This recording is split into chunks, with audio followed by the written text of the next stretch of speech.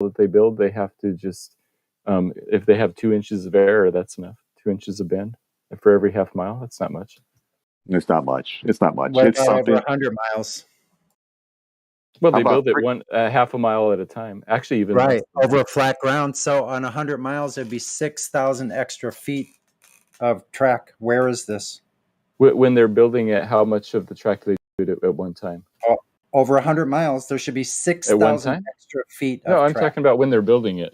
You're talking about like they have to account for it when they build it. So my question is, okay, when they're building it, how much do they do at one time? They don't. It's flat. Let's just say they do half a mile. Then they have to build in 2 inches of curve over half a mile. Yeah, but this doesn't exist in reality. It doesn't exist in reality, though. And they don't do that in reality. The railroad engineers are not using curvature at all. Why is this? Because there's no curve. Tom Cruise would have a hard time with Matthew, because he'd say, show me the curve, and Matthew go, sometimes this, sometimes that. Light bends 5% of the time, light bends 10% of the time, but we don't know exactly when it is, but we know that it bends. We don't know exactly when it is, but we know that it does. So trust us. Okay, so they'd come to me and say, okay, Matthew, we're going to build the next quarter mile of track. How much do we need to compensate for the curvature of the earth? And I do my calculations and I say, all right, for the next quarter mile, you need to compensate half an inch. And they'll be like, we can just ignore that. The whole thing is 301 miles. Good thing they build 1 quarter mile at a time. In your world, it's 301 miles and a lot of little sections that are straight that cannot work on 301 miles, where it's 11.42 miles of bend or curve of the earth. It doesn't work out that way. Right, because they're not perfectly straight. If you're right, if they're perfectly straight pieces, all you have to do is bend each quarter mile half an inch, and you're good to go. And that's nowhere in the blueprints whatsoever. But Matthew, that's okay, because you think they need to put a half an inch in the blueprints? It's because you are my inspiration, because something this and something that is very scientific. And you tell me that light bends 5% of the time, 10% of the time. That's just so scientific. I mean, science is just so motivating, and it's just so science just blows my mind away. I just can't believe it.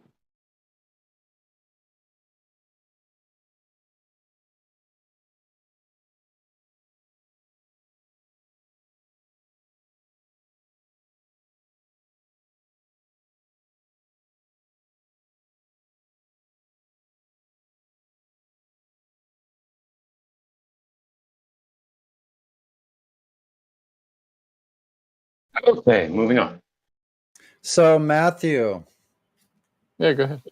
Hey, Matthew.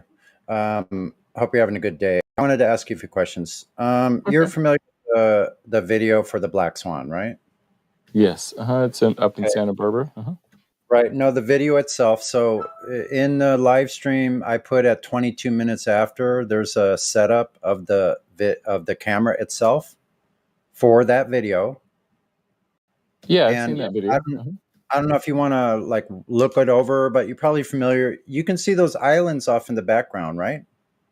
Yeah, you can see the islands from 1 foot elevation, right? Okay. So now, in your point of view or in your paradigm for the globe Earth, are those islands actually there, or is that some type of mirage?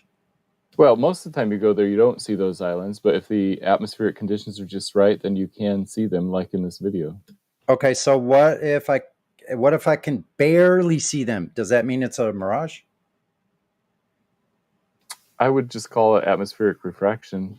Okay, yeah. So is there a delineation point or demarcation where the reality, like let's say where your geometric horizon is, and where the objects that are behind it, is there a demarcation somewhere?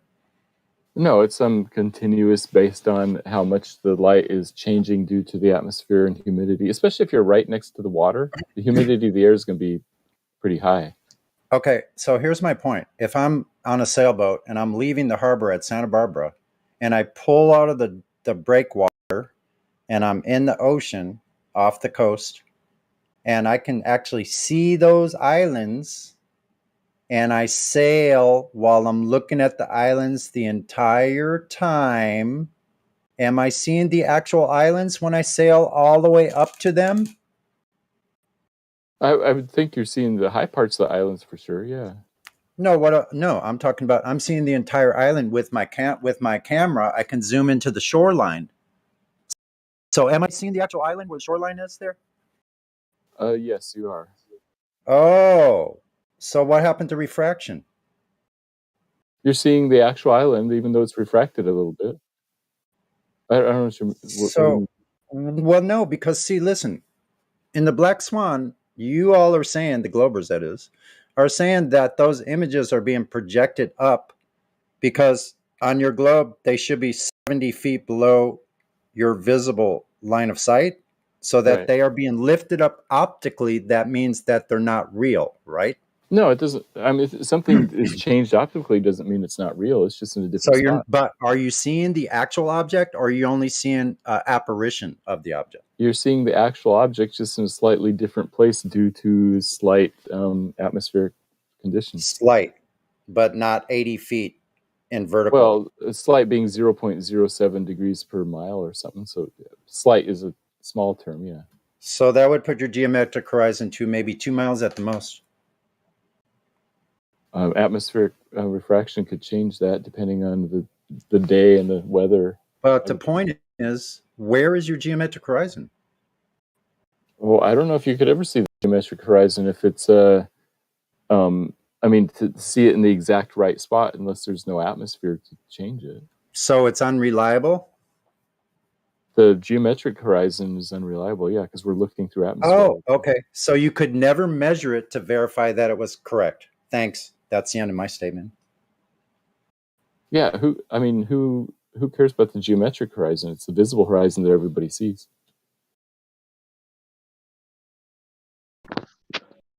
So would refraction render a perfectly looking island, Matthew? No, sometimes it would be wavery and watery. Sometimes it wouldn't be visible. Sometimes it would. Sometimes it'd look pretty good depending on how smooth the distortion is. But it's going to be distorted for sure. So from what Sonny was saying, like he could see the island from further out on the boat, but then obviously as you get closer to the island, it's going to render itself as the real object to you. Would there be any kind of transition between refracted version and the actual real version? No, I would call the whole thing, it's always the real version. Okay.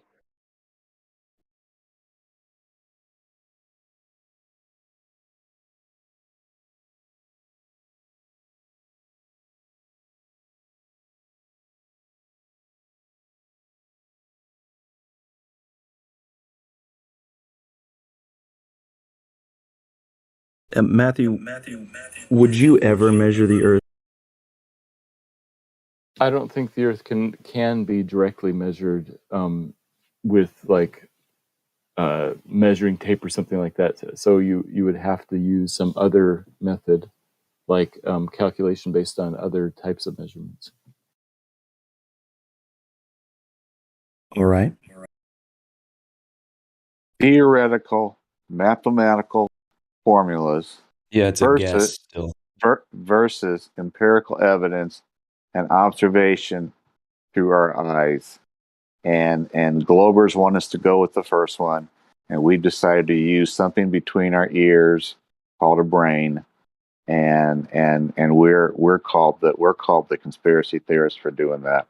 You know the conspiracy theory is that we actually live on a spinning, watery, curvy, bendy ball that is flying through the ever expanding universe at speeds that are unimaginable, while our sky, Polaris, the North Star, has remained fixed over the North Pole, and the constellations, remain the same. Orion's belt is still Orion's belt. The Big Dipper still looks like the Big Dipper. The stars have never changed their intensity, and we're the conspiracy theorists. The conspiracy theorists are the ones that indoctrinated us from birth or from kindergarten. Those are the real conspiracy theorists. What if we came up with a way, Matthew, for you to measure the Earth given what you need? Right? Because we've measured with lasers, but that's not good enough for you. So what would be good enough? Do you know? No, you've calculated Over with lasers. distance. You haven't directly measured with lasers.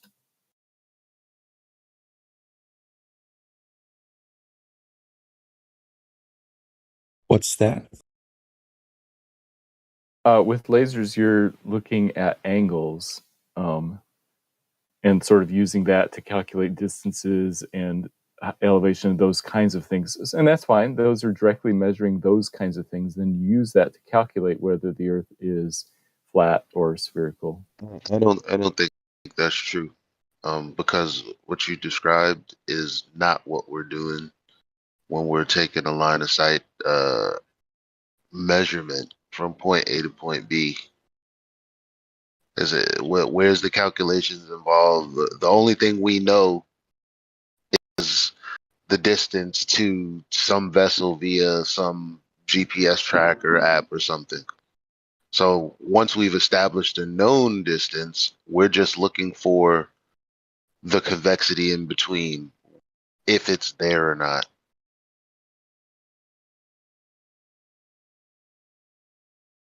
Yeah, so you're just determining if it's there or not measuring anything specific, not measuring any number, right? It's just whether it's visible. But there's no measure of curvature. That's the whole point. Like we're supposed to be trying to figure out where the obstruction is, because you just can't have a line of sight on a ball. In many instances, some of them which we've demonstrated. But anyway. Yeah, so you'd need something to distinguish between the two different ideas, the globe Earth idea and the flat Earth idea.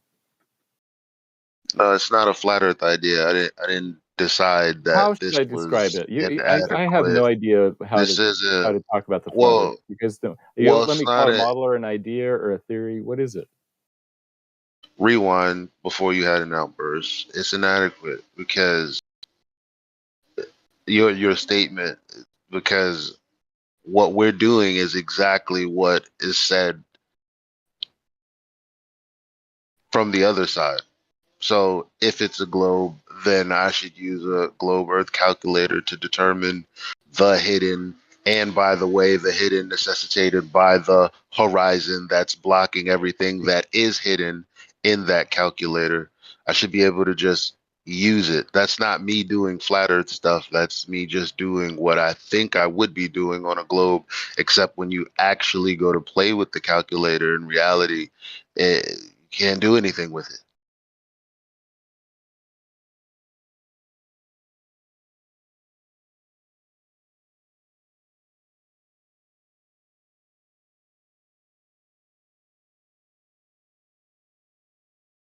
That's a really good point, Elijah. So, Matthew, when does the Earth curve calculator apply on Earth in the natural? When does it apply? It works most of the time if there's not too much refraction messing things up. Really? Can you show me one time that it's actually worked? Well, the one time that I forget the image, but this guy named Ranty ended up becoming a flat earther because of that. No such thing. No such thing as an flat earther? Exactly. What would you call him? You don't find the truth and then decide to ignore it or deny the truth. Truth is the truth. So if he decided himself that he didn't want to be a flat earther, it has nothing to do with Earth itself. Oh, I thought you said that. I thought you were saying that there are no such people that no, at some point believe the Earth is flat and then later don't. No, I asked you when the Earth curvature chart is valid. Yeah, most of the time. And I asked you to show me one time, and you named a person instead of what they actually did. I want to know what they did, where, when, and how they actually showed that it was exactly the way the Earth curve calculator shows us or tells us. Yeah. I'm sorry, I didn't make it clear why I referenced him. I was saying there was at least one time that was such a strong, compelling evidence for him that he changed his mind. I would need to get the exact reference for you, and I don't Yeah, have it's that. a non sequitur, a red herring. I'm not talking about Ranty. I'm talking about the Earth curve calculator chart. When is it actually verified? Because if you have a measurement and it says that this height above the sea level, that you will be able to see the geometric horizon at this distance. So when is that a valid thing that we can do? Take the Earth curve calculator, go to the shore, and have it work out the way the Earth curve calculator is saying. When can we do that? When was it done? If you do something from mountain to mountain when there's not refraction involved, not right next to water, you have a better I'm going chance to of stop that. you because I didn't ask you an if. I didn't. That's not the answer. An if is not the beginning of an answer to the question I asked. Okay, when I stood on the pier of Huntington Beach and I looked out and saw only the top of Catalina Island, there's an example. Okay, and I'm sure you have technical data for that observation, right? Of course I don't. Oh, so just Of trust me, course you bro. don't. How academic. Yes, trust that I only saw the top of Catalina Island. Well, we know that it wasn't due to Earth curve because we falsified the geometric horizon. So why couldn't I see the bottom of the Catalina? Not because of Earth curve. Because shit gets smaller as it gets further. It was Could probably that be one of your- refraction, bro. It could have been Yeah, refraction. but that's a good point. So when someone makes a claim, okay, well, there's Earth curve. The horizon is physical. The horizon is where the ground has been at such an angle I can see no more of it. Right? That's what it is. Supposed to be. That's what it's supposed to be. So when you're saying, well, how come the mountains are blocked off? Not due to the geometric horizon. There's no way to calculate where you would see that based on a measurement that hasn't been verified because of refraction, so on and so. So yeah, the refraction claim is non sequitur completely because it's talking about what you can see visibly, the light that you can see visibly, when clearly if there's an obstruction between you and something that's visible, you won't be receiving light from it. That's what we're talking about, supposed to be there, obstruction, aka the horizon, but we're saying it's somewhere else because of light that's not being obstructed by what should be obstructing it. So when we get to the point where you're saying, well, I was looking at a mountain and I can only see the top of it, what's up with that? Not Earth curve. What's up with that? Well, I don't know. Are you willing to go ahead and build another worldview on top of the one that you had? Why are you asking us? If it can't be valid that it's Earth curves or validated that it's Earth curve, then whatever it is, are you prepared to make up another story about it? I think Earth curve does explain it, and I'm happy to hear you say that the flat Earth answer is we don't know why we can't see it. Well, yeah, it's the same reason that I wouldn't know why I could see the bottom half of someone's legs when I know that they're there and I know they're not actually obstructed, but I can't see them for whatever reason. That happens all the time.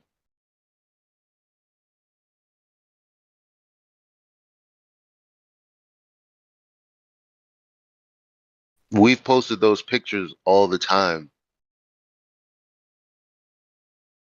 where someone's in the distance and some kind of effect is happening where you can't see their legs for whatever reason, but it's not because something's physically there blocking them.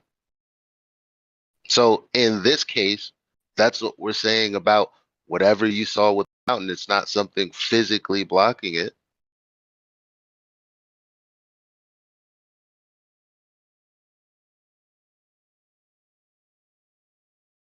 So it's not a Well, flat I earth. mean, I disagree. I think I don't have to say every time I say these things that are just true, it's like you want to slap it onto, yeah, that's a flat earth answer. No, it's just an answer, period. Like mirages happen. That's just an answer. It's not necessitated by living on a ball for you to see a mirage or any other effect. But that doesn't have to do with what should be a geometric obstruction of the rest of the earth. If that geometric obstruction is moving all over the place, then it's not a physical edge of anything.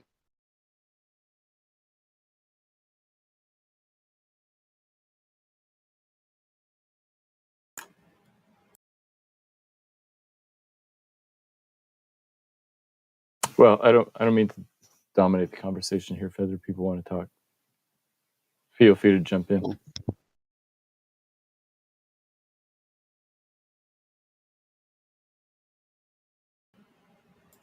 Lifeline for Matt.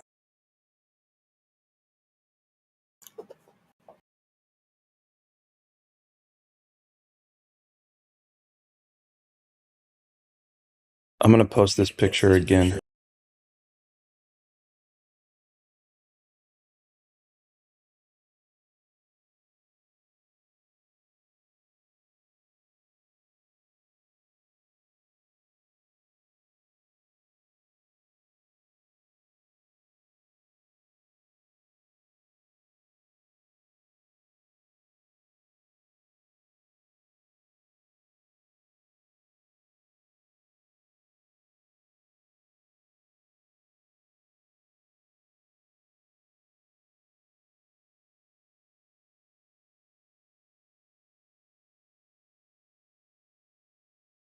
So, Matthew, do you think it's possible to do what's depicted in that cartoon image there over a long distance?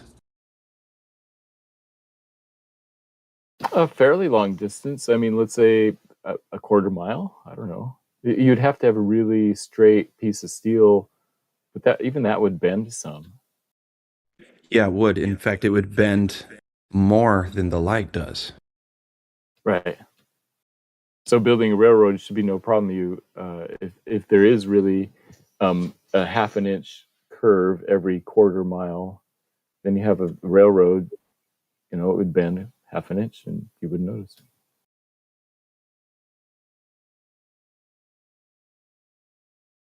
Yeah, but unfortunately for you, the way railroad engineers lay out on horizontal datums from one end of that railroad track to the other end,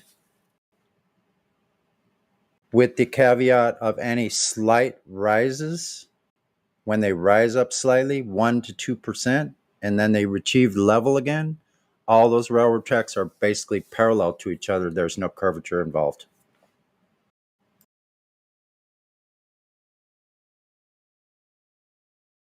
Okay, so Matthew, do you agree that the laser would be far more accurate line of sight than the Carpenter level being used? Yeah, probably so. Okay, thank you.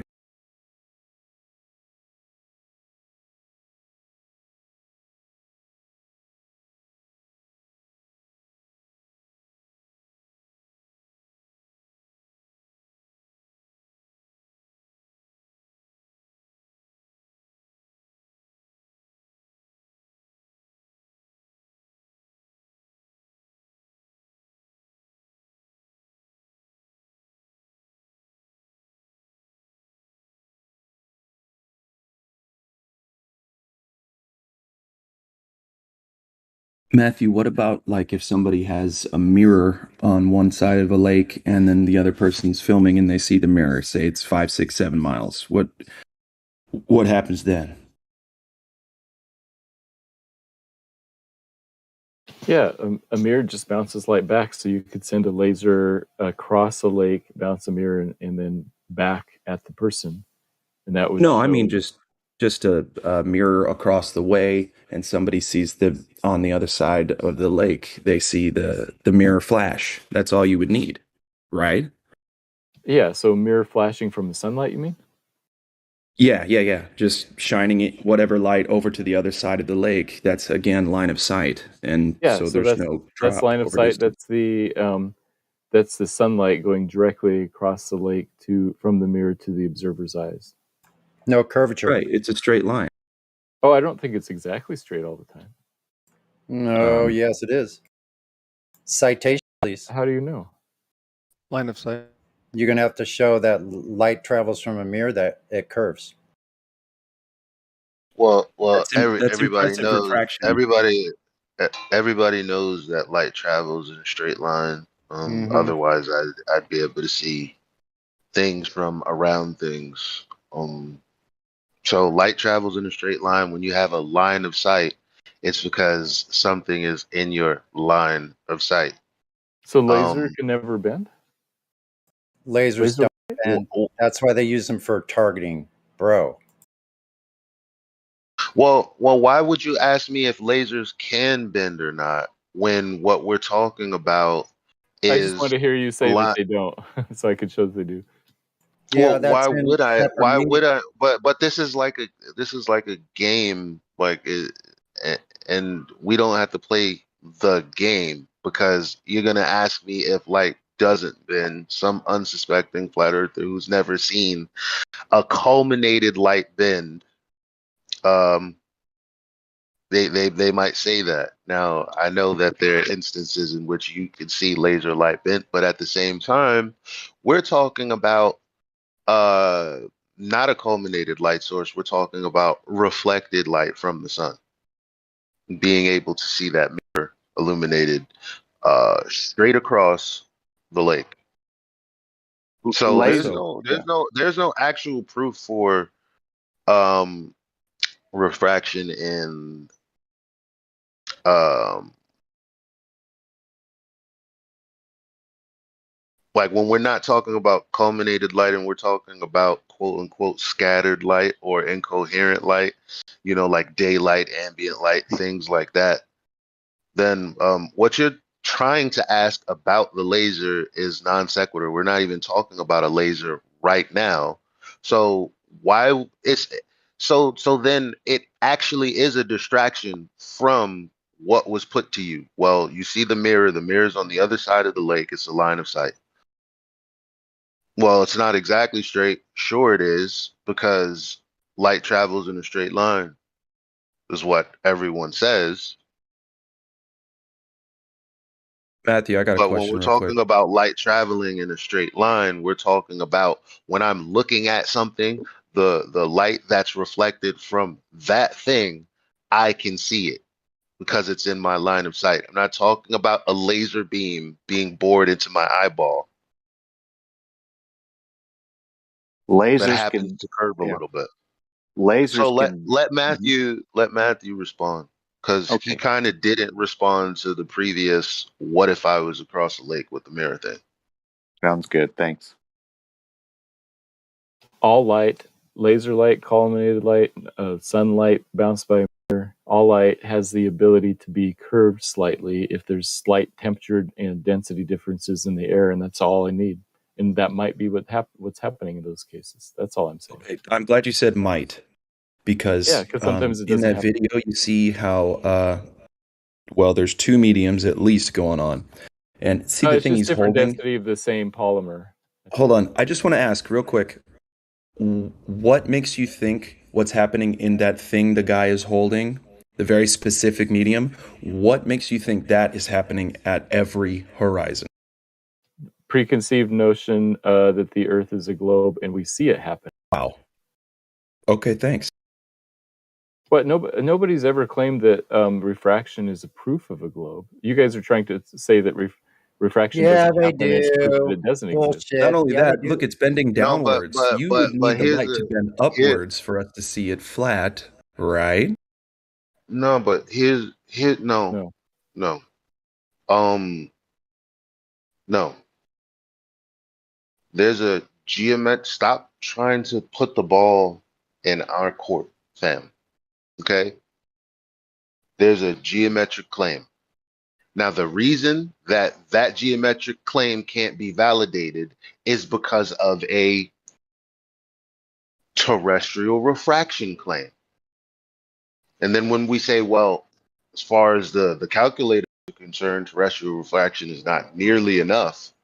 And then you guys say, well, it's not exactly standard refraction. So you have the geometric claim, and the reason that that claim can't be fulfilled is because you have another claim, refraction, terrestrial refraction, some extreme version of that that also can't be fulfilled or validated.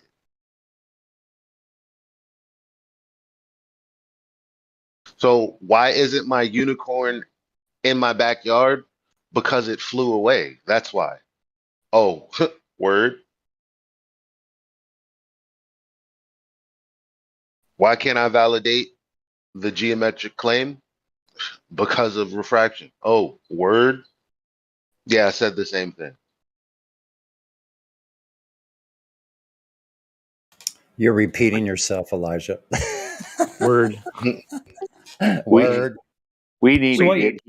what you're saying, Matthew, is you can't measure any Earth curve. Right. There's no direct measurement of Earth curve, no direct measurement of radius even. Thanks. We need to No, get. it's worse than that. Yeah. Real quick, Central. He doesn't want you to measure Earth curve. If you notice, he doesn't want people to go out and even think they can. That's the psychosis of the religion again. He wants you to avoid that part of it entirely now. We need to I get didn't say Helio. that. We need to get Helio on a new song. It goes something like this: sometimes this, sometimes that. Light and through the air bends 5-10% of the time. La la la la. La la la land for Globers. Wow. Bruh. I mean, this poor guy. Where's Don't Chocolate quit your Sand? You need to don't come quit in your here and day put him out of job. his misery. Hey, I worked on that voice for a long time. Come on, give me a break. No, you're fine. I'm just pointing out the fact that, well, Sonny did it earlier. Sonny asked him for an example of that, and then that's when Matthew said, no, never mind. It never happened. So they retract their own claim like a snake. As soon as you ask for evidence, they changed their mind. Yeah. Oh, I'm not a lying snake. I gave a best answer I could. Sonny, did you ever get an answer? Because I don't have any answer. He admits that he can't do it. So when Nope, somebody says right. Go No, I never got an answer to when the Earth curve calculator is actually right. able to be verified. He never Right, gave you an asked for answer. is there one video of it ever working? Because every single video shows it doesn't work. There isn't one example of it working. That's the point.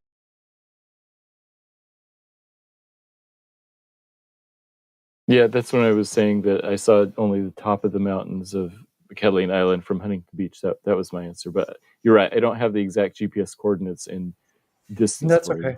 That's okay. Do you know about how high you were? About 15 feet above the water? Is that about right? It's pretty high. It's probably like 20, 25 feet. Oh, let's go to the Earth curve calculator. We'll check that out.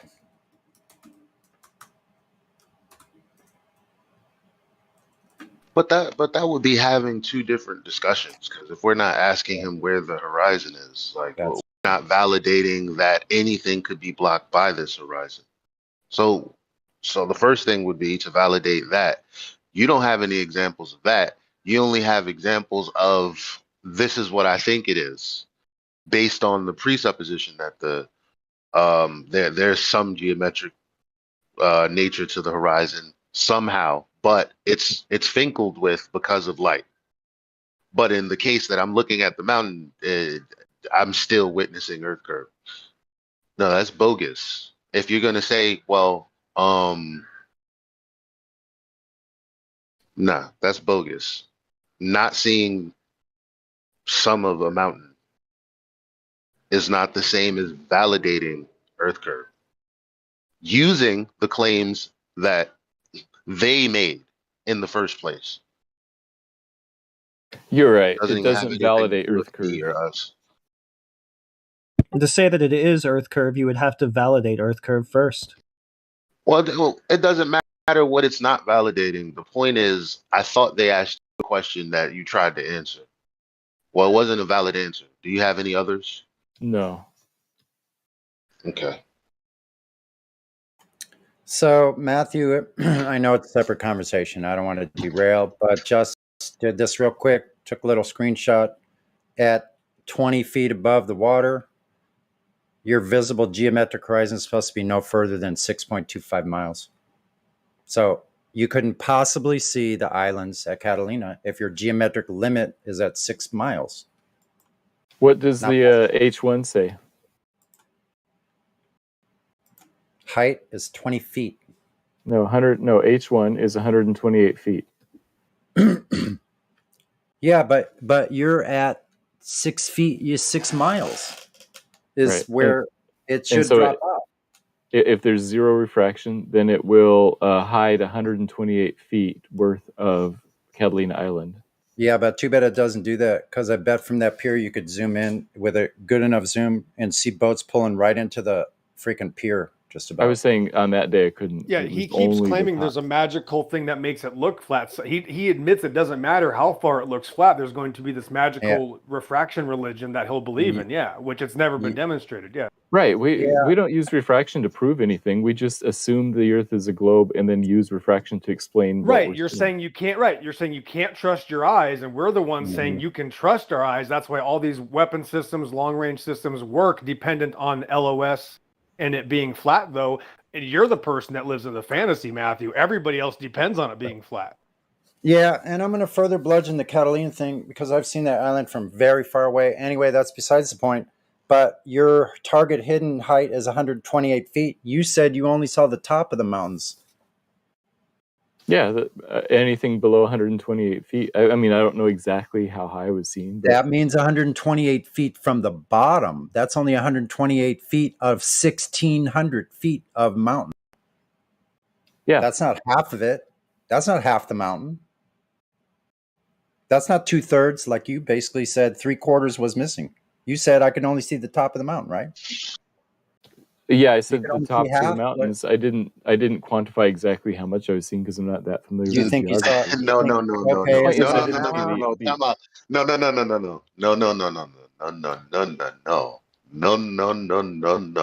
Yes. No.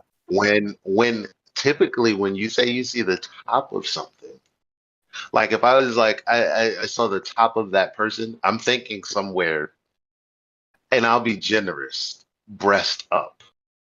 Because obviously, let me see your top. So let's just assume like breast up, like that's like 2/3 up the way, like.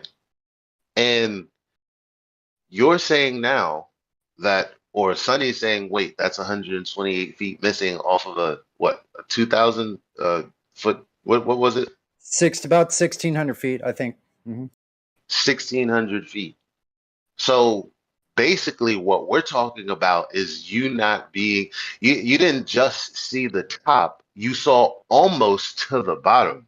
That would be a more accurate statement. But why would you say I only saw the top? That's so, doesn't smell great to me, man. So you're parsing the word top. I meant that there's the top part of the mountain, there's the bottom part of the mountain. How do you know that there's like 10% of the mountain missing, dog? I didn't know how much is missing. I was saying that I saw the that top you of said the mountain, you saw the top. The math says like 10% is missing, and is that a depiction of what you meant when you said I saw the top? Because I can see 90% of the mountain, but somehow I think that 10% of it is missing. Yeah. How do you know that? Okay. So because if I could only see the top portion, then like that's just something that's obvious. So I saw the top. But if you can't see the 10% of the bottom of something that's over 1,000 foot, that's wild. Well, I mean, you can parse my words however you like. I'm just telling you what I saw. I saw the peaks. I saw the top and some portion of the mountains, but most of it. You saw the point is I didn't see the beaches. So you saw the peaks in most of it, basically. Right. So again, this is you not, well, you didn't have the calculator that day. You probably didn't think, let me see mathematically what's going on here, because the math that I can do is going to verify what I'm looking at to be a measurement. That's what the point of calculations are for, right? You take measurements and then you calculate based on the measurements taken, and you can pretty much get a good accurate knowing of what you need to do with that data. So now we're talking about you saw a mountain and you're like, yeah, that's proof. But you didn't do anything but look at it, dog. And then come to find out the numbers show that you're talking about not have the numbers show that you should be talking about seeing or not seeing a small sliver of it. So now you're like, well, I couldn't really see the beaches and this, that, and the third. Yeah, sure. That's fine. That's fair enough. But what about the math? Like what is it are you saying that you've seen? You see most of it and some of it is obstructed because then it pulls into where exactly were you? Where's this Catalina Island? You're looking off of the shore somewhere, or is there potentially something in between you and Catalina?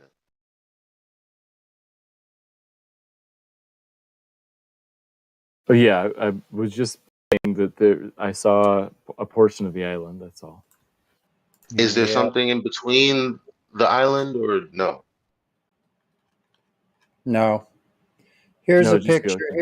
Here's an image of Catalina from the beach at Huntington Beach. You can see the shoreline. So the person's obviously standing. I'll give them the benefit of the doubt. I think they're no more than about 8 feet, maybe 10 feet. You can see the island there. It's Catalina from Huntington Beach. How could you see it? At 6 feet, your geometric horizon is at 3.5 miles. No more than 4 miles.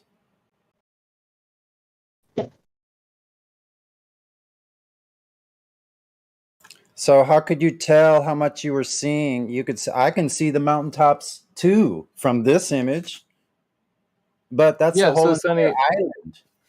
I think you're not understanding what I'm saying. It doesn't matter what you show me. I will always just say, I know that the Earth is curved, and therefore it must have been refraction. So whatever you show me, that's going to always be my answer. Right. Okay, that's good. So you're locked into confirmation bias. Do you use that in the classroom as well? Confirmation bias when you're teaching? No, it's just that images aren't going to convince you one way or other. It's going to be some other evidence. Oh, you just sophist your way through that one. Okay, gotcha. No, I'm explaining why we say what we say.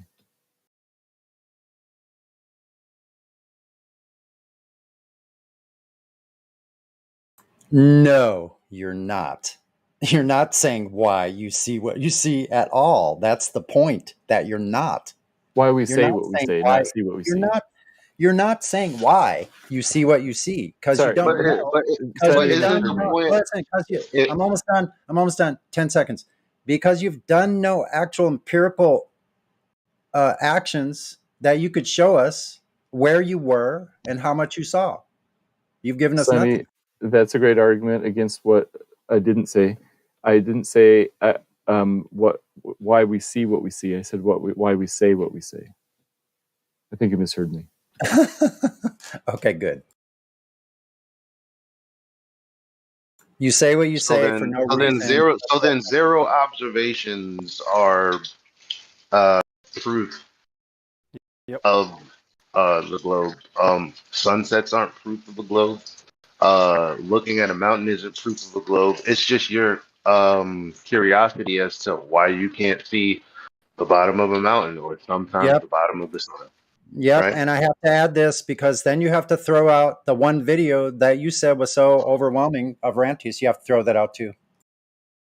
Oh, I was just explaining why. But this goes back to the question. Then how do you know that its dimensions are exactly what they say they are? I use other kinds of logic and reason and measurements and calculations. Like what? Like sticks what? And shadows. But sticks and shadows. How? First, no, because sticks and shadows is not going to tell me the circumference of anything, because I would have to presuppose that it's a shape specifically. I agree. But when it comes, so how do you not presuppose and just figure out what the figures are without assuming it in the first place. Yeah, so first you would have to assume that it's a globe if you're going to measure the radius. You can't measure the radius without assuming it's a globe. So you're right. You would first have to answer the first question before you try to do any sort of calculations.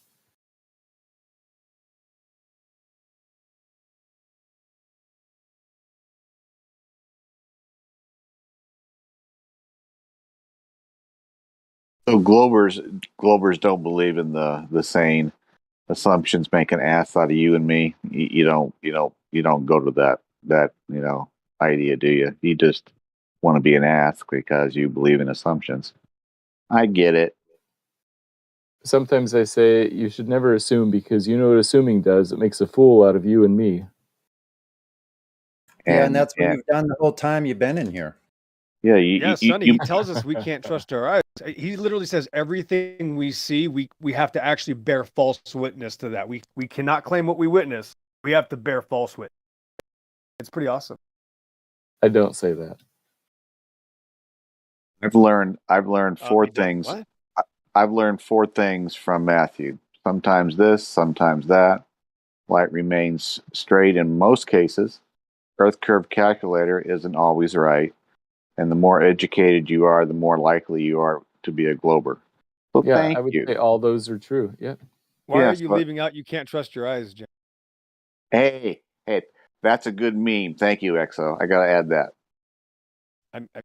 The guy says you literally can't believe reality. I think that's the evidence that I've been looking for. The kind of person that this religion turns into. I mean, your audience has got to be loving it. Yep. And so not only do you make assumptions about the earth itself, you make assumptions about everything else, including about flat earthers and what we think or what we've found. You made assumptions about that too. And you just admitted it.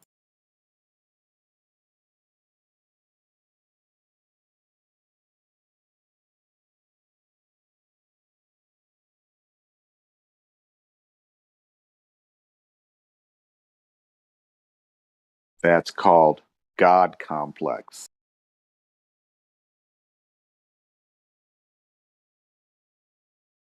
That's the thing. This is the one religion where you can't trust your eyes. You know, there's no other talk like this conversation would never happen anywhere else.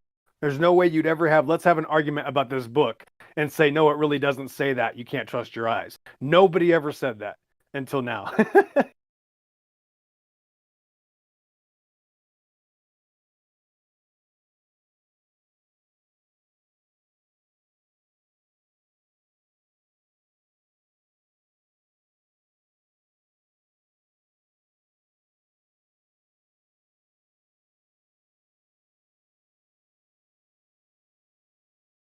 You think back to that one movie. It's been a long time ago. I think it took place in the Northwest. That Alec Baldwin plays a doctor, and I think Tom Cruise's ex-wife, I forget what her name was, played in that as well as a love interest. And Alec Baldwin is brought before a governing board, a medical governing board, and Alec Baldwin ends up going, I have your life in my hands basically because I am God. It's just like when we start saying I am and I am God and I could ascend to something better. That is new age. I am God. Right. When somebody crap. says the sun is right, Jim, when somebody says the sun is doing this, therefore the earth is doing this also, or that's you're claiming that you understand such things that men can't understand anyway, for one. And number two, you're applying it to something unrelated. That's how dangerous this religion is.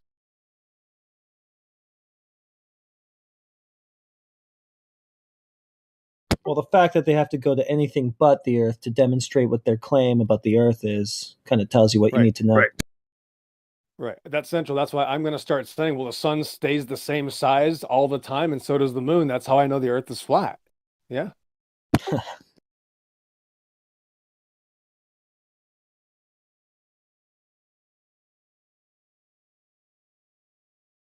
If you made a list of 100 claims, everybody's claim is the same, but in reality, we see this. Guess which side says you can't trust what we see?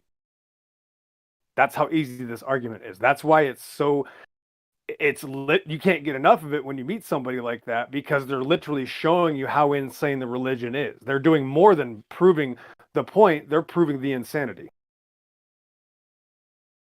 When I see water in front of the bottom of the sunset, halfway through the sunset, don't you guys say I can't trust what I can see? Yep, zoom in. That's why every photo, video shows that it's flat. That's the point. You don't trust any of them. As soon as we actually go beyond our limited eyes, even without sometimes in good lighting, you always see more. We always see it flat. There isn't even a claim of when we can see it curved. You have to believe somebody on television. Halfway through the sunset, you can't zoom in and bring back the whole solar disk. You can't even attempt to make a claim when the surface of the water isn't flat. That's the point. The surface of the water is always flat no matter what you do. That's what's in contention. My and eyes by show ignoring me that, water you're in proving front of my the point. sun.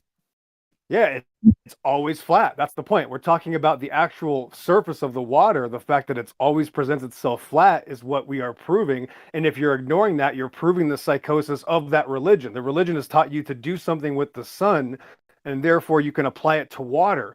The sun does not depict what the water does. The waters of creation are actually very different than the sun. So if you think the sun controls the waters, then you don't believe. I mean, it's just such a psychotic claim. You've already failed. So when I see water in front of the bottom half of the sun, then I can't trust my eyes. And then you zoom in, and it comes back and it comes back into view when you zoom in, so that you deny that. Yeah. I deny that you can zoom in on the setting sun when it's halfway set and bring back the whole sun. That's what I deny. It's been done many. You don't even have a demonstration of it not being zoomed back in. Every demonstration shows more of the sun being seen when it's ever been zoomed on. There isn't an example otherwise. It's too easy.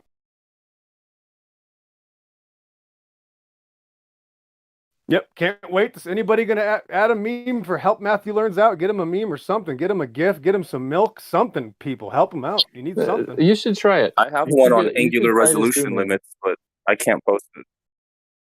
I'm so sorry. Gosh darn it. I don't know what it's like. I don't know. I go out. Over land, not even water. I got a 73-mile shot myself with no zoom. I didn't even need zoom. Every time you go out, you're going to see farther than what the magical religion tells you guys. You don't even need a zooming camera. Just go out and see. XO and Oreo cookies came out with double stuff. You know, the double stuff in the middle with the vanilla, icing. I really went for that because it went well with my milk. So you know, they make a mega stuff now. They make a mega stuff. Yep, yeah, it's a mega death. Yep. I think we should do Globy mega stuff Oreos. I think we should do that and because something. They need something for Betty Bite time.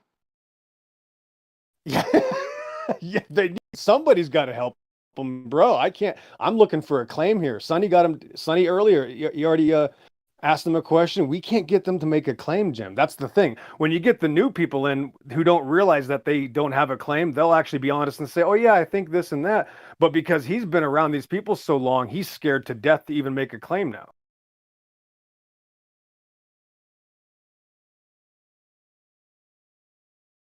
I always tell people, I've only been a flat Earth believer, a flat stationary plane believer for 7 or 8 months now. And I always tell people I didn't become a flat earther because I like to be ridiculed and called mentally ill, which I have been, insane, flat tard, a conspiracy theorist because I enjoy it.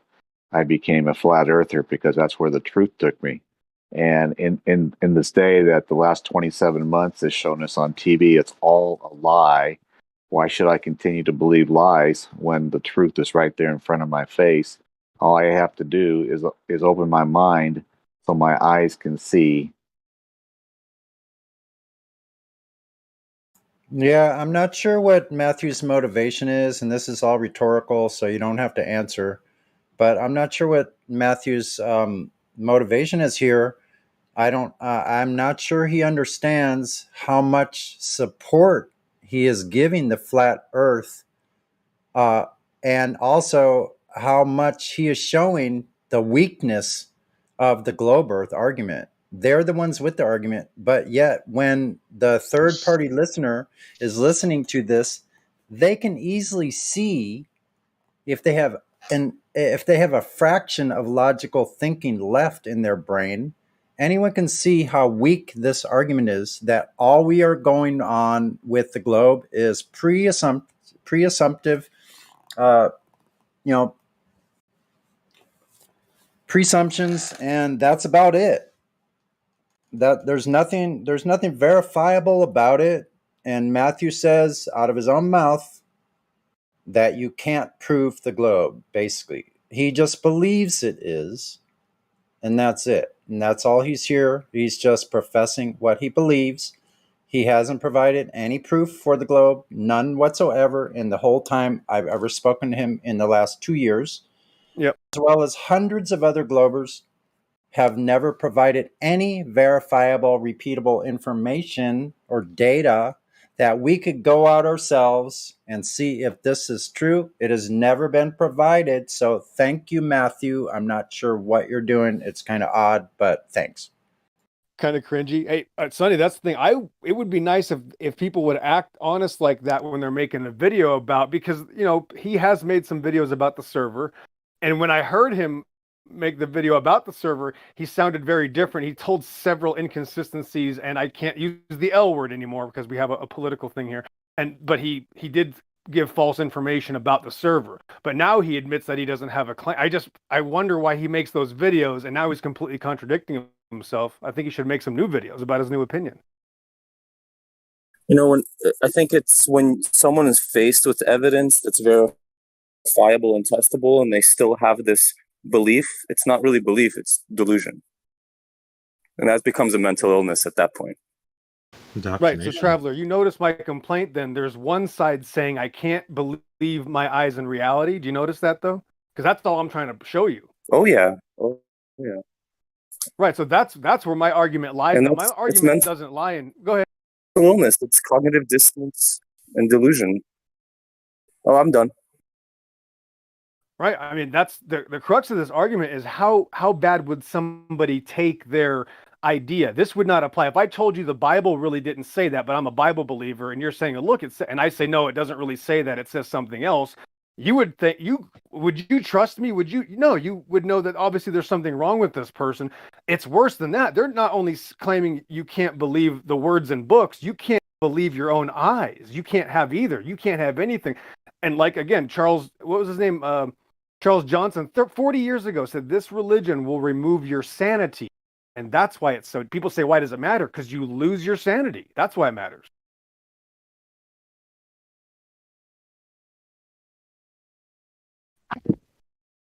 So here, the definition of a delusional disorder: unshakable belief in something that isn't true or based on reality.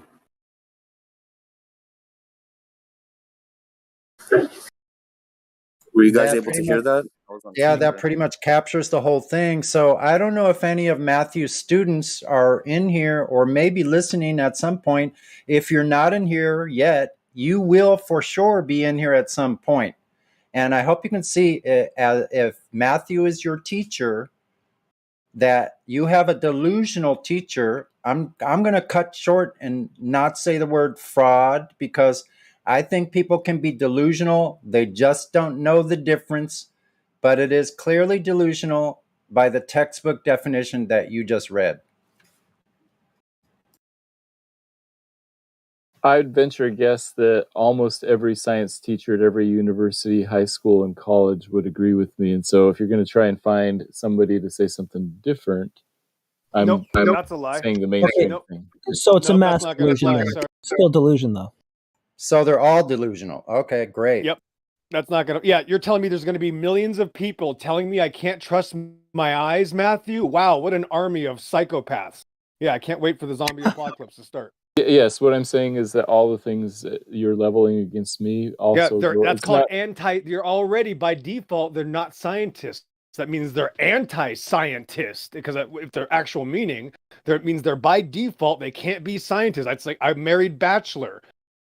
It's right away. That's the point. You can't even think. You're saying that all the world is right because it agrees with people that can't trust their senses. No, nobody makes that claim until they come here and realize there's no evidence for their religion. Like you, 2 years ago, you had a very different tone. Your videos on your channel show it. Everybody on Earth already admits they trust their senses and depend on a flat Earth. That's the point. They admit they depend on not adjusting for curvature or spin. That's how the entire world operates. Their religious belief is something other than that, would be tertiary. Their religious belief does not affect reality. You have a religious belief that you have to believe in this globe, outer space religion, and now it's forced you to say you can't trust your senses at all.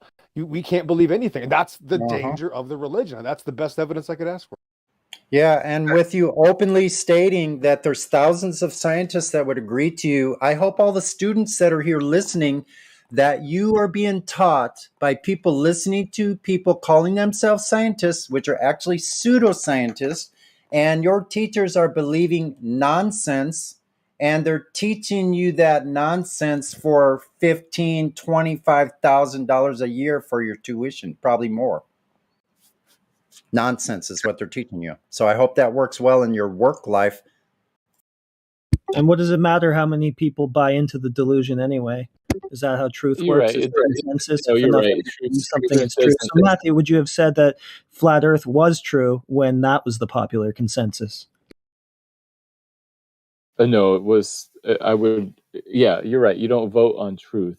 Yeah. But if there's a bunch of people that say something different than what you think, it might give you pause to wonder why they think that, I guess.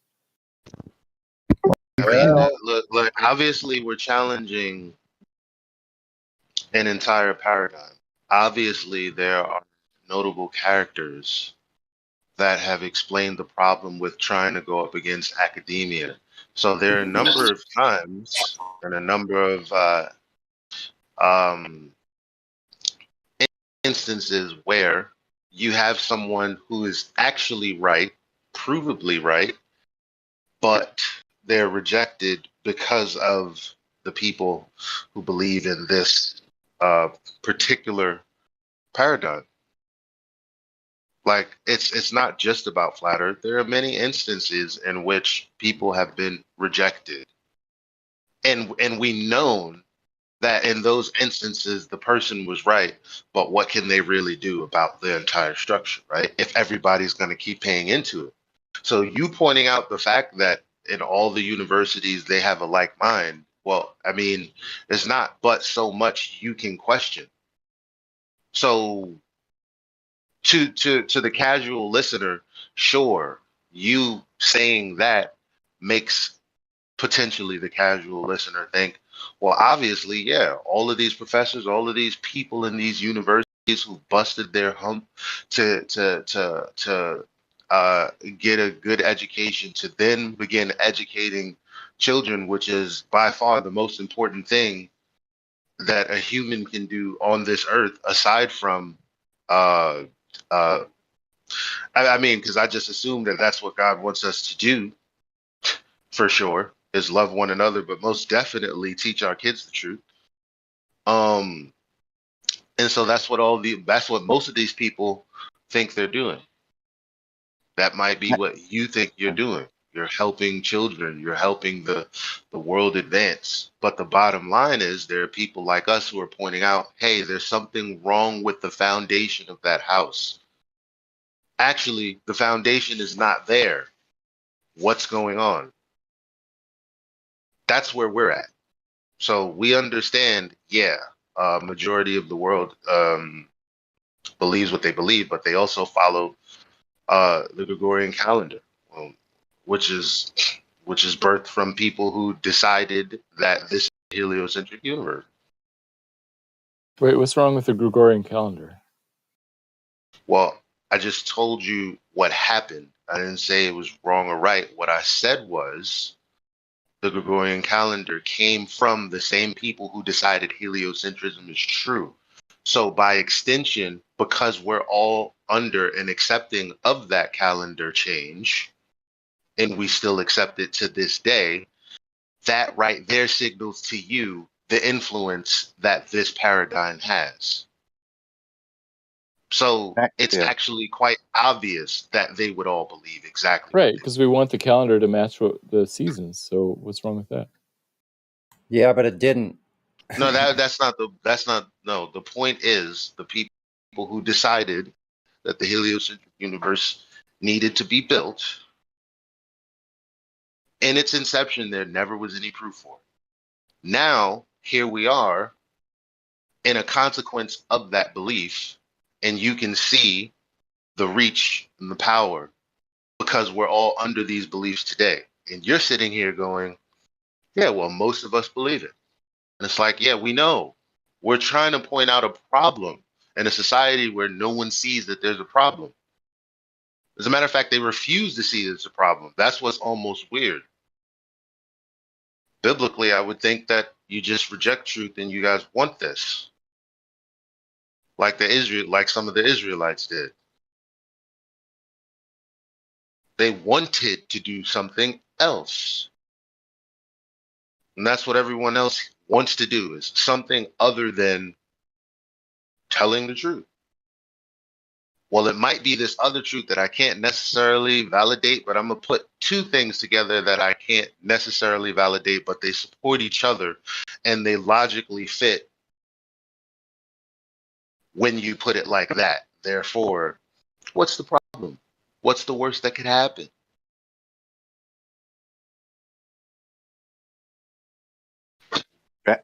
Back before 1902, in the United States especially, there was an entire different teaching system and teaching mode and thought on health, and it was predominantly opposite of what we see today. And Rockefeller, John D, and Carnegie came in and basically got rid of all those believers and all those people that taught one thing, and practiced, out in the real world. They got rid of them, and they put money into universities and the medical schools, and they basically fired the other people, and they took over health. They took over medicine. In 1902, John D. Rockefeller. 1920, John D. Rockefeller moved on to education.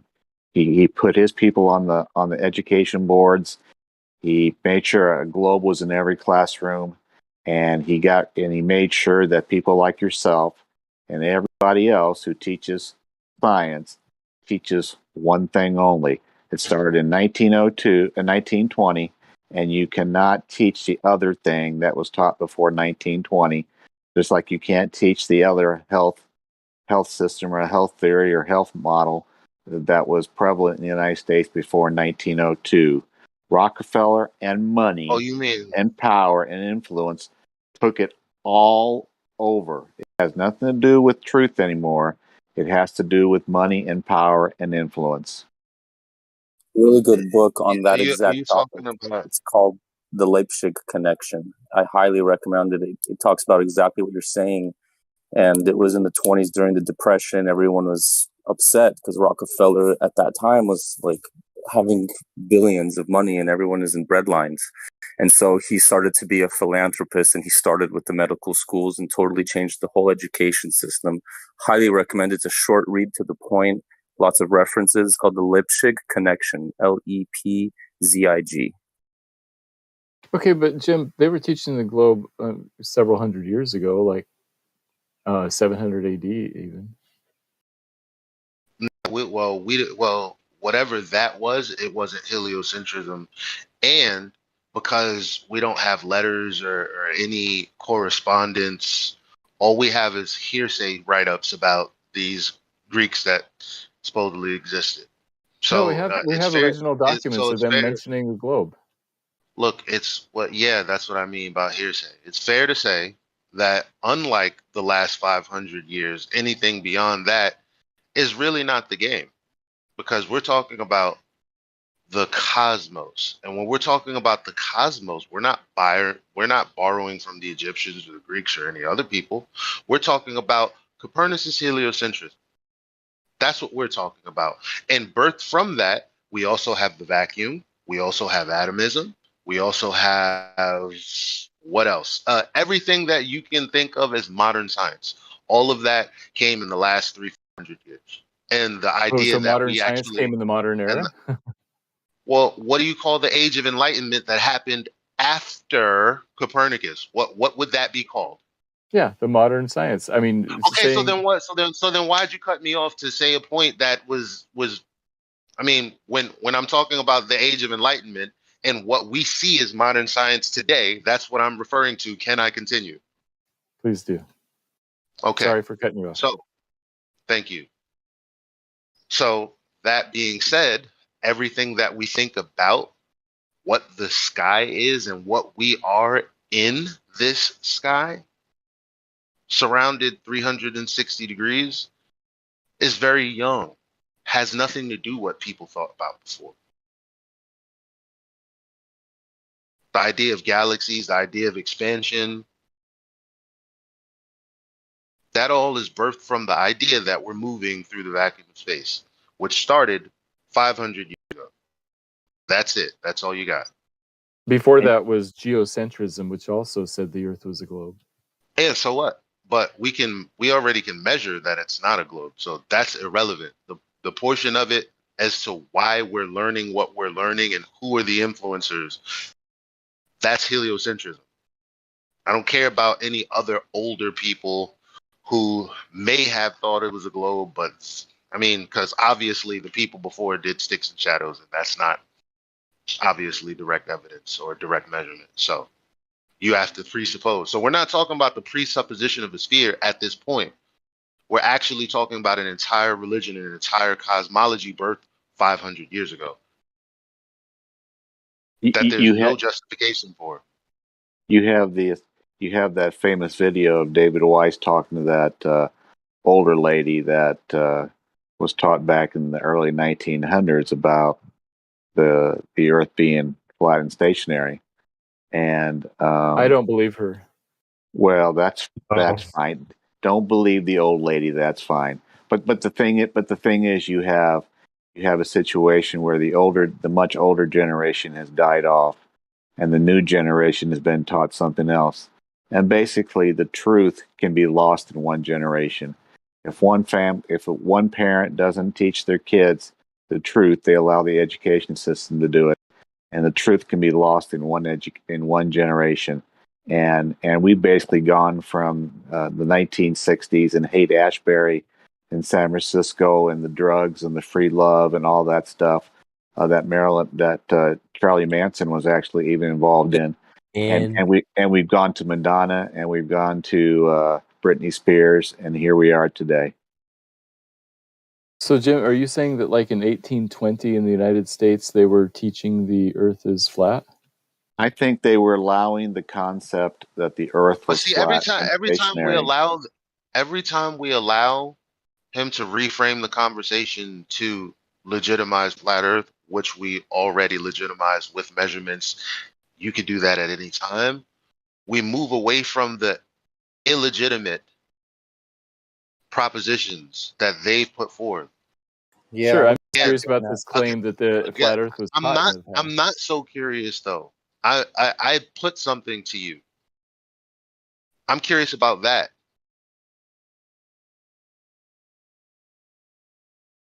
You can't borrow from geocentrism. That's not yours.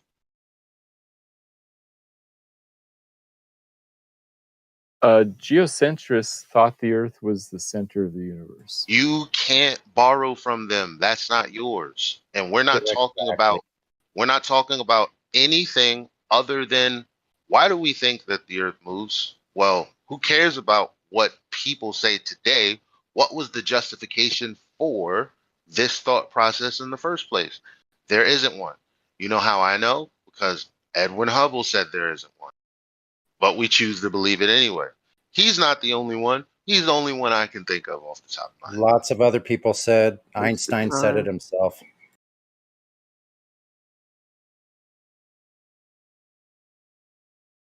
.333, and my phone is charged up to 33% because I left it on the charger. It means absolutely. It doesn't mean anything. I'm not the numbers person. May 21st, 2 + 1 = 3. Carry the one. Nah. Yes, CB, where have you been, man? I like numbers. Yeah, cool.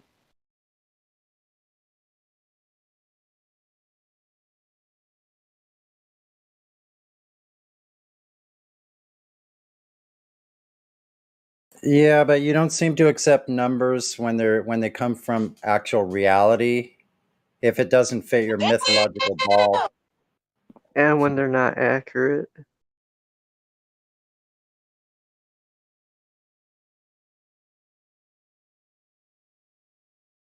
Yeah, look, check it out. So Edwin Hubble, who was around in the early 1900s, right?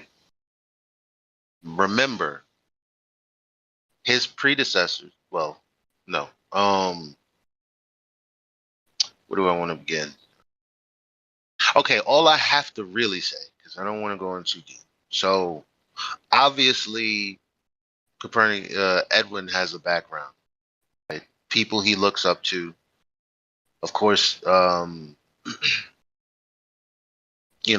is booming. The age of information is booming, right? And well, that's really good. But the point is, 400 years after we were told that the Earth is moving, as the claim, and people asked at that time, "Why are you making that claim?" And then wars started over it, amongst other things, but definitely because they weren't taking the authority shit, and the authority basically won because here we are today, obviously. So 400 years after this claim that the Earth is moving around the sun, Edwin Hubble says the assumption of uniformity has much to be said in its favor. But we would not expect to find a distribution in which the density increases with distance symmetrically in all directions. Such a condition would imply that we occupy a unique position in the universe, analogous, in a sense, to the ancient conception of a central Earth. The hypothesis cannot be disproved, but it is unwelcome and would be accepted only as a last resort in order to save the phenomena. Therefore, we disregard this possibility and consider the alternative, namely a distribution which thins out with distance. The unwelcome supposition of a favored location must be avoided at all costs. So when you ask what the context for, I mean, he already says ancient conception of a central Earth. I don't have to belabor the point that they thought that they were the center and that the things in the sky moved about them. So they're not moving. The things in the sky are moving. That's what they thought. Edwin is saying 400 years after someone decided to change people's idea about cosmology, even 400 years later, he says, what? The hypothesis, which is not a hypothesis, cannot be disproved, but it is unwelcome. They can't be disproved. Well, you can't validate either thing. They're both, when you conceptualize anything as a model, that's what it is. But right here, he's basically saying that everything that everyone fought for the 400 years prior basically has no justification. That's what he's saying right here. And then Einstein basically said the same thing. Yep. And that's what they said. So, I mean, basically, you can't validate or verify any model of Earth. Globe Earth doesn't have a model. They would have to have a perfect, descriptive, predictive model of everything that's going on here exactly as we see it, but with the curvature that doesn't exist, rotation doesn't exist, and gas pressure without a container doesn't exist. So it's all fallacious, the whole entire thing. So what Falls Hubble is apart saying, on step one. Hubble was just stating his point of view which is a very good point, that the central place is repugnant to them, that we can't have a special place in the universe. We have to avoid that at all cost. Now we're seeing the cost. I think Hubble was talking about our solar system in general, or our portion of the Milky Way galaxy. I don't think he was talking about Earth specifically. He would still say Earth rotates around the sun. Listen, No. Matthew, listen, he said that we cannot be the center. Those are his Right. words. For us to have the central position, they have to avoid at all costs. That we are, or us, that means Earth. That doesn't mean Hubble was sitting in some place out in the universe saying this. No, he was on Earth also. So he meant Earth, not the solar system? Bruh. What if we asked Hubble about the shape of the Earth? What do you think he would have said? And Einstein? What would that prove? I don't know. If we're going to look to them as experts, would be curious to see their cosmology. We're not looking at them as experts. It's called a hostile witness, Matthew. You've heard of this before. I'm a hostile witness. Okay, so what? A witness to what? Something you can't trust your eyes? You can trust your eyes sometimes, but not other times. Only when flat earthers aren't talking, right?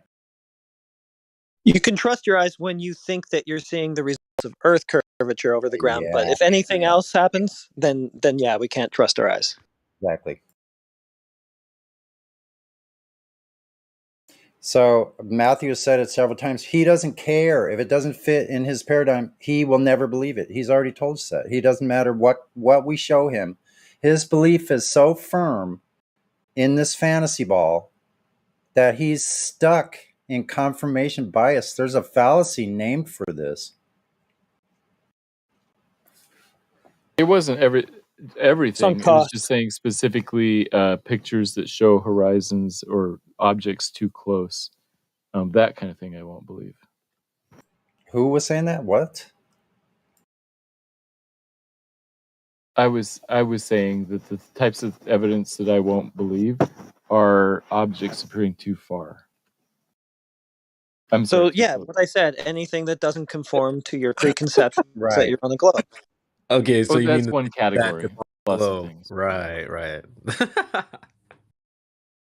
Yep. So exactly, anything that doesn't fit, if it shows that there's no curvature, you disallow it on its face without even looking at it. So that is, you're stuck in this delusion. Wow.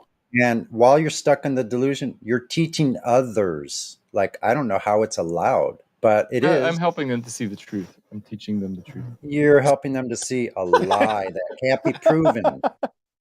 The truth that the ground is curving away from me. Can you show me that? I would like to see the truth. Yeah. So we're the student now. Can you show us the proof, teacher? There's a comedy routine in Wait there. a second. Listen, I hate to be the bearer of bad news, but this matches up perfect with the school systems in California now. You can have 36 horizons. You can have 36 genders. I mean, it sounds like the exact same religion. Hurry up. They're adding them every day. Bruh, am I wrong? This is the exact same. You don't have to be a boy. You don't have to be a girl. You can be one of anything you want to be now. Welcome to Globe Earth. I know. Join early. Beat the rush. You can have a horizon named after you. Insanity. Bruh, he's saying you can't trust your eyes. You can only trust it when it agrees with his television religion. You can't make this up. Your eyes are useful data. That's right. Your eyes are useful data when trying to find out the truth of the world, and it has to be taken in context with all of the other things. They're useful data when they confirm your bias. Witness. But listen, I mean, do I have a better example of bearing false witness? We're saying we trust creation. He's saying, no, you can't trust creation. I mean, how much worse could it get? No, you can trust creation. Creation tells us about no, the you creator. keep I know, but you keep double talking. You keep saying we can't trust our eyes. Everybody sees too far. You don't even have one example of us or anybody not seeing far on a clear day. You don't even have a claim. You're saying we can never trust our senses if we see farther than your outer space religion allows. Yep. No, I it's brought up actually the example of the sunset. It's amazing. well, He doesn't it's all even have based a on your claim. Yeah. Listen, Exo and everybody else, he's stated it quite clearly in the very beginning. His initial premise before any of these conversations is that he assumes concretely that Earth is a globe and he's not moving from that position. Period. Right. Yeah. Well, The these evidence are is just too optics. strong. What Right, about he something doesn't like a want rail right. gun? No, he says he doesn't, but he doesn't want. He's Doesn't literally care. saying you can't trust any evidence. That's what he's admitting. Yeah. No, Well, what you about a trust all the evidence. The projectile evidence that is strong. travels 100 miles Wait, Okay. across the you water said and strikes an Yeah, object? watch. Gravity. No, he's already done. Listen, guys. He's been here for 2 years. I've explained several military systems as a Refraction. former 19 kilo. We've explained these systems to these people. They don't believe in any of them. They say it all has to be wrong. They don't. They literally think that Raytheon and McDonnell Douglas and Northrop Grumman has billions and trillions of dollars worth of weapon systems that don't work. They don't believe any Yeah. of it, guys. They're denying everything that's actually used, that any technology that's used over or on the surface of Earth, he has to deny all of it because they're assuming a flat stationary Earth. And the answer to your railgun is refraction is affecting it. Yeah, right. The problem, Sonny, is that refraction doesn't take the bullets. Bullets don't care about refraction. Salvos don't care about refraction. That's the point. They're still shooting at the target as if it's straight out flat in front of you, just like my photography shows at 70 miles away. So it's weird because I go out in reality, my photography matches the Navy's claim at 70 miles away. That's amazing. Yep. I'd be happy to ask the Raytheon engineers what shape they think the Earth is. A religious belief, right? But they've already told you they're not adjusting for curvature or spin, so you're ignoring everybody's claim in reality. Everybody admits they agree with us, actually, including Raytheon and McDonnell. Yeah, the simulators are flat. The practical reality is that they're not compensating for this stuff that exists, that they say exists or you say exists. So it doesn't really matter what their religious convictions are. So they why are all the designed it. all the works. simulators are flat? Yes. Why are all the No, simulators they didn't decide. designed flat? Listen, Matthew, they didn't decide. And what you said in your statement is what I would like to know what they think. Well, what they think is irregardless of what they actually do in reality. So Because they designed the system that works. These Raytheon engineers designed the system that works. Over a and flat then Earth, if we yeah. ask them if the Earth is flat, they would say no. So you're cutting through the system. The system. That's How fine. is the system They can say designed? no, but the projectiles and aircraft are still flying over flat and Right. stationary Well, Earth. he All their can't answer. technology Watch. was based on assumption of the flat stationary Earth. So I don't care what they think about it after the fact. What they're actually doing is shooting their projectiles or flying them over a flat stationary Earth because it works. So I don't care what they think. They could think there's pink elephants flying around in their bathroom. Right. He wants to Yeah. know their religious belief. They Yeah, he think only that- cares about the religious belief. That's an admission. He doesn't care about the systems, right, Matthew? Even if everything depends on a flat Earth, you only care about the religious beliefs, right? No, if they're designing systems, I'd be curious to see what their assumptions were when they designed. Right. that Do you have any systems? Do you know of any systems at all that depend on Earth curvature? Any of them that you could show us? Because all of them in the military are based on a flat, non-rotating map. No matter what system they use, all of them are flat. GPS, weather satellites, communication. Right, they're all flat. Right, so Satellites all are the systems use it. fallacious. Right. So hold on. So do you have an example of it not being dependent on flat Earth? Anything? Do you have an example you can show us? Yeah, weather satellites depend on. Okay, You need can a you radius. show us the example? Yeah, I can't wait to show us. No, Yeah, don't get show into us the the weeds. example. He needs the radius. He needs the radius measurement for them. He'll never do either, Sonny. The point is, he won't give an example. It's just a religious mantra. He won't give an example of any of it. Well, I don't need the radius. Whoever designed the weather satellites and GPS needs it. You're Yeah, the weather believing that. satellites are based on a flat Earth. They don't have it Yeah, either. they're based on a flat. But they have the weather satellites and GPS works. So Yeah, on a whatever they flat. did Right. with Oh, that's on a flat. Right. That's what. Listen, I want to say the same thing. They have weather satellites on the flat Earth. I agree. Exactly. Over the flat Earth on balloons, Right. and they admit it Everything. themselves. Right. Everything. All is your flat. There's not satellites even have a a claim balloon. otherwise. All your satellites, their names, their actual production number, and the technology that they hold in their payload has an exact replica in balloon programs. How is that possible? Even the ISS, there's a balloon that has the same technology on board. They admit this themselves. This is public knowledge.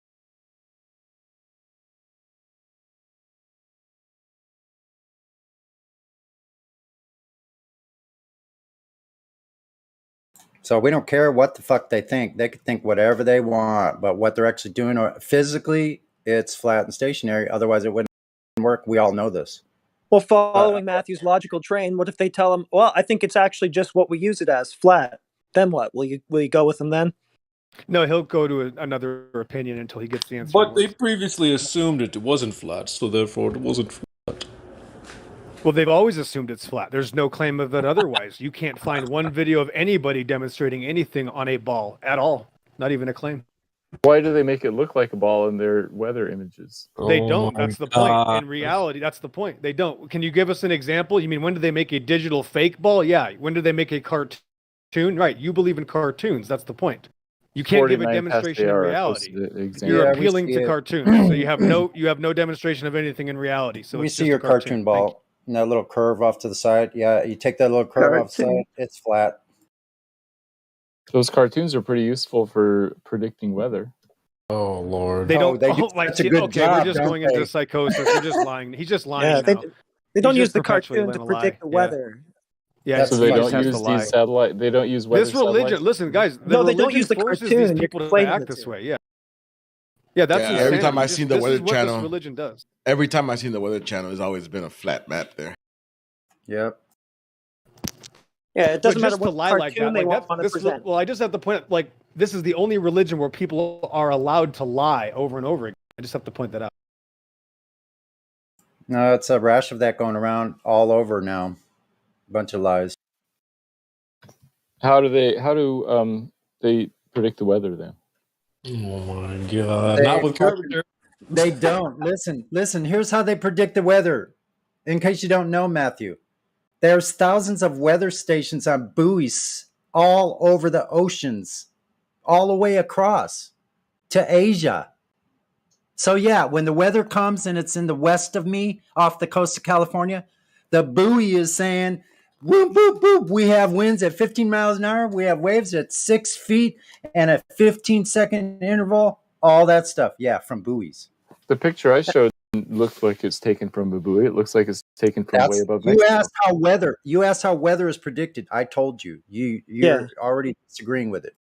And most importantly, how is it done? Not with satellites that require a radius measurement that doesn't exist. Oh, I mean, they were the ones who put it up there. I'm just looking at what can we appreciate that you already understood that we don't believe in satellites being in vacuum of space. Yeah, I'm just backing you into the corner of forcing you to admit that weather satellites all fake. I was almost done, man. Bruh. Because the point isn't admitting that satellites are all fake.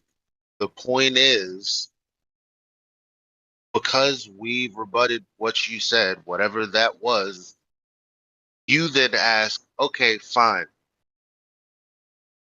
How would weather be read then? And then Sonny told you. So I was assuming you thought, well, if it's not satellites, then how are we reading weather?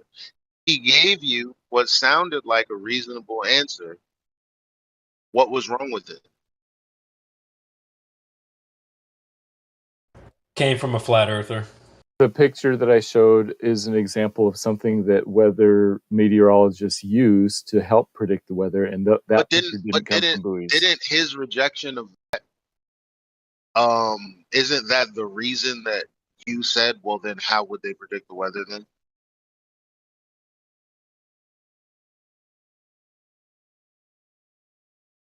Isn't his rejection of what you just said why you asked him how they predict the weather then?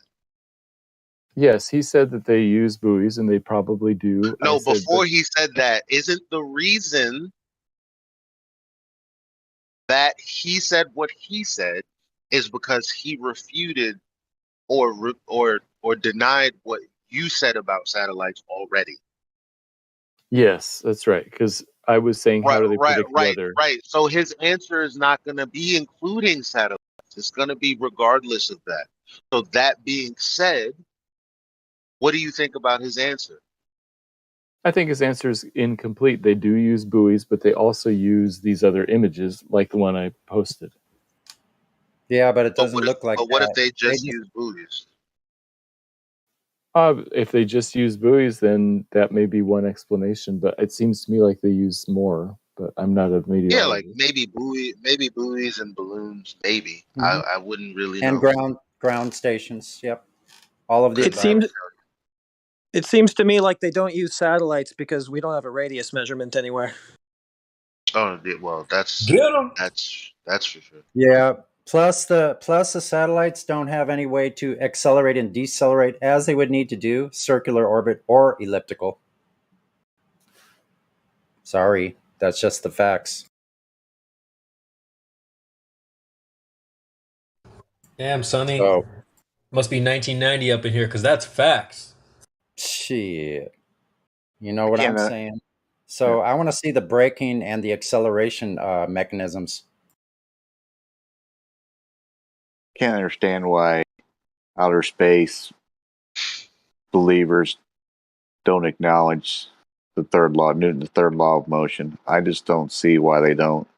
I mean, just by that proves that satellites in space, the ISS, Hubble, Apollo moon landings never, ever happened. Even if you believe in outer space, they cannot happen at all.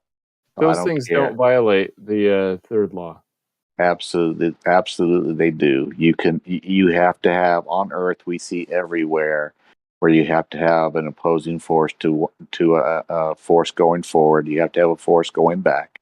Try taking a car that uses the pavement to move forward and move that car 10 feet into the air and put it in the air and then start pumping the engine and have the tires spin. That goes nowhere. There is no opposing force to what you're trying to do go forward. It's the exact same thing in outer space with anything that goes into outer space that has a forward motion, the rocket system.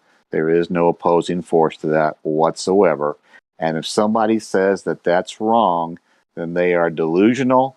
They are supporting their globe and their gravity gods at all costs, and they should be ignored because 10 brain cells between our ears tell us that you must have an opposing force against another force. You must have an opposing medium here on Earth, and that's how it works on Earth. But all of a sudden, you can go into the vacuum of outer space and it not apply. That makes absolutely no sense. That's delusional. You are supporting your globe, which is your God, which is a lie, and it is laughable that in people that have 10 brain cells between their ears, like flat earthers, can see it because we're uneducated, stupid, and flat-tards. But the educated people who have PhDs and masters can see that rockets can fly in a vacuum when there's no opposing medium because they're smarter than we are. Thank you very much. Thank you. Hit the slow clap. Bro, the guy showed a CGI That's not how it cartoon works. and says that's how we predict weather. I mean, the level of insanity, you're underrating him. He showed a cartoon and said that's how we predict weather. No normal human being could be that stupid. When I was a child, I would have laughed at that.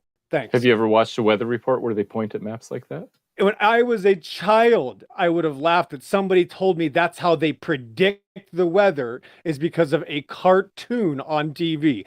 No normal human being could be that stupid, guys. That's if you've ever watched a weather report, there's meteorologists pointing at maps just I know. like that. If you watch TV, that's all, bro. That's the thing, guys. God. All they can listen, Gratian Bear. It's all about TV. There is nothing else.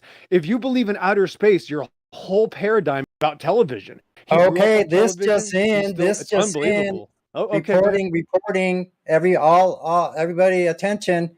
People hold on. People on TV pointing to other TV screens is the truth. Believe me.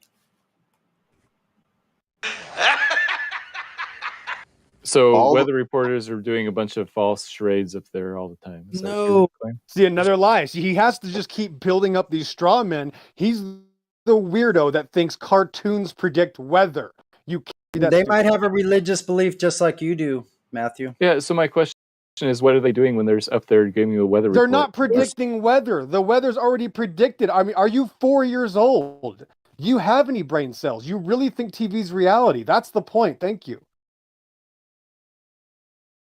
You could look in the Farmer's Almanac from 100 years ago and do just as good a job, believe me. He thinks television is real. Like, this is because he's seeing a cartoon. Somebody's pointing at a cartoon, and he goes, "Well, they're pointing at a cartoon, so it must be real." 100 years ago, they had hardly any ability to predict grown man hurricanes. and think that the cartoons on TV is how they predict weather. I mean, again, this is that idiocracy level. You can't reason with these people. Yeah, because It's they didn't have to amazing. predict it 100 years ago. They were post-dictions because it goes in cycles, and they know about the cycles because they were watching the weather themselves instead of watching idiots pointing to cartoon screens. We can predict hurricanes now. Through a pressure system. It's all predicted based on not adjusting for curvature or spin.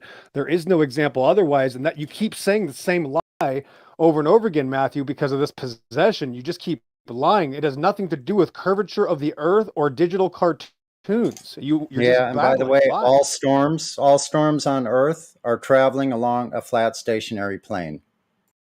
Pressure system, yes. We record it by using water and diagnostic systems. Nothing to do with curvature of the earth. We have tools that do it that depend on a stationary plane, but this mantra is scary. It just shows that these people can't think. They're just repeating it. So, Matthew, rockets work in a vacuum? Yes, they do.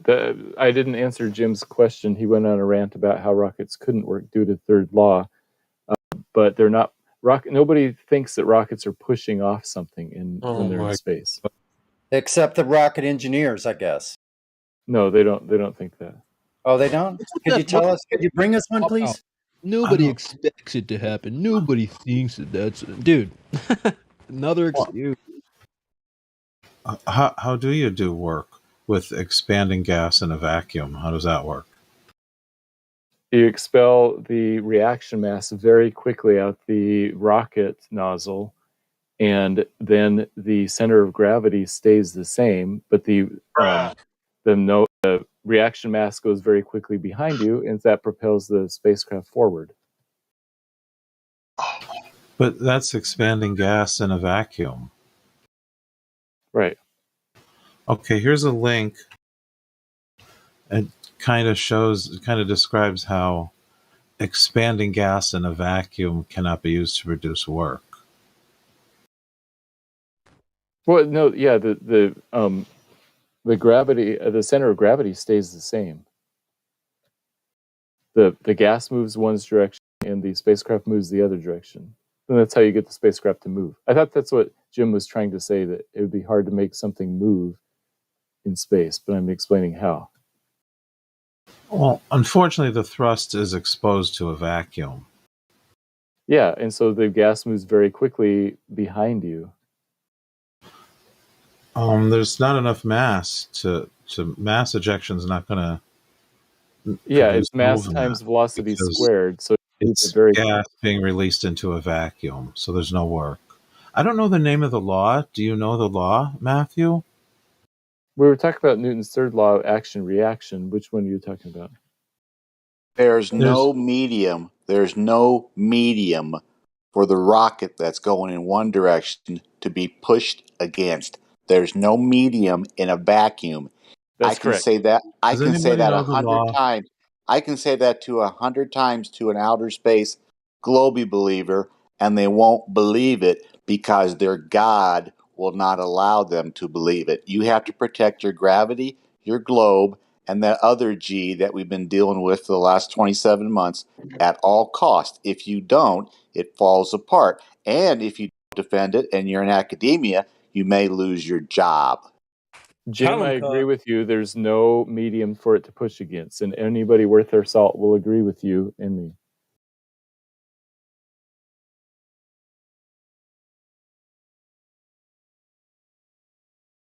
But the conservation of momentum is how they get rockets to work, not by pushing against something. Citation, please.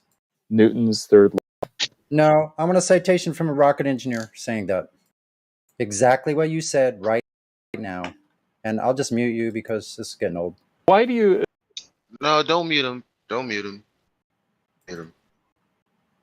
So, Sonny, you know I don't have a citation right now.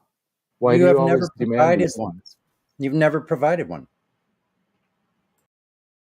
I'm That's why I telling you, asked that. yeah, You've okay, never so I'm provided telling you how rocket engineers and mainstream science, I'm telling you what they believe.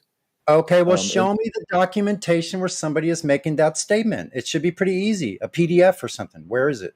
Show it, please. Take a minute. okay, I'll Or take a bring minute it, and see if I can find or something. bring it tomorrow. Like, just at some point.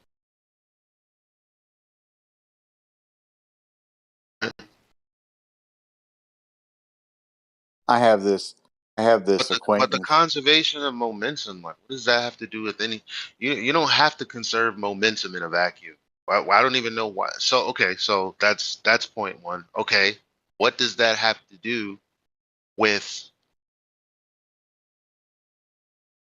It has nothing to do with propulsion. Maintaining movement already isn't what's in question, right?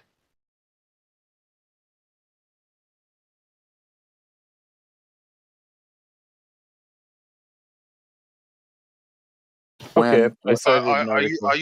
are you saying once it escapes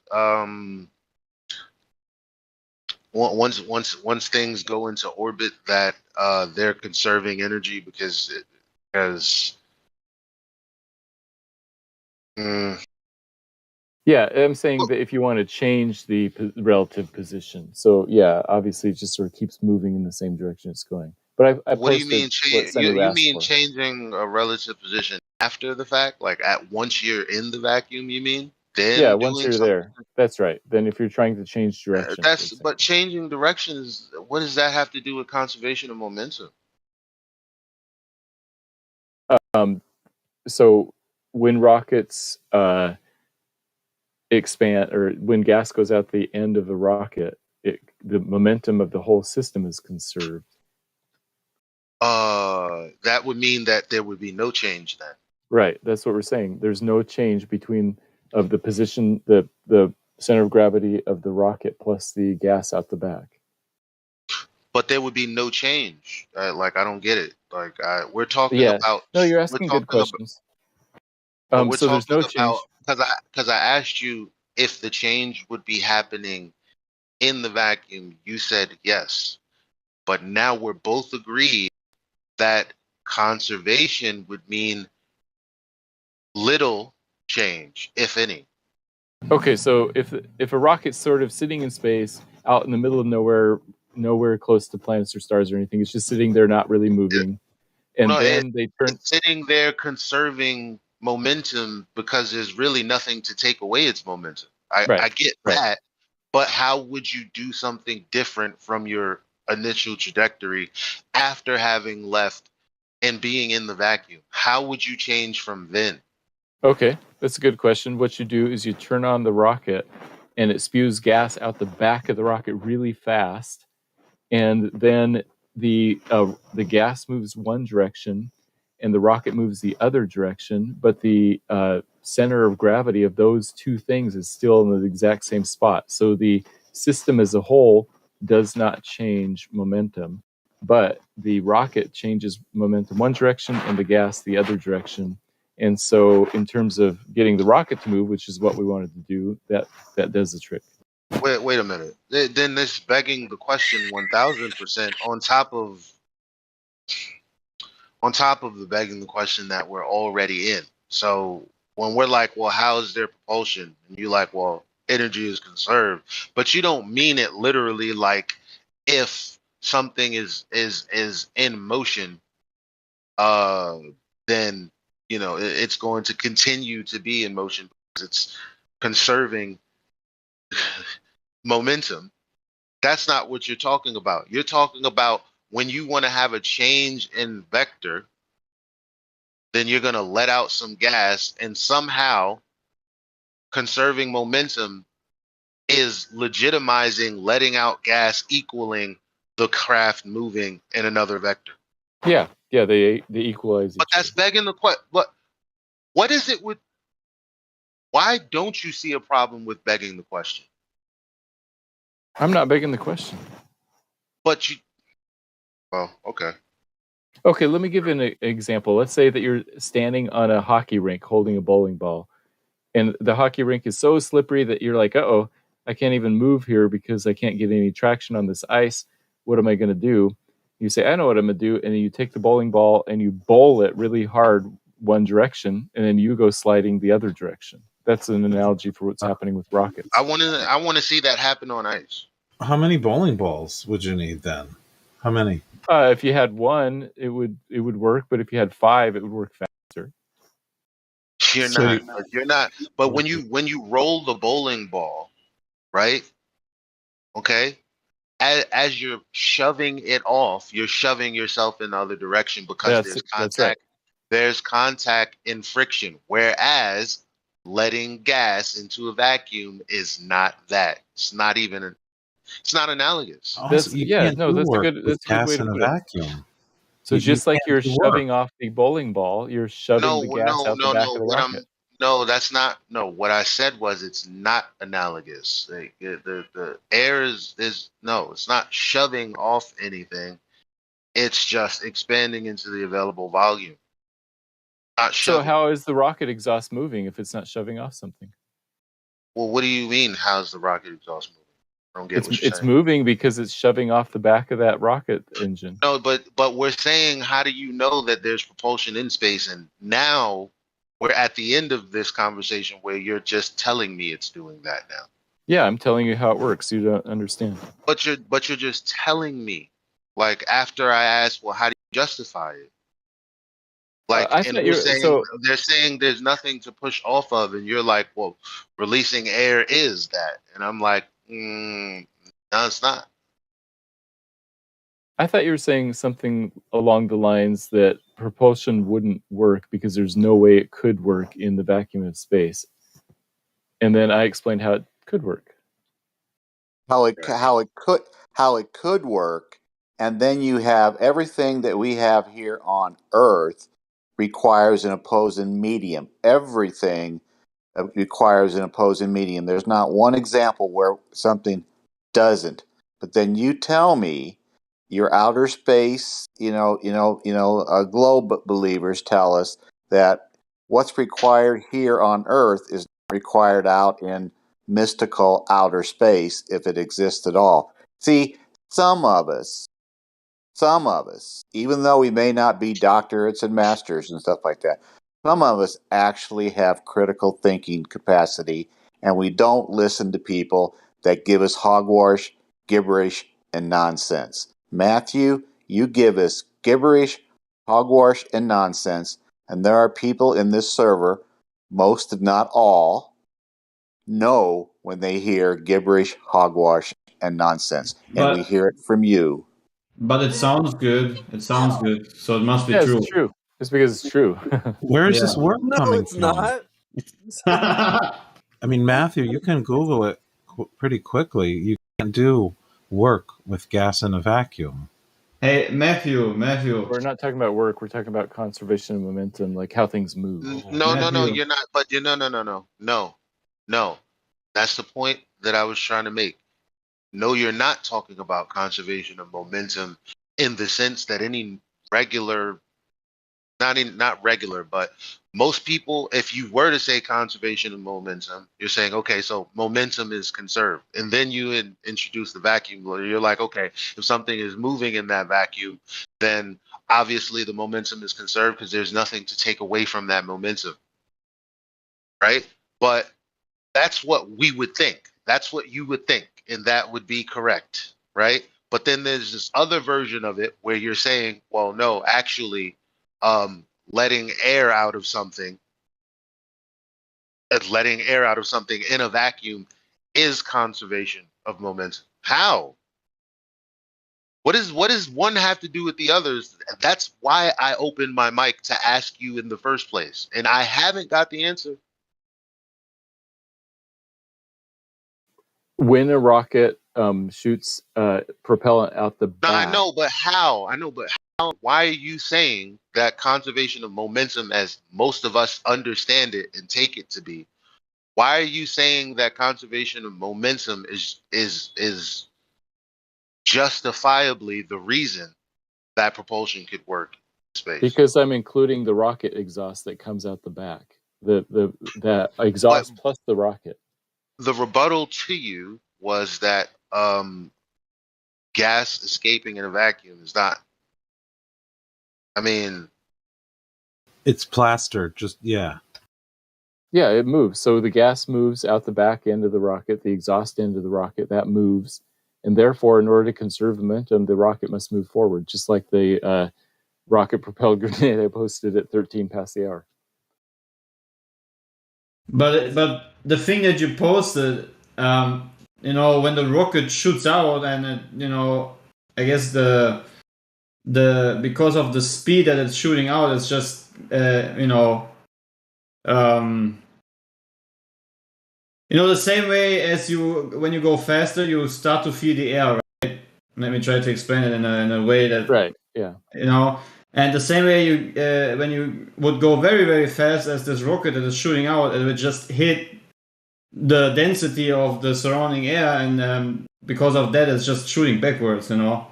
I think the same thing would happen in a vacuum if you did that rocket. But there is no air. There's nothingness. What would happen in a vacuum if he shot that weapon in a vacuum? Nothing. It would just stand still. It would just come out, and that's it. Because it can't, you know, nothing. It can't press against anything.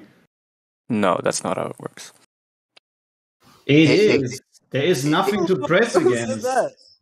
It's just logical. Think it in your mind. Like, it doesn't matter whatever you're gonna push out. You can't press against anything. You're gonna stand still.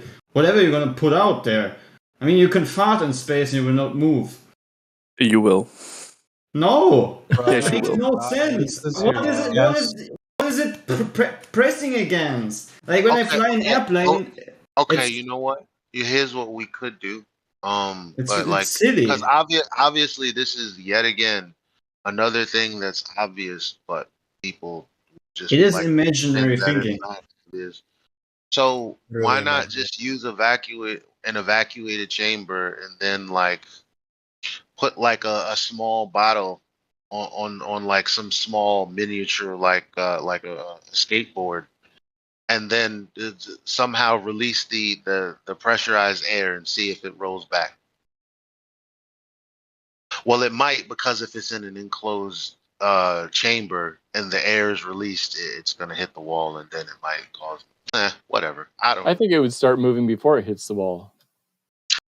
It has to. Newton's see third the law. gas particles moving at the speed that conventionally gas particles move. What do you mean you would see it hit the wall? Will you just come on, bro? No, you wouldn't see it hit the wall before it moved. Like, why don't you calculate how fast you would have to perceive that?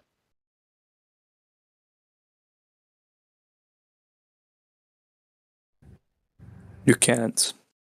If you don't know how big the room is. Right. Space, the final big lie. These are the voyages of the fake ship Enterprise. Matthew lives in Star Trek, Mr. Spock, James T. Kirk world of the imagination of Gene Roddenberry. That's where he lives. And if he didn't live there, he wouldn't have a job.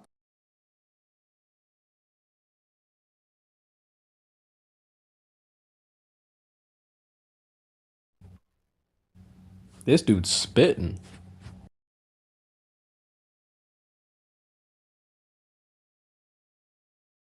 Come on, Jim, you haven't done the music bit. So, I've done that a couple times here, and I don't want to repeat myself too often. It's life, Jim, but not as we know it.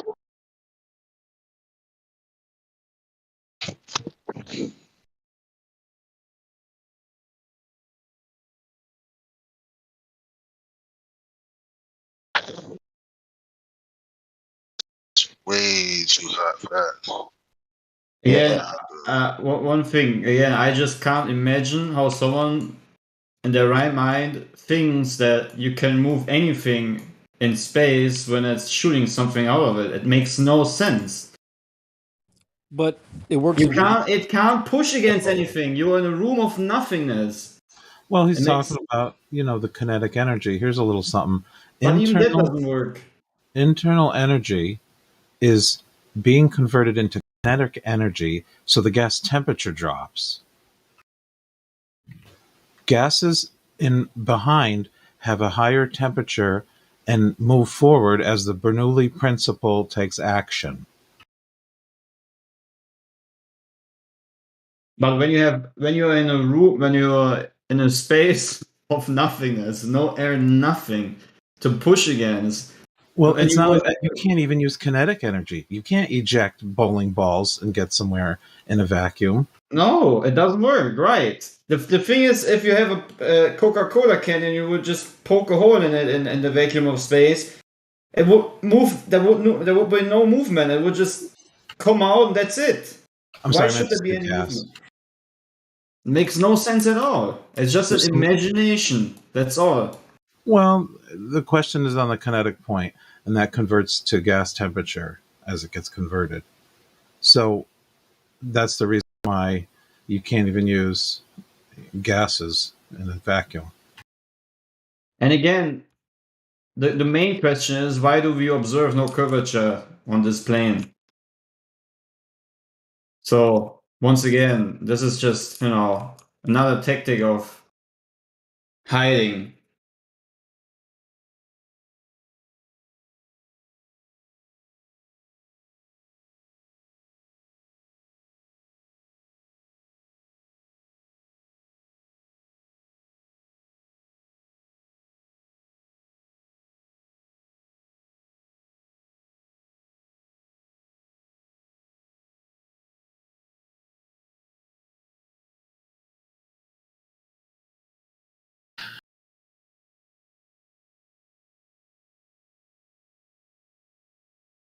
So Matthew, what if I tell you that image you posted that supposedly uses a satellite picture, which is just nonsense? It's based on the Blue Marble data set.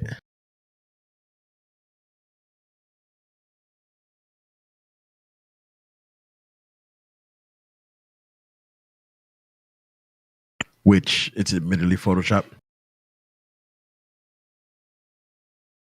But it has to be.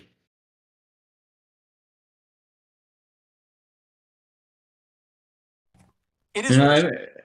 It's has to be. Everything needs to be Photoshop because it's just otherwise it wouldn't be reality, right? I mean, it needs to look very fake in order to be real, right? It needs to sound very fake in order to be real, right? It needs to be a great story with great pictures. I mean, consistency is nothing that we need. We just need cool stories and cool pictures. Then we can call it whatever we want.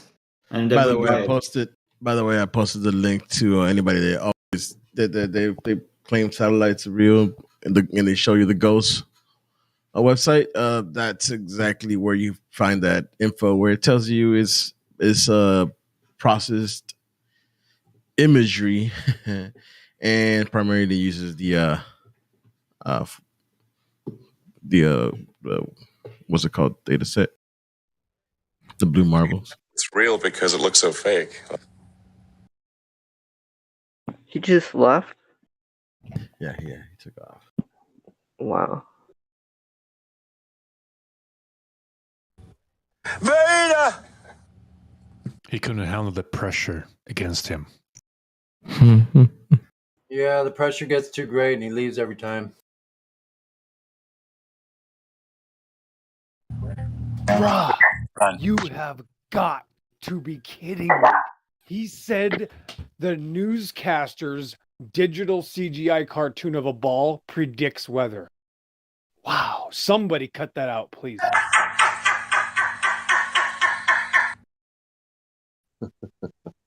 I will say there was the guy who turned me on to Discord. He lives in the UK and we're Facebook friends. He did say, you got to go to Discord. You got to go to Discord, and you got to take your pencil and a piece of paper with you. And fortunately, I can listen and go to my Apple notepad and make notes as you guys are talking, as you ladies and gentlemen are talking. And so he was right. He said you'll learn so much from Discord, listening to people on Discord. And it's been 4 weeks today, I think, that I joined Discord, and it's just like it's just kind of unbelievable. Just in 4 weeks, how my notepad has just filled up on my phone. With maybe 30, 40 quotations from all of you good people, and I make memes from what you guys say, and it's just really quite amazing. So thank you. No problem. There's a picture from Noah. No problem. Look at this satellite picture for the. At least beautiful. At least you are here to learn, man. That's the great thing, Some people they have been here for a very long time and they have learned nothing yet. Yeah, just so I can get my notes up to date. So just to recap, Matthew brought globe proof. So on curvature, Earth curvature, what did Matthew provide for curvature?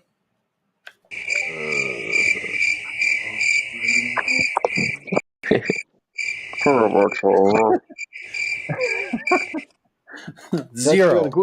That's even good. How about good song. almost done? How about on Earth's rotation? Did Matthew provide proof of Earth's rotation? He said it doesn't matter. Zero. Okay, great. Did Matthew provide evidence or demonstration of gas pressure without a container?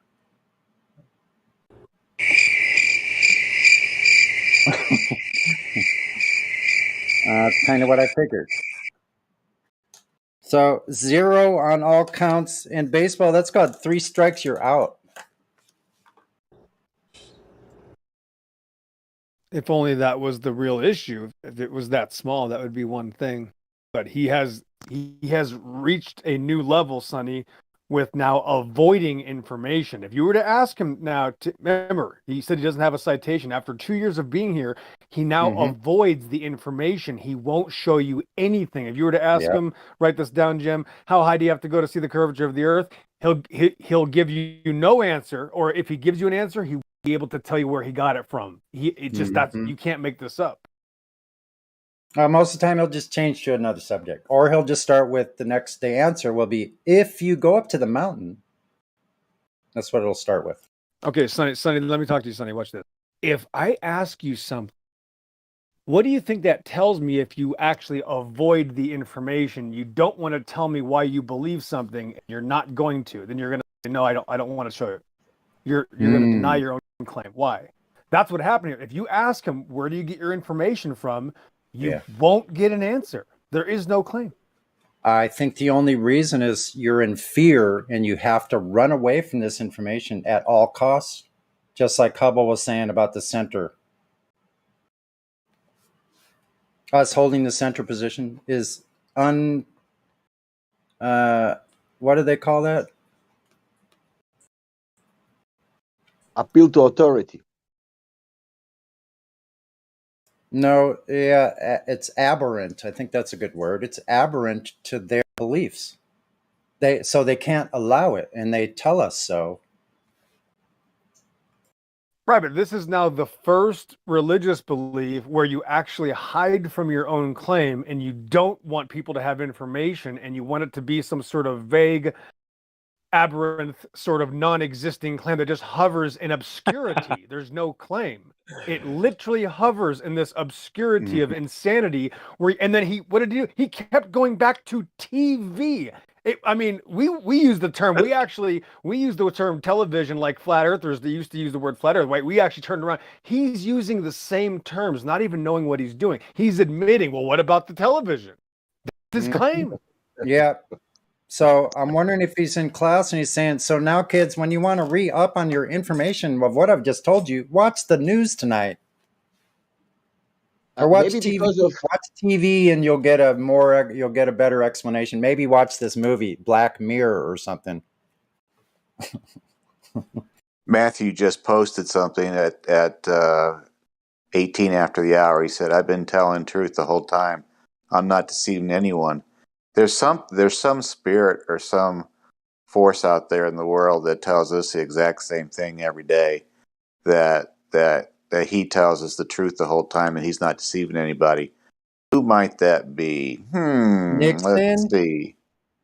Richard Nixon, Tricky Dicky. I'm not a crook. Yeah, but it might even go a little bit deeper than Dickie Nixon. I don't know. It's with I'm D for not a- sure. It's starting with D. I think it came to Eve in the Garden of Eden, I think it's and Corella. I think that's the same person or the same identity, or whatever you want to call it. Yeah. It's Corella. Cruella DeVille, did you say that, Elbow?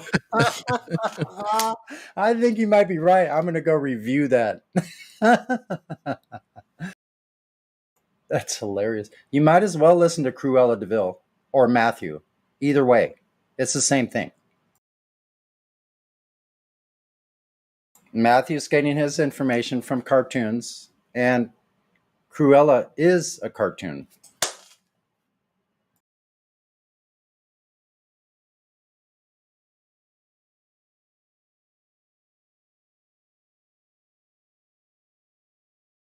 And remember, the world thinks we're the crazy ones. I don't know. For some reason, that just feels so good to me right now. Because you cannot question the facts.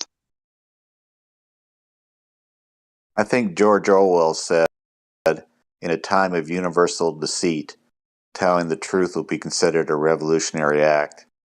And I think he also said the further a society travels from the truth or ventures away from the truth, the more crazy those who speak it will be considered. It's just interesting that Wow. that's the day we live in. And I think Dresden James is said that when the generation, and I paraphrase this because it's too long, the generation of masses, when they're told lies upon lies for generations, those who speak the truth, their ideas will be considered crazy, and they'll be seen as raving lunatics.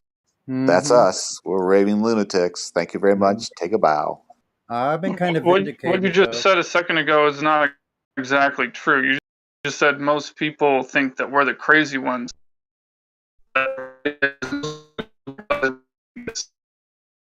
Robot. You roboted out at the even end there. exist. You Mayday, roboted mayday. out at the end. We didn't hear it. We heard only half.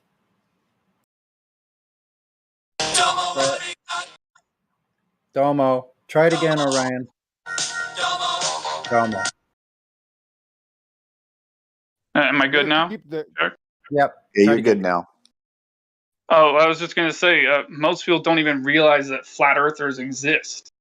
Like, That's I true. didn't until I was 24. Like, I thought that literally everyone, except for, like, Bushmen in Africa and maybe some tribes in the Amazon, I thought that what I'm trying to say is I didn't even know that people knowing that the earth is flat, thinking that the earth is flat, I didn't know that even existed.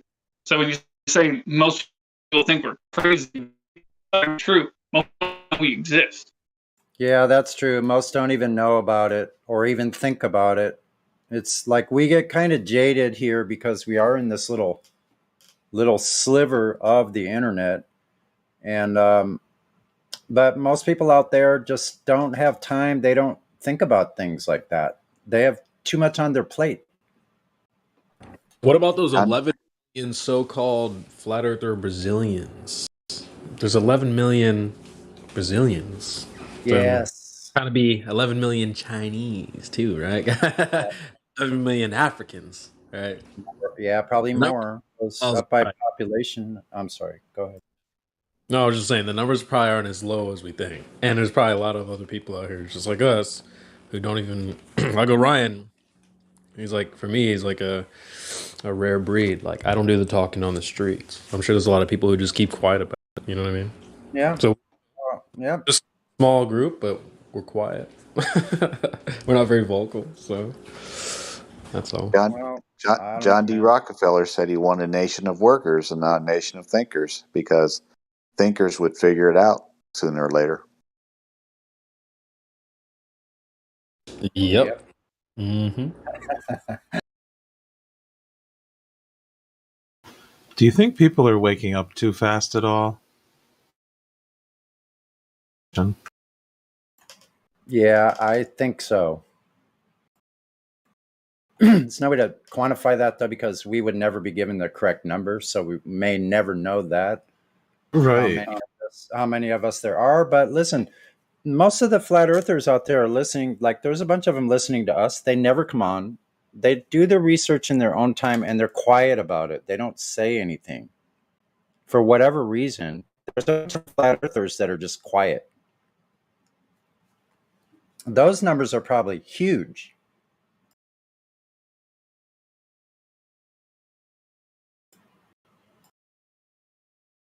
I think they're all just waiting to see, like I am, the dominoes start to fall. I don't know, then to know what the next step is.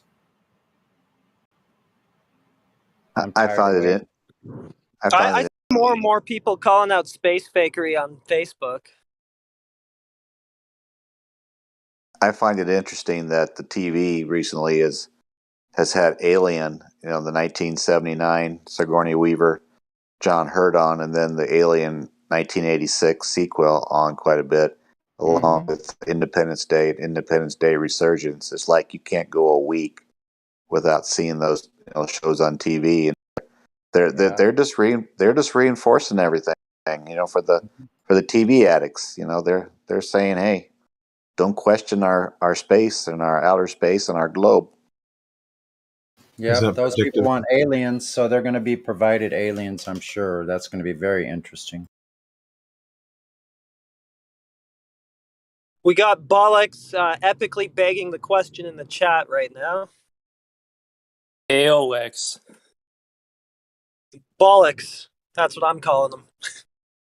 He has the name of a pagan god in his name. I don't know if that's some purpose. Anyways, yeah, maybe he'll step up to the plate. Yeah, he says that you can have gases containing gas. Just look at the atmosphere. I guess you don't understand, Bollocks, that that's the thing in question. That's the thing that you have to prove, not just point at it and assert your conclusion again. Yeah, so you'd be better off, Bollocks, if you would come in and just speak up. Yeah, get up here. Yeah, be a big boy. The end result is going to be, if your chat's skanking enough, then someone like me is going to ban your ass. And you'll have a little 7 days off. So you might as well come on in. You were here last night, no problem. You didn't get Come on, muted. man. It's time for your castor oil. Be a big boy.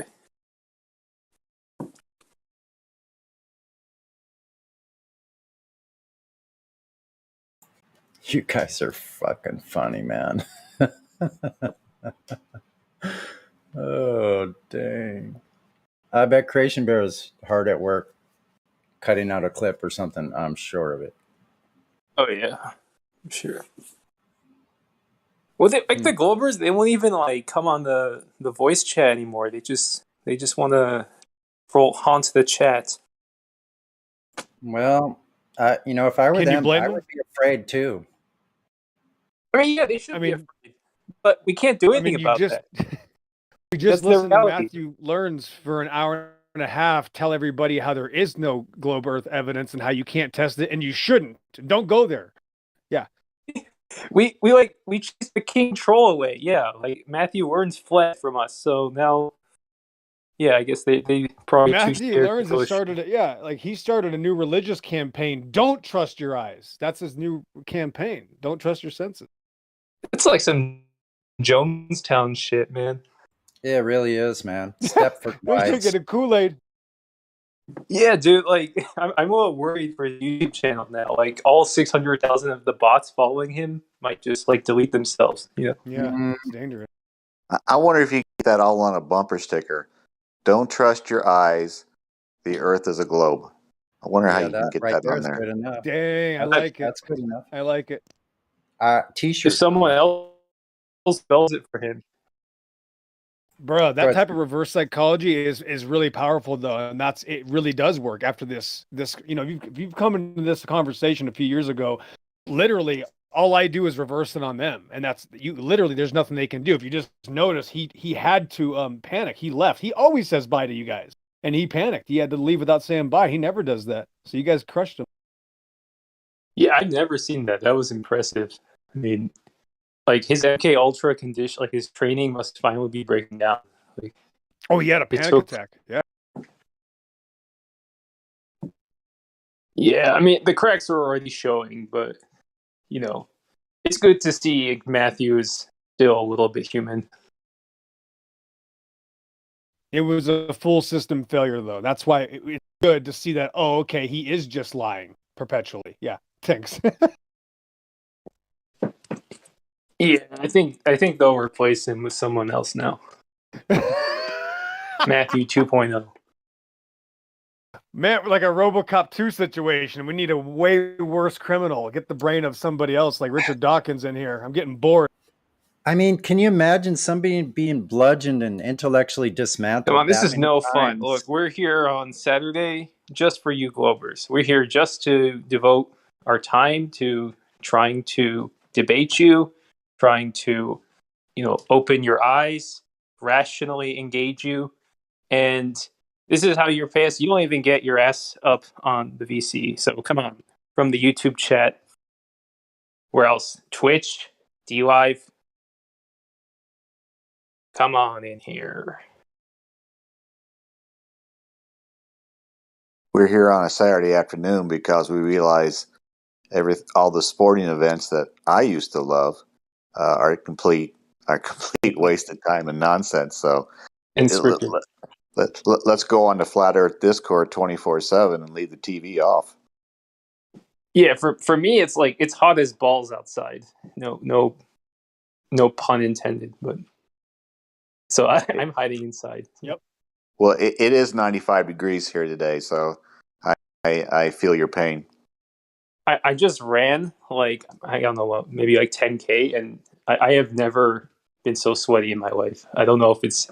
I think there's some chemtrail shit also. It's not just like hot. And please forgive me. I'm only a couple hundred miles from Arkansas, so I need to give it the Bill Arkansas twang. I feel your pain. You mean Arkansas?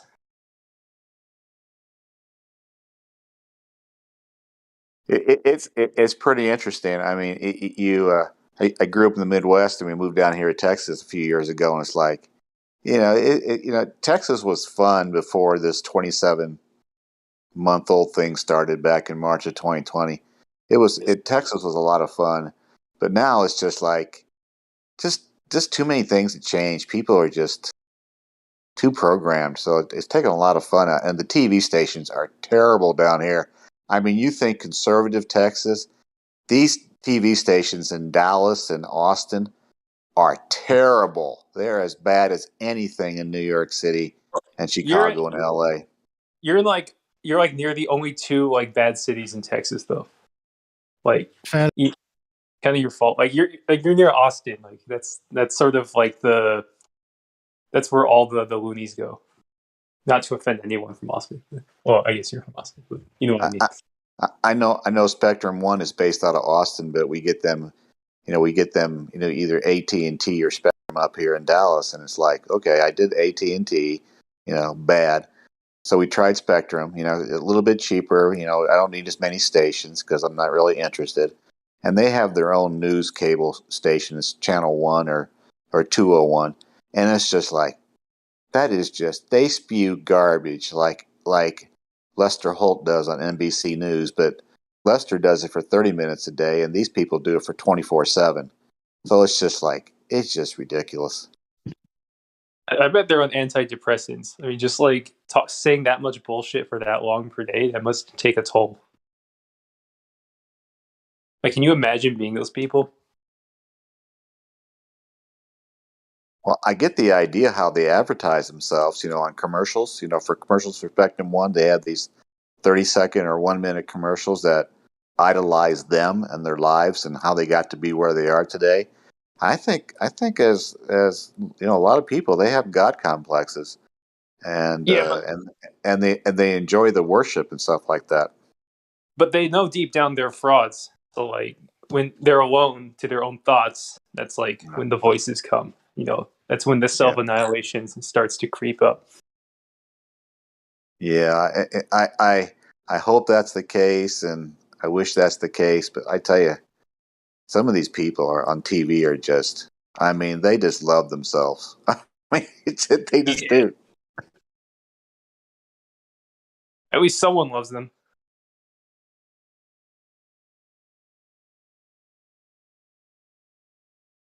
Yeah, and that kind of behavior, as we know, is it's applauded these days, which is really disturbing. Narcissism. Yep. Yeah. Well, We applaud your narcissism. Be a self-centered and rude and obnoxious. Be an asshole. We applaud you. it's super like for the average person. Somehow they've like inculcated in everyone this. They've like inducted them into this cult of like narcissism, but also self hatred.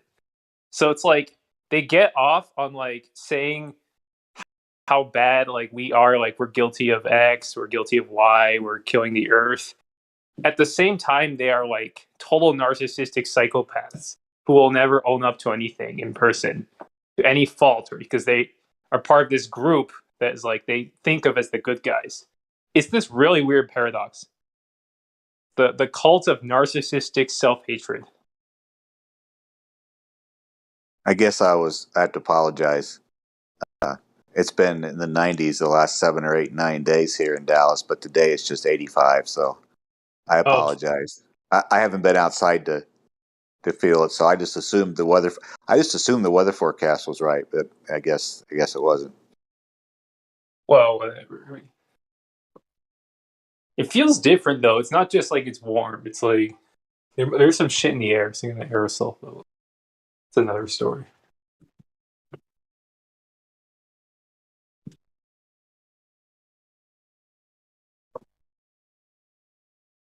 Oh man, the Globers don't show up. We're gonna start talking about topics they don't want us to talk about.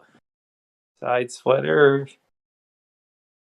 So Glowy's monitoring the stream. Might as well send in more goons.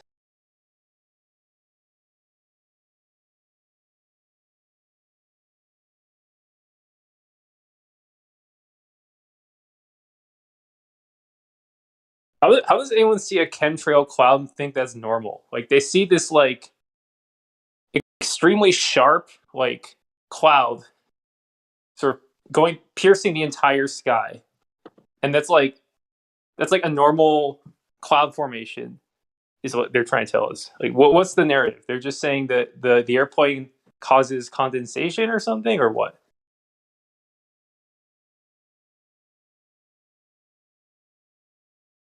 Or if anyone has a flat Earth topic, feel free to jump in. I'm just filling the airspace with nonsense until we get a real topic.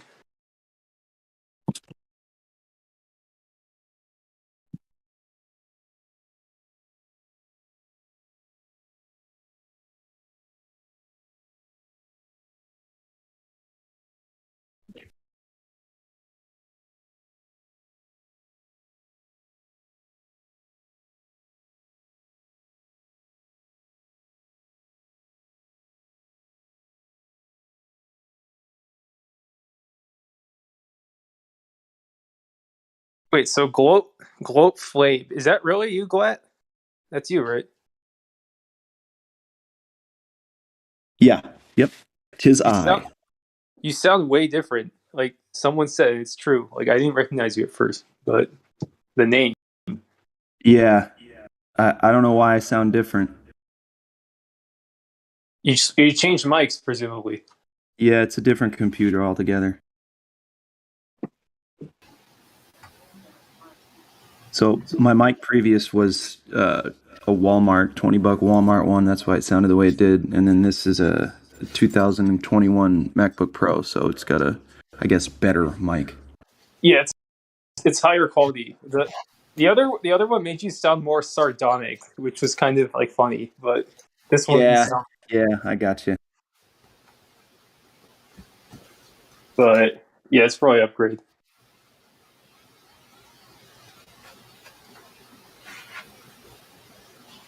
What is that? Oh, it's good.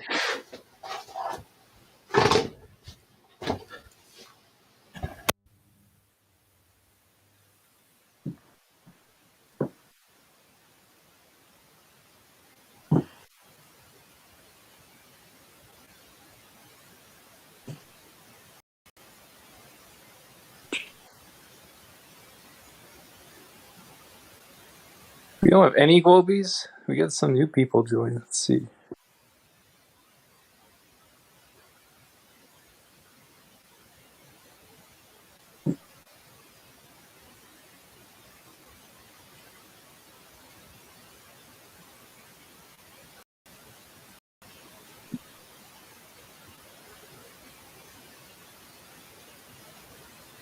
Or you just listen to this white noise.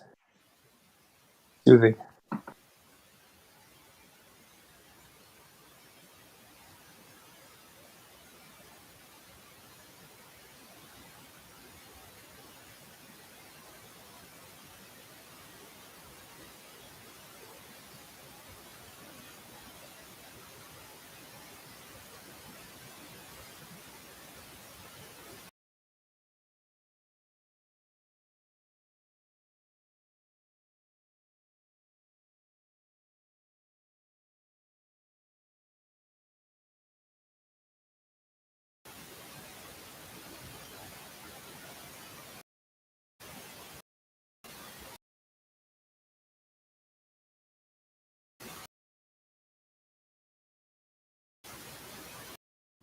That gun was so hard.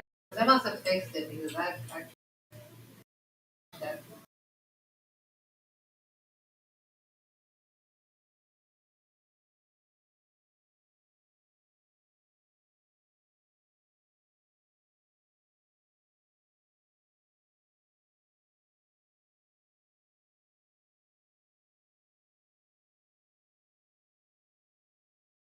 Why was Jay Dougherty muted?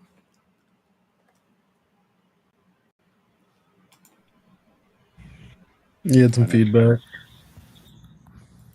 Oh. Is it all right now? No, it's that white noise. Hey, Doherty, you sound a lot like Brenda. Oh, shoot. Damn.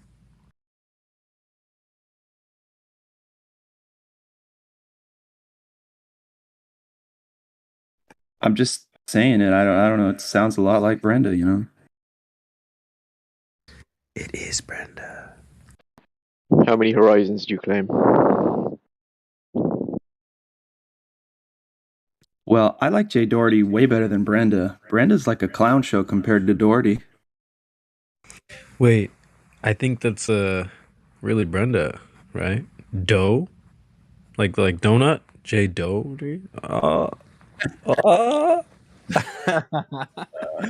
Jay Donutry. That's definitely Brenda. I gave it all away in the name. Doe. And for those who don't know, Brenda once said that a hole in a donut is space-time. Oh, I forgot about that. Hold on, I got a recording. Oh no. Yeah, I don't have that one saved. You got that one ready to go, Sonny? Yeah. Nice. Well, it's just, I have to pull it out of my file, but oh, wait a minute. Oh, will it play it? You know the hole in a donut? That's space-time. You're a moron. No, that's true. You're the a moron. hole Shut up. in a donut Shut up. Don't is say anything space-time. else. Don't make me remove you. Shut up. You've got nothing more to add. The You're a hole moron. in the donut, I couldn't Brenda. care less. Wow. You're a moron. Don't The add hole anything more. the hole in a donut. Shut the up. hole I don't is want to Swiss have to cheese. eject you. Space-time. If you want to continue spouting shite about holes in donuts, I'm going to kick you out. Last chance. Shut up. Eject. Any evidence? I thought you were about debate. I thought you were about You fair can fuck debate. off right now. You can fuck off. I was asking you a question. Brenda. Now you don't get to take part. That's your problem. Stupid donut idiot. Donut hole is space-time. What a complete moron.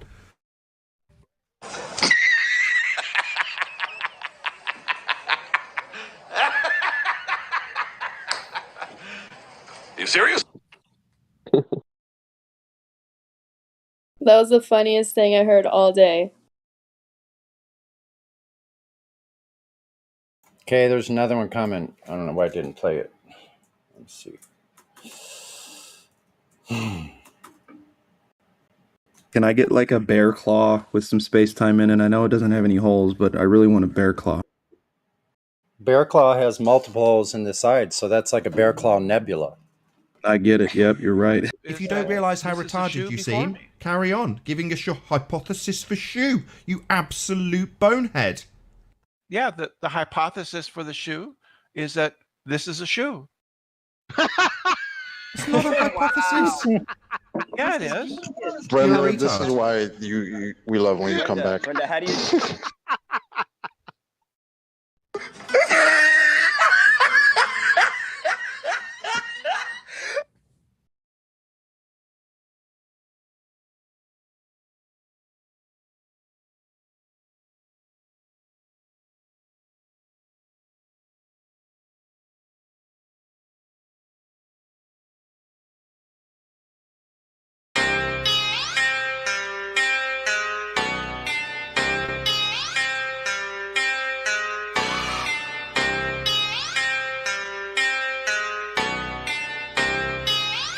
I like that part.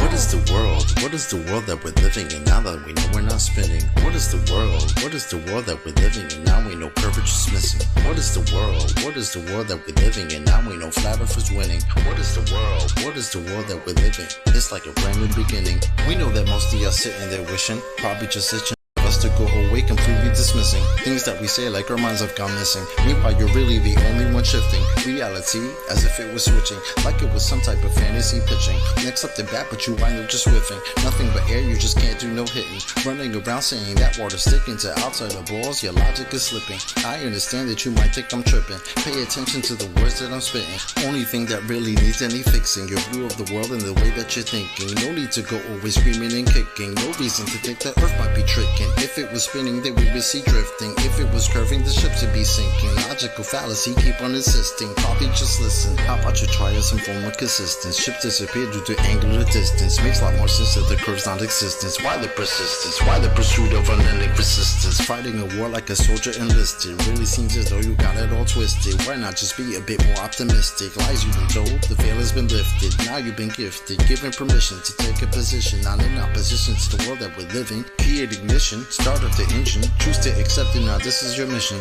Tell us why the damn curvature's missing. Maybe just call up a mathematician, give him a listen, have him tell you about his presuppositions. Talking about how it's not superstition, a vacuum and air pressure juxtaposition. Make a decision, tell us how this model came to fruition. You have the right to enact your volition right up to the day of mental acquisition. All I could do is provide ammunition. Can't take the heat, stay the fuck out the kitchen. Judgment day or to the last demolition. You can see this as an act of attrition, on the condition that after admission, do you a favor and start the forgiving. Then go out and share your newfound position with everybody who's potentially victim. Falling for the global prisoner system. So many flaws, no woman can list them. Shout to my beautiful parents, I missed them. Taught me to think for myself, I could kiss them. Now to the day that I'm able to whisk them away in my arms, I will reminiscent.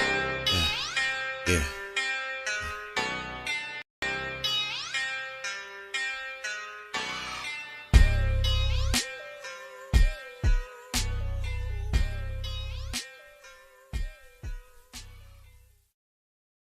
Okay, as we roll up to the top of the 1400 hour west of the Rockies, just below the 33rd parallel, Earth is flat, stationary, and contained. Prove me wrong.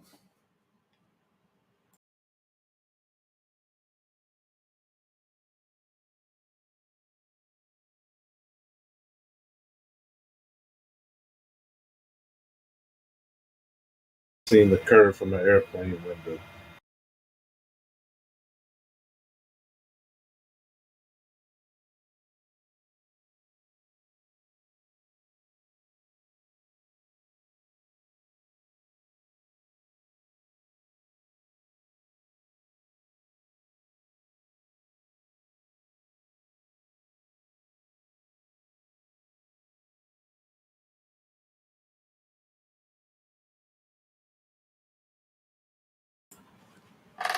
Weather satellites. They're predicting things with things that don't exist. That's very interesting. Well, I guess I shouldn't say it like that. What they think the satellites are is unvalidated. It's actually, it doesn't need to be validated. It can't exist in reality. Outer space, no.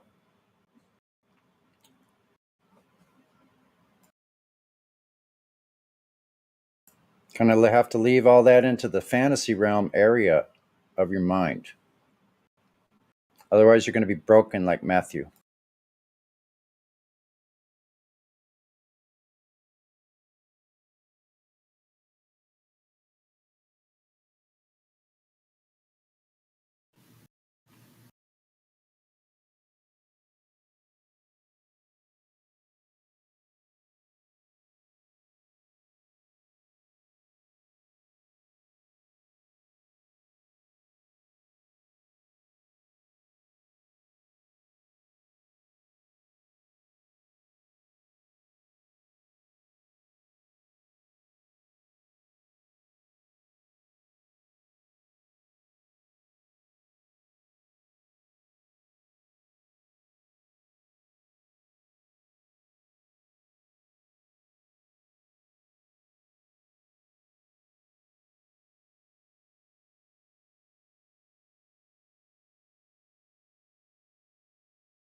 We got Sabo Prime VC verified.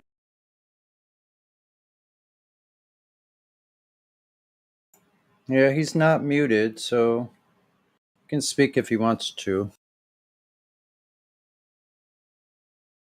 I've been here before. I'm not really new. I just haven't been here in a while. Okay. Prove it.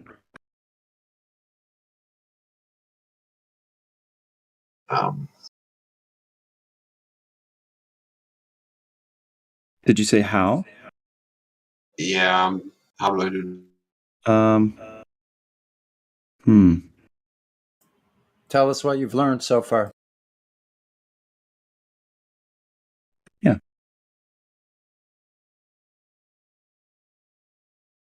Learn, kind of like I was already a flat earther when I joined, but I learned a lot more about how to like break down the explanations. So that's what Do you I have a struggled favorite? with the most was like how to get people to see it the way I see it. How do you see it? The truth, you know, because whenever you start talking about one thing, you have to bring up all these other things to explain the first thing, because there's all this chain of lies, you know. Brother, you're being really vague. Sorry. Can you? It's okay. Let him be vague. That's okay. specific? We got plenty of airtime. Sorry, what? Can you be more specific? Thanks. Yeah, I'm just let's see, like about the gas not containing gas. Yeah, you I can't didn't. have gas pressure with a container. So what? You can't have gas pressure without a container. Yeah, that's right. I had a hard time explaining how do you figure out space is fake, but like the gas explanation explains how that's not possible, and that is one thing I learned here. For instance, Right, because if you contained gas with another gas, that'd be the first time in history that that's ever happened. yeah, I don't even need to look that up. That just makes sense hearing that. Right, exactly. Second grader knows what's up.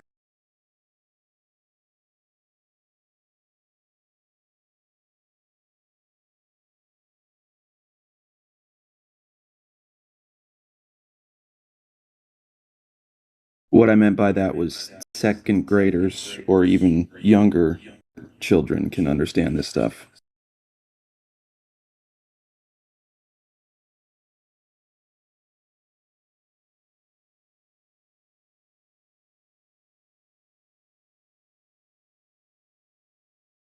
Oh, Flatty got it before me. The same one. Like mine's. Quick on the draw. Mm-hmm. That was pretty fast.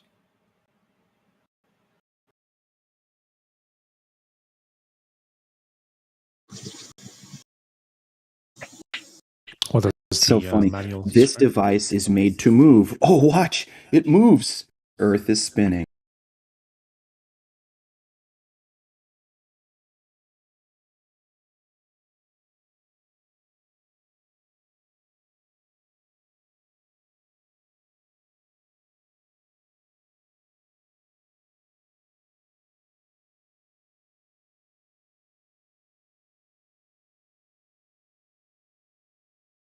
Oops, I gave you a German manual. Okay, why is that? Why is the title in English? Wait a second. Schwingen Sie Pendulum. I didn't know that there were user manuals for pendulums. Yeah, you have to know how to use that kicker device, you know. Yeah, you have to know where the power button is. You don't want to get that part wrong because it's going to be swinging out there. You'll take some little 10-year-old out. Well, the false cult pendulum, faux, F-A-U-X, false, and cult, because it's a heliocentric cult, is basically predicated on the idea that the pendulum should swing straight forward and backward with no deviation. The deviation, quote unquote, of the pendulum is thought to be from the Earth rotating below it slowly, tracing out instead of a straight back and forth line, more like a spirograph that precesses at a certain rate per hour, 15 degrees per hour, or something like that. But there's other causes for that other than the rotating Earth causing this spirograph motion we see in pendulums.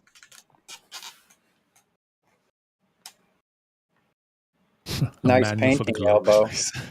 Meadow comes in with a hard lesson.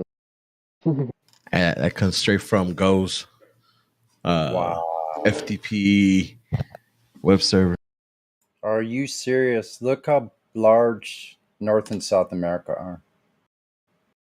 So no huge oceans, just a little bit of Pacific and Atlantic. Look how close the Africa is to South America in there.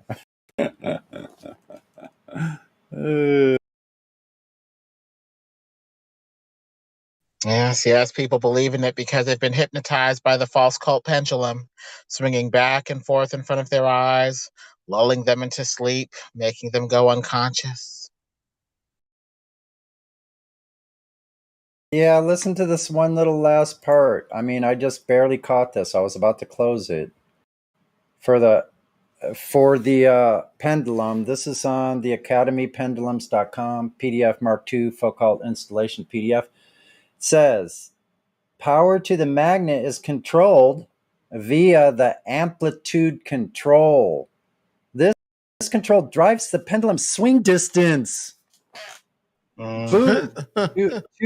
Too much power, and the pendulum will be driven past the designed swing distance. Too little power, and it will not reach that distance, and may in fact cause the pendulum to start swinging in an oval or figure 8. If this happens, it will stop running after some period of time due to erratic triggering of the photo beams. Oh, they got photo beams and magnets to control the amplitude. Nice. It is important to note when the pendulum swings to the proper distance, the O-rings on the armature should make firm contact with the magnet. Depending on the architectural design, some mounting platforms for the pendulum may easily be accessed via catwalk, while others may require scaffolding or lifts to gain access. If your pendulum installation requires scaffolds or lifts, you'll want to make sure everything is working correctly before eliminating access to the tower. Which PDF are you reading? There are like multiple of them. The one just put in Academy pendulums at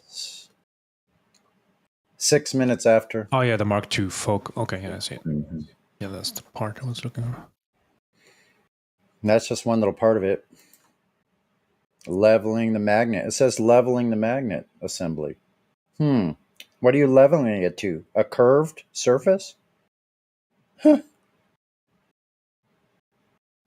Foucault's pendulum. Digital occult library. Whoa. Where's this from? CUNY.edu.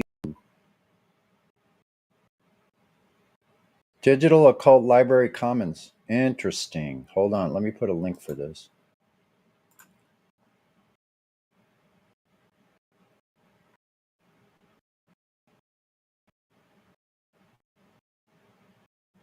Oh, this ought to be a gold mine in here. I don't know what stance they're taking exactly, but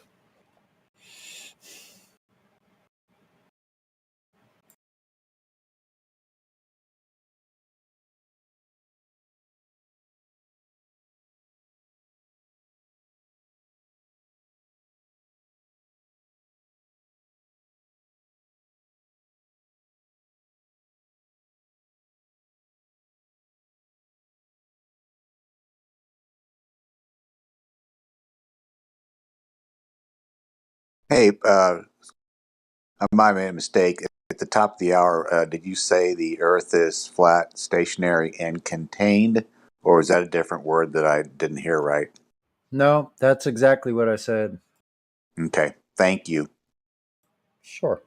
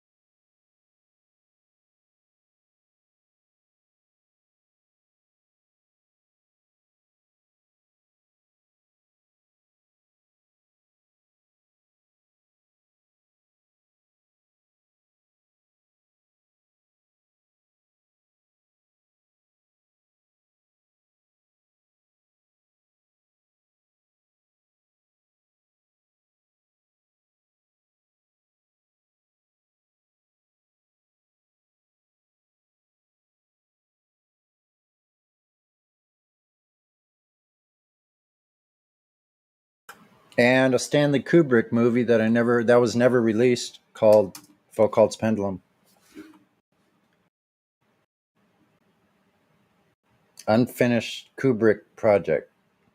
The film would have been based on Umberto Eco's novel of the same name about three friends who became dangerously interested in. Hold on. Where was that? Dangerously interested in conspiracy theories and decide to create one of their own called The Plan. Boy, I'd love to have seen that movie. It was never made.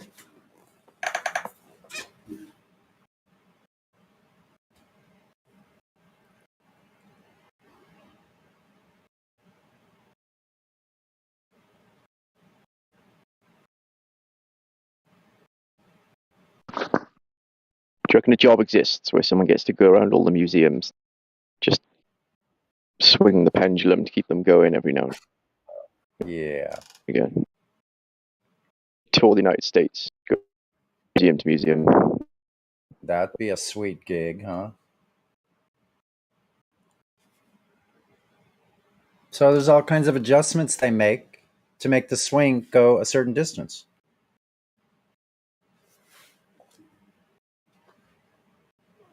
So it's controlled.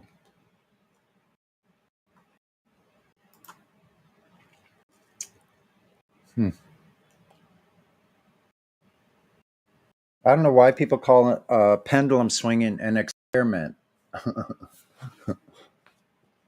Okay, here's the experiment. I'm going to make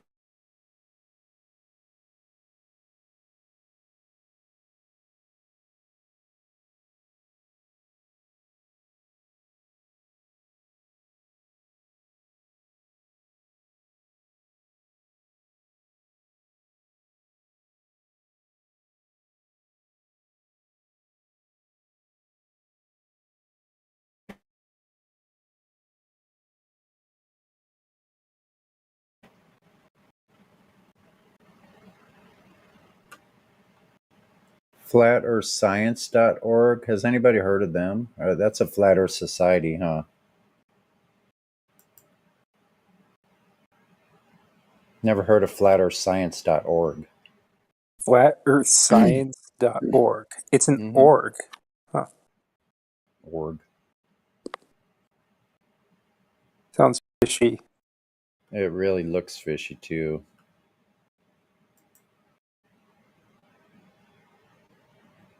I think this is Flat Earth stuff, and they're going through every single major Flat Earther: Jeranism, Eric Debate, Globebusters, allegedly Dave, Mark Sargent, and ODD, and a bunch of other channels. I don't know. I haven't looked into this too much, but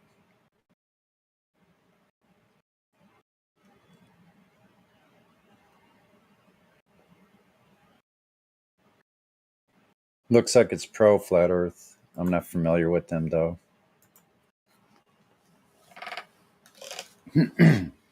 I mean, Jaren's been kind of, called out as suspect here before, but I don't think Eric has, as far as, genuineness of being a flat earther. Yeah, I don't know, man. I think there was a controlled leak.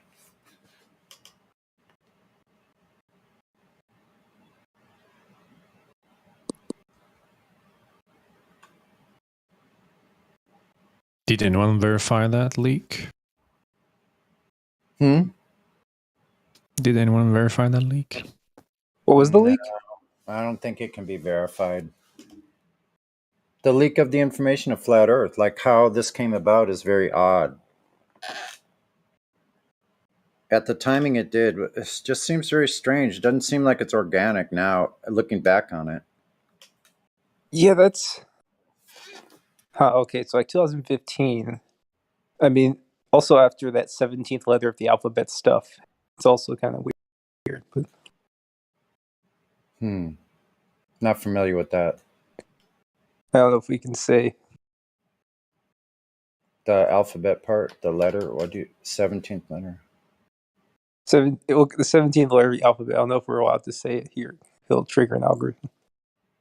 Oh, okay. No worries. Yeah, better not say it.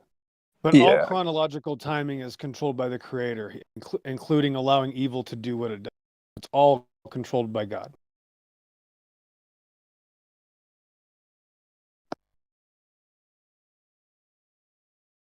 Wow, that's the first time I ever saw basketball do that.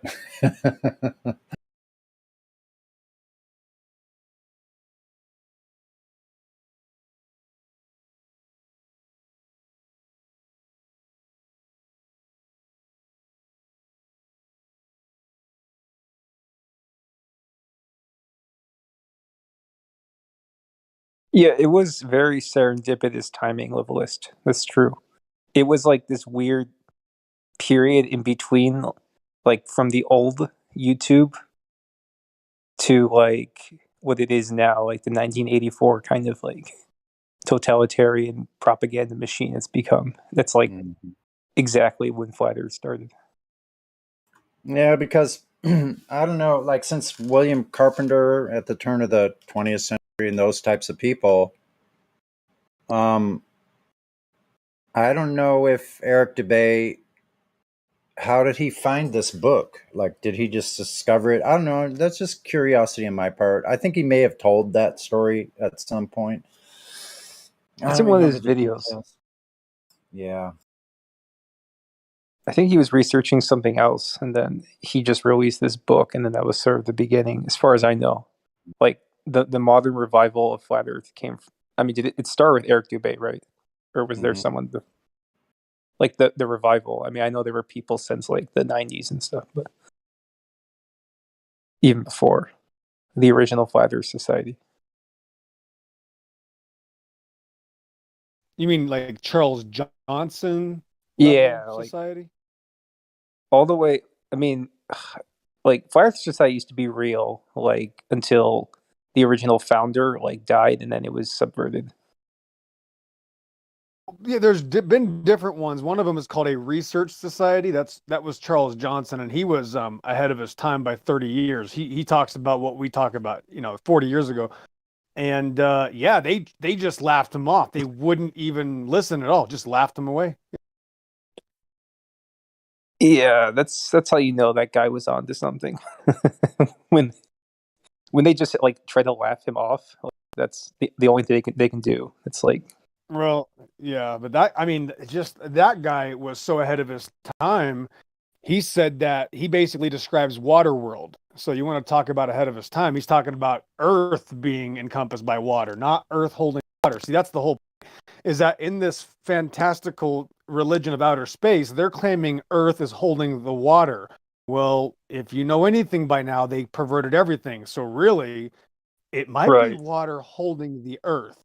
It might be if it's the complete opposite, I'm going to go along with it just by default. We already know there's more water than Earth, and it's not this whole idea, this seance that people say. Jim, write this down. This seance, which is a problem, right? We've been programmed for 40 years or whatever.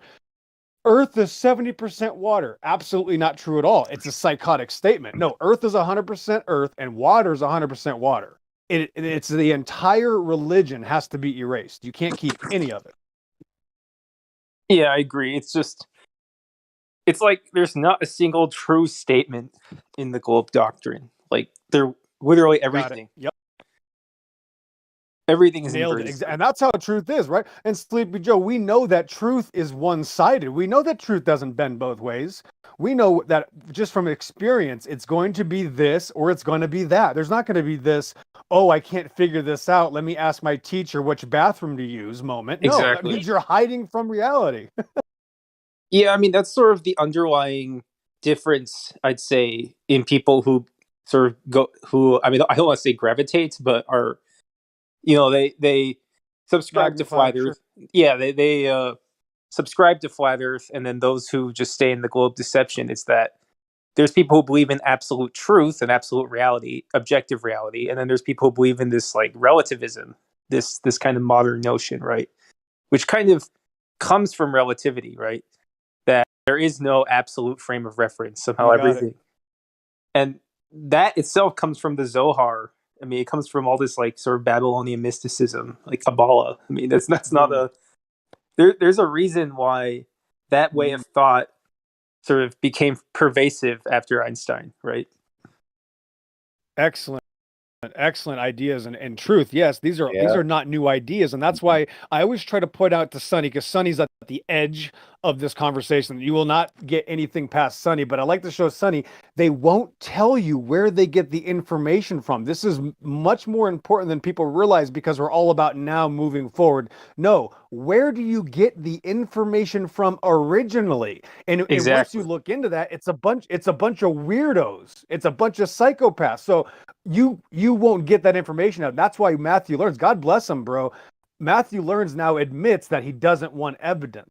That's how bad this religion is. We've moved on to a whole new level of the morality aspect of it, how it destroys your morality. It enslaves you to like anti-truth. It like lulls you in with this thing. It's like, oh, everyone can be right. And then you just become a slave to like anti-truth. Bingo. No, how right is that? They come in here saying, well, all you flat earthers have your different opinions, when it's the exact opposite. No, we all agree. None of you agree. All of us agree on the fact that, right, they're the ones, they project every single thing they say. They're projecting the actual complete reverse of reality. Anytime they say, well, how do you explain, this is my new favorite, how do you explain the flat face of the moon on a flat earth? Yeah, because we only see a two-dimensional face of the moon. Now I need to tell you why flat earthers have a problem. Everything is a projection. Now they're telling you Matthew Learns is the best example, because he's been here the longest. He is now so scared to death of his own belief system. He's saying you don't want to measure it. You don't want evidence. Yeah, that's how awesome. That you can't, and there's no need to, because you just believe. He's right. Yeah, he's trying to stop you at the gate. No, don't do that. We don't want to measure the earth. No. Blasphemy to measure the earth to verify this theory. Yeah. If he had it his way, he'd try to burn us at the stake, I bet. Oh yeah, bro. Listen, during when the tribulation happens, he's going to be pointing out people. There they are. They're hiding. Yeah, and surprise, surprise, they're not going to be coming for us. He's going to be narking out the Christian families that are anti-system. Yeah, he's going to be narking that. He's going to be holding that Bible. No, follow me, guys, and then he's going to just lead them all to the jails. Yeah. Oh, dude, he has narc written on his face. Just look at him. You think he's 100%. gonna? He thinks he's gonna be able to hide, like he has some kind of cloaking or something too. Oh no, bro, he's going to assimilate fully. He's going to be like, yeah, God ordained these people to be in charge of me. So this implant I have to take is obviously a good thing, because God would only allow good things to happen to me because I always trust him, except for my eyes.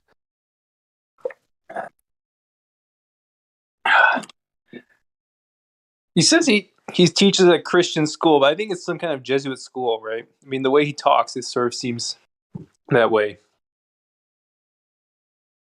He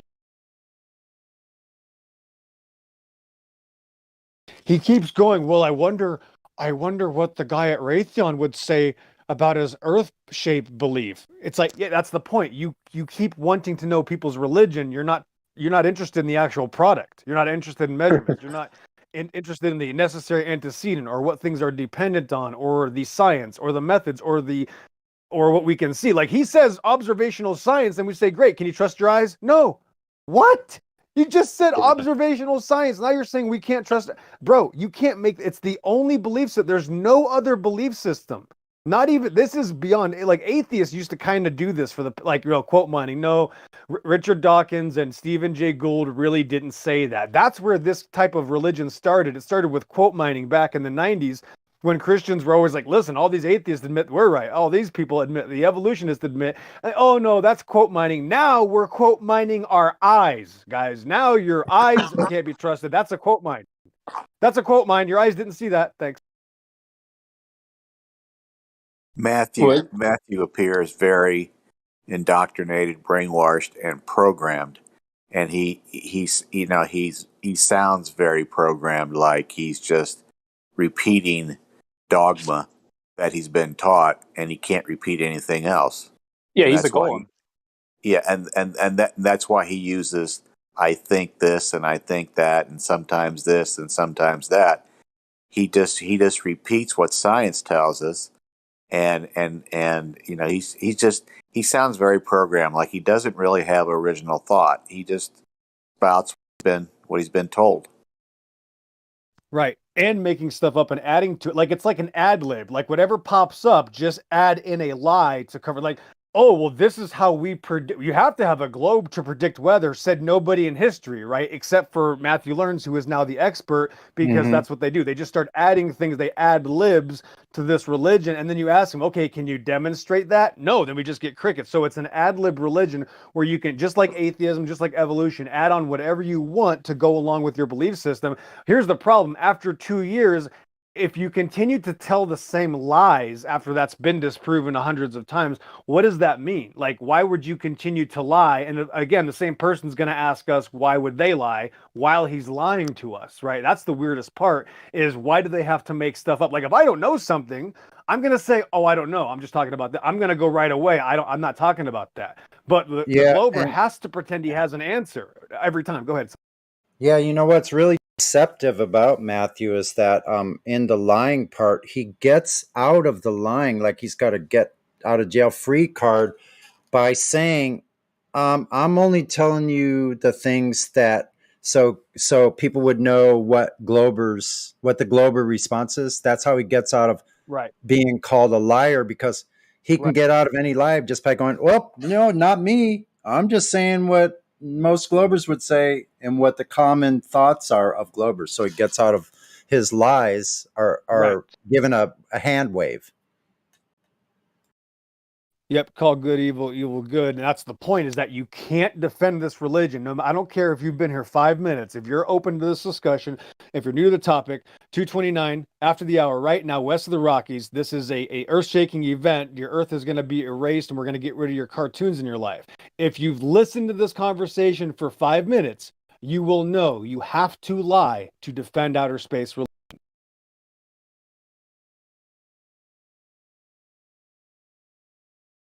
After 7 years, Sonny, 7 years, I've heard every single person who has to defend this religion either shuts up and listens. Listen, they either shut up and listen or they lie. There's two options when you're new to a topic.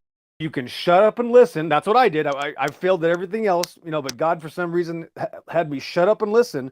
You have two options. You can shut up and listen or you can lie. There's no other option. I've seen thousands of people in the last 7 years.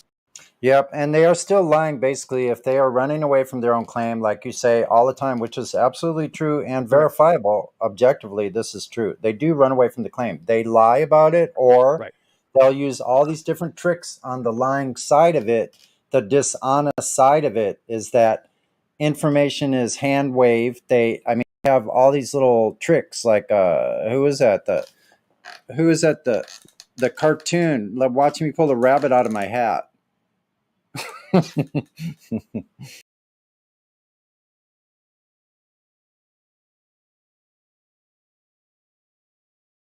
It's impossible to defend otherwise. I mean, if I said the same thing, I would be ridiculed. If I said, well, the moon always appears the same size, that's why I know the earth is flat, I would be told that's ridiculous. But if it's for the opposition of people that can't trust their eyes, you're telling me you can't trust your eyes, but now you can when it's not the topic. You see how weird that is? You're telling me I can't trust my eyes when I'm actually showing you the topic, but when I go outside of the topic and then have a baseless assumption, now all of a sudden I can trust my vision. It's just, you can't make it up. It's the point is it's the only argument, the only religion. Hold on, the only religion ever that says this, that says also I can measure the ground with something that's not the ground, that's something that's away. There's no other conversation, listen, every single topic in history has never had that type of excuse to hide about a subject. This one religion has the exception for everything. Dude, it's literally from the Kabbalah, the Talmud, and the Zohar, this kind of like discussion, like the way they argue. It's this relativism. They have their own frame of reference by which they judge themselves and they judge you. And they don't tell you. So they're basically they're moving the goalposts constantly, just when it suits them. But this kind of vehicle for thought, it's really a tradition that goes back like already 1,000 years. And they've inherited it from people who basically promoted this relativism. So, yeah, I mean, this type of argument is very frustrating for those who believe in objective truth, who believe in logic, right? Who actually function on ethos, because they are very slippery. They will just hide. They will just change their reference frame. Their like frame of reference for judging the truth whenever it suits them. So it's like you have to keep chasing them. Absolutely. And basically, it's on purpose so that you can't nail them down, and they themselves don't ever have to confront themselves being wrong, because then they can just change whenever they're cornered. They'll just weep onto another frame of reference and say, on this frame of reference, like unicorns exist, and like you can't disprove me. I mean, it's like schizophrenia. Like you literally, these people are broken. Right. Exactly. And then when they'll say something like that, they'll tell you, well, you haven't been everywhere, so you don't know that unicorns can't exist. They will tell you that. They'll tell you that there could be Pegasus. You haven't been everywhere because there could be the Pegasus breed of unicorn because they fly too high for you to see anyway. So you can't, so they'll try to reverse it. And it's that quadruple negative. Like he said yesterday, guys, listen to what he said yesterday. He says, sometimes you can't see everything. And that's how we might know that it's there. Really? I can't see it. That's how I know it might be there. That's what he was claiming. So this is the paradox, the idiocracy, the polar opposite of what reality. Again, this is the only religion that allows this behavior. We don't see anything, therefore something might be there. It's that literal do what thou wilt relativism. It's not even like something might be there. It will be there when we say it's there. It's like they think they really control the truth. It's like, yeah, we don't see it, so it's there. You can tell it's real because it looks so fake. Like, their statement is kind of like this. It's kind of like, oh, just because you can't see it or prove it doesn't mean it's not real. Yep. Right, that too. No, he wanted to compare that with the phone, like and radio and waves and Right. He always says that. Yeah. and because I think that he wants to move there, because of that we don't see curvature. It's there, but we don't see curvature. Right, but the problem is that's not a comparison because we can test radio waves just like we can test flat Earth. Radio waves and flat Earth work. That's not my claim. That's everybody's claim that uses radio waves and that uses technology. It all depends on not adjusting for curvature. So he makes up this psychobabble just to talk as if that gives him an argument. It's just a psychotic religion. And every single like technological or scientific proof of the globe, so-called proof, they literally they'll take the sextant and they'll just go through everything. They use the artificial horizon, they get the angle elevation, blah blah, or same with the radio waves, use the trilateration. They just do all the correct stuff. And then at the end they say, and we assume this is on the globe, therefore the globe is real. It's this complete magician, this prestidigitation. They're literally just hijacking the truth. They'll just say something that's correct, and then they'll say at the end, they'll tack it on oh, and this was on the globe, so the globe is real. It proves the globe. It's like saying I drove to the moon, and then you say we have evidence. And oh, you don't believe in gasoline? It's the same thing. It's the absolute most psychotic argument you can think of. I'm asking you for evidence that you went there, and now you're asking me if I believe in the propulsion fuel. You see, that's what it is. There's no direct. It's got to be some ad hoc, outside of the way, can't see it, can't test it excuse, and then to ask you a question like you did earlier. Oh, so you're saying that the newscaster people are just making stuff up? And it's like, that's the point. They depend on flat Earth to tell the news. You're the one saying they're making it up. It's not my claim. They're projecting their own claim. Yes, exactly. Yes. This projection that's I don't know, man. The only way they survive, they can live with themselves, is they just project all false onto the person they're debating. Right. Let me give you another one, CB Joe and Jim. Write this down. When they say, "Oh, you think it's some giant conspiracy?" No, you think it's some giant conspiracy. All the pilots admit they don't adjust for curvature or spin. That's my claim. So anytime they say anything at all, it's 1,000% projection.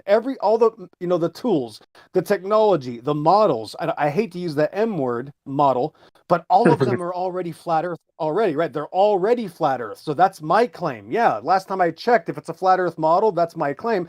Everything done in history is based off of that. There's no ball models working for anything. That's why it's only a cartoon. So again, it's project. When they say you don't have a model, it's the opposite. They don't have a model. Every time. Yep.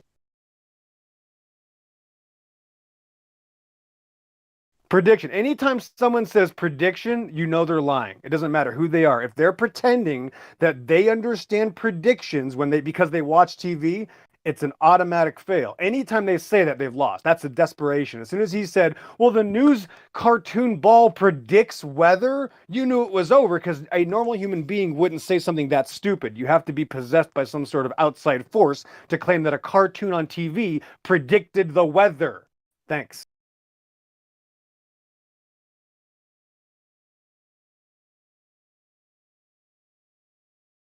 And how was used curvature and rotation for getting weather properly? Well, that's how we predict weather. We use balls. Yeah, that's what he said. But how? Yeah, you ask him how, and then you get crickets, and you get, well, that's just what they told me on TV. That's his claim. Were you not here? Oh. Bro, listen, you should have. Were you here, Sasha, for the past couple hours? I know. Well, I don't want to listen anymore, Matthew, a lot. It's enough. 1 hour, it's too much. My gosh, because my opinion is, if you show him even the photo of entire Earth flat, I think that still he will have a doubt. He will. I think he will wait on CNN news that somebody announce that Earth is flat. He wants to hear that on the news. He don't want to hear that from you. He wants that some journalist say on TV, listen, NASA was mistaking, everybody knows now, and then he will believe. Not before. Right. Let me elaborate. Let me kind of extrapolate on this, because this is a psychological thing. I don't know if you guys know about we used to watch Forensic Files on the day, and they still show that there are murders. People still go out and commit crimes on the plane of existence. And when they do the psychological, evaluations of these people, all of these people wanted to have something, and they wanted to have it over anything. They're willing to do whatever it takes to have something, such as Chris Watts. Chris Watts ended up killing his entire family so that he could start over and have a new girlfriend.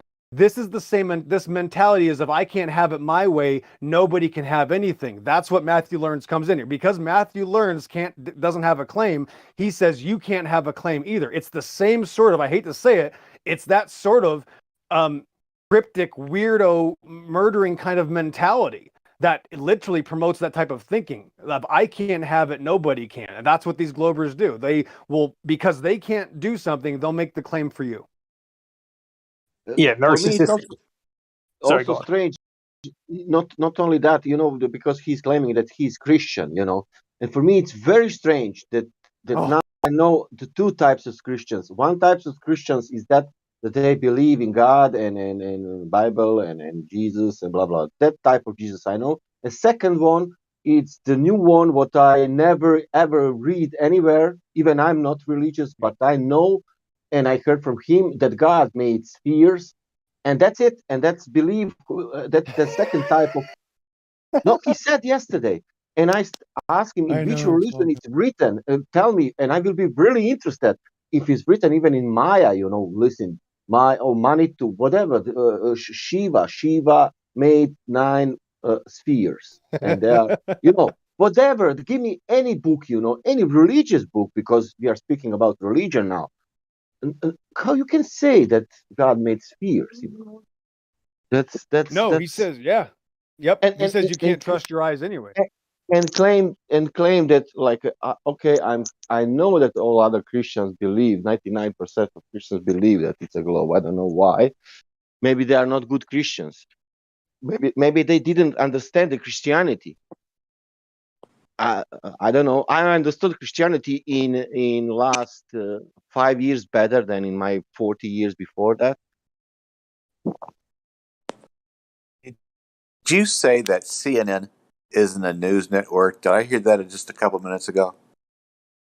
No, I said CNN, let's say like a one mainstream television. I will say say BBC. Let's say BBC. There's a few things that CNN might be. They're not a news network, but they might be the Clinton corrupt Chinese communist comedy collusion counterfeit conspiracy constipated criminal crappy created clown crying crazy Even better. ball network. But they definitely aren't a news network. Then even better. That means that Matthew waiting from them that they announce that news. That Earth is flat. Then Matthew will believe that Earth is flat. You can show him 2,000 miles of flat surface, and that will be a refraction again. The thing is, with most Christians, they do not seek any truth. Even though it says in the scriptures you should reprove everything and you should expose darkness. Many Christians these days, they're just so washed down and so filled up with the things that are going on in the world that they rather want to fit in between everyone else instead of actually, talking about unpleasant truths. So that even people they know, that they should actually expose darkness, but they rather keep quiet instead of speaking about the things that have already been, which have already been revealed to them. And there's a very distinctive thing that our Lord says about these people when they are too afraid to stand up for truth or for Him, so to say. It's actually very sad. And I even know these kind of people within my, space. I personally will never keep quiet. If someone asks me,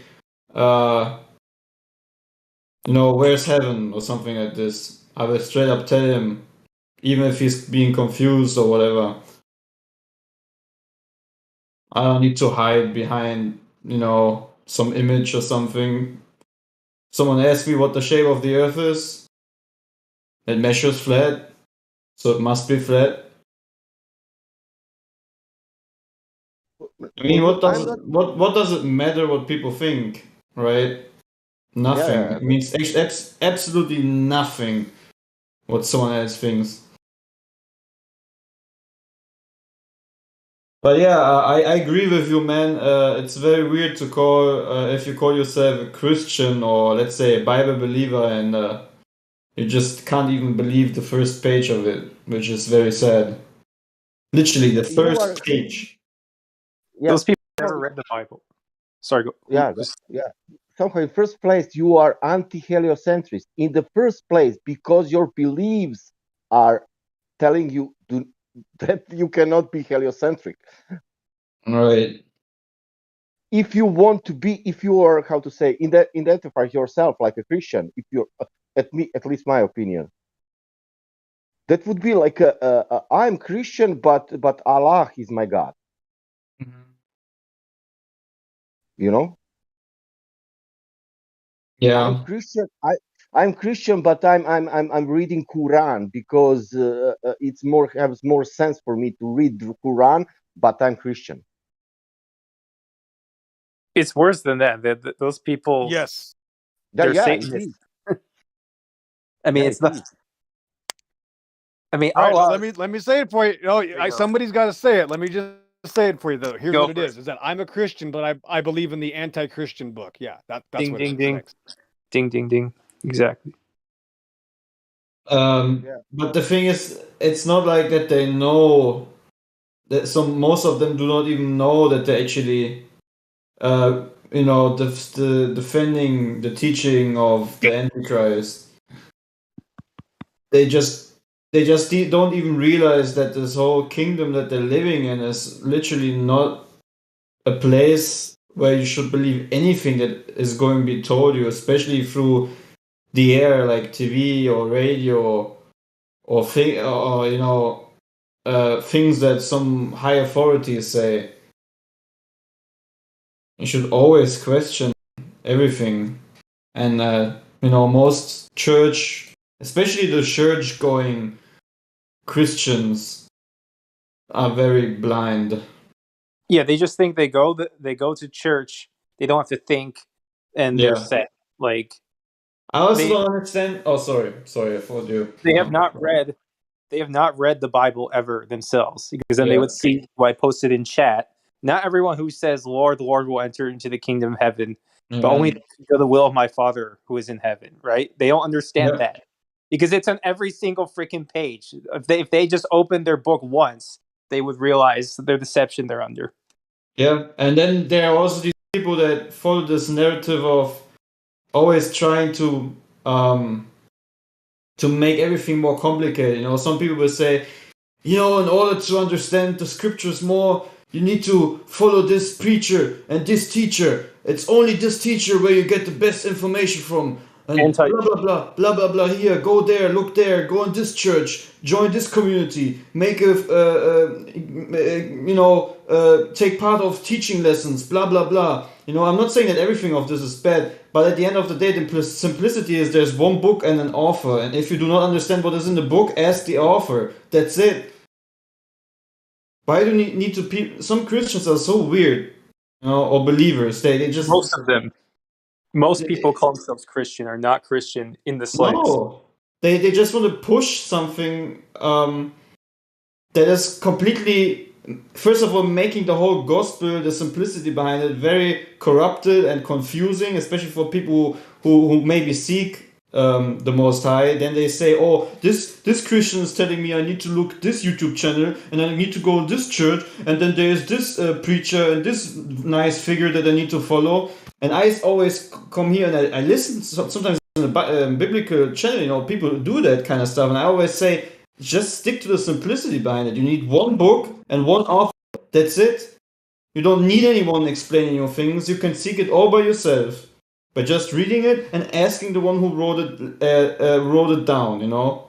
So it's funny. No, it's not funny actually. It's actually sad how overcomplicated the whole situation has become because people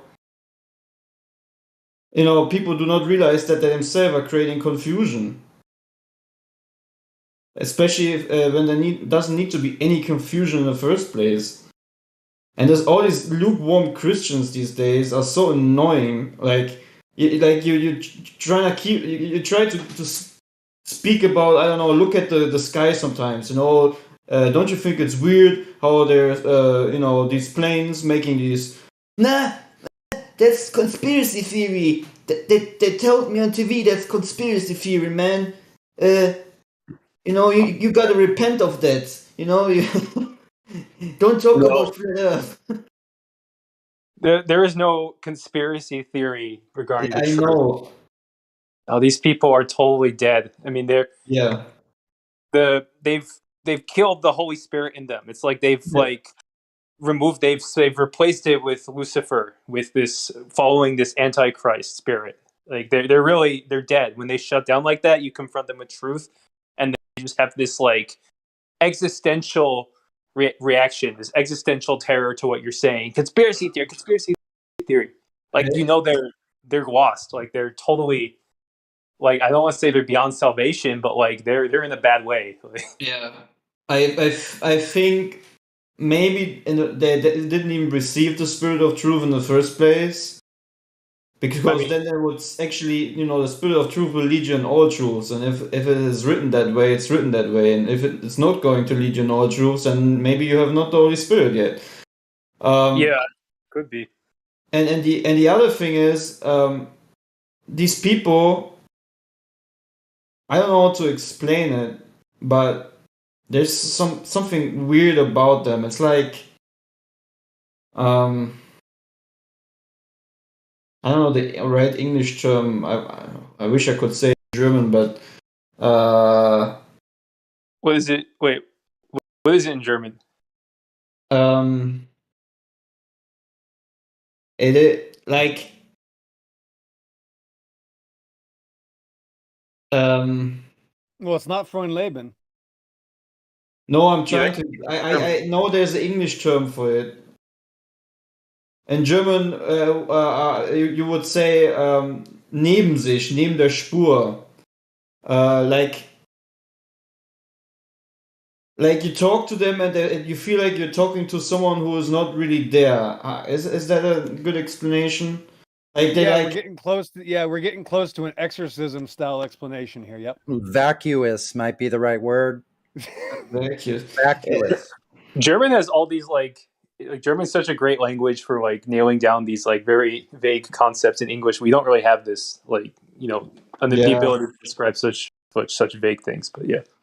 What is the word in German again, please? Neben der Spur. Neben der Spur. Neben der Spur.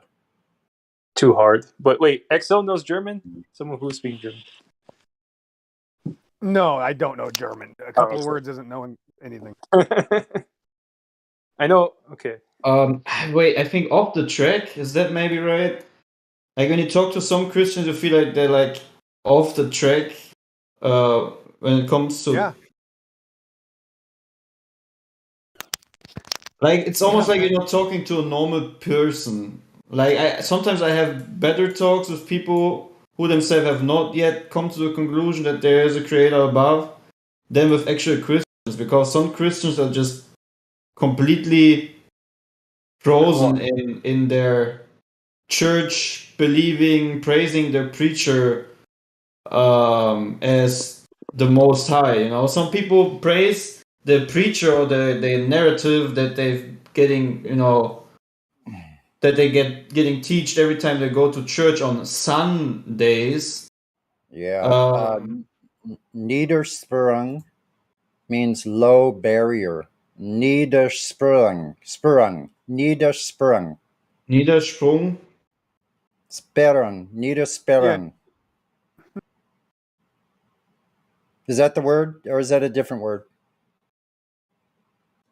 No, wait. I'm gonna type it in chat what I wanted to say. Neben der Spur. Needed to need. Okay. Neben der Spur. Okay, one minute. Let me look this up. Neben der Spur. Neben der Spur. You gotta change the way your mouth is shaped to speak this way. I know, it's weird, right? Like you need to contort your mouth to speak German. Yeah. I think you need to be more angry, like when you say like neben der Spur. Clay. Listen, Clay, we're gonna join the Kriegsmarine and then raise the Bismarck, all right? Kriegsmarine. Jawohl. Verstanden. I love this. Damn, this guy really is a kraut. You are a kraut, bro. I like it, man. Man. And then we're gonna march to the song. What is it called? Westerwald. Better get careful. Festival sounds like festival. Jawohl, comment on. Jawohl. So, neben der Spur. Oh no, wait, no. Do you know the song Erika? Hold on. Neben der Spur means next to the Rammstein. Yeah, I love that song. It's by Rammstein. We all live in America. Yeah, that's a great one. No, Erika. I know America also by Rammstein. That's a nice one because they mocked the moon landing.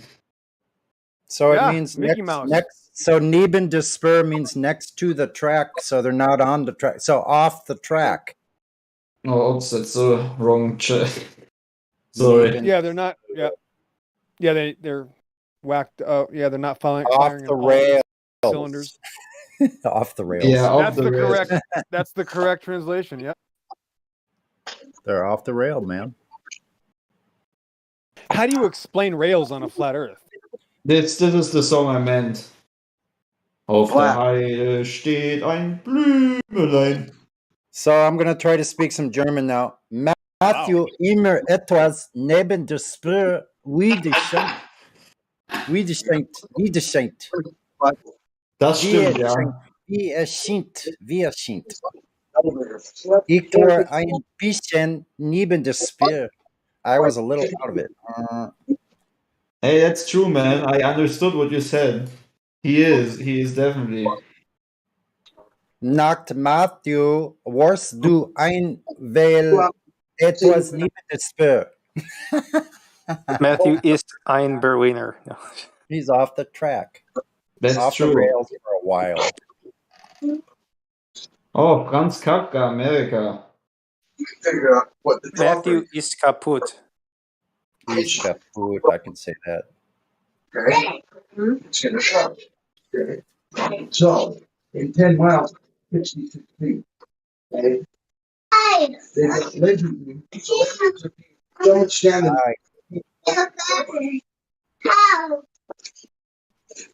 I bet that kid knows the Earth is flat. I just tried to teach you. You don't want nothing to do with it. Well, when they fall down, they hit a flat floor. So there you go. Anyone can understand that. He said maybe. He said maybe.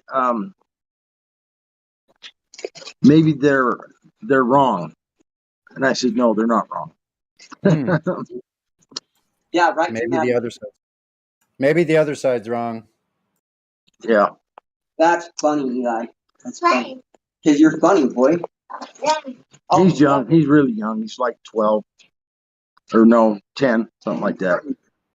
He's not. That's funny. That's funny. Then he's my sister's kid. Sister's kid's kid. So my nephew, I guess. Yeah. Yeah, they are pretty good. And yeah,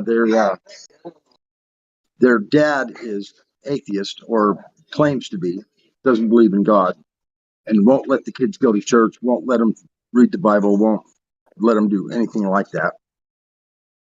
And that's very sad. Yeah, extremely sad. Yeah, because that's what you do in a free society, right? You limit a child's thinking to only one way. Oh, that's going to be helpful. Yep, exactly. Wait for this generation.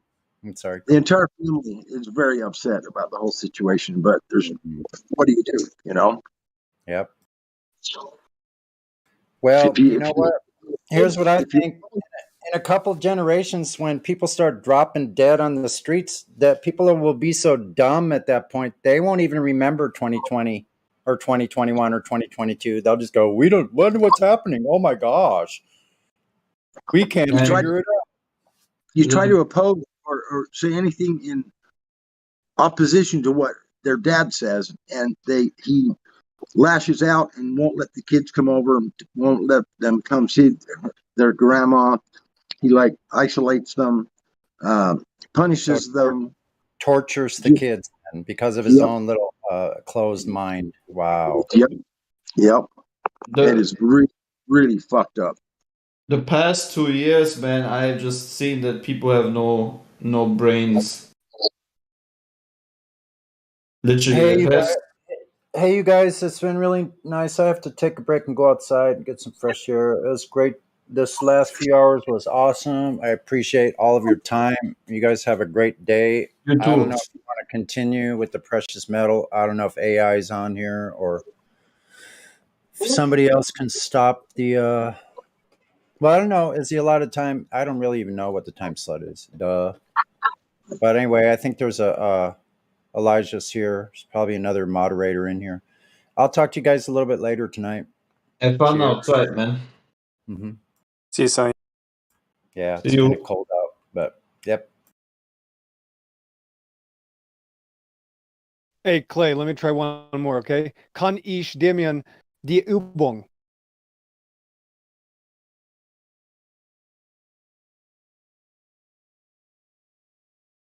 Wait, can you repeat that? Sorry, I hear a weird noise and that caught my attention. Okay, well, I took this from Kan ich Klavier spielen, which we know what that is, and Yeah. Kan ich dem die Übung? Die Übung. Wait. The exercise? Yeah. What the hell are you saying? That's the only thing I also understood. Too far.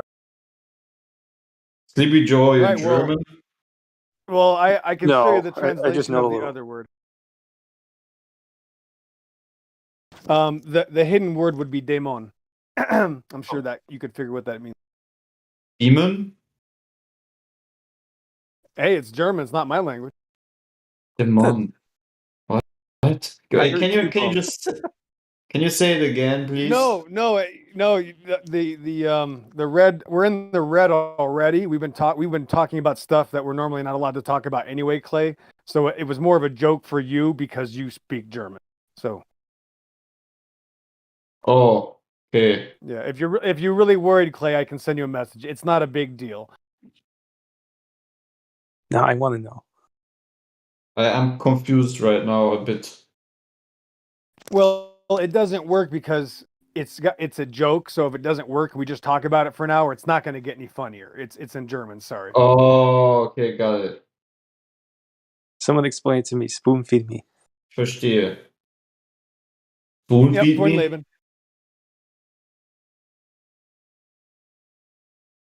Spoon feed me. Spoon feed me. You want to know what in German what you would say, or? No. I just wanted him to explain the joke to me because I didn't get it. But I'll we could send it to you. Yeah, just send it to me.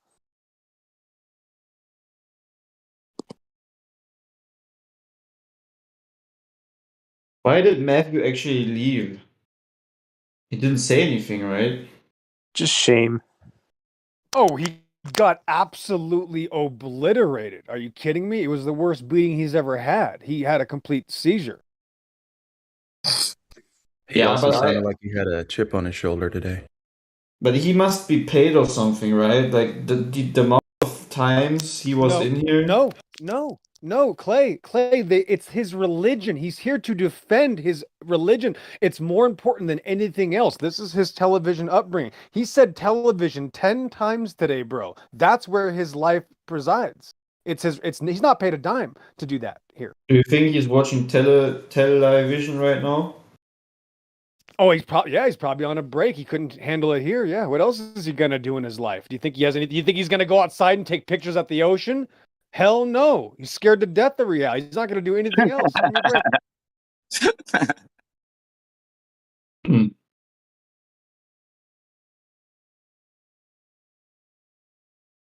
Well, I'm just sorry for the people that just don't get it somehow.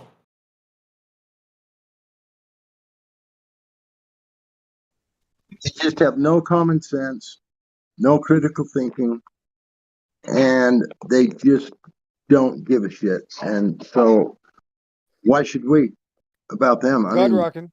what? Well, I was calling for you earlier because you weren't here. You missed Matthew Learns have a complete panic attack. What happened?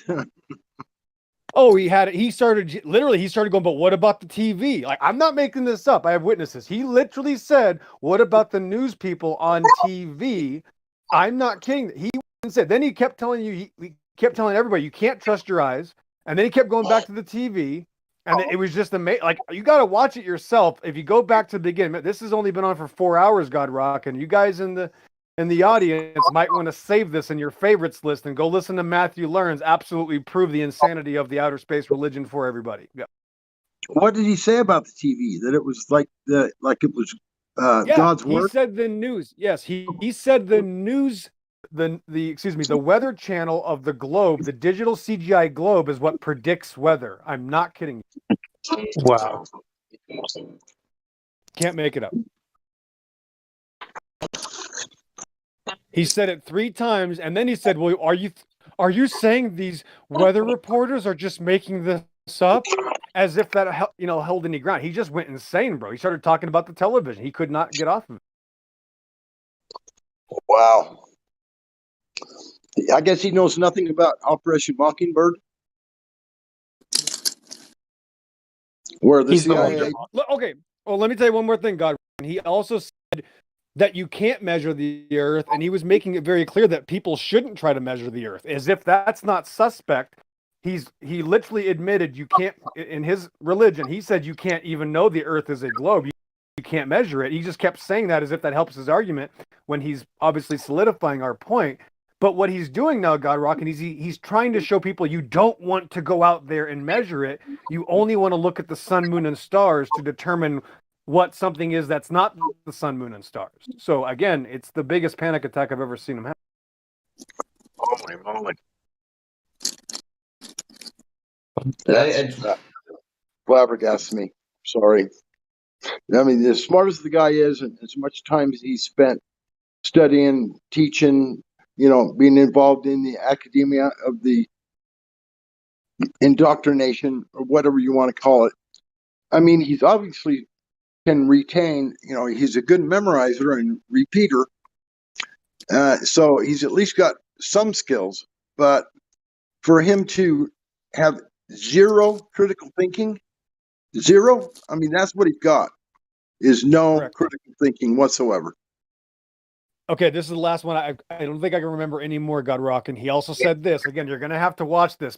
Please watch the beginning of this hangout, people. He said that even if you showed him the flat earth, no matter what you showed him, he would believe it because he knows the earth is a ball. What? Yes, he said no matter what you show him, it can't be that. He said that no matter what. You got to go listen to him. Then he is very ignorant. Er ist ein Ignorant. He's just completely and totally brainwashed. Is what it is. Right. Oh, I just remembered another. Okay, I remembered another one from yesterday, God Rockin'. Sorry. Popping up. Yesterday he said, just because you can't see something doesn't mean it's not there. Sorry. Oh my God.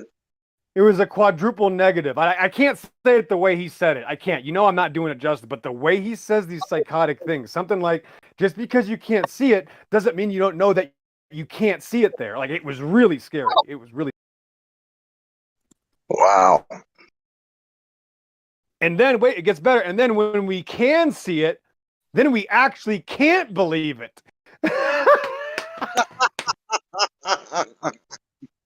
You can only believe it when you can't see it. That's when you can believe. That was Matthew's yesterday's claim. Yeah, so he's on a roll, bro.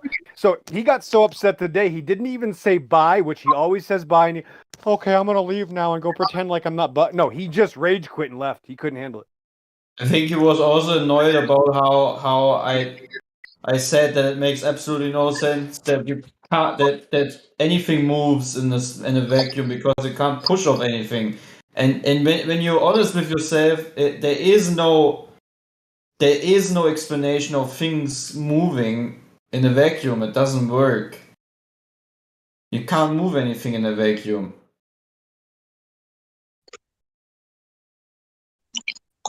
Well, we know that, obviously, but yeah, but wow. this, he thought he told us that things can move when they when gas pressure goes out of them. But how should that work if it's not pressing against anything? It makes no sense. Like it would just come out, right? The vacuum thing, look at it like this. I've said this before. I don't mean to be repetitive, but you take a golf ball in your hand and you can put it in the water. You can put it in the water. You can throw it in the dirt. You can throw it put it wherever you want it. Now take this golf ball and put it in nothing. The vacuum, where nothing. Go ahead, put it in nothing. How the fuck does that even make any sense at all? There's nothing there. If it's empty, then there's nothing. I mean, the concept of a vacuum is ridiculous. Nothingness doesn't exist. There's always something there. If you see it, if there's something you're seeing, there's something there. It's not nothing. Nothing is nothing, and I don't even think nothing exists. I mean, how do you explain nothing? What is nothing? What is empty? What is that? Right.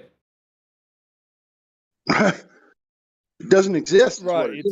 It's irreducible. Right. We have another irreducible complexity issue. You can't have an empty space. It's still a space. Yeah. Right. So you can't have an empty space. Right. It's still Right. still something is the point. We're correct. Right.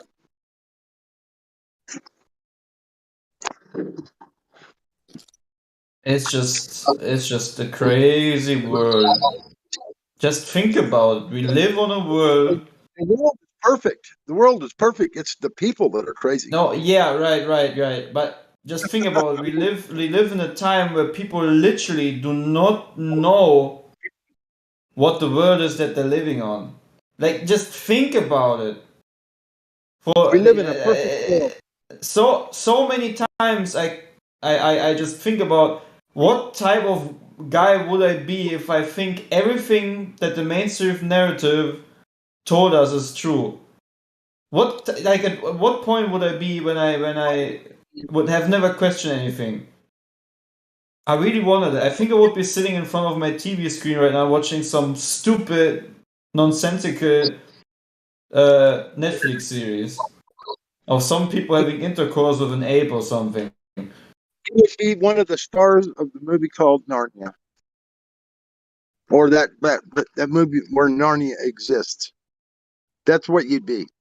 You'd be living in Narnia, which we know doesn't exist. So go ahead, Glovers, go to Narnia. Please disappear, go away, become nothingness, because you're of no benefit to the world or anyone else. Actually, John, God rockin', it's a good thing that you mentioned that, because I'm actually now paying for an all expenses paid trip to the edge of the earth for all the Globers to push them off of. So yeah, I am going to do that. Good. That's where they belong. It's called the Grand Canyon. I'm just going to kick them right over. Wait, that'd be a nice drop. Well, and I'm also going to drop a bucket of ants next to them, and then when they get to the ground, they'll notice that the ants are still alive. So actually, smaller things that weigh less actually fall slower than heavier things. I hear this. Let me explain something real quick, guys. I hear people pretending to be smart all the time saying they used to teach that heavier objects fall faster than lighter objects. And I think, well, that's funny because that's true. Yeah, heavier objects do fall more. Yes, if I drop talcum powder, it's not going to go down very fast. Does anybody have a problem with that? Yeah. Last time I checked, when I throw powder in the air, it's still in the air. Drop a marble, it's going to drop like a marble. Drop talcum powder, why is it floating? Uh-oh. So again, the pseudo-intellectualism, this idea that things all the same rate. That's the point. There is no average falling speed, you psycho. Good point, XO. Oh, that's hilarious. You know what? Listen, Godrod, the reason I thought of that was a few years ago is because when I was a very small child, my dad was a skydiver. And he used to tell me, again, I mean, before I was even 10 years old, he would explain, yeah, if you dropped an ant from an airplane, it would land without a parachute and be fine. And then he went to go further and explain how his friend's parachute didn't open and how he died because he hit the ground really fast. Well, that never left me. And now here I am 30 years later going, wow, nobody notices that you can, things that are really tiny and light don't fall at the same rate. Anybody notice that? I mean, there's these things like burn, they catch on fire. It's called smoke. And these solid particulates go up in the air with the help of fire, and they float around. They're solid pieces of wood, and they're floating around. So you want to think about that for a second? Thanks. Right. Oh, I'm with you, 100%. Another thing is that I wanted to say, when I remember back in the days when I was, young, and I think the only thing I looked into was 9/11 or something, but I was very still in the world, in the matrix, so to say. I remember being a person of the only definement I had in life was actually define myself through the material that I had. And now when I look at people that are so full of the matrix that I live in, the only thing that they most of the time can do is define themselves through the things they buy or they possess, I think that's a good example. Actually, the volcano, it sends all that ash up into way up there, 50,000 feet, whatever, and then it settles down and becomes rock on the ground or solid, ash. Yep. It solidifies. Yeah. Why doesn't it just fall? Yeah. Right, travels across the country. 40 years ago, people were getting Mount St. Helens ash on their car hood in Texas, from what I heard. Yeah. Yep. And that ash is extremely dangerous to breathe in, by the way. Anybody, if you experience any ash from a volcano, get a respirator quick, because that stuff goes into your lungs, then solidifies like concrete, and you die. So please stay away from the ash, my friends.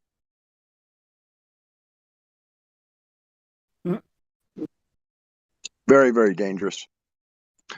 Turns back to rock as soon as it hits your lungs.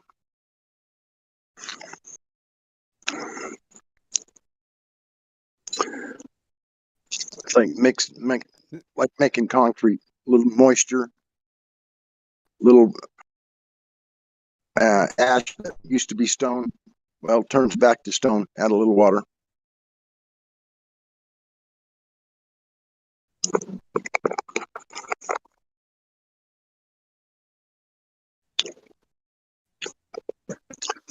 How many right, so it's to point it out is the whole point, Godrock. And go ahead. As I said, how many metric tons of particulate go up into the sky when a volcano goes off? I mean tonnage goes up and then slowly comes down. We're talking massive amounts, metric tons. A lot of weight, a lot of heavy particulates. I mean, if you think about the clouds that you see in the sky, especially rain clouds, just think about how much water there is actually levitating above you. Yep. That's what's always getting me, like all this water is going to, water all the planet. Everything that's necessary for Let's, just let alone thinking about that. For some reason, you have, let's say, a part of an ocean, so to say, in the sky, where supposedly there's called magical gravity holds down the oceans, but simultaneously you have vapor, which is like a huge ocean or lake, hovering above you sometimes. Yeah, a cloud is like an ocean floating in the sky. Yep. It's Massive isn't it weird? Yep. It's just the world we live in. It's the buoyancy and density, and it's the gas laws, and all those things fall into effect somewhere. Right. What about dust storms? What about dust storm? Right. Well, yeah, go to Burning Man and experience some dust.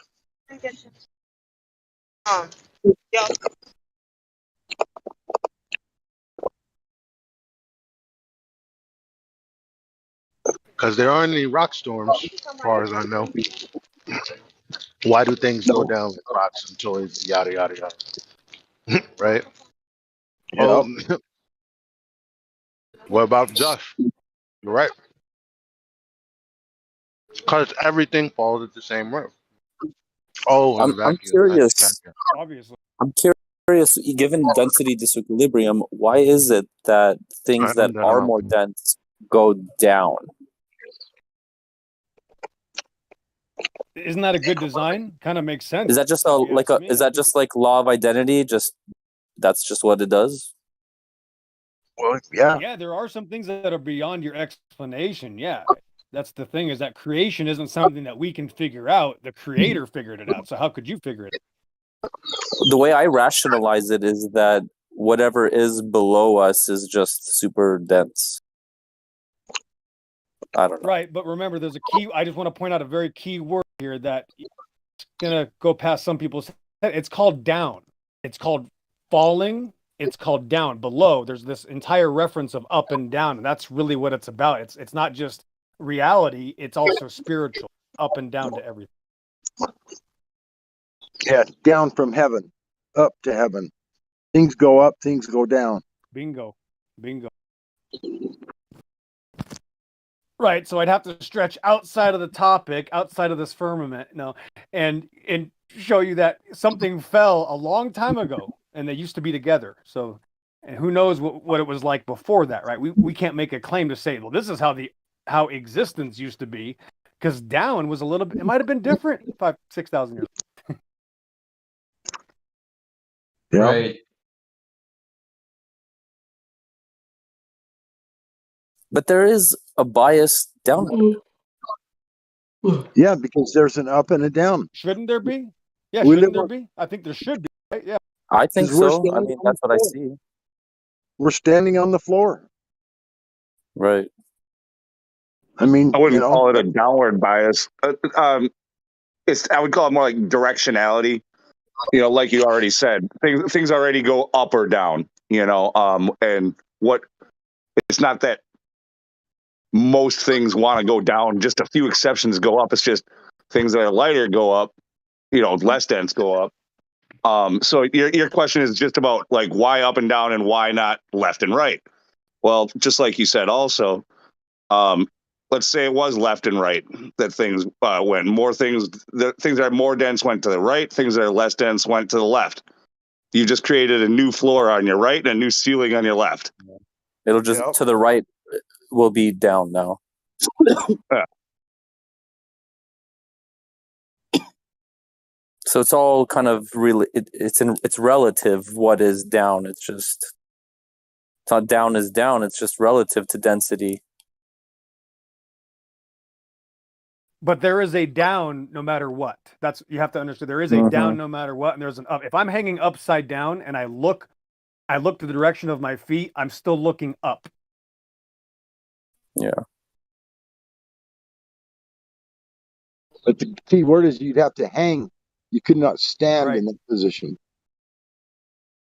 Right, unless I walked on my hands. Yeah, I'd be walking upside down.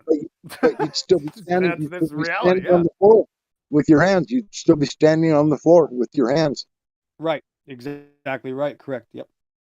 Hey, during Flat Earth debate, they talk about violation of the spherical celestial model or something.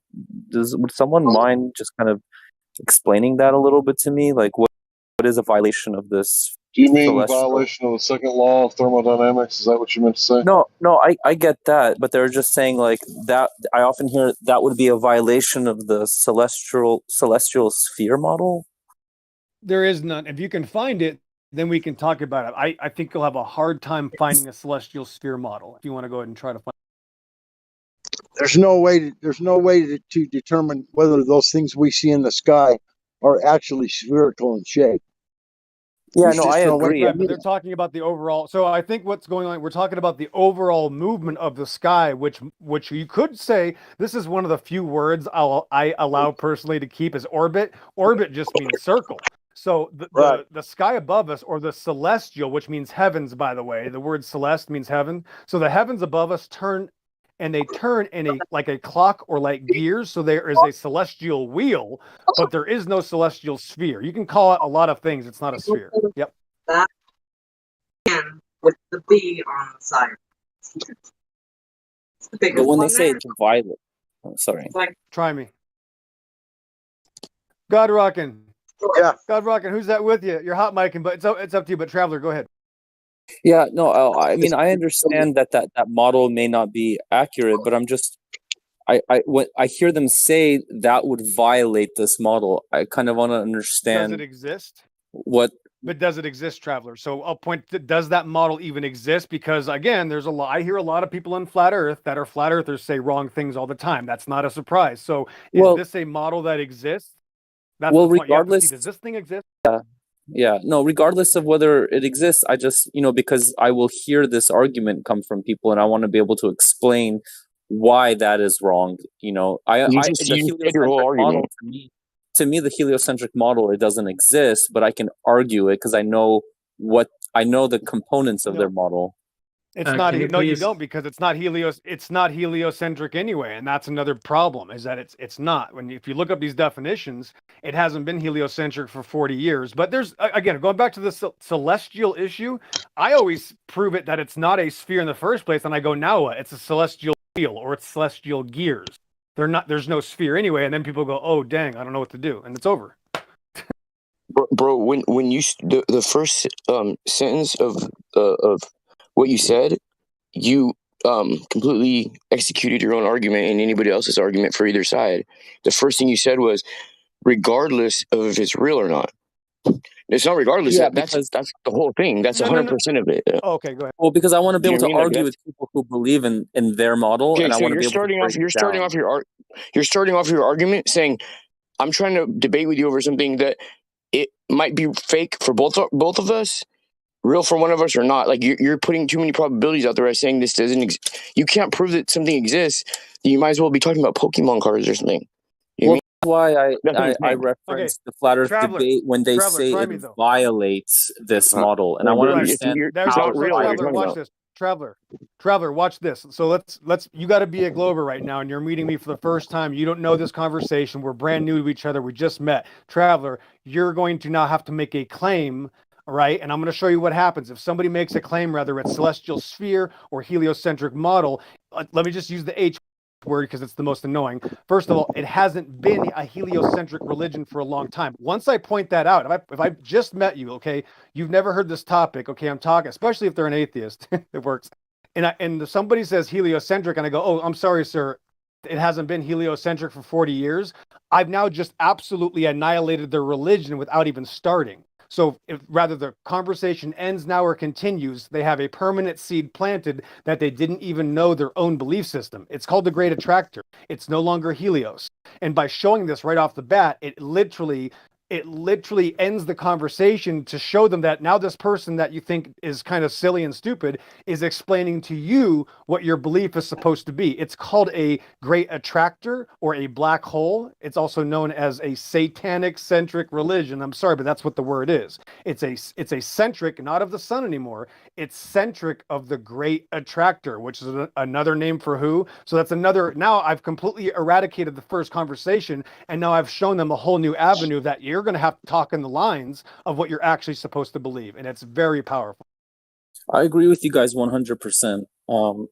I just wanted to understand what is being violated. Like, I get it that it's not real, and we're just like going on some slippery slope and having to assume a bunch of things. But when they say that violates this, like, I just want to understand their reasoning when they say that. I mean, they don't say, "Oh, Well, they it's might violated but you got to because be it doesn't careful. exist." You got to be careful, though, Traveler, because they might be wrong. There needs to be more information of the argument to be known first. It's too vague. Yeah, it is. But I would wait until you see QE on here, or maybe Arwen, and ask them, because they're part of that show. Yeah, because they're the ones that are saying that all the time. It violates. I mean, I think what was his name? Refracted curvature. He always. I think he started it when he'd point out that it violates their model. It violates that would violate their celestial spherical model. But like, what is that? That's what I wanted to pinpoint. Right. So we're still trying to go, what are we even talking about here? We're looking at each other with our arms up going, what's the topic? We don't have it. We don't know what the celestial sphere is. Nobody can show it to us. It's a hypothetical. Right. But what I'm saying is that the celestial bodies that we can see in reality destroy the outer space religion. I'm not trying to destroy celestial anything. I believe in the heavens above. They don't. They don't believe in the heavens. They believe in a cartoon anyway. They don't have a claim. I mean, let's unzip it all. Take all the baggage out and say, what are you talking about?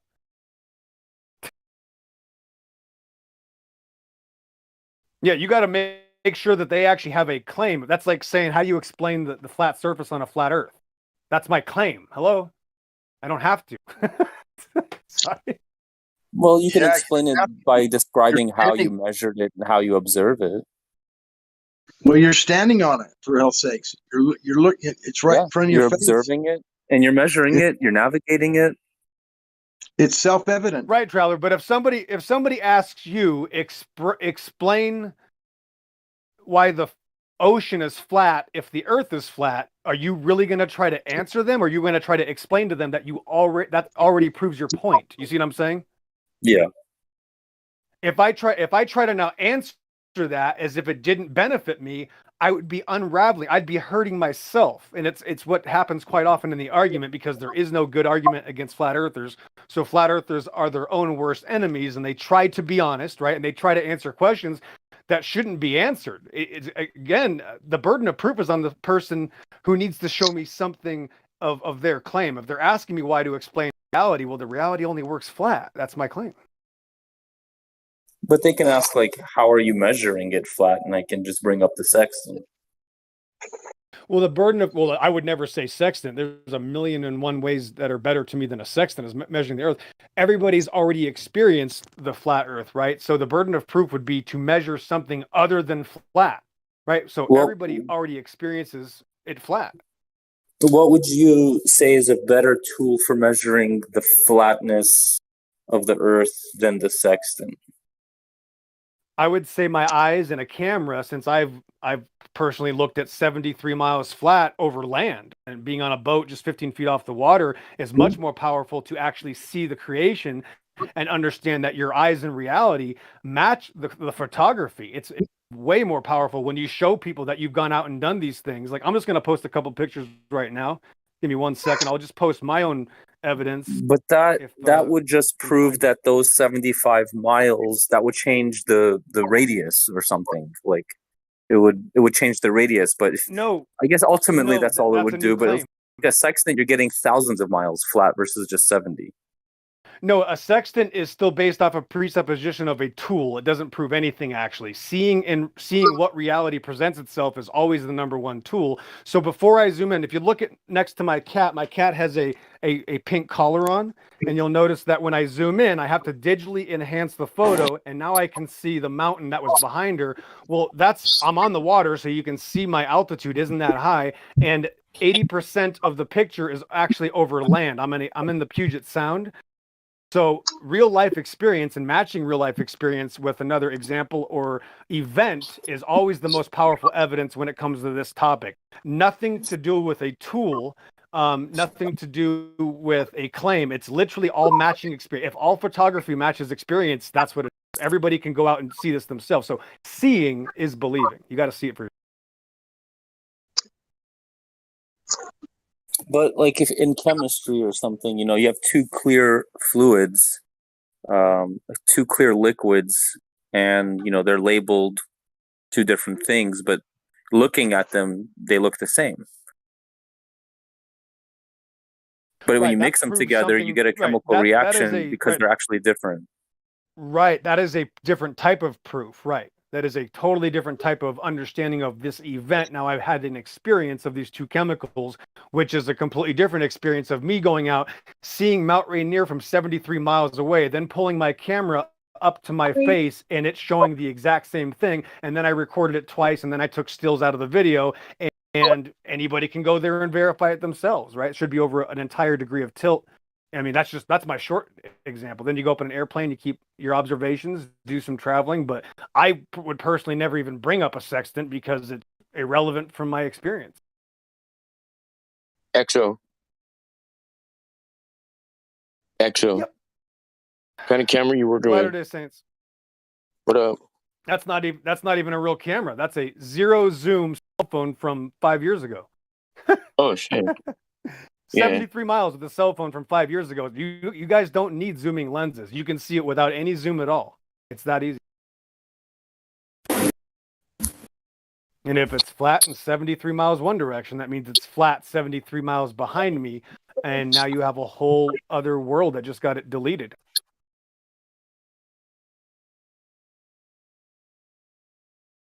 And that's, if you guys don't know, that's railgun distance. Guys, I mean, the railgun is literally designed to have an effective range of 60 to 90 miles. And you can see 60 to 90 miles on top of a tiny boat. 3 miles. I'm on top of a tiny boat, guys, and I can see 73 miles. I don't even see a horizon. The horizon's behind the mountain. What now?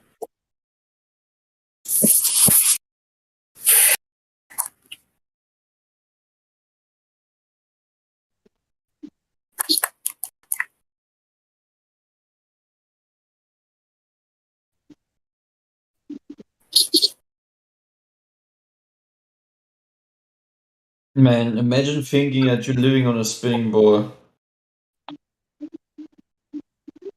after you went through thousands of discussions on this Discord.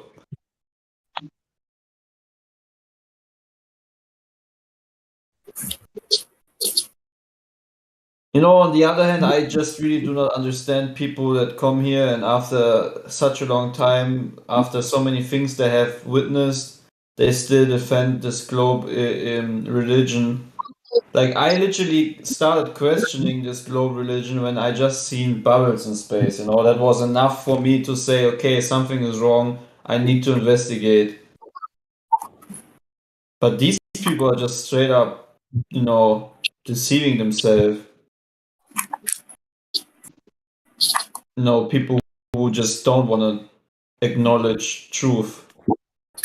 That's ridiculous. And at some point, I really do not have any, what is it called? What is the English term? Mitleid. Pity? Compassion? Yeah. I'm really not sorry for these type of people. They really choose to be that way. Sympathy is a good word as well. Yeah. Like they really choose to be ignorant. That's the thing, you know. Ignorance is a choice. It's not like, okay, I mean, there are people that are maybe intellectually too limited to really think about topics like that. But especially the people where you know they have some brain and they just ignore what they're presented with. That's just not understandable, and I can't respect that at all. It's just literally showing that they are an ignorant character.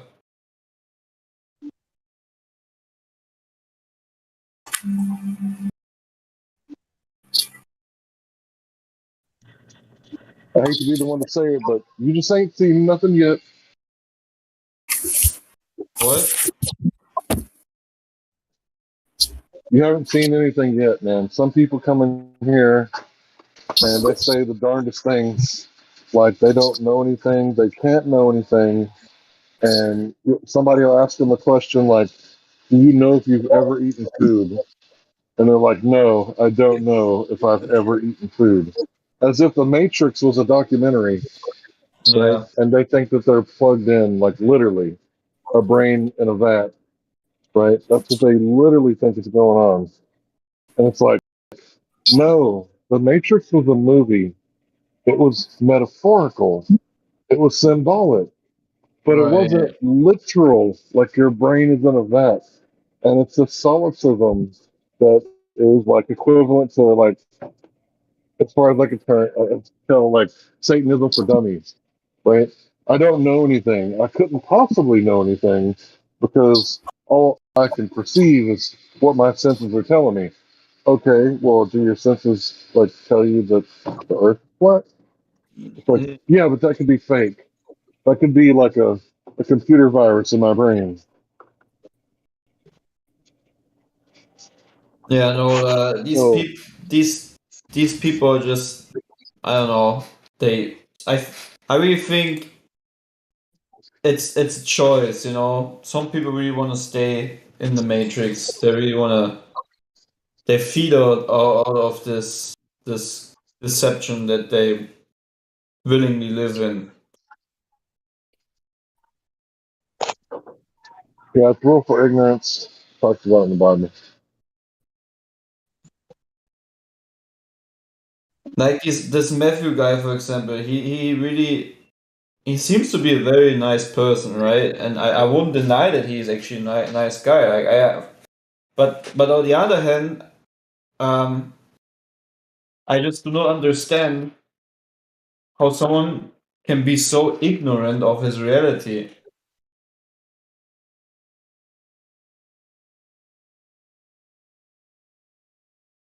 But Clay, you It's not heard for that you to he understand. desires to have that religion. Yeah, but doesn't it like are people so easy to let's say make them corrupt? So Answer is like yes. are they Answer is literally yes. people? Absolutely. I don't get people that can sell their like. For example, there are people that you can buy them and they will believe and say anything you want them to believe as long as you give them something. It's weird. Like Dude, mind control. yeah, Mind control is a real thing. You know that, right? but I bet you that Matthew actually already at a certain point realized that his religion is, complete BS and actually what we're saying is true, but for some reason he has pleasure within this deceptive religion. But I just don't like I would every day waking up knowing that I just keep on going with the mass would make me feel so like retarded. I mean, maybe that's the wrong word, but so That's the correct word. No, that's the right one. Yeah. meaningless. Like I would feel terrible about myself suppressing something in order to stay in something which in the first place is just complete, craziness. I just don't understand why some people don't have that That's right.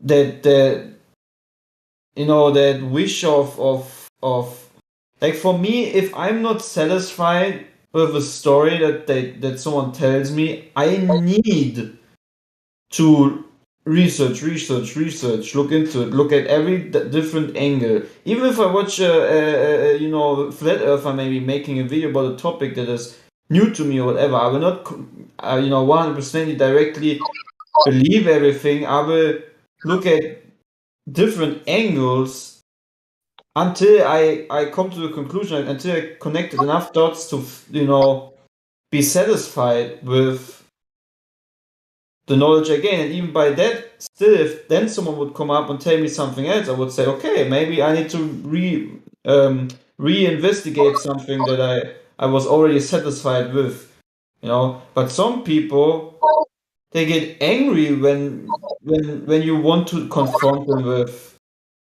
you know, truth. It's like, I just don't, I really don't get it sometimes. It's just something I really do not get. I also do not get how some people can be so into watching sports or, you know, having idols and all that. So I just don't get it. Even before I was a believer in the Most High, I could have I never like had anything where I would say, oh, this is my idol, or this is like, I could never watch sports or had anything in my life where I would 100% dedicate to and say, okay, this is everything. Like, this is, you know, never. Like, for example, I mean, I would say what I really like is flying in simulator, of playing a simulator for flying. But I always also tell myself, even if I would lose my PC and everything else, you know, I wouldn't be like unsatisfied or something, or sad or whatever. Like, there is nothing in my, like, even if I'm gonna live under a bridge, if that's maybe that my destiny, whatever it might be, don't get me wrong, I would just accept it. But I like, this place really doesn't there's nothing that, you know, can satisfy a man, so to say, 100%ly, right? Other than the one who's above, right? Like, literally, every time, and everyone in here knows that you buy something that you were anticipated for, or you get something, one in the moment you got it, it just takes a little bit of time until it's already normal for you, and then you're not satisfied anymore. So the as it says in the scriptures, the eyes never see enough, the ears never hear enough, the whole carnal mind, the whole flesh, it is never enough. Never.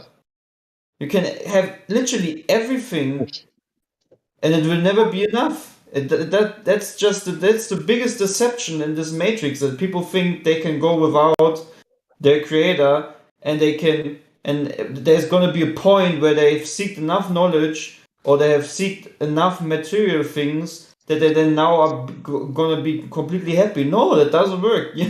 Literally, be honest to yourself. Your flesh will never have the feeling of having enough, as long as you walk as being your own, you know, head of everything.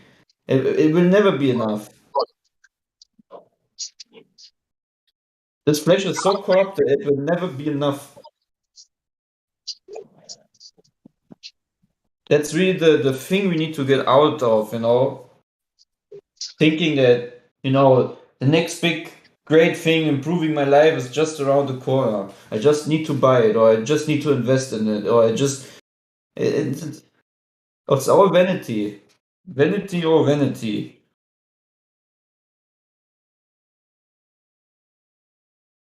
Everything we do under the sun is vanity.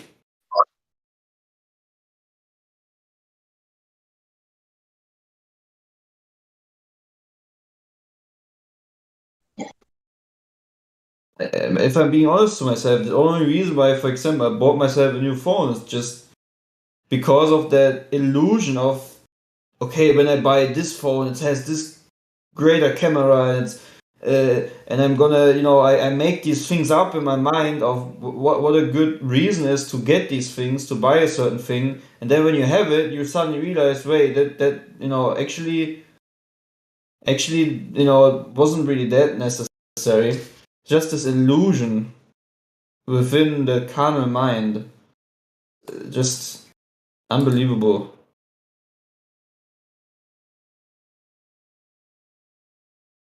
That's why I also think that at a certain point, when you're someone who's really influential and you gain a lot of power and richness, it's gonna never be enough.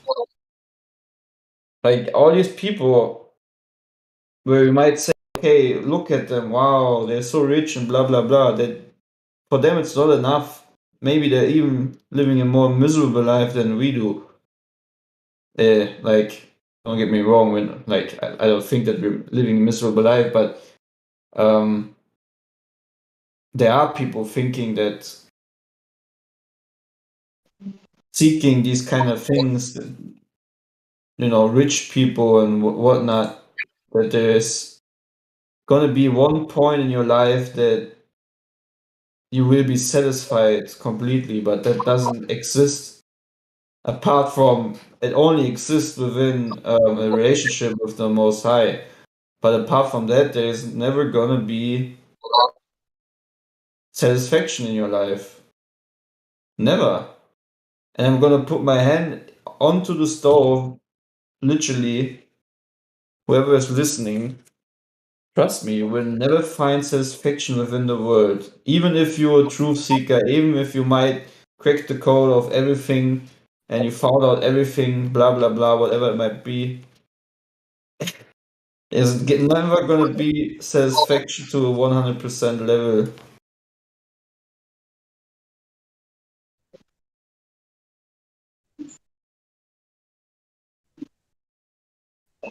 The only way I get 100% satisfaction is looking at the one who died on a cross. That's it. That's the only that's every time I remind myself of that, 100% satisfaction in my life. 100% meaning.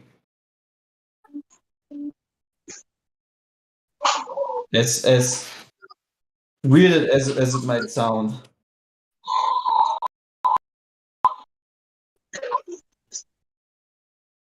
XO, you would agree, right?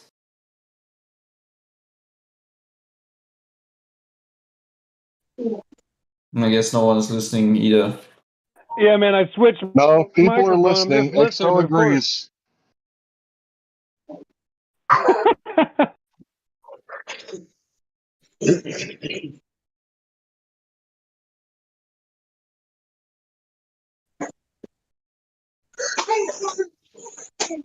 Yeah, anyways, with that, I'm gonna go to bed. It's already almost 1 a.m. and I wish everyone a pleasant day, night, morning, whatever it might be. I love you all, guys, and be All blessed. right, Schweinhund. All right, Clay, Octi Lieber. All right, Freund Leben. God bless, sir. Thanks for playing. Thank you, man. Bless you all, guys. Much love. It's all about love at the end of the day. I love you very much. Goodbye, guys. Peace.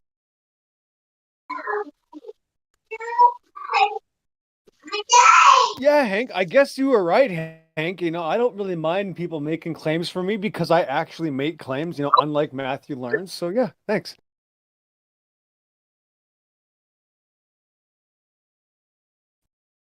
Yeah, I already knew the answer to that one. He said, I guess no one's listening. And I was like, wait, yep, we're listening. And then he's like, I guess that, yeah, I was like, XO, he definitely agrees with you. Because I've listened to you talk a lot, XO, quite a bit over the years. And I'm I think, sure I know, being that you know me for 7 years. I bet.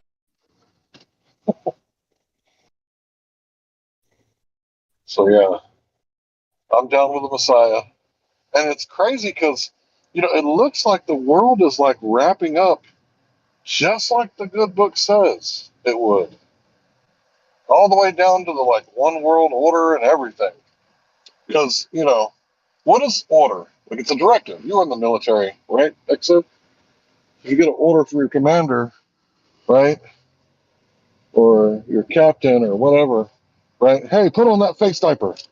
And then the whole world, like, at once puts on a face diaper. That's one world order right there. Whole world. Every business, every website you went to, every time you turned on the TV or opened a magazine, there it was. The largest marketing campaign the world has ever seen. And, a lot of people were just absolutely compliant. And, I got to say, even myself, instead of arguing and, acting like a Darren, right? Instead of, doing all that, I would just gladly accept my muzzle so that I could, get on about my business and get out of there and go home and spend time with the family. So, even I am guilty. So if I bowed down for such a little thing, would I even bow down for an even greater thing? So yeah, it's almost like someone knew this one world order was going to happen again because it's already happened once. Nimrod, Babylon. So yeah, it's almost like if there are evil men, right, who want to be, gods, that they would want like an empire, a one world empire where everybody bowed down to one god.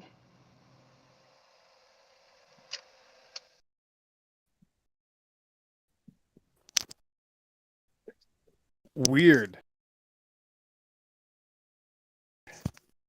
If only there was a place to talk about that.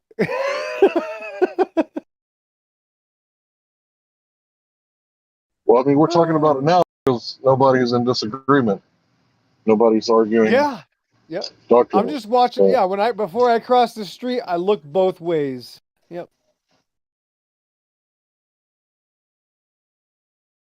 Right. So what the good thing is that people do the job for you. You see, without, going back to the military thing, you'll hear the Marines chant, "Without my rifle, I am useless." Was actually, it's much worse than that. You see, without my enemy, I am useless.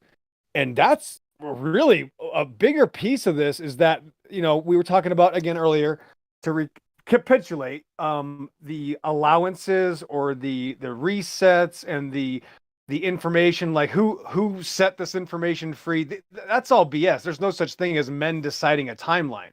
Men can attempt and men can fail, but the timeline is set up for something obviously much bigger than us. It would be feeble for us to pretend that men can control the timeline of existence. They've never had a say and they never will. Even again, when they try to stop it, they actually create it, just like the fictional Terminator movies would claim, Larry, that you've seen.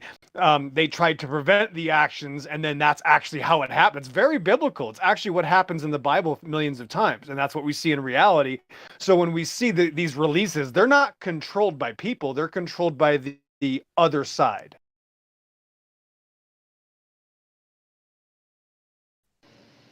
Yeah, I kind of wonder, the perfect example. Yep, go ahead. I kind of wonder how much, longer this charade could last, because Monopoly games come to an end eventually. Even if, you got one drunk guy who keeps saying, "Oh, come on, let me get one more loan from the bank. Come on, man, one more try." Like, eventually the Monopoly games come to an end. And I'm just wondering how much longer this could last, this whole charade of, how much longer are we going to let them kick the can down the road, before we finally say, okay, like, there's no formula on the shelves, right? But we're sending it to the border, right? But the government's only job is to, like, take care of our people. And they've created, like, all these 5 billion other jobs for themselves when the people, we the people, only asked them to create 19 things in the Constitution of the Preamble that we asked them to do. And then they've taken the liberty to do all these other things in your name, right? How long are we going to put up with this shit? Well, that's the thing, is that it comes in waves. So the wave happened early 2020, and everybody fell for the wave and then stood up and started to dry off, and 2 years goes by and everything, and now we're pretending that that didn't happen. And a couple of years from now, that type of wave, another big fictional hoax where all the communists and capitalists and the Muslims and Christians all agree to suppress all of humanity, coincidentally, and it's just going to be bigger and bigger every time. The next one might be the final one before the mark of the beast is issued. There's going to have to be a very big HOAX, right, for the next calamity to happen so that they can issue this new currency system.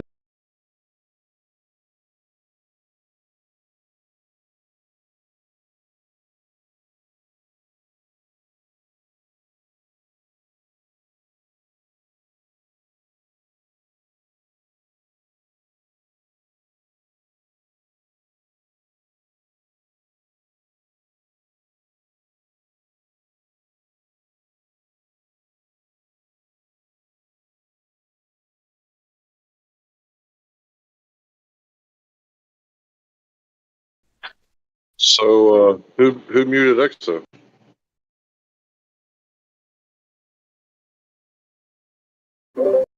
Yeah, I was asking that.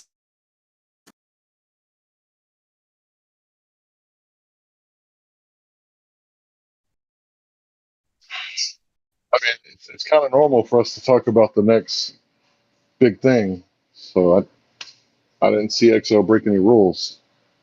So I agree. He loves to incorporate flat Earth with religion and stuff, and that's within the rules. KJ, please don't mute him just for mentioning God, basically.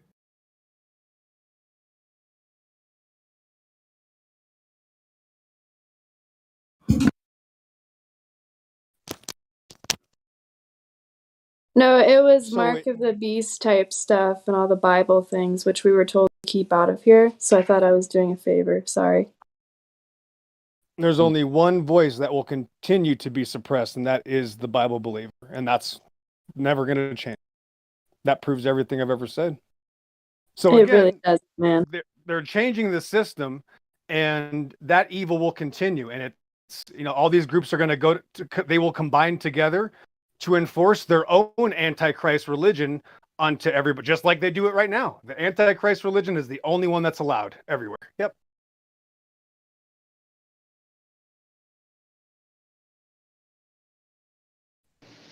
So flat earthers come from all different walks of life. Me and EXO in the past have not seen eye to eye many, many times. However, I, would fight and die for his right to say the stuff that I disagree with that he says sometimes. And there's different people on here. Muslims, Christians, Buddhists, agnostic, atheists, and we want the different thoughts. Like if someone came in here and they were talking about Taoism, the Taoist, the Eastern, I guess you could call it religion or philosophy. Like I would totally shut my mouth and let that guy get every last word out that he wanted to get out until someone new came in and we could, bring it back to the flat earth topic. Like I'm not a Taoist, by the way. So I would just let him, you know, talk about his religion, his philosophy, his way of life, even his, eating habits, I would just let him go until a new person came in. That's just my thing.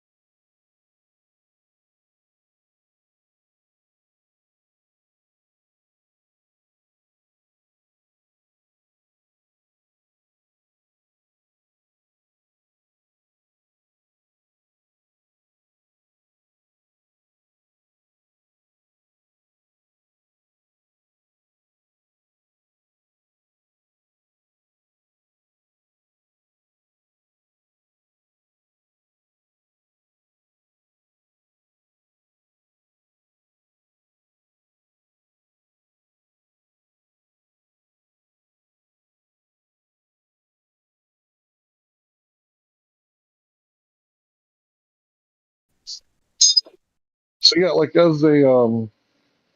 as a person who like cares about liberty and independent like thought and freedom and everything, like even if a Satanist came on here, like I might be like, wanting to debate, but I wouldn't want to stifle his speech. And obviously a Satanist is the opposite of a Christian. I wouldn't mute him. I would, I'd probably get triggered into a debate, to be honest. I probably wouldn't just let him talk. I would probably, do what I do, counterpoint and counter arguments and stuff like that. But yeah, that's just the way I see it. If there was a Satanist flat earther, I think there was one. In fact, I was a mod at the server while he was there. What's that guy's name at Scientism? Science versus pseudoscience? I have to say shut up to remember his name. Shut the fuck up. What's his name? The Globers would always say, shut the fuck up, and then say his name. Sin Cleanser. Yeah, shut the fuck up, Sin Cleanser. That's his name. So every time, like, this guy was a communist, like an open communist, and like talking about, hell, Satan, and all that stuff, and like I didn't ever feel the need to like stifle his speech. I definitely, didn't agree with him. In fact, a lot of times I would tell the other Globers that if they didn't like let him speak, that I would mute them. And I just think that everybody should be able to speak, as long as we're not breaking the rules and talking about, what.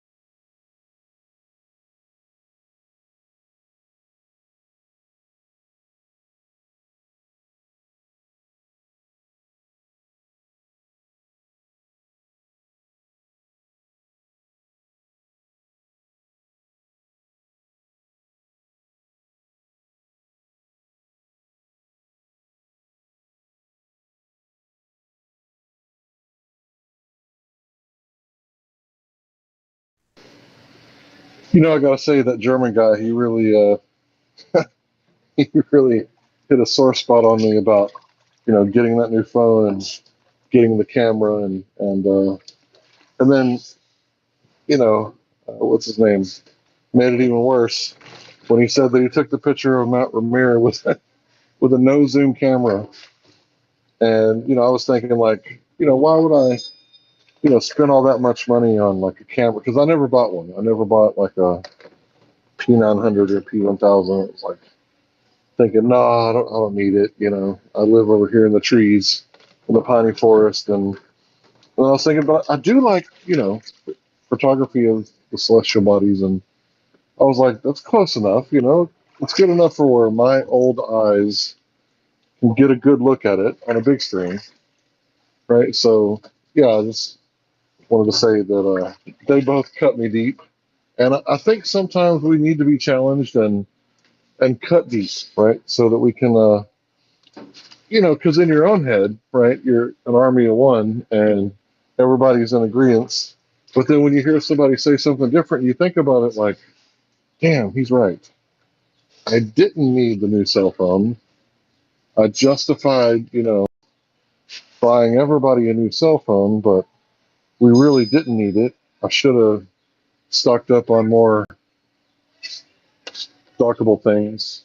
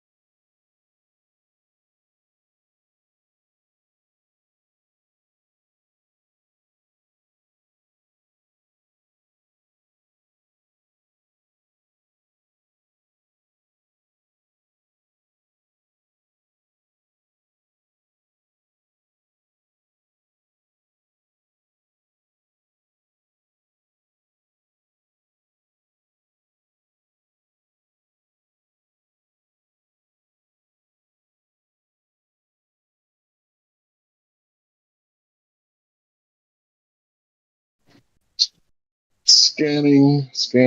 Any new people in here?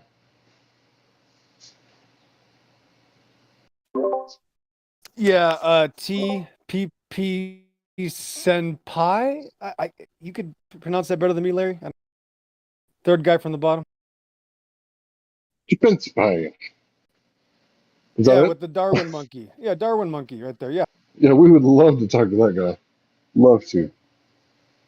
Can you hear us, Defensive? We're ready to dedicate 9 hours to that guy, actually. Yeah. Yeah.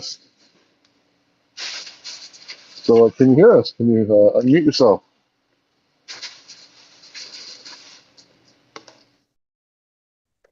Says that you're VC verified, but looks like you're AFK. If you do get some time later, love to talk to you about your different beliefs. Looks like you might have some beliefs in scientific racism. Love to talk to you about the title of that book, Darwin and His Preferred Racism. I'm sorry, Preferred Races. So yeah, we'd love to talk to you about your racist tendencies that you have and other things. Maybe, your cosmology. It's probably a little weird too.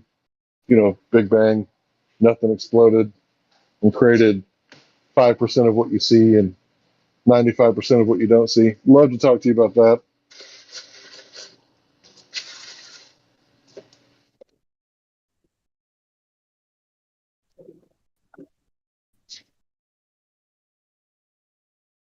Yeah, feel free to challenge us. And, if you got the science on your side, I'm sure you'll enjoy it. Unless, you believe that science is observational and you can't trust your eyes. But observational science is all you got. But you can't know anything, but you got observational knowledge. Right, and let me Funny how just that help works hang out out. that has nothing to do with you personally. It's just a million other Globers that have said that. Not anything personally to you.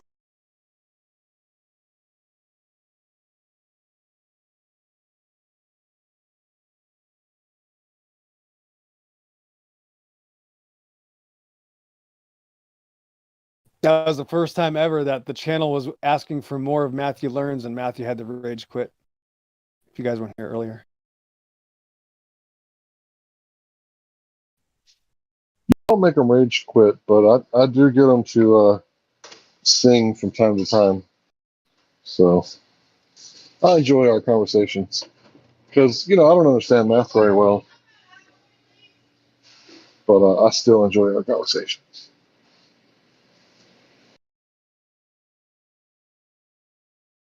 He confessed, pretty awesome, to admit that he doesn't want evidence. To literally, he was acting like he was hiding, like he was like almost anti-evidence, like don't go out there, don't measure anything. that was the frightening part. So it's not a that sort of behavior. It's hard to come up with the right description, but that sort of zealotry, there's no belief that can compare to that. There's no other belief system that says anything.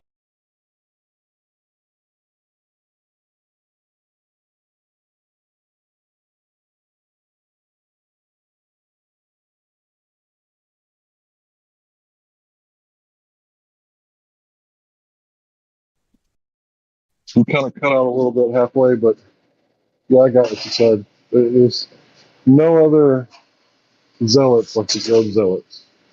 I mean, sorry about that. It's like it has to be a globe. It has to be. No other Right, option. because he said no, nothing you show him. He said anything you show him when Sonny was, going back and forth.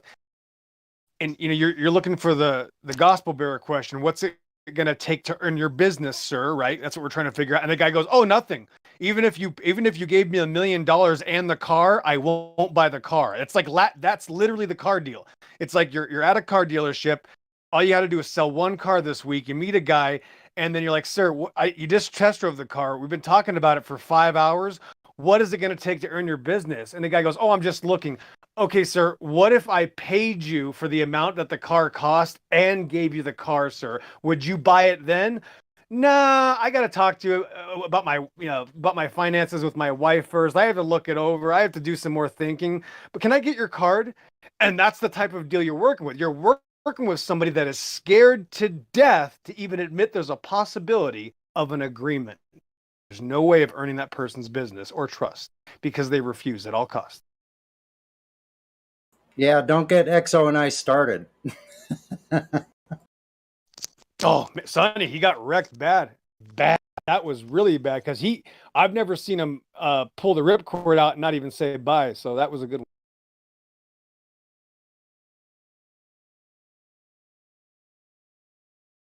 My gosh, like pulling teeth just for an answer, just for a claim from the guy. How many times you got to ask somebody, where do you get your information from? You can't get an answer. Then you ask him, well, if I show you my information, I'll finish with this, Sonny. If I show you information, will you believe it? He said no. He said nothing you can show him is going to even affect him at all. He admits that he can't believe it. That was the best part. Go ahead. Yeah, I was just going to do a little update. I was on my bike ride and I'm riding through the park. Sometimes there's little atheists set up there with stands and stuff. Like, I don't pay too much attention, but there's these guys sitting around and I could see their sign from the other side. It said something about science. So I just stopped right there. They're all sitting there with chairs and I just go, Earth is flat, stationary, contained. Prove me wrong. And then you know what they said? Science. Boom. But listen, I'd love to go there and flat smack or do that in the park, but I'm really not the one. I'll tell you why. Because physically, if someone gets in my face, I will probably respond physically. And so I've learned in my wisdom to stay out of those kind of things. So now if I'm out in front in public where it's kind of a nervous situation already, and I'm speaking out, I'm probably not the right candidate. Just saying.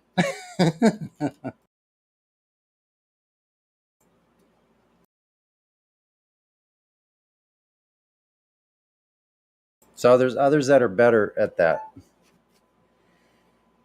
And honestly, you know what? It's a little sad. Like, I'm not going to beat myself up about it, but honestly, I don't really care that much if those people out there get it or not. I don't really care. Is that bad that I don't care that much? Anyway, I'll stop. Well, what difference does it make as the guy's telling you he can't trust his eyes? Yeah, I'm like, show me the curve then. I'd like to go back and just like do a quick thing and film it. You know, that might be a good idea. Do you think being able to trust your senses and not go around telling everybody that you can't believe your own eyes might make a difference? I think it would be a difference, to be honest.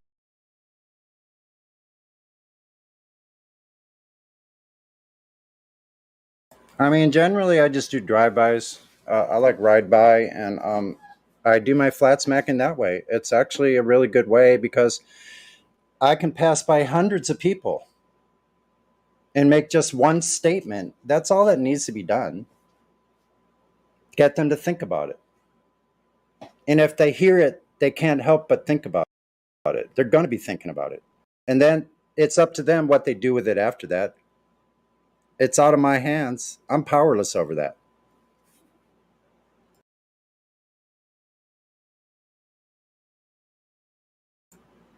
So there's other ways to approach people. People standing in lines to get on trolley, ferries and things like that down here by the harbor and getting on and off cruise ships are all standing in line, and they have to be in line because they're not going to miss their place. They've waited there for an hour already, and they're a great captive audience to just flat smack the heck out of them at a distance.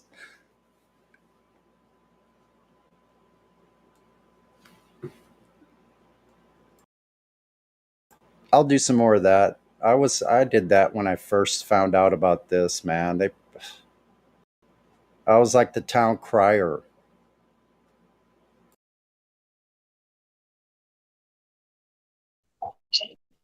I gotta say, I'd be the perfect person for that job because even if they started hitting me, as long as I didn't think I was going to get knocked out, I'd probably just let them hit me, and I'd just be stoic, Oh, just I'd be let him chill. swing. But I'd if let I him. thought I might get knocked out,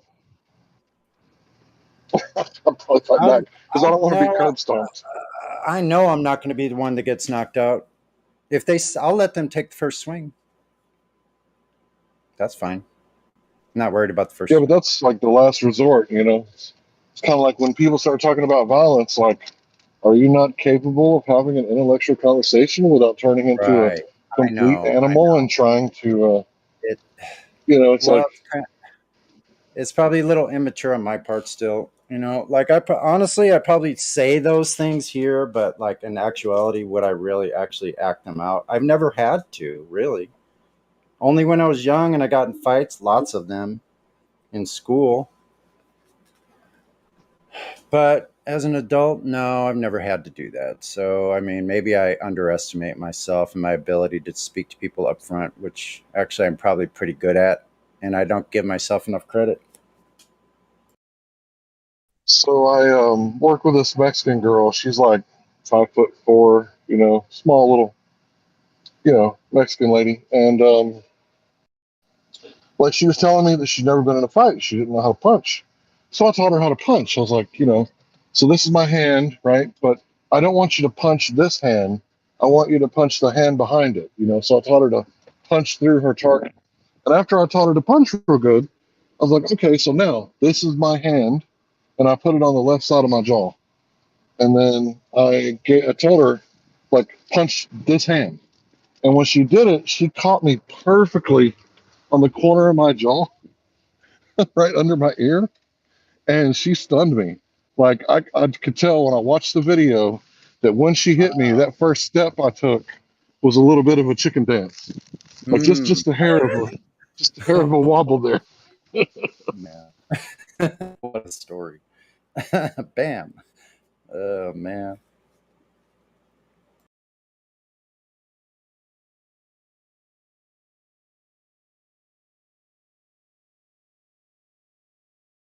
But I thought it was a really good day on here earlier. I don't know if any of you have listened to when we were talking to Matthew, but it was a precise, precision, preemptive disassembly of the globe right in front of everybody through Matthew. And so I don't know how somebody can take so much intellectual bashing. It's not bashing, it's just like being taken apart at the seams, like the shit's falling apart. You're like on a vehicle where you lose in parts rapidly, and like that's not going to go well. Well, he cracked bad. He might be able to pretend to be a good poker player, Sonny, but he cracked really bad. And Yeah.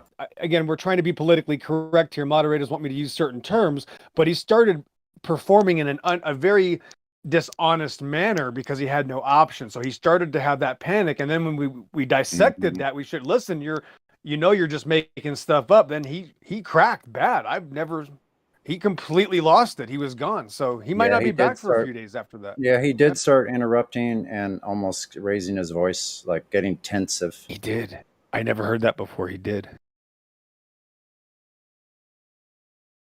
I said, Matthew, can you just show us where there's a claim for this experience? And crickets. I just said, just show me something. He won't show you any. He won't attempt to show you anymore, Sonny, because he knows if he shows you one thing, he'll have to stay with it. It's just he can't do anything. He's done.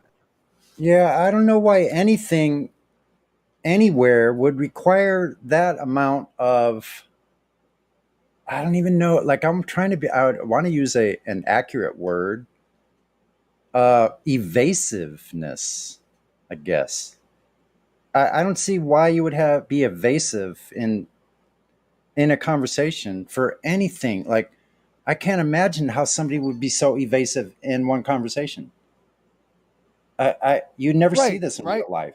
You know what it is? I got a great example, Sonny. It's kind of like this. It's kind of like, a father has a family and his father comes home and can't find his son or something, and his son comes back home and and he asked him, where were you, what were you doing? And finds out his son lied to him and took his money and borrowed his car and wrecked his car. Sometimes the father would say, no, there's no way my son, there's other incidents, or even killed somebody drunk driving. I know that a father would sometimes say, no, that's impossible. I don't care if he's on video. My son didn't do that. That's the only time this sort of zealotry happens, is when a mother or father is trying to protect their child. So the globe, earth, outer space religion is their child. Thank you. Yeah. It seems like it. That sounds pretty accurate. That's exactly what it is. I admit, listen, if you told me my kitty cat killed the next door neighbor's dog, I'd be like, no, he didn't. And I would defend my cat. And he's just a cat. I'll defend my cat, let alone my son. This religion is so important to them, they will defend it to the death. I think they well, yeah, that would be a step too far, but yeah. You want to bet? No, I'm saying like some would even defend it more than they would their children. Right, that's what I'm saying. They will. Like, they'll eventually give in to their children. Okay, you got the CCC camera of my son driving through the intersection and hitting somebody. Okay, no, right. Globe religion. Nope, can't trust your eyes. New level. Yep. It's a new level. No, see, right. And in the other paradigm, they will eventually break down and say, you're right. I have to trust my eyes. There's video of my son doing that. But in this religion, nope. They immediately remove that. I don't have to trust my eyes. The globe earth is more important to me than my own children. Thank you, Matthew Learns. Yep. So it's almost like a scenario where someone knows they're going to be interrogated by the Nazis, and they decide, I like that. And they invite themselves to the Nazis' interrogation themselves.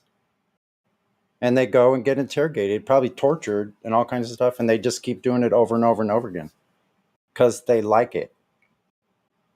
I don't know. That's just one scenario. Who knows what's really going on? We don't know. So I'm not trying to say this is a fact. I'm speculating.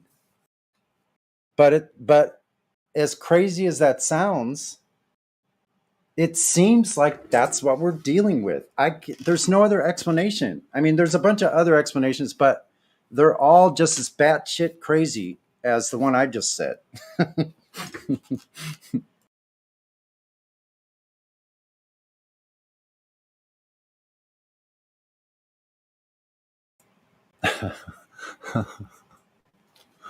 Wow. What a world.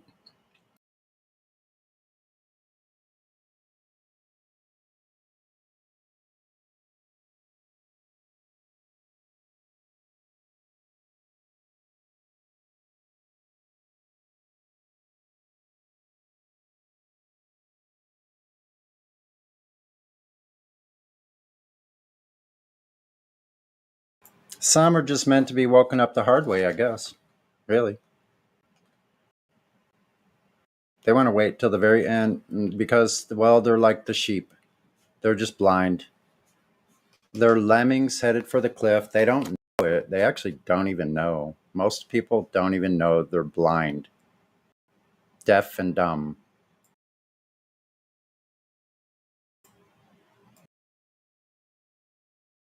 They think they're fine because they have their little Audi 5000 and they got their little cute little place, and everything's there that they need for the time being, and they're doing pretty good, man. They've done well for themselves. They're financially set. They don't have to worry about that, So it's like in Men in Black. That was a powerful statement. People think they have a good bead on things. They're ignorant, they're sloppy, they're violent, they're dangerous. Most of them, if left on their own, they can't operate themselves. They need to be told when to cross the street, when to do this, when to do this. Not all, actually, not all. I mean, I see people out there utilizing their free will all the time, every day. So there are people out there doing this. If whether they know the actual condition of where they are, I don't know. Some of them, maybe. I always wonder if somebody had figured it out on their own independently of flat Earth and then found out about flat Earth after. That would be an interesting thing to hear. I'm sure there's some of us like that. I haven't met any, though.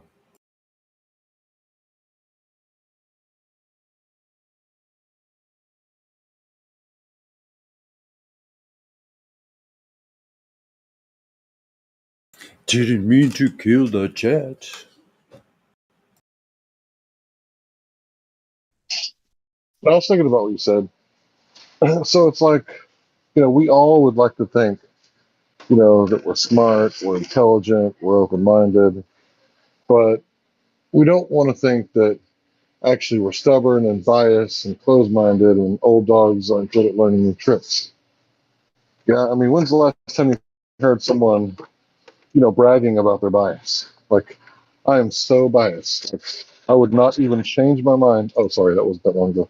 Um, so yeah, it's kind of one of those things where people like to think that other people are bigots, but usually when you see someone doing something wrong and you recognize it, it's because you yourself are guilty of the same thing in some form or fashion or variation of that thing that you're guilty of. So I have a completely clear conscience because I've been on, YouTube and Hangouts and maybe a few other places like Discord, and I haven't taken anybody's money, right? Unlike, NASA, who takes like $60 million a day at gunpoint and throws people in the dungeon for not paying their taxes.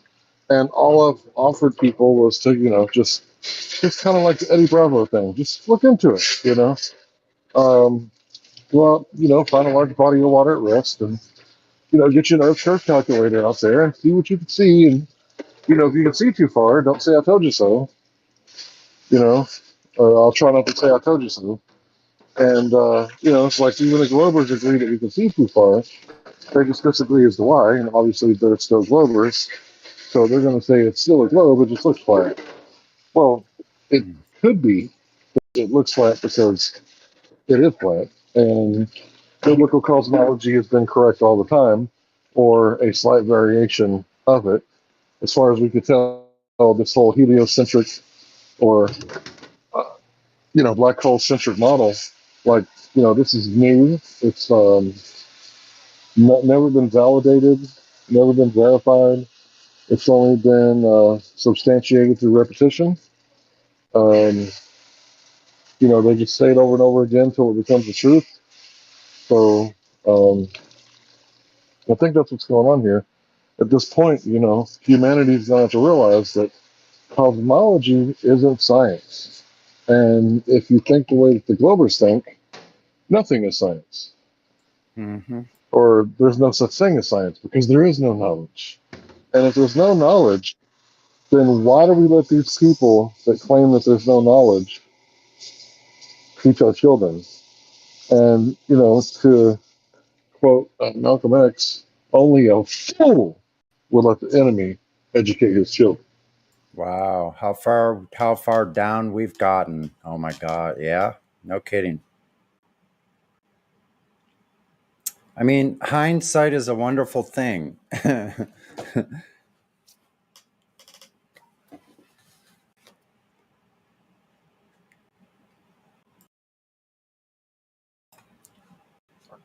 But that's exactly what happened. But it happened quite a while ago, almost 100 years ago when those robber barons and snake oil salesmen,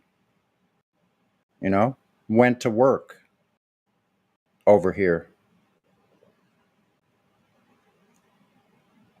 And they got into every single thing, everything.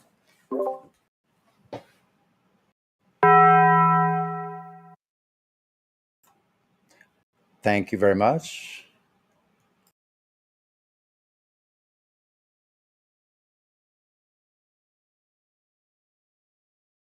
When in need of the formula, don't count on Matthew. run for the border.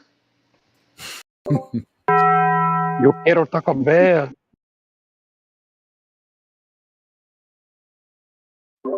The gates are open at Taco Bell. I love that tone. That's great. Anyway, anyone talk to band member? I love that name. I've seen that around here. I've gotten emails, I've got DMs from people, and now they're banned. They're deleted user, and I'm like, I don't even know who they were. Anyway.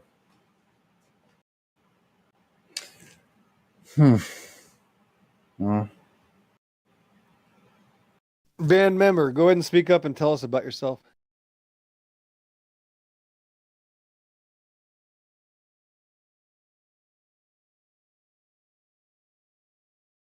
You won't regret it, band member. Just go ahead and unmute your microphone and start speaking.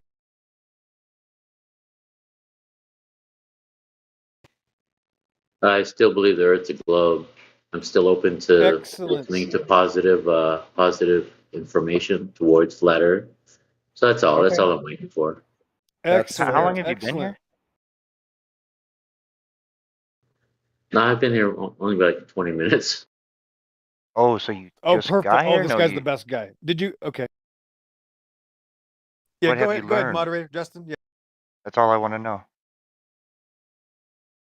I mean, you say that you want stuff from us, but what have you learned since you've been here? Well, he just said he's only been here 20 minutes. Couldn't be much. You know, it's funny. You got verified 20 minutes ago? I really don't know. It felt like 20 minutes, but anyway, I'm just Yeah, man. We've Okay. been waiting for you, bro. yeah, it's okay. So, how long have you actually, since you've heard of this topic at all? I heard about it a year ago or so. I've just been on and off, listening here and there. A lot of the arguments I've heard and done myself, and I get it up to a point, but the globe model still follows the logic as far as everything else around, including natural occurrences. That leads me to believe that it's Earth's a globe. Okay, great. And we have a wonderful panel here that is willing to talk to you and show you what we have and made observations. We've actually falsified the radius that was given to us. We took the dimensions they gave us. We went out and looked in nature, and we actually see way too far every time we look.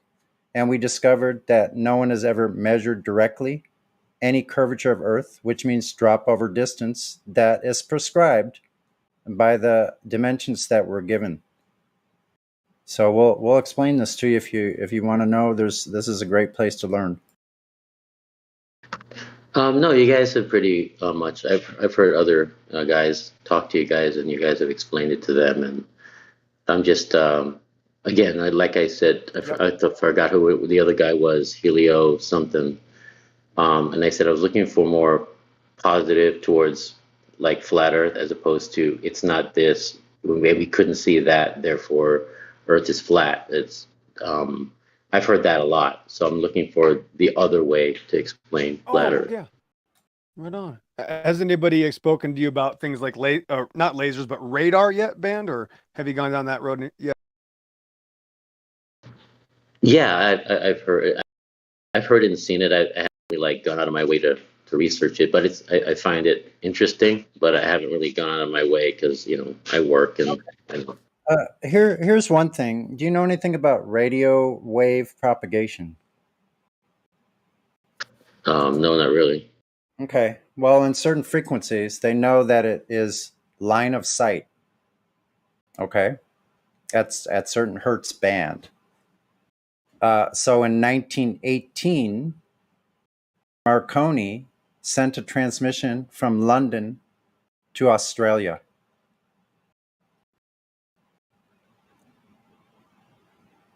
That's before GPS.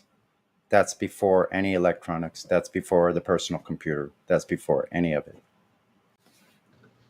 Well, I do know a ham radio operator. Well, he's dead now, but anyway, he said his signals are bouncing off the ionosphere, so he could speak to guys like in Hawaii and France and all that. And he's in California. Right, but I just told you that Marconi Yep. sent a radio transmission all the way to Australia from London.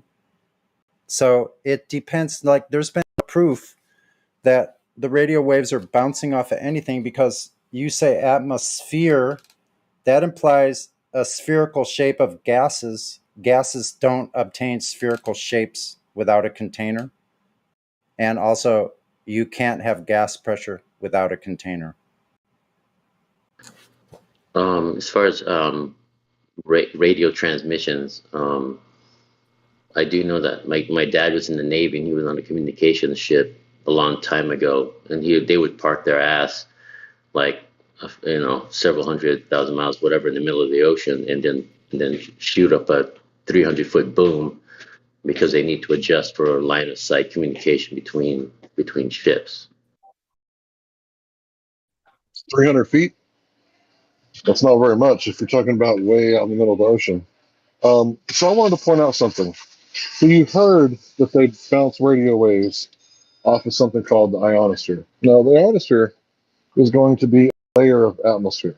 So what you're saying is that the signal goes through the atmosphere until it gets to a certain layer of atmosphere where it's very thin up there. Thank you. And it bounces off. Well, what if I said, or it could just be bouncing off of the container, right? How do we decide which one is truth?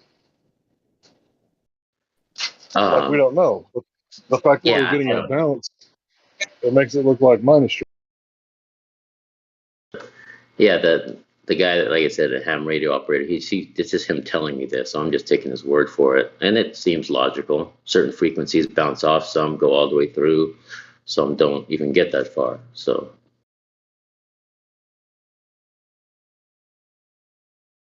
Well, that's kind of a true thing, Ben, is that we all grew up being told these things, so we all operated on the premise of we do things in reality, and then we're told outside of our reality there are extra reasons that we don't experience, and that's what this belief has done. They gave it to us on television, and even though everybody experiences not curvature and not spinning, we've been told that we are living in a world that's spinning and has curvature. So it's almost impossible to even make us have any burden of proof, because all of reality already shows what our claim is, that we're not adjusting for curvature or spin. So all of reality complies with that, and nothing in reality works on magical balls or spinning items. Everything is already dependent on our claim. So that's why this is a tough argument. I understand. I mean, there's my job or my occupation has, the shape of the earth has no bearing on it. And yes, does it look flat? Yeah, of course. Exactly. But that's why I'm keeping an open mind. That's why if there's anything that comes out that leans towards flat earth and it feels logical to me, or at least it all connects, then I'm open to it.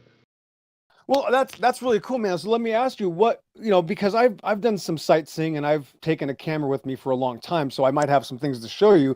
But what would, and I'm not going to try to convince you, Ben. That's not what this is about. In fact, the one thing that people will agree with me with is that you have to go out yourself and kind of look at what the fact that we're not seeing their claim. We only go out and see our claim, right? So like, when has curvature ever been found or detected or recorded? We don't have any answers for that, right? The problem is that all the answers point towards a flat, motionless plane of existence. But if, like, what would be the distances? Like, how far do we have to be able to see, band? Just a couple, I would say heights, like 12 feet off the water, double the height of a normal human being. How far should we be able to see? When is it going to be a point, band, where you go, you know what, that's absolutely impossible for what they told me. I know that they lied. What would it take to earn your business when it comes to that kind of understanding? Honestly, I don't know, because like I said, no part of my occupation or hobbies and look out that far or require me to go high altitudes. So that's why, like I said, I'm open-minded to it. That's why I'm interested in to see if there's any new findings, because I've heard all the other arguments about gas pressure and we see too far and laser tests and all that. Sure. Okay, Yep. I can somewhat agree with it, but I'm not Mm-hmm. totally convinced. Right. No. Yeah. And I don't want to convince you. And in fact, again, that's the point, is that we have to go out inside. The only reason I can make a claim ban is not because I watched YouTube videos or asked people to tell me what to believe. It's because I went out and did it myself. Right. So that's why the only thing I could recommend is not to trust anybody anyway. We got into this problem because we trusted other people without verifying it. And then we realized that we were lied to. And then the ones that found out ourselves, like myself or like Sonny, like so many people here, we know it not because we read about it or heard opinions. We know it because we experienced it in reality, right? So that's what this is really about. So if I showed you, right, thousands of miles of ocean flat, that might not, is that really going to change your mind?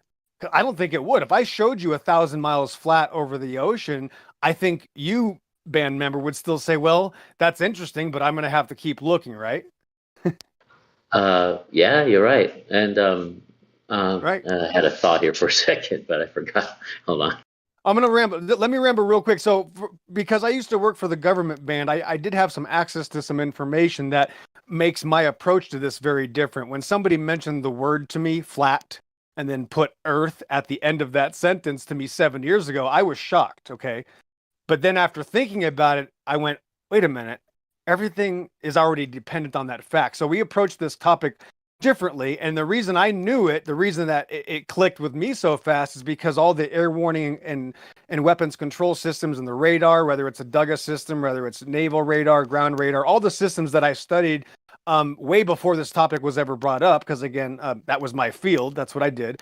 All of those are already dependent on flat Earth, and the biggest systems in Russia also admit that. So that's actually 5,000 miles across the entire Atlantic Ocean. The Douglas system was created during the Cold War, right, to register information from ballistic missiles off the eastern seaboard. Well, that only works if there's a straight line going from Ukraine to New York or to Florida, to the eastern seaboard. So all of these systems were measuring the Earth flat for tens of thousands of miles. So overnight, I knew this was true. That's not going to be the same experience for everybody else, right? So for you, since you don't know about that band, I would, this is a topic where there's 1,000 avenues to research, because it's not just about one thing. There's a million topics attached to this deception. And the biggest one is the outer space deception. The outer space religion will destroy your mind. And Matthew Learns proved that 3 hours ago.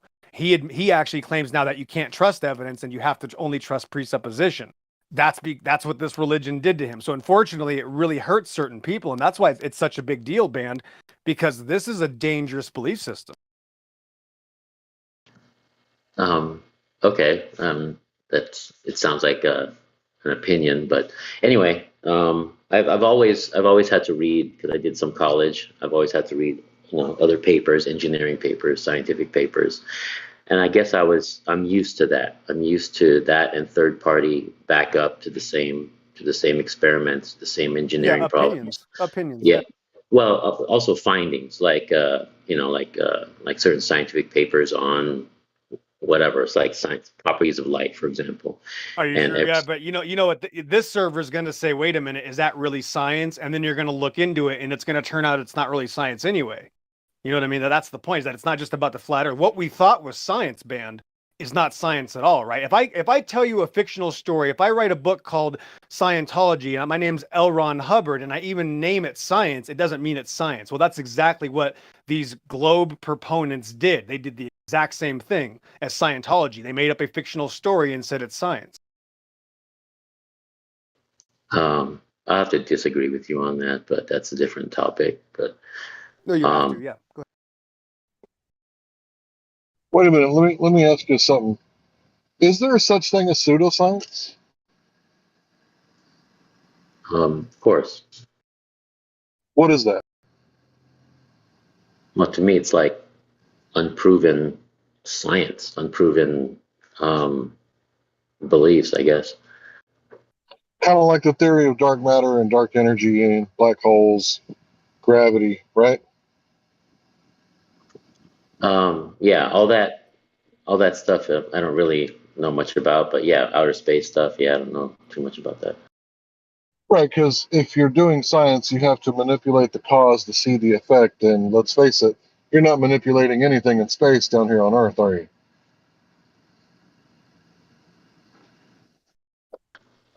Unless you believe you can manipulate the cosmos. Can you manipulate the cosmos? You can still look at something long enough and see and study that, right? I mean, you can't manipulate the behavior of animals and say that's their true nature. You just have to watch them and let them do what they want, and then you come up with your And that's not conclusions. science. And that's not science. So you're telling me? Hold on. Are you telling me that if I watch a porno, that's science? So, like Diane Fossey or that one chick that was observing gorillas and chimpanzees for 40 years, they're not doing science. What did they manipulate? They didn't manipulate anything. They were watching their behavior throughout generations of chimpanzee families. Look, just observing. Observing is a part of the scientific method. It's the first step. So it's related to science. It's not science just to watch something. And when you were talking about just watching something for a period of time to learn more about it, that's just a longer observation, a better observation. Like another one thing your mind can do, especially if you're just able to look at something, just look at the clouds for a while, and you start to see patterns, things that aren't really there. That's definitely not science. But I'm gonna piggyback, Lou. You're right. Now, Band, let's say I agree with you. I want to help you out. I want to make your argument stronger. So let's say I don't agree with the other gentleman in the room, and let's say I personally, in a conversation, allow you to have that definition of science, right? Well, the problem is that definition is still not applicable to the Ball Earth religion, because anytime we use that claim of observational science in reality, we're told we can't trust our eyes, Band. So every time we try to use that form of science, I'm begging the question, every time we go down that road, all the Globers say now you can't trust your eyes anymore. So they literally remove observational science and say it's absolutely impossible to use any observation to detect their belief system. So again, even if I gave you that, you can't find one person that says this, because nobody woke up in all of history and said, oh, I went outside and just noticed I live on a ball. That's never happened throughout all of history unless you were told to believe that, Band, or made it up yourself, right? So we're not allowed to use observational science, even if that was science. Thanks. That's weird, but yeah, I would find that Truth, kind of a strange argument. Yep. I'm just saying that's what we've been told by people that believe in the globe. So I agree. Matthew Learns just spent 2 hours a couple hours ago telling us that he can't trust his eyes and he can only trust presuppositional religious beliefs. Like, I have to believe this because of something other than what we can observe. So again, there's nobody saying that we can observe this magical outer space ball religion. They're admitting that you have to go outside of your. So there is no observational science. But to reinforce flat Earth, you would have to apply something, part of it, and then formalize it somehow, Yes. right? Yeah, actually, yeah, you're right. Because I understand the Earth as a plane of existence, I can actually use that term and say, look, we experience and see and can do things in reality on a flat stationary plane of existence. So I'd be the only person, or this group would be the only group that can say observational science anyway, even if that was a thing. Because we're the people trying to say, look, we trust reality, and we're being told, no, we shouldn't, by other people, right? Well, that's not our claim. So that's why this is such a conundrum. Yeah, I don't know. That sounds like a variable adjustment thing. But anyway, that's something else. But yeah, it's until I see something different, it starts to become more of we don't see this, therefore it's that. And I'm just looking for, like I say, the other way. That's why I listen more than talk, because we end up talking about other things. Right. No, but Sonny, let me just say one more thing, Sonny, and I'll get out of the conversation. Well, that's fine, Ben, but you'd have to admit, though, that you believe in the outer space globe belief system because you were told, not because of your experience. You don't have any experiences that match with. The logic, for everything else, like the explanation of seasons, sunrise, sunsets. Right, because you were told, right, but that's because you were told to believe it, right? It's not because you went out before you were told and went out one day and said, oh yeah, this makes sense. I'm in a vacuum on a ball. Nobody's ever done that. You were told this is why. You were told the word ionosphere and gravity and whatever, dark matter and whatever, all these things. These are things that you are told. You've never been given any evidence for them, but you're asking us to give you for evidence of things you already experienced. So the problem is you're asking us for what you already admit to, and you're not asking the people that what you don't experience the life of a glober. Nobody experiences that. You're not asking them for any evidence. You're just saying it makes sense because they told you it makes sense. So that's the only claim you have as a glober. The logic seems to follow. So if Flat Earth does the same thing, yes, then yeah, I'm open to it. No, but it follows in the point is you're using your imagination. Here, we don't need to use imagination. We just accept reality. You're begging the question for an imaginative religion based on what you were told to believe. Well, that's exactly what Scientology does. You're in the exact same type of religion. Okay, telling me that the Earth's flat, and then I just go to a beach and look out in the ocean and see it looks flat, and I'll say, yeah, it does. But usually in science, you say, look, I'm going to take out my, I don't know, horizontal meter 9,000 and show you that, there is no curve, something like that. No, it's not like that. It's easier. Listen. No. He said basically in science. Yeah, in science now easier. It's like this. Then you go and you find out how much is big that air, and then you realize, and then you make measurement, and then you realize where is the drop. Yeah, measurement is not part of. It's not. That's what is the Earth is not science, bud. Yeah. But I'm saying he's on the beach now, and he wants to check, and now you see the flat, but you think it's curving. Good. Now you measure the distance. Find some object in the distance and see how much drop should to be on that distance. Yeah, I think what Sasha's saying is, want to go that way. So.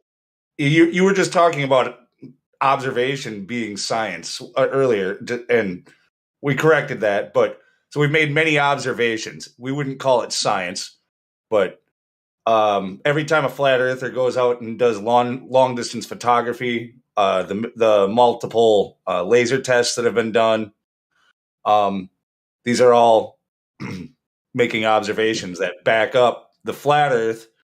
Still, we're just looking for the curve that you guys say is there, and we're not finding it. We could use a little help with that. Okay, but like I said, I'm looking for information the other way. Where here we are. Let's say you published a paper on your findings, and this is what you found based on how you created your observation in order to weed out variables. But Ben, hold on now. So this so is wait how a I minute. proved that Earth is flat. So Ben, you're going to apply a set of circumstances and rules to us, but you're saying the people that are paid and that are on TV and that are getting paid billions and trillions of dollars to promote a globe religion don't have to do any of that because there are no peer-reviewed papers or any science at all from their claim. So why wouldn't you ask them, the people getting paid billions of dollars, to push this religion? Why wouldn't you ask them for that same burden instead of the people saying we're still waiting for your evidence? Why would I have to create a paper when we've given nothing to even challenge our claim? That's the point. Everybody already depends on flat Earth. The Air Force, Navy, Marines, Trident Flight Research Center admit it. Only people on the internet come here and say, oh, well, you need to now prove that everybody else is not crazy experiencing a flat Earth. No, I don't. Everybody admits they depend on this. Already. Yeah, actually, excellent. So that's where I wanted to go next also is, the 35 government documents video that outline, that you have to assume a flat, non-rotating Earth in order for all these aircraft, missiles, and stuff like that to work. It's in the government documents and all their flight manuals and things like that. So you'll often hear flat earthers say that it's measurably, observably, and practically used as flat. And that's what we mean when we're talking about practically used. Like when it comes to people's lives being depending on it, you have to assume flat. It's only when they get into the realm of theory and unfalsifiable claims that all of a sudden you start imagining that globe. Again, there's a lot of already information out there about the globe and describes the globe, of course, different ways. Obviously, some of the stuff you guys don't believe in, like spacecraft and satellites and and all that stuff. So all it feels normal to me, Wait a obviously minute, to hold on. everybody else. Who said we don't? Who said we don't believe in satellites? They've had satellites or satelloons, to be more specific, since the Civil War. They've had hydrogen balloons and cameras. So we've been taking pictures at high altitude since the 1860s, bro. Has technology increased since then? Since the Civil War, has technology increased? Well, like I said, I believe that there is outer space. I believe that there are satellites orbiting the Earth. That's how they study weather patterns and on other ways of observing the planet. I mean, it explains Wait, let me ask and you something, links a Ben. Do you lot of think they things can? together. Let me ask you something, Ben. Do you think they can study weather patterns outside of the weather, or when the devices are in the weather here in the pressure? For decades, we've heard about weather balloons, weather balloons, weather balloons. Every time there's a UFO, they blame it on a weather balloon. Whatever happened to weather balloons? Now they've been using satellites for that. Okay. Yeah, they're all. Yeah, I just got to state this. They're all here to listen, guys. Real quick, in order to understand the pressure system, you can't leave the pressure system. So just saying there are satellites in outer space that detect the weather or what, that's an oxymoron. That's insanity. It doesn't make any sense at all. That just goes right out the window. But that's not what I was. Yeah, but that satellites they are going around the Earth on a flat Earth. Yeah, that's not what I was. That's not my point. Bennett, I'm asking you: does that satellites going around the Earth? Yes, that's what I believe. That means that the Earth is spherical. Yes. That means in reality also must be spherical. I'm sorry, I didn't catch that last part. That means that in reality also must be spherical. The surface must be spherical then, because satellites going around the spherical object. Yeah. Okay, why is that not detectable in reality? No, like I said, it's being. I mean, those things outside of proving the Earth. I mean, it's. Okay, it's a side are you telling me now? Are you telling me now that your belief that because satellites exist, that means that must be curved even if we cannot find in reality? To me, it's because I was taught the Earth is a globe, and we're in outer space. That's why satellites can be put above the Earth. This I'm telling you now that every observation which was made on the surface of the Earth does not show that that sphere. Right. So, leading right to that, I'd like to ask just a couple questions if I could. What would you say your confidence level in Earth being a globe is right now at this point, percentage? Right now, it's pretty high. I guess I always like to leave room for improvement. So that's why I'm always like 95. I'm 95% sure it's a globe. Okay, 95%. Great. Okay. So could you please tell me one single proof of the globe that is irrefutable, beyond a shadow of a doubt, that you could take to a court of law with your evidence and that it would be accepted as evidence?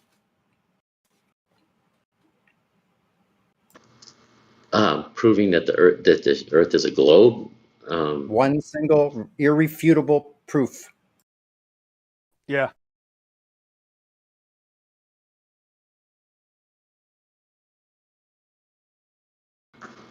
Aside from believing that that the Apollo went to the moon and That's a The belief. TV, looked at right? That's a Besides looked belief. at television. the So, Earth. yeah, You said it besides yourself. It's a television, yeah. belief. Hold on. You said it yourself. It's a belief.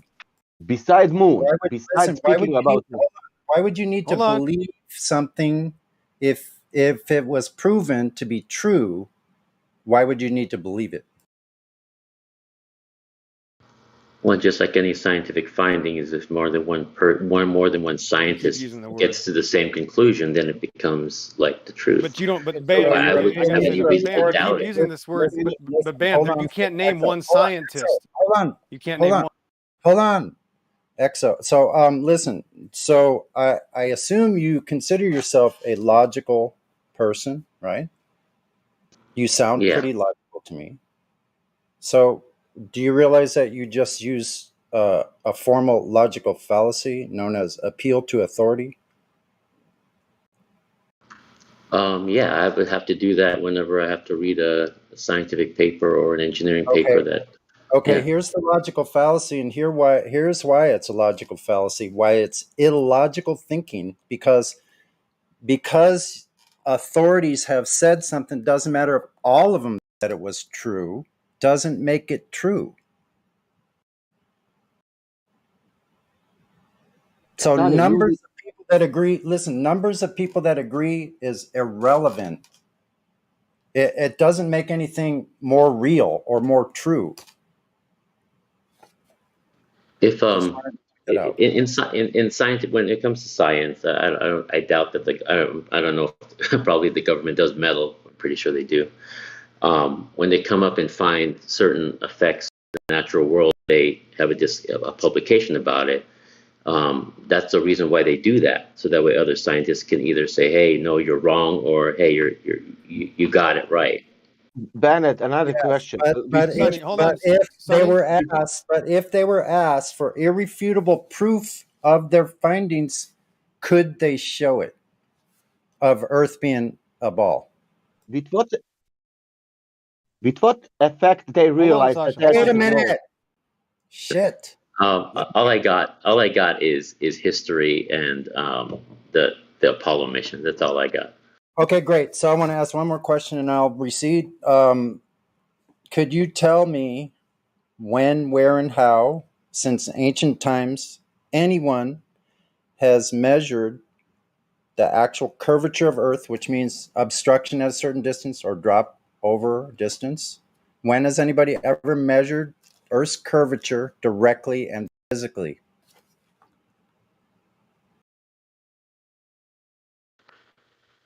Don't they have surveyors for that? Since ancient times. Plane Well, listen, survey. it's at least 500 years. I mean, we know there was people like Copernicus and Kepler and all those guys that propelled this thing kind of from back then because it was a religious belief of theirs. But I digress. So I'm asking you, from we already have this established before we went out into space. We would have to know the radius dimension exactly, or else all the orbital mechanics, the sizes of everything, and distances would all be wrong. So, once again, when, where, and how did anybody since ancient times before the space age directly measure the curvature of Earth? I don't know. That's an honest answer. And so we have these basically a couple things going on here. You could not provide irrefutable proof of globe from any source when I asked you. And now the second question, when I asked you if you know of any direct measurement of Earth's curvature, you don't know of one. You answered honestly that you don't know. Congratulations. No one in here knows either. That's why we're still here. So, Earth has never been measured to be curved from any source. Now we could go to modern times. So, what do you think? How did they measure Earth in modern times? Like I said, as far as I know, they figured out the Earth's spherical because of space travel, and after that, the development of satellites and other high altitude stuff. Wait. Don't go after that. Go to the first one you said, space travel. Okay. How did they measure Earth's curvature with space travel? No, I don't know. Okay. You don't know, huh? Yeah, neither do we, because actually flying objects like aircraft are not measuring devices. Neither are ships or bicycles I'm not or a automobiles. They're not measuring devices. yeah, I'm not an aerospace engineer, but I mean, you do have to, Neither am I. Don't yeah, have you to have to be. study stuff in order to No, understand how no, matter is affected by no, you don't. forces. Listen, no, you don't. We're not talking about anything. It's much simpler than that. We're talking about Earth's surface curving. That means it should drop vertically. That's an elevation change over a given distance. And I'll break it down for you real quick. 1 mile, 8 inches, 3 miles, 6 feet, 5 miles, 15.67 feet, 16.67 feet, 10 miles is 66.67 feet, 100 miles is 6,667 feet of vertical drop. That's what I'm talking about. When were those drops verified and validated that I could take the information? They said we measured the curvature and I could take it to a court of law and it wouldn't be thrown out. Yeah, say, When yeah, was it's it going back to that again. It's we didn't find this, therefore it's a flat Earth. Um, No, yes, you're right. I don't have a no. lot of information. When has it been proven to be a globe in the first place? Like I said, I mean, just out of curiosity, I don't know if you guys know, if you're saying that if it's a lot of balloons in the atmosphere, how high is the balloon when the news person is like pointing out like cloud, and wind patterns like over like North America? Those Okay, aren't those awesome, aren't real. Those awesome, aren't awesome. Hold on. photographs of the globe at Wait a all. minute. Those Wait a minute. that's Hold up, everybody. Wait a minute. Wait a minute. Awesome for your concession because you just now conceded completely on the curvature question. You didn't have an answer. You went to something else out in the sky, which is looking away from what we're talking about. It doesn't even correlate. It's incoherent. No, I know I did that. Yeah. Yeah, it's those are incoherent. literally just computer graphics. It's a map put up on a computer screen that you're watching from the weather, man. Okay. So we don't. Those aren't So the we actual don't know how. pictures of anything. So we don't know how Earth was measured to be curved by any source, either in ancient times up to the present, or even in modern times. We have no information on how Earth's curvature was ever validated to be curving at the prescribed elevation drops that I mentioned to you. No, I have you understand found all it? that, but again, Sonny. I'm waiting for for a more formal positive Okay, towards great. flat Earth. Yeah. Okay, great. We can go to laser tests. There's the FE Corps. There's a Field Corps of Engineers, and long distance observation. There's infrared photography.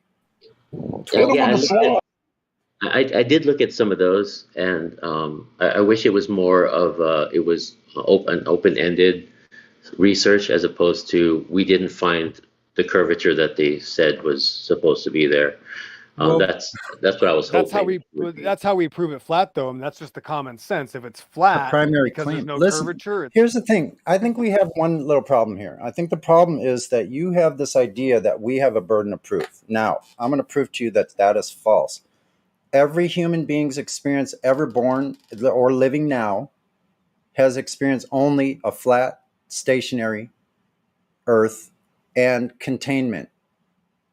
So, where in your every daily experience have you ever experienced this curvature or used it practically?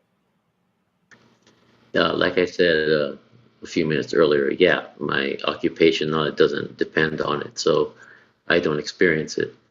Okay. Okay. So curvature you haven't experienced. Great. Neither have I. When have you ever experienced motions on the surface of Earth up to 1,500 feet per second? Sorry, what? Yeah, you're supposed to be spinning at 1,038 miles per hour at the equator. That's your paradigm. So that equates to 1,500 feet per second. So when have you experienced this movement of 1,500 feet per second? Yeah, let's not do that. we don't see that, therefore it's a flat Earth. No. Well, listen. Do you feel the motion or do you not? No, I don't. Okay, good, perfect. And have you ever heard of, or can you provide a practical demonstration of gas pressure without the use of a container? You mean without saying that the Earth's a globe and gravity is holding our atmosphere? No. It's just. Do you know of, or can you provide a gas pressure without a container? Period. Simple question.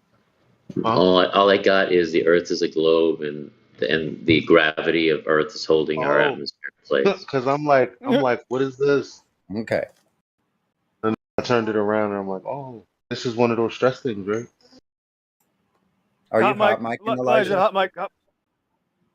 My bad. All right. I thought you were going to join in. I heard you wanted it, so you're doing well. So I don't want to jump in. All right. And interrupt you. Sonny, you Yeah. hear me? I want you to keep the floor, but I want to point out some. Remember, he made some claims, but I don't want you to. He's making these little claims that we're not addressing. He kept saying science, and I just wanted to point out again that when a glober claims science, they're actually not going to be able to produce the said science. And don't take that the wrong way, but that's going to prove the point that I don't have a burden of proof. In fact, the glober, when they say certain things, they won't even be able to back their basic claims. So you got to show us some science, since you kept saying there was science. Right. Okay. But see, I don't want to lose the point. So the point is that our experiences don't show any of this. We don't sense any of that. We have a vestibular system in our heads that is finely calibrated to level. That's why you know when you're standing vertically that you're standing exactly vertically. You know if you tilt your head a tiny little amount. And if you fall down, or if you're riding a bicycle going 5 miles an hour, you feel it. You feel every motion. You feel everything. So you always feel every motion when you're here on Earth, as long as you're conscious and awake and you don't have damage to your vestibular system, you're going to feel every single motion. So we don't sense these motions or curvature or gas pressure without a container. So therefore, that's the axiom. That's the baseline that everyone using our senses, we can tell this is so without a doubt. So therefore, the globe has the burden of proof. We're not the ones claiming these things about Earth. We're not making any claims about it. The globe Earth has all the claims. The globe Earth has the floor. So the globe Earth needs to provide, being that they have the burden of proof, they need to provide the proof that they have as they're teaching it in every school on Earth. So I wanted to point that out, that you as a globe believer have the burden of proof, not us. Yeah, I mean, like you said, all the information that's been published about Earth's shape and everything else, I mean, isn't that the proof? And you just Published, don't. okay, but published is fine. Published is fine, but is there a measurement in there that was directly measured? That they have information where it was directly measured? That's the data I'm looking for. It has to be an action. Measurement is an action word. It takes physical action. So they had to physically and directly measure this curvature, or else they could publish whatever they want. I could say unicorns are farting in the corner over here, and that's what's making Earth round. Honestly, Advocate. that's the same proof Do you as you're get what providing he's right now. saying there? Because it's just a baseless claim, right? So what Sonny's trying to tell you is that, like, if you say that the moon's gravity is causing the tides, and he said, well, what if it's actually, fairies on the dark side of the moon, or some kind of, special moon grass that causes the tides? You do realize that both statements are equally Equally valid. 100,000 times within your lifetime, and the other one hasn't. Okay. The longer we're talking, okay. Here's my problem. Is I guess I would like to see or hear something about flat Earth being taught without mentioning the globe. I guess that's where I'm at, because I keep Okay, let saying, me help you out. If we don't can't say it's measure not this, curvature therefore anywhere, it's that. if we can't measure curvature anywhere, what is it? If we can't measure curvature anywhere, what is it? And the last 3 times I asked you a question, you completely blew me off. So try to answer this time. If we can't measure curvature anywhere on the Earth's surface, what is it? Well, yeah, it would be flat. Well, it could be Right, so we've bumpy been for all I talking about know. the flat Earth this whole time. Yeah, it's kind of bumpy, but mostly level, right? Mm-hmm. So we've been talking about the flat Earth this whole time. You're just incapable of perceiving the other side of the coin. I hope that my question showed you that we've been talking about the flat Earth this entire time. Yeah, you're talking about flat Earth by saying it's not all this globe stuff. Can you talk about it without doing that? Yeah, water's No, always no, flat. because the Water's curvature. always flat and level. Sorry, Elijah. No. Is Exo there? Yep. I think this is a good one for you, seeing as that he doesn't understand that it's practically utilized and understood as. Yes. So please, Yeah. if you got the time, go ahead, Exo, and inform Yeah. him. Please do. I'd like to hear that myself. Okay. Yeah, Ben, remember real quick, I won't be too long about this, but I will actually allow you to pick the definitions. I don't like making it hard for someone that I want to have a conversation from. I'll let you pick any definition, but then you got to point out where the reality matches the definition and you win. The problem is that everything that we do in reality, and what Elijah's talking about is non-rotating flat Earth. This isn't my claim. The actual aerospace industry admits, this is the Dryden Flight Research Center. I don't know if you've heard of them, but they admit that everything is dependent on a flat, non-rotating Earth. So again, we're having a hard time because everybody already admits that they depend on our claim, right? So when we're talking about derivation of linear aircraft in reality, which is not my claim, this is the Dryden Flight Research Center, 1988. Right. So this goes on top of what all the other claims that we're also standing on, the claims of all the intelligence and information and reciprocating things like radar. All these systems are based on the same idea that we're not living on a ball. Right. And here's why this is such a big deal. It gets worse, Band, because all the flight simulators, in order to simulate Earth, have to also be made on a flat map. And that's why this conversation is so difficult, that if you still believe in this ball earth religion, it's going to be painful because everything already backs our claim. Everything. Okay, I can Go ahead, Sonny. appreciate that bit of information, but again, it's I guess that's where, because of formal education and all that, they teach stuff without having to refute another thing. I guess that's where my problem is. You're right. Bro, you're 1,000% right. But watch this. I will allow you, for our conversation, I want you to use the definitions that you're comfortable with. But when we look at what they're giving us, it has nothing to do with science. There are no papers with information. There's no science. There's no fact. It's all based on a presupposed religious belief. They already admit that. If I were to ask you, band member, where do you get the information from? Where does the origin for the outer space globe information come from? I don't think you'd be able to tell me. I think it'd be another I don't know. Am I correct? I would be more like, that's what they taught us. That's, of course, everybody will tell you that. Right. So that means, right. So I would have the same, let's say I'm on your side, it's 10 years ago. You and I, band member, would both admit we don't even know where the idea comes from. You and I have no idea. Now I do, of course. It's 10 years later. I've now grown and researched this. You haven't yet. And that's what I'm telling you, is that I can't force you to, I don't want you to believe because I told you, band. Nobody's here because I told them and convinced them to be here. People are here, band, because they figured it out themselves. And it's so easy because the earth presents itself as it is. The other side, your globe earth family, they're the ones telling you you can't trust reality. They're the ones saying you can't trust your eyes. Like we just had the example, Matthew Learns was here. He's been here 100 times. He is now telling us that he doesn't even he admits there is no evidence for the globe and that he just has to believe it. And he actually recommends not to measure it. So you think things have gotten so bad for this outer space religion, the Globers are now telling people not to make measurements. You can't make this up. So that's how bad it's got.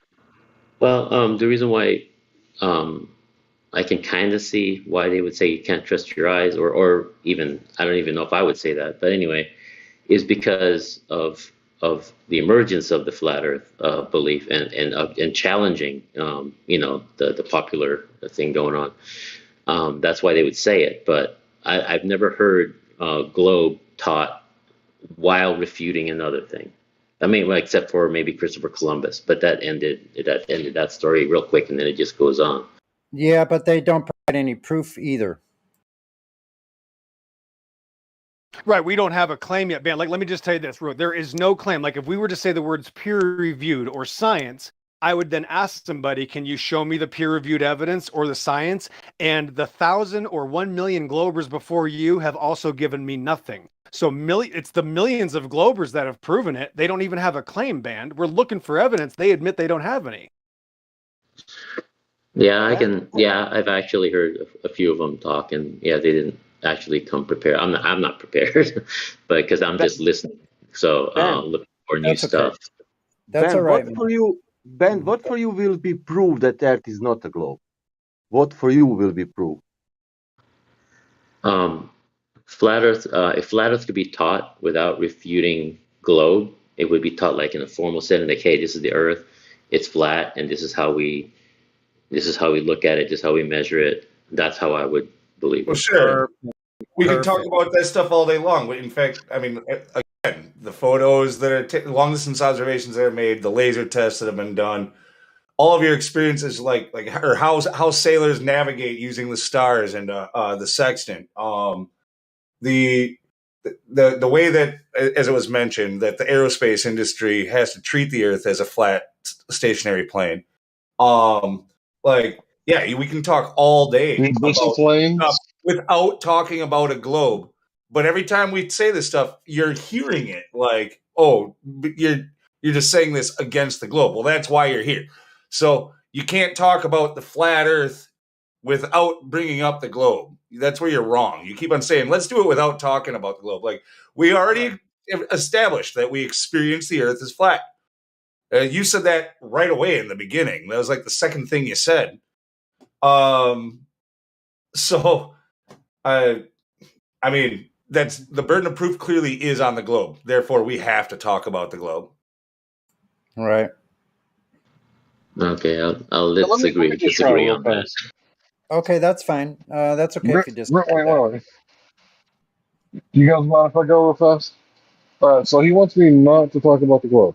So I accept the challenge. Okay, how about over 50% of the Earth's surface, even though it's underwater, is called the abyssal plains, right? You know what a plain is?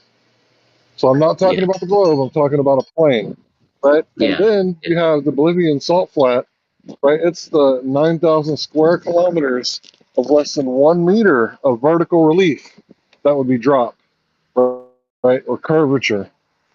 9,000 square kilometers, the largest salt flat in the world. That's not the only salt flat, though. There's actually salt flats all over the world. That's just the largest one, right? So when it floods, right, it's actually mirror smooth. Like you could take a picture and it's going to be a perfect reflection of the sky, unless there's wind or something perturbing the water.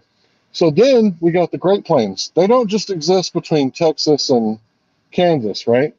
They're actually all over the world. There's Megiddo in the Middle East. There's the steppes of Russia, right? And then there's the Great Plains of Canada, right? And then, I can cite you a source where the geologist, I think it was one of them from A&M in Texas, he said that Kansas is flatter than a pancake, right? So once again, I'm not bringing up the globe, right? So we got Kansas is flatter than a pancake. We got salt flats, Great Plains. We got tectonic plates. What shape is a plate when you eat a steak? Do we have tectonic bowls? No, we got tectonic plates, right? Like a plate of metal, sheet metal, right? It could be. So, I mean, So yeah, airplanes. What do they fly over? Planes. I had a friend from Massachusetts come down one time. I heard somebody talking. I'm almost done. I had a friend from Massachusetts come down. She called this flatland, right? In North Texas, right? It's like you could see forever. I don't live in North Texas, but it's close enough to where, from her point of view, there's no hills. In Massachusetts, apparently, they got hills. But yeah, I mean, over and over and over again, people have went, to large bodies of water at rest, and they've tried to take observations, measurements, right? And they can't measure the curvature. In fact, I went to Corpus Christi, North Beach, and at 10 miles away, I could see the buildings that were like little beach houses on Ingleside on the Bay.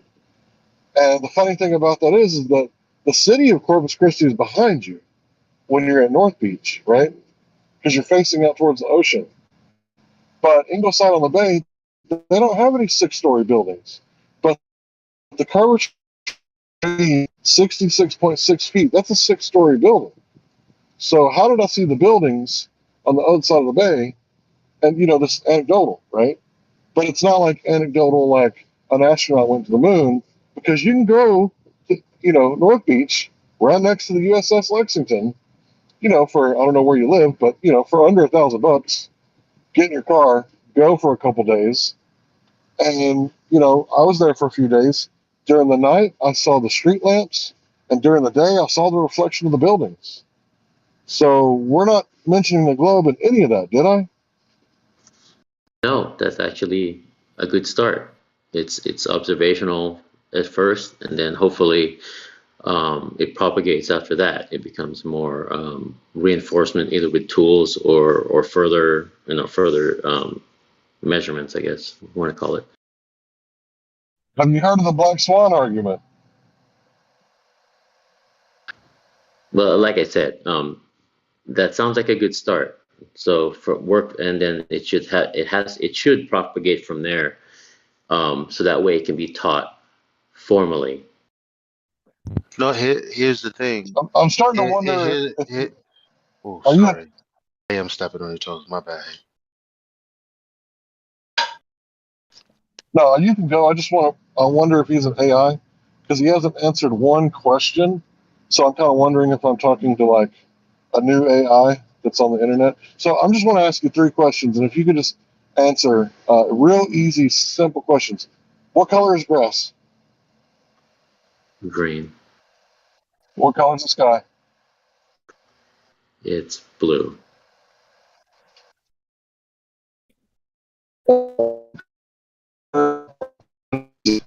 You're breaking up there. Okay, go ahead, Elijah. I just wanted to make sure I wasn't talking to an AI. Dude, No, what was the third? What was the third question? Larry, you need the third question. We didn't hear the third question. Can you identify the streetlights in this picture? What picture? Yeah, the third question, what color is red roses? Of course, red.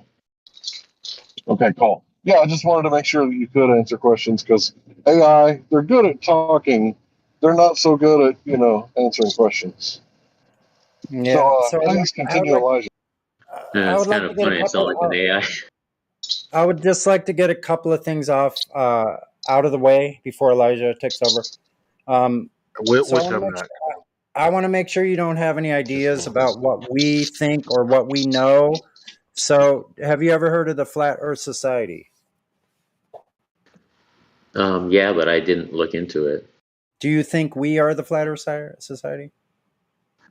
No, because you never mentioned it, so I don't Okay, think you good. are. Okay, good. That's fine. Maybe that's kind of out of the roundabout way for me to ask. So what the Flat Earth Society does is they are, well, provide information that has some of the things that we have found as well about Earth, but they also put in the ridiculous stuff. Like they will purport that Earth is the third pancake from the sun, moving upward at 9.8 meters per second squared. None of us in here abide by anything the Flat Earth Society has said, ever said. We've never met one of them. They've never come in here to talk with us, and they can't be reached. So I just want that part out of the way. And the other part I want to mention is that nearly all of us in here, and there's more than 20,000 people on the server. I can't say that they're all flat earthers, but all of us in here grew up learning the same exact thing and believing the same exact thing that you were taught as well. So I want to get that out of the way. Okay, I understand. Thanks. Okay. Do you want to go, Elijah? Yeah, I wasn't gonna take over or anything, but when you said that we should make this digestible so that could permeate throughout, maybe I could Domo arigato. But what? Domo roboto. Go ahead and reset. Oh. Try it again. Hold on, let me see my connection. Yeah, I'll be right. Give me a second. Clear. Okay, no problem. So while we're waiting for Elijah, I just want to mention something. Do you know anything about hydrodynamics? About how behavior of water, the nature of water? I guess I would know the basics, I guess. Okay, good. Have you ever heard of water sticking to the outside of any object? Watch it stick to the side of my car when I'm washing it. It doesn't stay on there too long, does it? Yeah, no, it doesn't. So answer is no, right? You mean stick and stay there? No. Stick and stay there, and then try to spin the object. Yeah, that was the second part. So all we know is that water is level. The horizon is horizontal. Do you have any problem with that? No. Okay. So the line of the horizon is horizontal, and all water is level.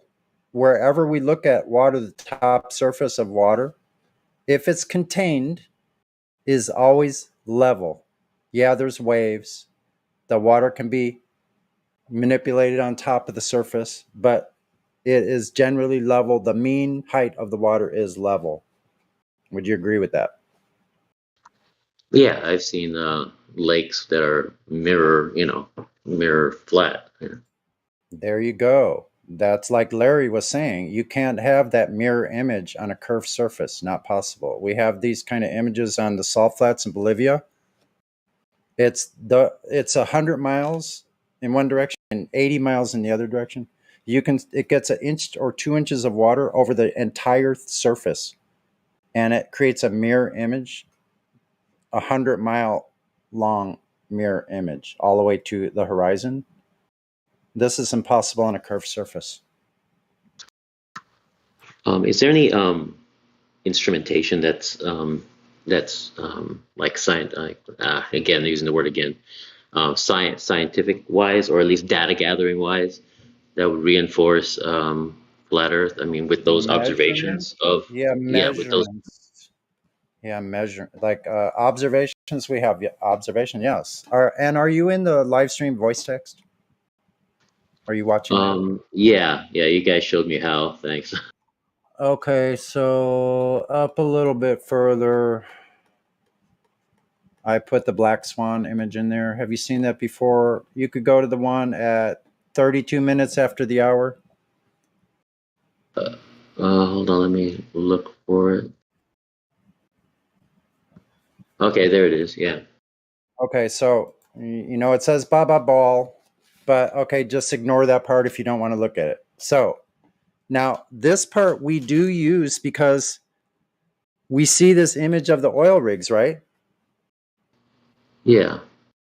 Now, where would you say the horizon is? Before the oil rigs, between the oil rigs, or after the oil rigs?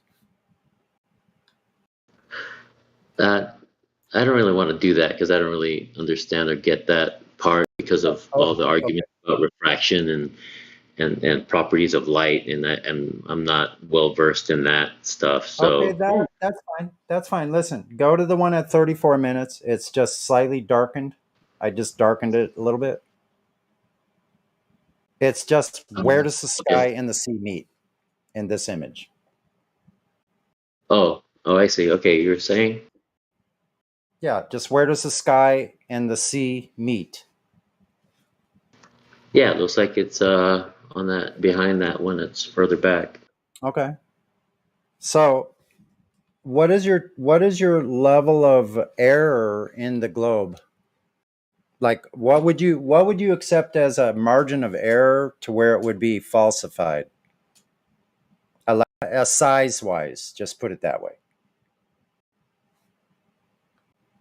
Like 2%. I don't know how to answer that, to be honest.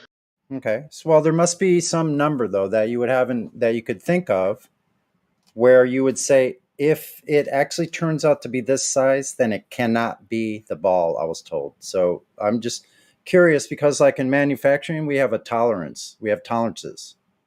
So the tolerance is a plus or minus of how much like this part will fit into another part. It has a tolerance of a couple thousands each way because it has that much allowance for movement or travel or motion. Yeah, because of what little I found out, all because of the flat Earth thing. All I know is that it says that if because of the way light travels through the atmosphere, it will actually bring some of the what's further back, make it visible even though we're not supposed to. So that's Yeah, why that's I don't know how to. That's that's not fine. Okay, what Elijah? that's not an adequate answer. You know why? No. Because there's a distance measurement claim of obstruction. We're talking about not seeing that obstruction. Therefore, the distance claim is wrong. Whatever light is doing, guess what? You shouldn't be seeing it because the light should be obstructed. What difference does it make if light is reaching your eyes? What does that have to do with the obstruction that's not where it's supposed to be? I guess that's my fault that I was bringing up my thoughts because of course I'm still thinking it's a globe. No, it's I would, totally yeah. fine. I'm just pointing out that when for people who don't really understand the argument, but they hear this word and they think it's relevant, instead of telling you what refraction is, I'm just going to tell you what does that have to do with, like for instance, eh, I like we're talking about geometry, we're talking about measurements. So what about, say for instance, my house being 2 blocks away? There's never going to be any instance where I'm looking for my house 2 blocks away and it happens to look like it's somewhere else, while everything else in the area is actually where it's supposed to be. That's wild. But that's what they're trying to say is happening, which is wild.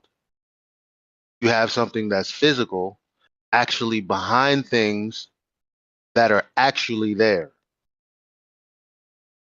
not obstructing those things, but appearing somewhere else. Yes.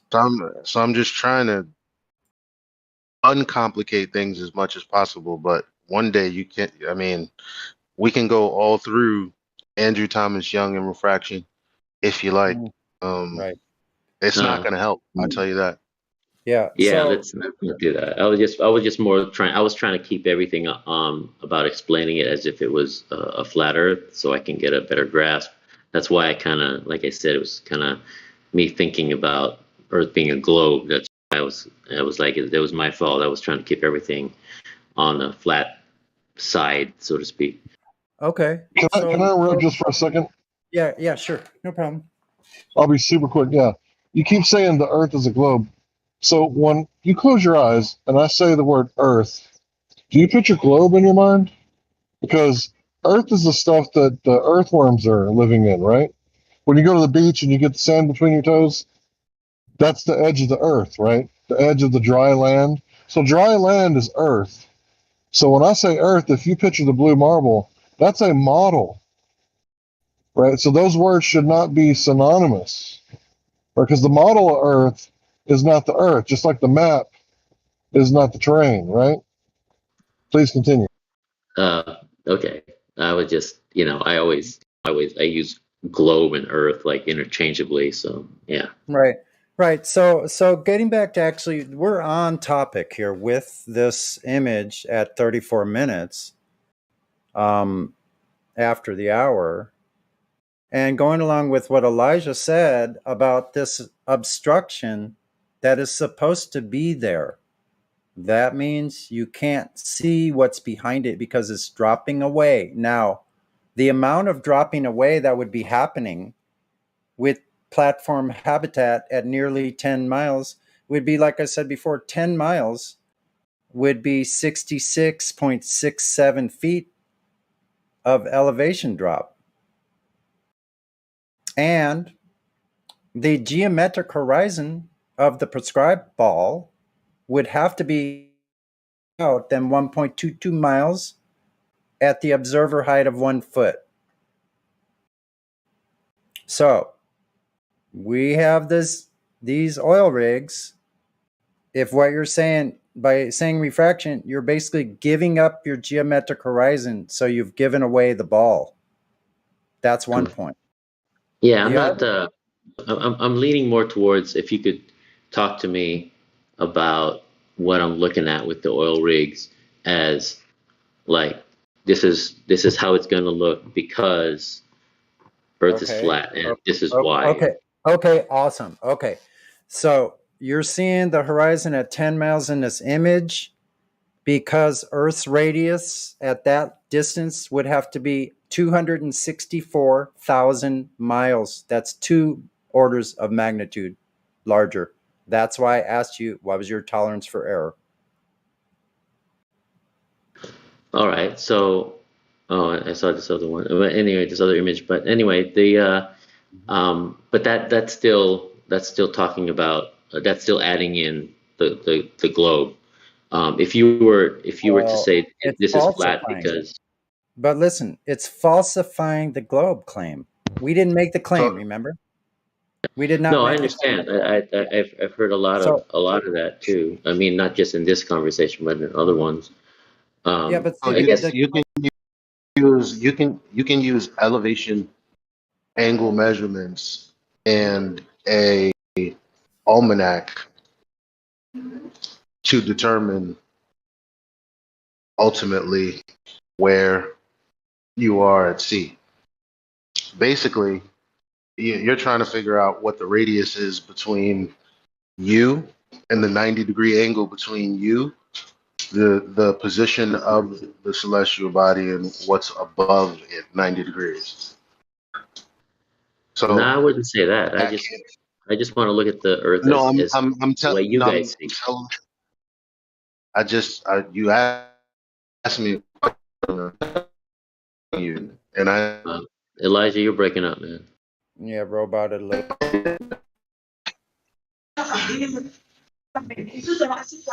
Darn those satellites, I huh? said, I said that I was telling you exactly what you asked for, and there was zero mention of a globe. So I don't understand what the problem is. I'm not sure what you want if you don't want what you're asking for, and you don't want a refutation of the globe. No, you said Or radius, so that's why I was thinking you were trying to yeah, explain. because in geometry, radius is a line, right? Yes, It's a it is, segment. but it's It's not. a half of a circle. So it's a half of a circle. So I'm not talking about a sphere. I'm talking about a circle around the GP of a star, and the radius, the line, is between you and the ground position that star is above. That radius, not the Earth radius. Oh, okay. And I'm going to drop some images so you can get an idea of what Elijah's talking about. I'd just like to add, just to help maybe make it a little bit clearer for him. So like the section argument requires a right angle. Like that's how you do this trigonometry, right? Like, you can only have a right angle if you are on a plane. You have to once again assume that you're living on a flat plane in order for this to work. This does not require your ball. It requires a flat plane. Yeah, so we do our navigation with these with the stars at zenith. Okay, then we travel Okay, along. I see the picture. We travel along a line of travel on a compass direction. We're on a boat or ship, right? This is how we navigate. Right. So we get our fix on the horizon and the celestial object, and we get what's called an elevation angle. In order to have an elevation angle, you have to have a flat horizontal datum. This is your line of travel over the water that we talked about earlier as being level. So in order to do this, you look up in an almanac, a navigational one, and you find out where that star is at that angle or where it's at the zenith. You do this 3 times, and you have what's called circles of equal elevation. So these circles of equal elevation, once you get 3 fixes on these celestial objects, you have 3 circles that are all equal elevation, all of them, and they are going to intersect. Where they intersect is your position. This cannot be done on a curved surface, and I did not say ball. So this is how we've done navigation for 500 years, or maybe a little less. When they invented the accurate chronometer so they can measure time more accurately, then they knew where they were closer in their dead reckoning. Their position of dead reckoning was more accurate with a accurate clock. That's the surface part that you're traveling along. Now, these stars just happen to be in the exact same position over Earth that they always have been at that exact minute, day, month, and year since all time. Forever. As long as we've been looking at these things, they've always moved around us in a clock-like fashion, and they reset every year over the same exact position. Any time of year, you can look at these almanacs that you use in navigation. You can find what position that star is, and sure enough, when a sailor goes there, they can make a measurement, and that star is exactly over. It's a zenith, directly above. Okay, I'm just taking all this in because I know nothing about navigation, but it's Yeah. interesting. It's interesting. So I'll have to look into it further. I just see it said sextant, so I'll have Right. to So look into that. this is how navigators find their location accurately on the oceans, and so that's how it's done. It requires a right triangle. Do you know of a right triangle that has a curved bottom section? Of course, there's none. Okay. So you can't navigate on a curved surface like this. It would be impossible. Think about a curved surface. You're moving along, and you have 3 circles that are equal elevation. How would you do that on a curved surface? Yeah, again, I don't have an answer for that. I can't. Okay. Yeah. So that requires a horizontal datum. And then when we look out over the ocean, like in the Black Swan, we see exactly what the navigators are saying. That the surface is flat and level, because you can measure sea level. You can actually go out on your boat if it's calm enough, and you have a bubble level on your boat and 2 different axes, so you can see if it's listed to one side or if the nose is diving a little bit, right? You can get those perfectly level and do a shot of the horizon completely horizontal in front of you and then 180 degrees behind you, or to the left or to the right. C is level. Okay. So it's good information in my opinion. It's I'm just digesting a lot of it. I don't really know what to say after that. Okay. I'm still like I said, I'm keeping an open mind to see it. And again, because I like to read, I'm gonna have to like look into some of the stuff that you guys said and see if they Right. connect logically. Then, yeah, I'm open to it. Okay, good. I think you're on a good start if you're open-minded. And listen, none of us are going to try to convince you here. I'm not trying to convince you. It's not possible to convince somebody. You have the ability to take this information and make your own decision, like you said, based on logic. So the last thing I want to show you is at what is it? 35 minutes after the hour, there's a Black Swan setup. That's a short clip I made of the original video, which is directly above that image, the short video. So if when you get a chance, look at it. It's a 30-second video of the camera setup of the Black Swan. So Okay. Oh, yeah, I'll look at that. yeah, when he rotates the camera up, you can see the islands back beyond the oil rigs that are mentioned or shown in the Black Swan image. Those islands are 30 miles.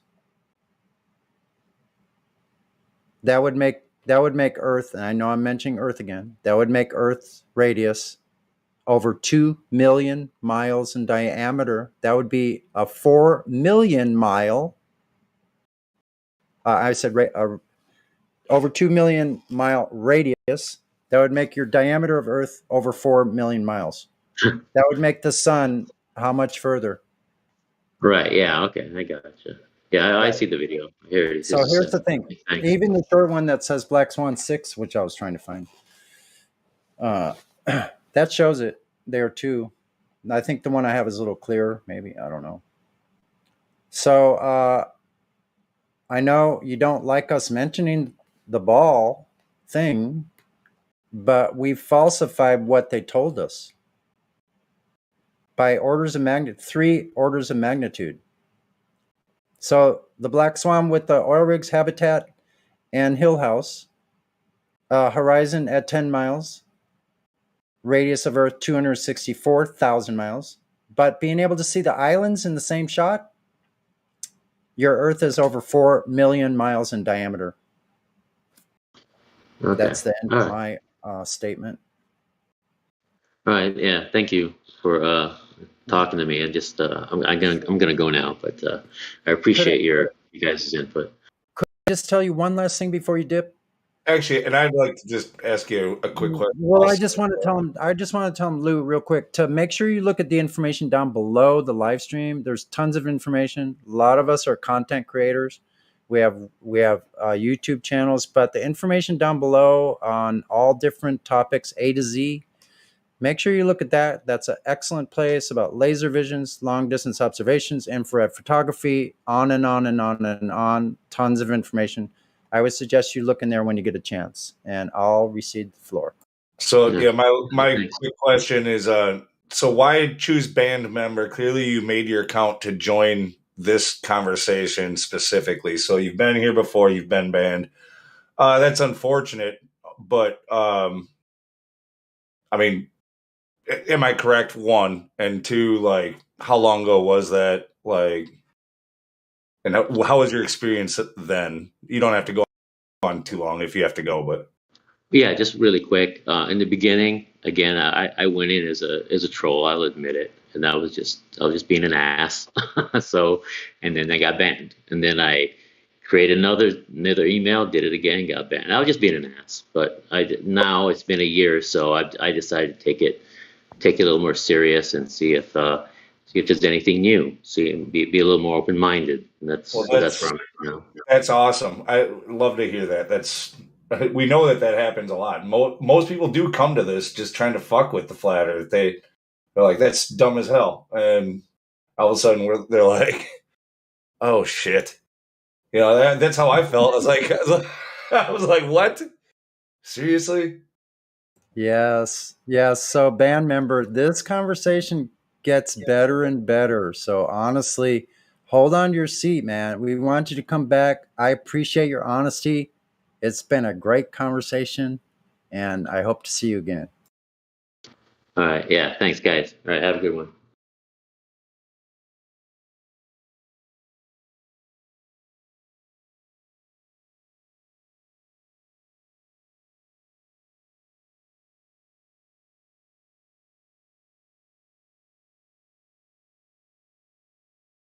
Fucking leave so we can talk about you after you're gone. That's funny, man. Great job. Great job to everybody, including band member. I don't know if he's just connected, but I don't know, man. Wow. Good conversation. Now I'm seeing you have to approach this a different way for different people. You know? It's a challenge because Now you know why I make such a big stink about when people just like chase people off and don't like try to like work with them. You know what I mean? I know. Because I think like it's possible to like reach people even if they're being trolling. Yeah, and, but look. And anyway, why not just have fun with them? I mean, why not enjoy the trolling? You know, like why not just make fun of it rather than letting it bother us so much? You know. And that was the most amazing thing of the whole thing was at the end there. Thank you, Lou. You asked him that question, and I was like, at first I was like, oh shit. Yep. But I was waiting you for know him to the dude spiral was out. the dude was honest, and that was like kind of shocking. I'm like almost brought a tear to my eye. Wow. Well, you know, Yeah, almost. I hear you. mentioned the Sexton argument just kind of casually earlier before Elijah brought it up again. Mhm. And even then, like I just kind of knew like this might be the thing that grabs him, and it sounds like he started really listening with that. You know, like that was what he was asking for. Yes. And you kind of got to probe around and see what is this person looking for, and you have to have some patience there, and you can't just have like a spiel that you go through and or just say let this person control the mic. Like as long as people can be cordial, take turns, and make relevant points, it's good to have different people bringing different things up and till you find like the right spot. Like where should we focus? But we got to be a team when it comes to that stuff too. You guys, yeah, good job, Lee. You guys finally learned how to Yeah, be that's adults. I'm proud of you. definitely something I'm for is being a team and sticking together and working together. And no matter whether we disagree with each other, you know, we take that out on another time, another place. Wait a minute. I want to hear what Exo said. You said we finally what? I missed the last Yeah, part. you guys, we finally grew up and we've become adults. We're able to hold a conversation like a person. Yeah, nice. No, you know what? Like, thank you for Amazing. letting me do that. Like it actually brightened my day up quite a bit. And all of you did such a great fucking job. And Elijah, the moderation was awesome and like helping us stay on track and stuff. And it all worked really beautifully. I got to point something out, Sonny. Sonny, if you remember when I was talking to him, is that I like to deliver my shocks early, and 3 times, if you remember, 3 times he was like, "Nah, that really doesn't make any sense," and then he was like, "Well, that's your opinion," and then like he did it one more time. If I don't shock them at first, it's like a balloon. It's like a balloon keeps getting tighter and tighter and tighter. If you don't shock them at first and let them get rid of that first shock, they'll end up being a lot more easy to get along with, right? If you shock them at first, they seem to be always more easygoing. It's like if you just wait and if you're just nice and we'll tiptoe and let me just tiptoe through the tulips. I don't want to say anything to offend you. Then they end up and they go insane. Then by the end, you're holding on to your own chair and you can't. Yeah, they stop almost yourself, want you to pick on them. They start asking. a little bit. Yeah, yeah, exactly. Well, listen, because see, this thing is what it is it's ego deflating. If it's done right, the person's going to just go like they're not going to have much left. So I think sometimes it does take that little like a sharp blow and then back off. Like so the thing that I think that's really important for us is when we're waiting for the glober to answer, to not jump in. That's a crucial moment right then. And if we all start dogpiling right when we're waiting for a response, then the person, like if I'm that person, I'm like, well, they don't want to have a conversation with me, you know? And they just want to beat me up here or something, you know? They're dogpiling me. So you just got to give it more space and more time. Yeah, there's nothing more irritating than when, you know, especially if you're a troll. We got to think about it this way. If you're a troll and that's what they do every time, it just makes you want to keep trolling, right? It just makes you want to come back again and again and again because you end up, you know, Yeah. you start enjoying it in a way, you know, like Yeah. I can see how that would turn into like an addiction. Yeah, rookie. It's like when you're trolling me. I don't troll you, man. Yeah, fuck you don't. I'm only kidding. I'm just I give you a hard time. Well, I only say stuff when you're talking because I assume that you don't take it personally and get mad about it. But I guess maybe I'm wrong. Maybe I should back off a little bit. I'm sorry. I don't like being interrupted when I'm on a roll. Like I know people want to interject, and I do the same. And I'm probably a what do they call it? You know, I'm probably guilty of the same thing. I'm trying to tone myself down so I don't have to jump in. And like, I know it's hard because when I'm hearing a conversation, I get so motivated. There's a point in time in the conversation when I go, this is it. Like, this is the point I need to make right now. And then after a couple of 1, 2, 3, it's gone. Like it's over. That I got lost it. So I understand, like, sometimes we want to like jump in there to put the point in right there. I have to like back off myself and go, okay, maybe, you know, I don't have to right then. Maybe I could just wait till we have a quieter moment or another person or whatever. I don't know. Yeah. You realize how hard it was for me to not jump in during that whole thing. I didn't say nothing almost the whole time.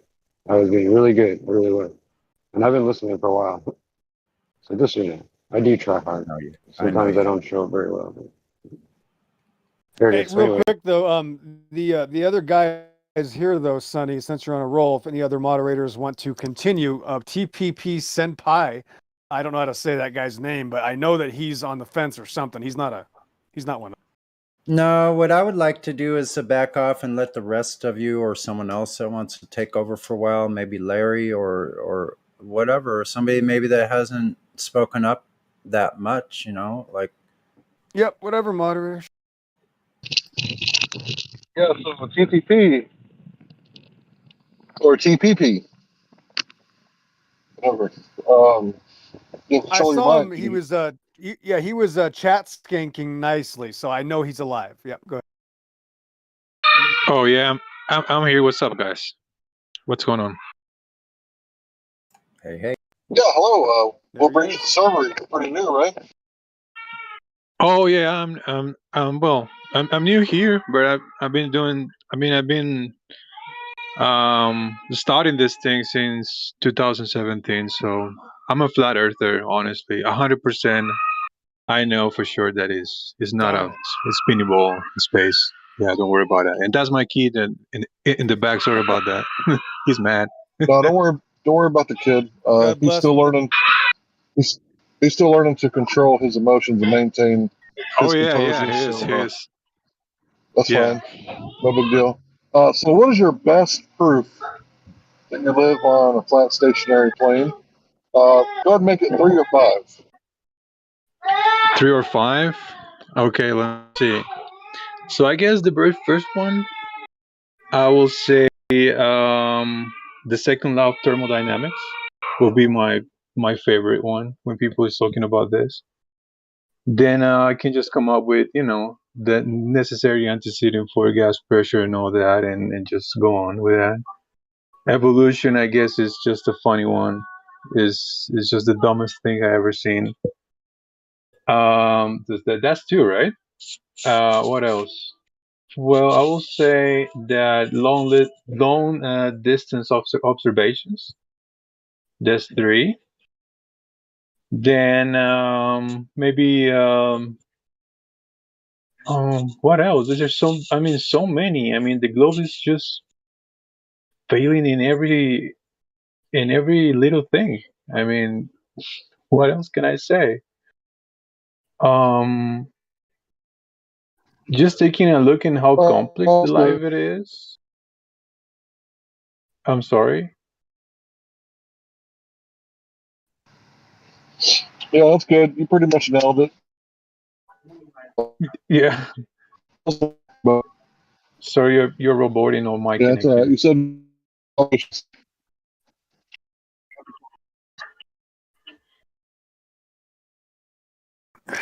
Yeah, bro, that's the thing, is that everybody's, coming to this truth, and it's so difficult to find people to even argue for the other side, as you've heard the other people today, that people in the server especially are so eager to talk to the opposition, right? And that's why I joked around when you said you're a flat earther, because the audience wants to hear a discussion, and since you've already come to the Yeah. conclusion that you trust reality, I'm pretty much useless, because all I do is tell people they can trust reality, and that's it. So there's no argument to this, and people overcomplicate things, and you've been in the discussion since 2017, so you probably have changed your habits and the way that you discuss this topic, I'm sure, in the last 5 years. And that's the greatest thing about this Yeah. topic, is that it's not just about flat earth, it's actually about a million things. And that's why you mentioned other things that weren't necessarily directly flat earth related, but they still are related, because this topic is like an octopus. It's like a millipede with 1,000 legs that extend to so many other things, and that's why it's so powerful. Go ahead, Luke. Yeah, no, I just want to corroborate that. Like, it's astounding. Like, even though like the more we look into it, the better proof we have. Like, I'm more and more solid on this. Like, the more we look into it, and the better we get at this. But even if we were to find all of a sudden somebody came with what we were looking for, like the Earth is definitively round. I'd be like, would you take that back? Do you feel foolish? All those questions. Absolutely not. Do you know how much stuff we've learned looking into this? Like how those Yeah. tentacles, like those legs you're talking about, how many things that you would have never questioned, you would have never looked into, that you wouldn't know shit about. You're a better debater. You're better with logic and fallacies and all this. You're less likely to be deceived. You can see the world through a clear lens because of all of this. Yeah, I was just having a conversation with a friend of mine over here, and yeah, we were just talking about flat Earth, and he was kind of being fool with me, because yeah, you're just stupid, for thinking this way, and all that. And it was like, yeah, what, so what we like to talk about, man? Let's just bring something cool to talk about. Just don't. And he said, well, let's go and let's talk about gravity. I was like, oh, cool. So yeah, so well, you mentioned gravity. So what type? And he said, like, forget it, man. You're just stupid. Just go do something else. And I was like, hey, there are two types of gravity, so you know that. Uh, and the guy was just empty. I mean, just like that. It was like, you don't even know that there's two types. I mean, come on, man. You're so low right now. I was just, friendly, asking you what. I mean, if we're going to talk about, if we're going to talk about gravity, so what gravity? I mean, I just wanted to know, it was the general gravity, or the other one, the one that was superseded in 1915 with the bendy space time and all that complicated things. I mean, I just wanted to know that is just an unproven theory, and stuff like that. And the guy just replied to me with just nonsense. But it is how much the people think they know what they're doing, and I mean, how much knowledge you really get when you really are looking into this flat Earth subjects. But yeah, I guess you really get to the point where you can hold your position, and well, I don't know, they really have a problem trying to defend their model. They can't. I mean, it's just what it is. you didn't know it was going to be instant mask removal either. Like, it's not just about topics, it's about people expose themselves to who they really are. Like this friend of yours who immediately starts insulting you, or whoever this person is. If it just takes a couple words to get someone to start insulting me and they start having a seat, well, it's amazing because now this topic has exposed who your real friends are. Even if you lose some family members, who cares, right? It's going to take everything that's negative out of your life. It's like a blessing. It is. Yeah, and I know this guy since like, I can't even remember 10 years or something like that. But, we're not really too close. But even asking me some stuff. I wanted to take him to the server, but I don't know, man. I don't think he's in the position where he can just get into a conversation like in a respectful way, I guess. But this is not my first language, of course. So you may know that I'm from Costa Rica, and I speak Spanish. But I love to be here, guys. I'm listening, and I think I will be much better talking in Spanish, of course. But I like it. I like to be hearing people, and we don't really get them too many Glovers now. But, Costa yeah, Rica, ¿de dónde eres? the Costa Rican from San Jose. San Yeah, Jose. I've been to yeah. Punta Arenas before. Yeah. Oh yeah. Yeah, I sailed all the way from Los Angeles to Martinique, so we stopped in Costa Rica. Very nice. Punta Arenas Oh, not the best place. San Jose, I heard, is much nicer. oh yeah. If you want to get one of the best, I mean, go to Guanacaste. Is where you get the very. I mean, the coast is so nice. That's on the My wife, Atlantic yeah, side, right? Yeah. that's in the Atlantic. Yeah, my wife, she's a photographer, and I wanted just to take a picture to the Isla del Coco from Guanacaste. Is 500 kilometers from there.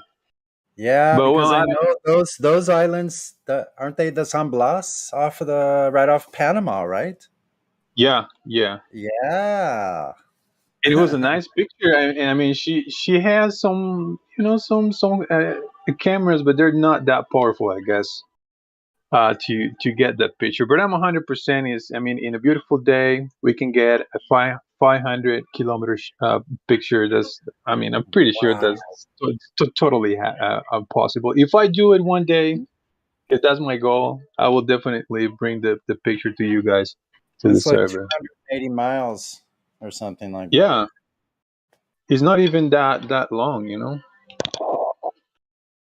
Yep. So I know I wish I could go back and travel back over those places I've been, because I know I've seen phenomenal things. But when you're seeing it at the time before Flat Earth, who thought of that stuff? You just go, wow, that's a long ways off, isn't it?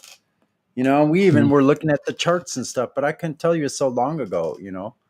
But yeah, I'd love to do some of that again while I'm still able to. Anyway, I just thought I'd pick your brain. Oh, I heard Hako is really nice. Is it called Hako? Yeah, Hako. Yeah. Hako. I heard that's a good surf place. I think all the surfers go to Hako. Yeah. Yeah, I can give you. I will just let you know if you're going to Punta Arenas. If you're going back to Punta Arenas, it's not that it's not that good. It's maybe that you don't know where to go.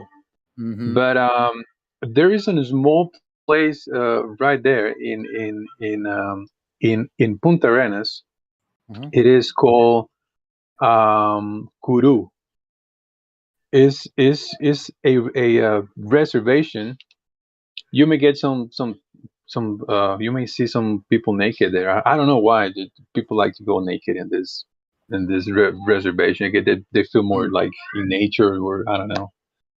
But yeah, Kuru is so good. The coast is so clean. You can see fish in when you just step into the water, you can see fish.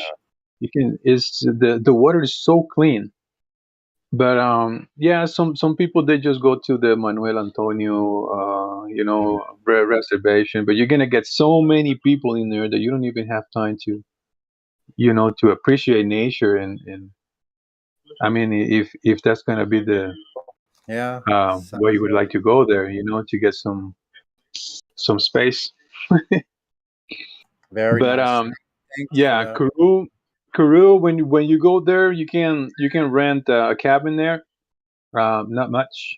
Well, there's no electricity, of course, so you may be prepared for it. But Hmm. during the night, you see no lights. It's so cool, man. It's just so is really cool. Been there with my wife a couple times, but you really, you stay away from all this noise, and Yeah, man. it's cool. Yeah, but Maybe Costa Rica is, yeah, it's just about nature. You see a lot of people, promoting the country with showing monkeys and all that. And well, I will say, yeah, but it's a little bit expensive, to come right, here. right. Really. Yeah. Well, maybe I'll have to hit Ildiko up and go visit her down there. She's one of our members. Anyway. Yeah, but I love to be here, guys. Seriously, what you're doing is great. Um, yeah, back in time, I was looking for some answers in this evolution thing. I was doing a service for a church in my spirituality, and I realized that the evolution was making no sense at all, and I don't want to talk about religion, but yeah, I Yeah. was just asking people, hey, this is not making any sense. Where all these materials all coming from? All these materials that we have here. So they just come up with some answers, and I was like, nah, it doesn't really sound good. Hmm. It Yeah, doesn't really sounds good. like the other gentleman earlier, just a minute ago, said, like, if it lines up with logic. So yeah, there's a lot of illogical things with this whole paradigm, this whole globe thing. It's multi-layered deception kind of thing. Yeah, because they're just trying to put the big band together, and it's not really working good at all. That's right.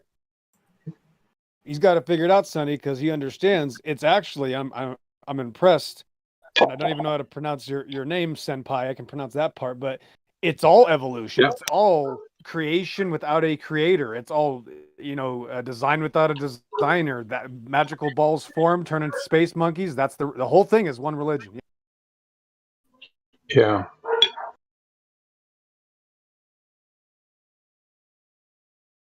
And I was just asking, like, well, where are this missing links we have?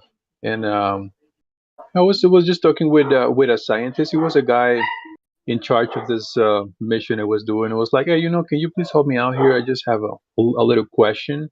What do you think about this evolution? And he said, listen, man, come over here. Listen, in our little group of scientists, um, we honestly don't believe in evolution. He said his name is Michael Duffin. He's an eye doctor in the United States. I guess, well, if you look at it, maybe you will find it. But he said, what we think is that um, suddenly these species they just disappear, and cannot find them anymore. And there is another one showing completely different from the previous one, and we don't know how. And I was like, well, maybe something like a creator, maybe he did that. I mean, or what do you think?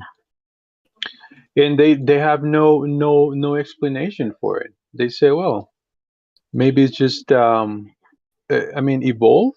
I don't think it's evolving, but I mean, there's some stuff like that, But that was back in 2009. But when I really I really was finding all this information was before the YouTube was well was just taking this subject, like if we're talking about demons, and I don't know. I mean, demons is more open than flat Earth on YouTube, but the algorithm change, and right now we are not able to really find some good information about that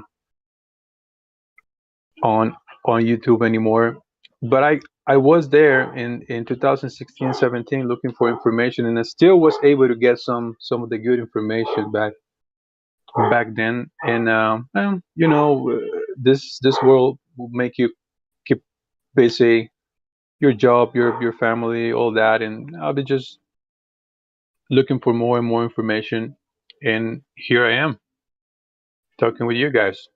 I hear like I was just listening like how many times? Maybe I did like 40 times the conversation you guys had with the Professor Phil. You guys remember that? Way back when. Did you guys ban him or what? Ban him or what? Oh What no, you're happened? talking about. Are you talking about today?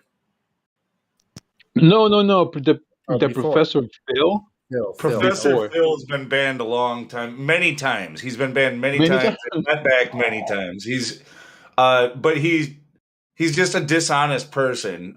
In the tactics that he uses to argue, and then also just like we're here in an open platform, public platform that he's going in DMs to anytime we get like a new person who's interested in the flat earth, he's trying to slide into their DMs and coach them and get, and make sure, he's trying to be a gatekeeper basically.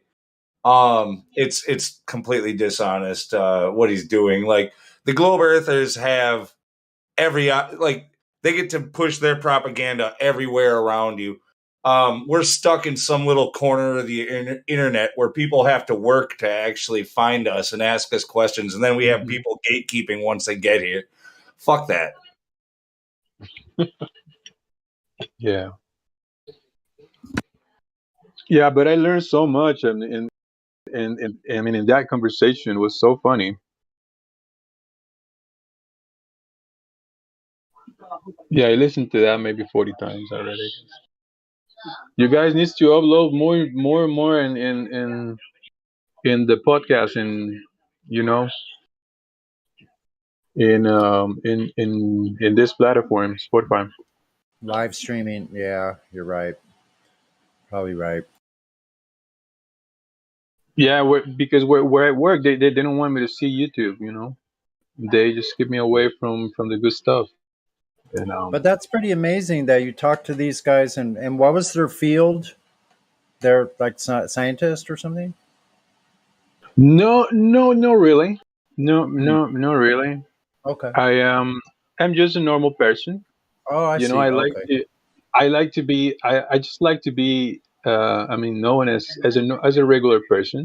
No, I meant Don't really want maybe you misunderstood. I'm asking on the conversation you were talking about, was that with some professional about evolution? Oh yeah, that guy was very professional about Okay. evolution. I mean, yeah. So, Oh so yeah. is he what was his field of expertise?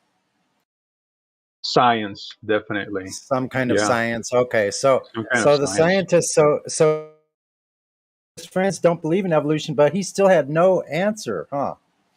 Exactly. Yeah, there was no answer. That was exactly my point. I Wow. mean, Yeah, that's how? that's a I wow mean, moment. there is no answer. So what's up? I mean, what's wrong?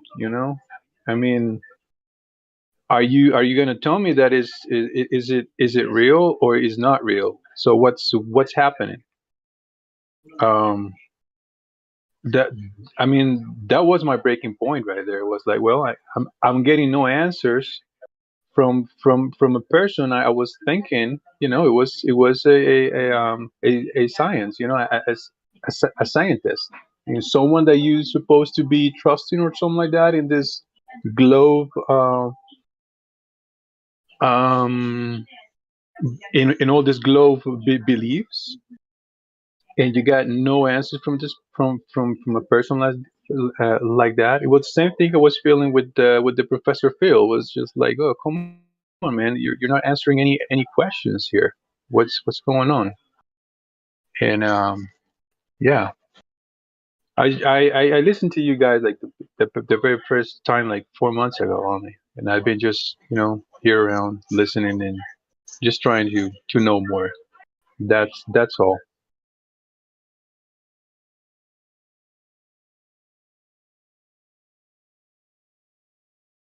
Well, it's very good to have you. Welcome to the server. Well, Yeah, man. Nice. That's hilarious, though, that both Senpai and Slow-Mo Moonbuggy are basically saying what's bringing them to the flat Earth is Professor Phil. See what I mean? So Matthew must be driving them in by the hundreds.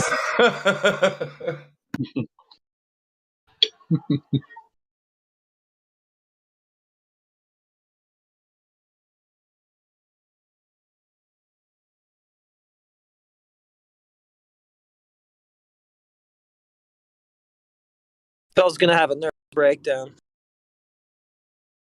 Oh yeah, you know he's listening to this right now, or he's got it recorded to listen to later. And all of a sudden he's gonna be shaking.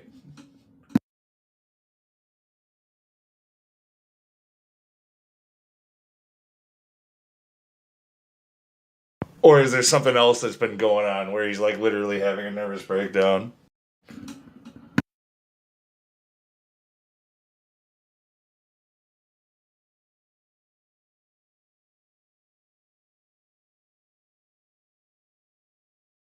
He might be like, hey, George, remember those drugs you were talking about before that I never did?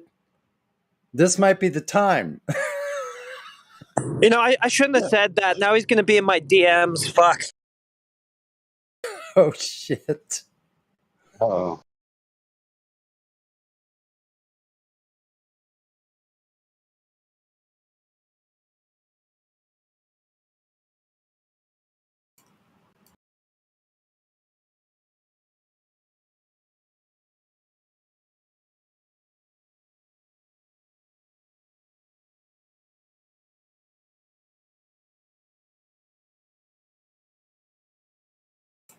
Earth has no curve at all. No curve at all. Earth has no curve at all. Yeah. Yeah, and my kid is only 3 years old right now. 3 years old, and soon they're gonna teach him all this crap. I'm sorry, I can't say crap. I guess. Well, I don't know. What Yeah, they're you're gonna good. do Some just of those words are fine. So yeah, they're gonna be teaching all this stuff. I mean, I don't even know what to do now. It's just like, yeah, I'm in the position where I will have to take it and then educate a kid in the way I will just mentioning stuff. Because right now he can't even control his emotions. I mean, I say no, he say yes, and he don't care. I mean, he don't really gives a what I say. But well, he will be able to understand anyway one day. And I hope I will just try to give him best answers. I will be, thinking from now, right? I mean, I'm thinking on what I'm gonna say right now in 5 years in advance. You know how worried I am. But yeah, it's just a reality we will have to come to. I mean, we will have to face this. I mean, see, they're gonna teach him all this globe floating in space. You're gonna teach him about dinosaurs, evolution. That's it. That's Well, what you're yeah, I gonna mean, get. senpai, that's the thing, senpai. You know, we only got one truth. There's only one source for truth. And you already know what it is. And you're going to be using it to teach your family and, your son, daughter. And that's it. It's not going to be the TV. You're not going to use the TV to teach children. You're going to be making fun of it. There's nothing to worry about because just your own person has already changed in the last 5 years. You talk differently, think differently, and that's going to trickle down onto your children. There's nothing to worry about. You've already changed yourself. It's going to be a piece of cake.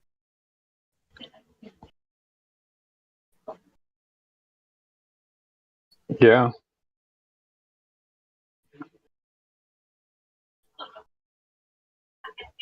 I mean, there's a bigger topic here, right? There's an underlying topic that I'm hinting at. That lunatic is praying over the ban button. I'm just kidding.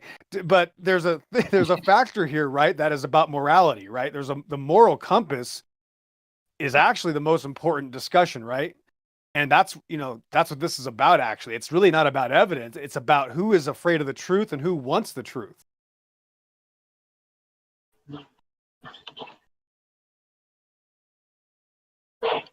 I mean, the guy earlier, you were here the whole time, but the guy earlier, he was being very cordial, but you could hear it in his voice that there was a battle inside of him, right? Like he was torn up inside because I was, trying to do my thing, right? And I was explaining, what we do. So everybody's it's not about my presentation or my evidence, right? It depends on how you approach this, right? Just like when I was told about it 7 years ago, I approached it actually with no questions. I just shut my mouth and thought about it. You know what I mean? So because I want to know the truth, I'm not going to expect, if I meet somebody online, my first reaction isn't going to let me ask this new person online how the sun, moon, and stars work. Like that's, you know what I mean? Like I'm not going to start trusting and making man tell me what to believe. I'm going to think about it and go, you know what? Let me see what I find myself. EXO with the whole ban button thing. Like, no, not exactly over that. Don't turn it into a sermon, but no, I agree with you. Like we're truthers, right? And it's about what's true and what's false and what's right and what's wrong. And you really can't separate the two. But that's where all of a sudden it becomes like your religion and there's different ones and we don't want it to be about that. Well, I put it out there like this as far as the morality conversation. I don't care about flat earth, but I care when there's millions of people hating on truth, and whatever that topic is, that's the topic that matters to me. If it was anything else, that's where I'd be at. But for some reason, this topic destroys the minds of evil, and that's why I'm in it. It's nothing to do with the shape of the earth. It has to do with the morality.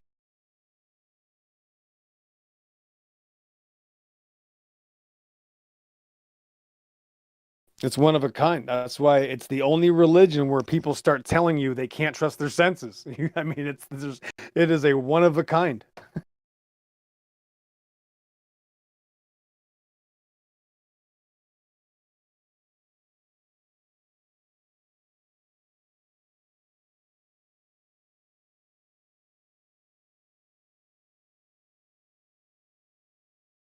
But you've already described how many things it's done for you. I mean, you had an entire diatribe of an explanation, so nobody's going to tell you, senpai, this is what it's going to do for you. But when you meet somebody that asks the question, well, what difference does it make? You already know that it's not about evidence. Somebody's now saying, what difference does truth make? Well, they got bigger problems than measuring the floor.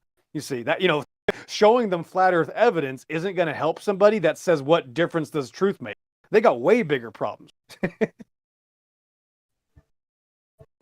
Yeah, it's like that. Somehow the glow system was able to take his, I don't know. Like I said, well, we don't want to talk about religion, but like I said, like the spirit, like the spirit of fighting or the spirit or discovering. Like, yeah, no, I'm okay the way I am. I don't really know anything else. I gotta work. I gotta go to work tomorrow. It's gonna be the same to me. But this how they drain your I mean your energy. It's like you're just not using your brain at all. I mean just yeah. Yep. So when if somebody approaches a topic in that manner, you know right away, like you already said when you were speaking about the friend that you discussed two different forms of gravity, which is a great way to open up a discussion, right? Because you're showing them they don't even understand their own claim. That's the best thing to do. One of the best ways is to show them what they're supposed to believe, or if they acknowledge these different definitions, and that, right, immediately the person's ego got hurt, right? You hurt the person's feelings, so they ended up attacking you. So right away, it's not about evidence. That's not an evidential conversation you had with that person, but you use the topic to prove that they have a moral unbalance, so to speak. And the weird part is that for some reason, Senpai and Lunatic and Sunny, this topic that makes people rip their mask off and then they start showing you who they really are. That's why it's so popular.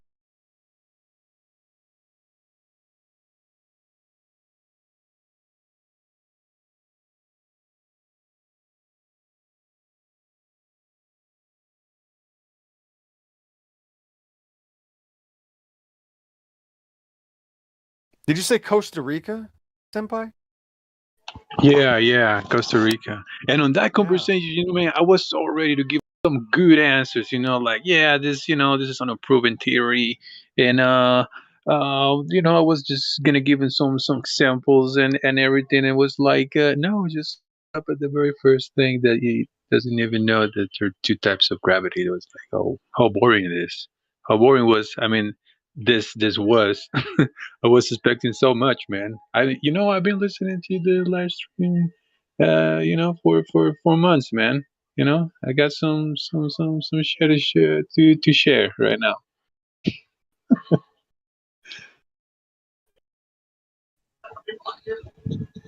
Oh yeah, I mean, Costa Rica.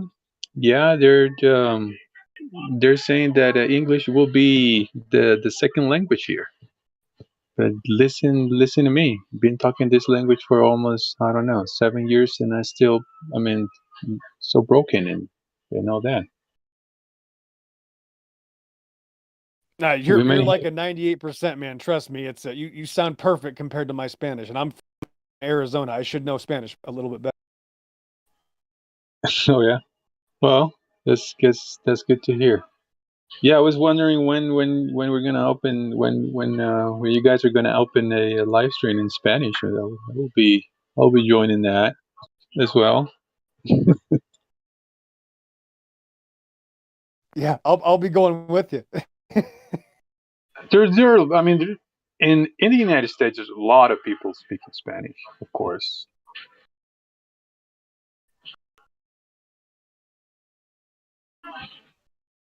You know what's weird though? I talk to a lot of Spanish speakers, man. They seem like they can understand me. I don't know how they know what I'm saying. They can understand everything I'm saying.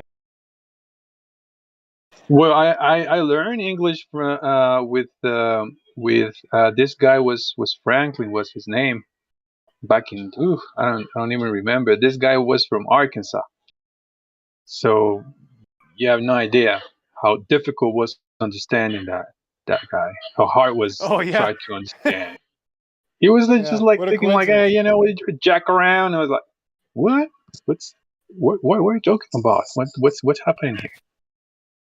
Yeah, his English was just like a little bit different from the other ones. It was, seriously.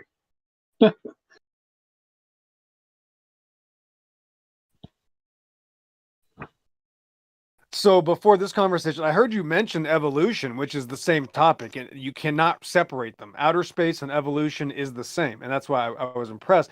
How you seem to have never bought into that lie. You seemed like you always knew evolution was false. Am I correct? I was thinking, I thought at the very beginning that I was able somehow to connect with like I said, well, we have to go to the spirituality, sorry guys, but going back to, I thought I was able to connect God's creation with evolution somehow. Yeah. So I realized that is not possible. You can't, they don't work together. Even though with what the scriptures say that they take this and that, and we're gonna use these materials and all that. And like I said, I don't want to talk about religion, but Yeah, I was just trying to figure it out. But the Big Bang and the God plans, it doesn't work together. You know, they're two separate things. Like the first gravity and the second gravity, they don't work together. You cannot put them together. They have two different um, geometries. They don't work together. You cannot use them. So yeah, that was my breaking point right there. How many years back in time from this dinosaurs coming over? You know, as a little kid, he has everything from dinosaurs. His T-shirt, you know, a backpack from dinosaurs. Everything is dinosaurs. Yeah, you know, and it was like, that's a problem. They teach this stuff to our kids when they're so little that when they they don't have the tools to question anything, and it's very hard for the people just to get their beliefs aside and just try to think about it a little bit.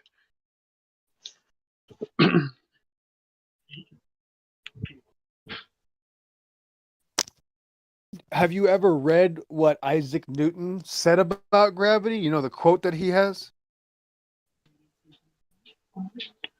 No, not really. I know what it does, according to what he said, that everything was just pointing down in the single vector of down to the center of the Earth, or something like that.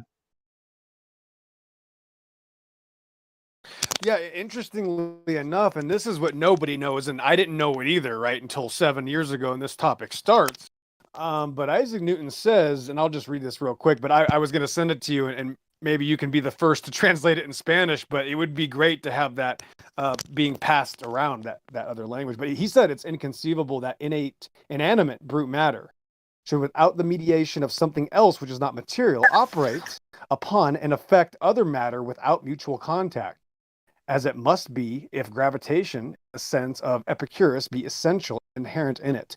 And this is one reason why I desired you would not ascribe innate gravity to me. That gravity should be innate, inherent, and essential to matter, so that one body may act upon another at a distance through a vacuum, without the mediation of anything else, by and through which their action and force may be conveyed from one to another, is to me so great an absurdity that I believe no man who has in philosophical matters of competent faculty of thinking can ever fall into it. That's what he said about. So Isaac Newton said gravity's trash, and for some reason nobody knows it.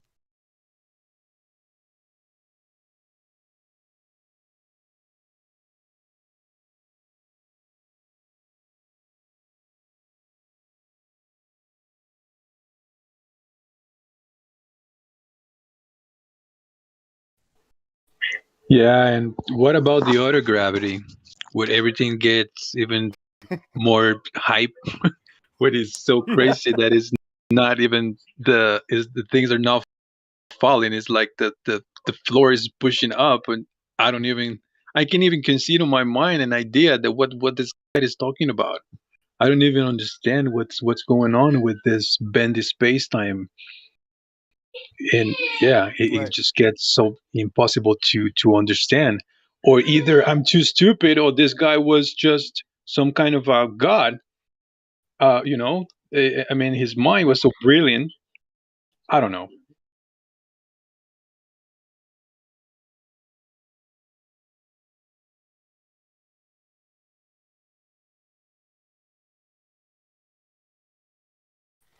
Yeah, that's when it Alleged. gets more difficult. I was going to say, allegedly, he was so brilliant.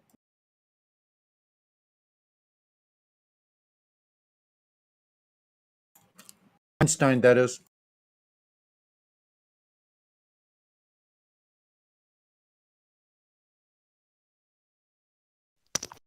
Well, we have a certain set of new problems with the magical bendy space-time gravity because there's so many ridiculous assumptions. But if I show somebody that already the previous 400 years by Isaac Newton said that he didn't even want it to be on his name, the bottom of that religion falls out from underneath it, because there's no way they're going to admit that they were all wrong until Einstein was born. So they'd have to admit defeat anyway. They'd have to admit that that entire time we just made stuff up.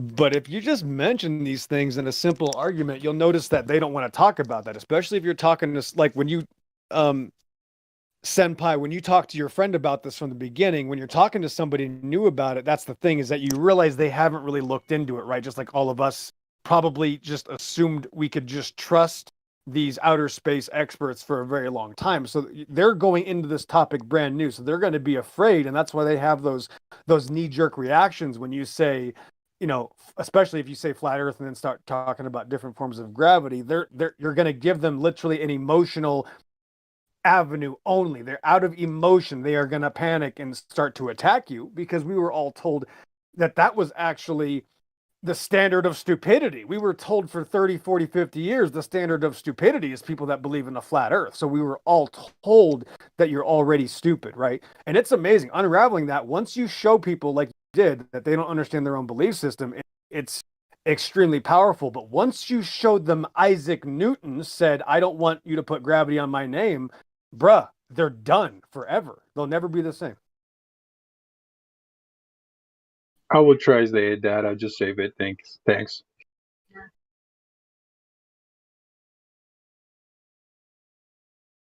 You got it, man. Thanks.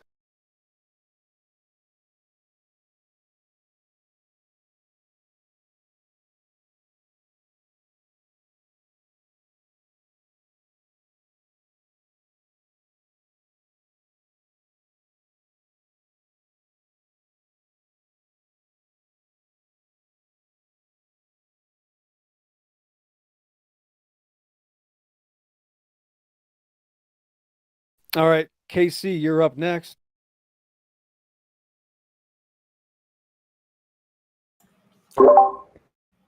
I'm up. Hi. Yep. Hey, what's going on? Yep. The moderators said that you were next in line to speak, and we don't like dead air time, and they said that you were one of the best people to choose from. Oh. Okay. Well, I guess I don't know, some thoughts that I was having about I guess the topic that we were talking about is I don't know if anybody's ever read this book. It's called The Abolition of Man.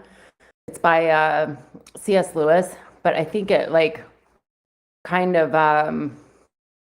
pinpoints the mindset that comes in, and that honestly, like a bunch of us probably already had to start off with. And it just talks about language and how this was a book from the 50s, but how people, like modern schooling has changed the way that we like we read just in general, to think like somebody, like he starts it off by saying like somebody says this waterfall is sublime. And then the book is like teaching people to think that that's actually the author making a statement about their feelings rather than about the waterfall. So it like separates people in that way. And that's what I see when people come in here, is it's more like they're just they don't know how, like people don't know how to think anymore, and they almost don't even think that they have a right to, or that there's anything that's up for grabs. So it's like I feel like in some ways that's more of what you're dealing with when people come in here than even whether or not the earth is flat, because the only proof needed really is that we can see too far. I mean, that should be a game over proof. And the other thing I was going to ask is when that guy was in here earlier and you guys were looking at the black swan thing, what was the what did you say was the room for like how far off the model would have to be for that to be possible? Do you know what I'm trying to say here? Yeah. Yeah, Sonny's gonna chime in. Yeah, so I'll jump in back in. Nice to have you. Welcome to the server. Yeah. Yeah, basically the questioning that I have is like if I had to manufacture a part, what would be my allowance that I would tolerate of error? So the same thing with the black swan. So at 10 miles, that horizon is 264,000. People that are better at math than I am tell me that's 2 orders of magnitude, which is adding 2 zeros. So that's basically what I was saying. And with like the island, it even, makes it further impossible. But did that answer your question, or do you have any questions about what I just said? What's the difference, Sonny? What's the difference between the margin of error, though? You usually say something like 2 million miles circumference, yada yada. Oh, right. So so the radius claimed is 3,958 miles, right? 59 miles. So that's pretty close to 4,000 miles. So if the radius is shown because of our observation to be 264,000, then you have 4,000 up against 264,000. That would be see that difference. Yeah, like I don't know exactly how you go about doing the math. That's not my strong suit, but like I've heard it said by people who have done it, that with the 10-mile observation, when we're just giving them 10 miles because of the original Black Swan argument, that's being extremely generous. Mm-hmm.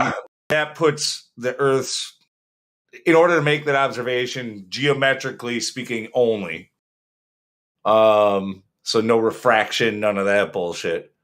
Like, then the Earth would have to be the size of basically here to the moon. Like, that would be the size of the Earth. And then if you go to the like nearly 30 miles that we're actually seeing in that picture, up to the islands that are in the background, that you can see that I posted in the last post that's up there. Huh? Like, if you watch the video closely, you can see some land in the background. There's a couple of islands out there, and that's these two that are in this GIF. But anyway, or it's not a GIF, whatever. For that, it would be like the size of Jupiter. Like Earth would have to be bigger than Jupiter in order to make that observation if we're really seeing nearly 30 miles. Gotcha. And that's about like, would have to be basically 3 times the size that they say it is. Is that what you were saying? More like in order to make some of the observations we're making, the Earth would have to be like 1,000 times bigger. Like, wow. Okay. Or a couple thousand times. Yeah. Okay. Because I find those arguments to be the best, because there's so many things that are still unknown. Like even for me, where I think people might make a valid point about the model or something about like, and I don't know, I mean, I'm new to this server, so I don't know what everybody thinks about that, but like, the flat earth map, like I did see one valid point about that, which maybe somebody here can answer that question for me, which was, how we have the sun rotating in different, around the different, like the tropics, and that explains the seasons more. And one of the questions was like, well, but it's traveling around like a smaller circle. So then is it traveling slower? And then how would that work with 24 hours? And I thought that was a good point as far as the model was concerned. But for me, for things like that, it doesn't matter, because you can see too far and the horizon level is always the same. So those are my two that I'm just like, there's no answer for that. Not saying that there aren't a lot of other proofs there, but I don't know. That was just something I was thinking about. I don't know if anybody had any thoughts about that.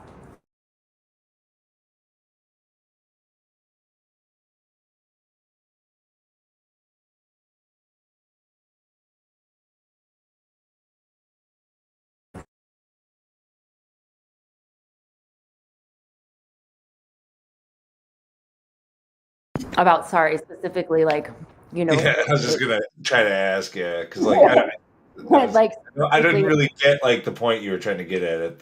No, I'm wondering. Sorry, I went off, but then like, like how would the flat Earth model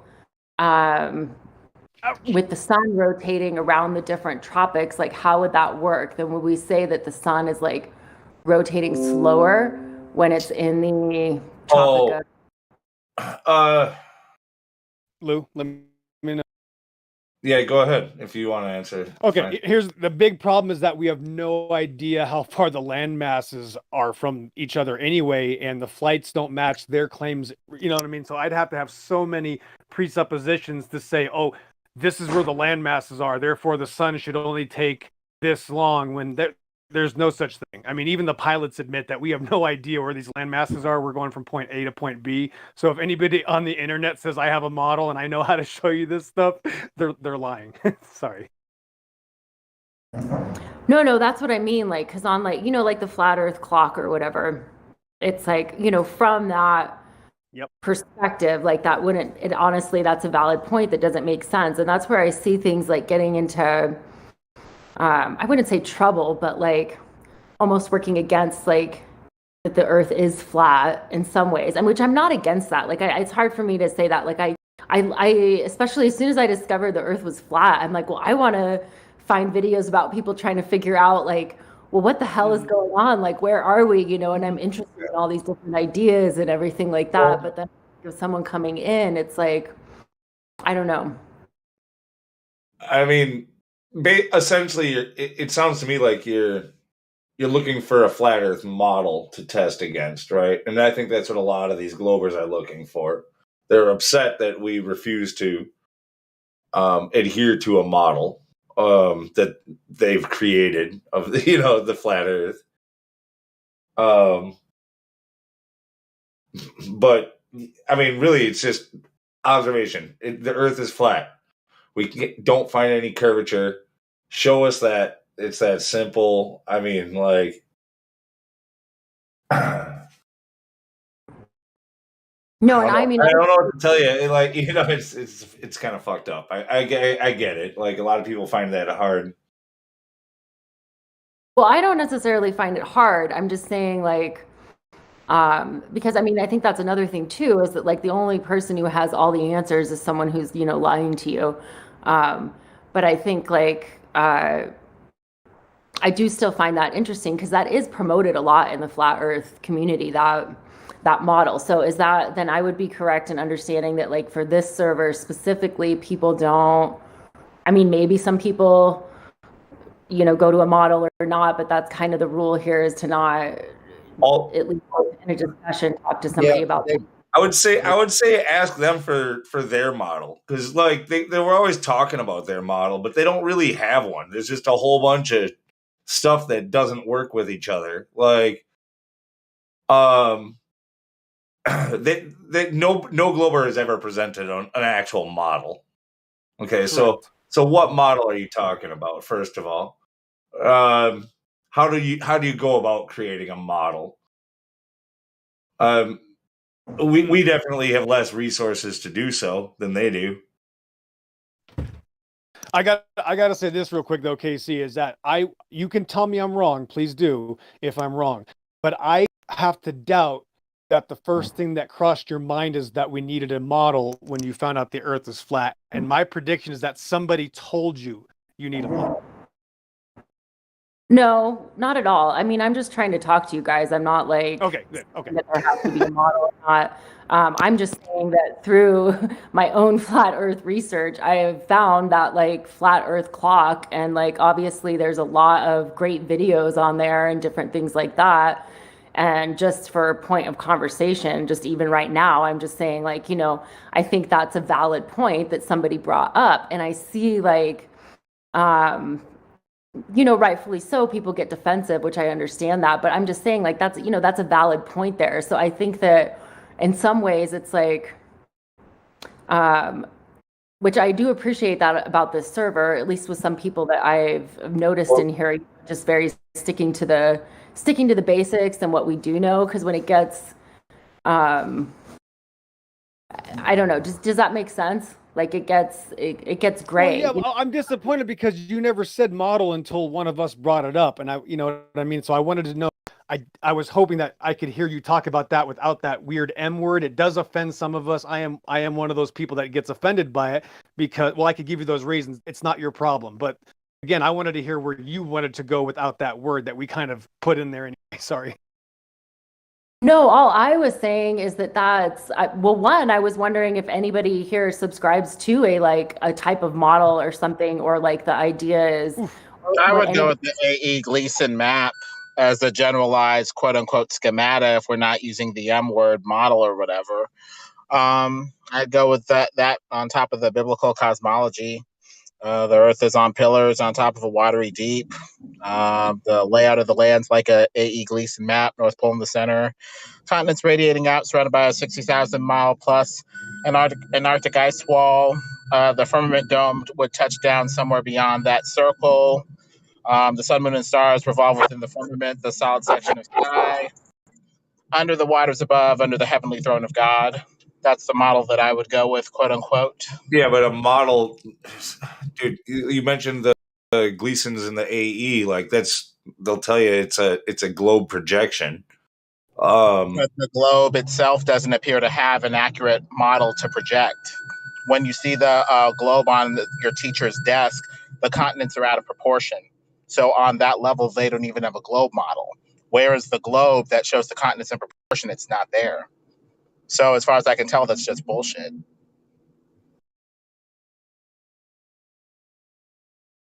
See, I was leaning more towards myself, like in my own, thoughts as well, is similar to what you just said of like, that maybe there are, there's obviously other things.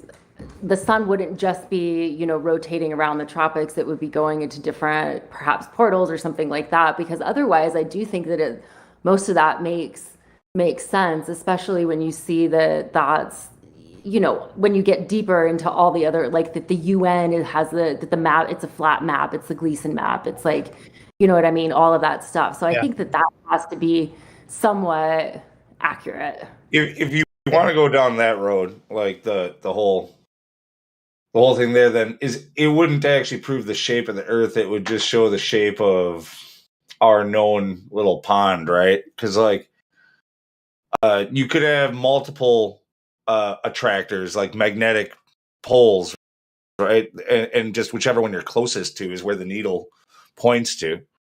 There might be I guess so basically our area would be right, our area that we know around magnetic north, which moves model, like that would be our circle that we don't really know anything more. But I mean that's all just whatever speculation. So like models are not reality. I mean, I understand all this stuff. Like I was just, I don't know. Yeah, the latter. You're right. Well, there's other variations on the models that people do or do not go with: multiple ponds, infinite plane, finite plane. But as for me, I'd probably go with that as a general conception and go from there. That's what I expect to find when I do exploration, anyway.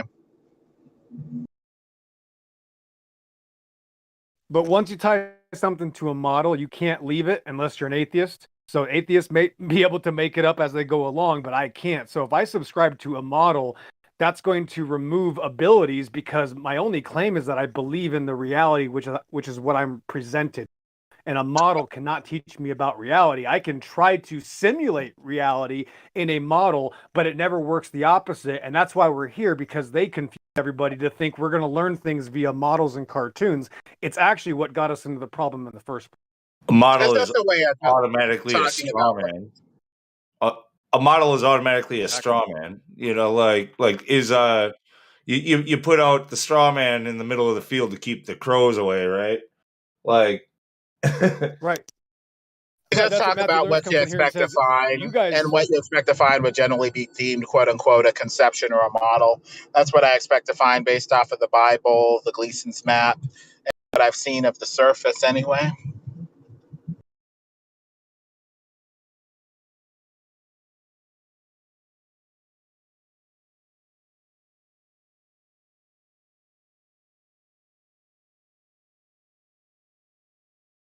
It's a bumpy road though. Once you got to realize that we've been deceived by people. People are still going to deceive you even in this sort of arena. People are still wrong. They still make mistakes.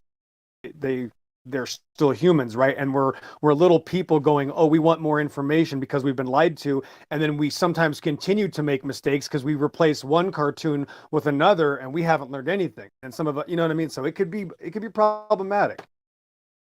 Well, we do have a couple things that we can use to generate some level of a quote unquote conception. As far as we can tell, the compasses point north everywhere, so the north is probably in the center. And since, all continents have a northern and southern section, that leads to continents radiating out from the center right there conceptually. So I'm pretty comfortable with like a Gleason's map based off of those premises alone.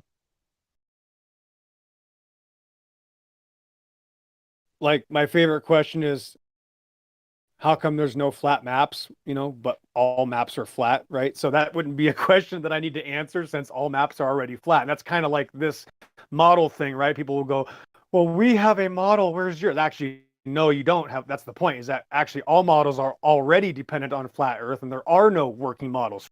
So it's always this projection, right? But if I end up trying to answer a stupid question, then I'm also stupid. So you got to be careful. Well, will we ever, in that case, quote unquote, generate any model? I mean, eventually we're going to discover stuff and it's going to need to be pulled together into some sort of conception, aka a model.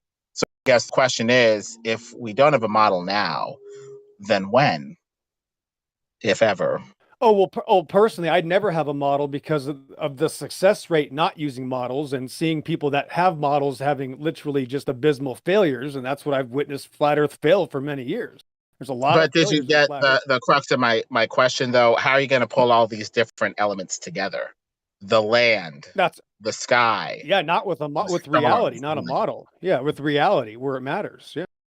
But there needs to be a way to pull all this stuff together. Otherwise, we just have a bunch of data that doesn't cohere. Yeah, not everybody can do it. Yeah, if you can't do it, you can't do it. If you need cartoons, I'm sorry. It sucks, but But that's the good thing about models. They help give you a schema or a structure to place all this data in some sort of organized fashion.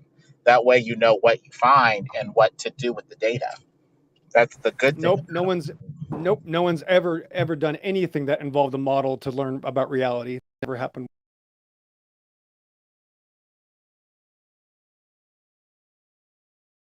Yeah, but just another side of the fictional internet. There's models are a disaster.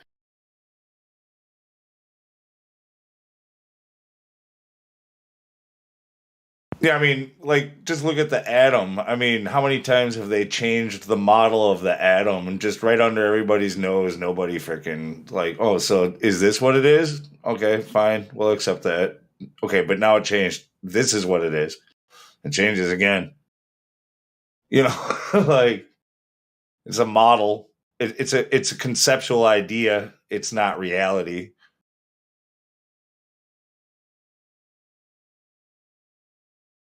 It's the way you want to think about it. That's it. And somebody did mention portals earlier, and it's that is what happens, is that we do have to come up with maybe ideas to be more satisfied. But again, those you got to be careful because obviously no one's ever seen a portal, right? Swallow the sun that I know of.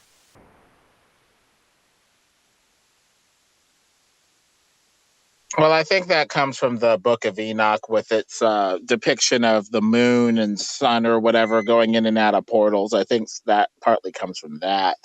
I don't know about portals. I'd have to see, accounts of, I guess, what the sun disappearing or something like that. I don't know. But when you're on the phone with people in Australia and England and Africa watching the sun with you, it doesn't go into a port. You know what I mean? It goes into a circuit. So you got to be careful because we can't understand the sun, moon, and stars. It's not something we can test. And usually the people that are making claims about it are the ones the least that should be making claims, right? I'm not making a claim. I can make a claim about the florums. But other than that, we're just talking about more religious zealots promoting their own crazy religion.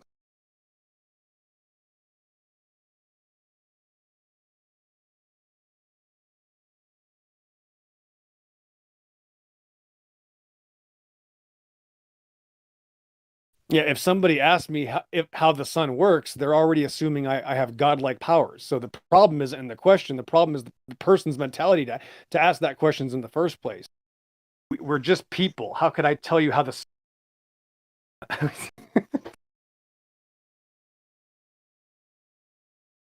Oh, because there's people on TV with white lab coats that told you a fairy tale. So if I don't give you a replacement fairy tale, we stick with the lie until we have a replace. That doesn't make any sense. I don't need to replace a lie if it's a lie.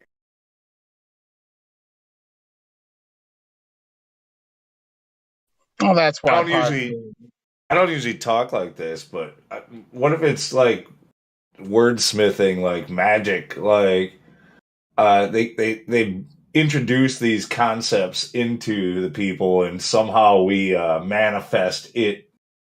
Like it almost seems that way sometimes. This is a little bit woo woo where I'm taking this, but I don't know. It's just an interesting thought.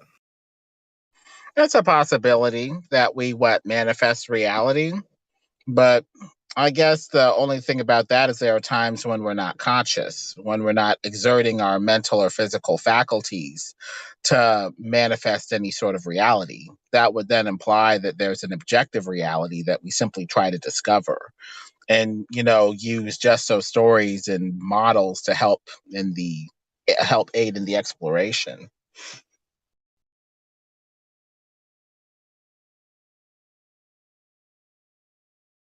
I mean, take for instance, like if I had to manifest a reality, I'd have to do it when I'm awake and when my mind is conscious and actively exerting its power. What happens to the thing that I manifested when I go to sleep? Does it continue existing? Does it dissipate? What happens? If my mental power was necessary to bring it into being, wouldn't my mental power to manifest this reality also be needed when, I'm asleep as well? I mean, that's a big question.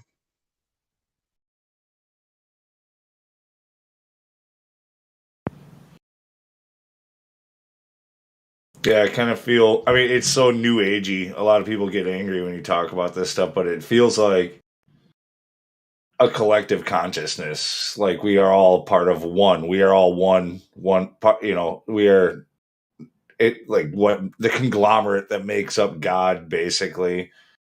Perhaps we manifest collectively all of our reality around us. Like it's you know. But so many people say that's Luciferian, that's freaking all this stuff, But it kind you can't discount it completely, right? Well, there's a couple practical implications. Gordon H. Clark talked about the problem with empiricism. Um, Basically, the empirical process is going through an event, seeing it, tasting it, touching it, hearing it, or whatever, and taking that short term event and processing it as some sort of image, some sort of symbol that can then be communicated in language or as an idea to the self and to others as an empirical event. But the problem with this, even this level of empiricism, is people don't they just aren't that imaginative. He tested how imaginative and how capable I guess people were of visualizing and I guess by extension manifesting or whatever by this analogy by asking them, can you think of the look of a friend's face? Can you think of the smell of sizzling bacon? Can you think of the sound of middle C on a piano? And some of them could, some of them couldn't. So that implies that our ability to visualize, our empiricism, and by extension, our ability to manifest reality would be extremely limited. Since some people are so avisual and have no images, they would hardly be able to manifest really anything, at least based off of the power of the mind anyway. When I was a kid in the late '80s, playing hockey, I had a coach that I thought he was pretty good. Like he did some pretty good pep talks, and but yeah, that was one of his things on game day when we were gonna is about thinking about yourself in a situation and how you're gonna handle it. Like kind of making it happen. I was a goalie, and so that was something he like especially stressed with me. Like is like basically creating like literally creating your own destiny was kind of the bullshit that the coach was saying, but this is your give it 110% kind of guy too. So But yeah, since a young kid, like I've kind of put thought into that. I mean, it's a possibility, but I was looking at another video by a person who got out of the New Age and came to Jesus Christ. And she talked about the problem with, this idea of the secret or manifesting your own reality. It convinces you that you can have anything that you want. And so the question then becomes, when are you going to be satisfied? Are you just going to keep wanting more and more and more and more? Or are you going to be, content with something? Being content with what is kind of implies an objective reality beyond the ability to just, manifest it alone anyway. Otherwise, potentially, I guess it would just never stop.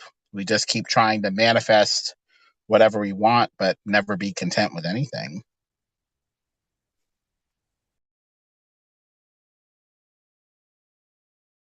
I think it has to do with it. Now, assuming all this other stuff. So, since we're doing this now, I think it has to do with probability. Like, it has to be logically sound. So like anything is possible as long as it's logically sound, correct? Like, Yeah, more or less. So maybe there's things that we've, just never discovered, right? Like of course that's how inventions are made. Definitely. And once the people come to a certain amount of awareness, like it's almost like it goes into the, and you'll love it, Metal Arc, that goes off into the ether. Like if one person has like one of those moments, eureka moments, and they get a shiver through their spine and they're like, this just feels true. At that point, it's out of their grasp. It's in that ether.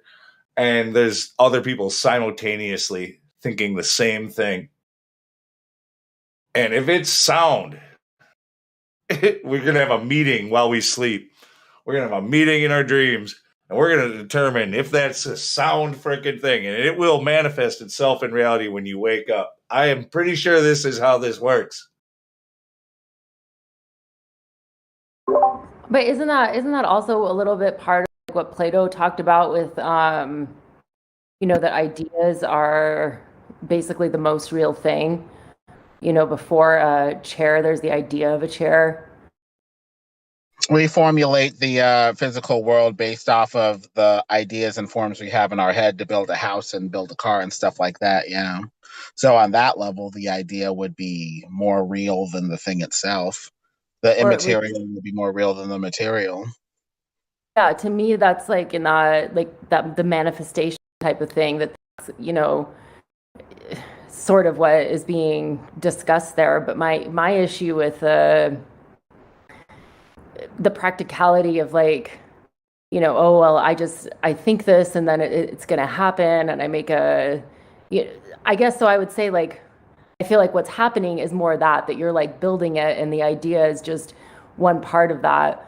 But when it gets like too far or too, which maybe it can't. I mean, when somebody disagree with that, but it's like I feel like it really individualizes people even more so. But in a, like if two people have competing manifestations, how's that going to work? Do you know what I mean? Like, so it falls short to me. Yeah, and also it kind of talks about free will or goes against free will, because do I manifest you as, my I don't know, my love interest or whatever outside of your will? I mean, what about you and your desires, and what you're trying to manifest? What do we do when these manifestations clash? The only way to break that tie or arbitrate between competing visions of manifestation or is some sort of objective reality that we all humbly accept and have faith in and submit to. What if kind of like a multiverse, there's many different versions of us, they're all harmonized on a different frequency, or you do, come on, throw it out there, right? You're killing me. You're killing me.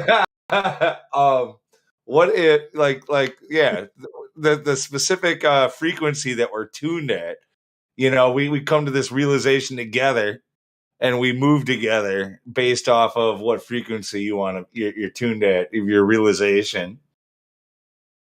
Maybe. I mean, are we just imagining this or are we getting evidence of it? I mean, it's a possibility. I don't think it's a possibility worth exploring because I haven't heard from my alternative self, but maybe. I don't know. I think not knowing is good, Lou. When it comes to these things, the other side, which is what we're acknowledging without going down that road, talking about a spiritual realm, right? That's how we have, empathy, love, jealousy, grief, pain. These things are not, they're not physical, right? These are already spiritual things that we know about. So in that world, we don't know what's on the other side of that door, right? So there is a one of the most beautiful things about, and I hate using the term flat earth, is that the flat earth now allows you to wonder. That's kind of the whole point. Like they've told you they figured everything out and you live in a cartoon. And now it turns out that's not true and you finally get to wonder. That's almost the most important part of it. You can stop believing in something and now wonder. It's a beautiful thing. Well, it's really weird to me, like one of my worst like flat earth talk experiences was, I was so excited. Because of my own faith, like when I discovered the earth was flat, and I felt like such an idiot. I'm like, God, how could you not have seen this? And how could you say that you had faith? And so I was so excited to like tell people about it. And, and I went to, I went to the priest and the sister, and they just, I was dismissed more by them than I was, just like general friends or whatever to like look into it. And I was just kind of floored because I'm like, wouldn't you be so excited to find out that like, you've been told the truth entirely? I don't know. I don't know if anyone else has had experience or not. Well, it's beautiful. No, I want to scream all day about that. That's one of the greatest things about that is that now you see who people really are. It rips the masks off of them. They can't pretend like you're whatever that guy that you just mentioned in your church or whoever it is, friends, family. This is such a powerful truth. It's going to show you who your true friends are. And I think that's one of the best things about it is that it gets rid of the people that don't want to be honest and open or whatever. It gets rid of evil immediately. Well, I think Christians have tried to seek legitimacy in science and other things. And so sometimes they cuck for scientism. They say, okay, well, science so-called is established heliocentrism. Therefore, to be respectable, we're going to need to cuck the Bible accordingly.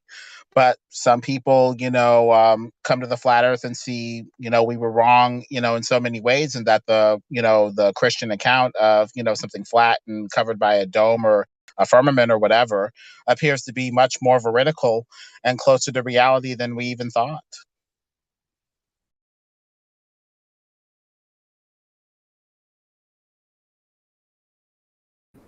Yeah, and it's just so weird.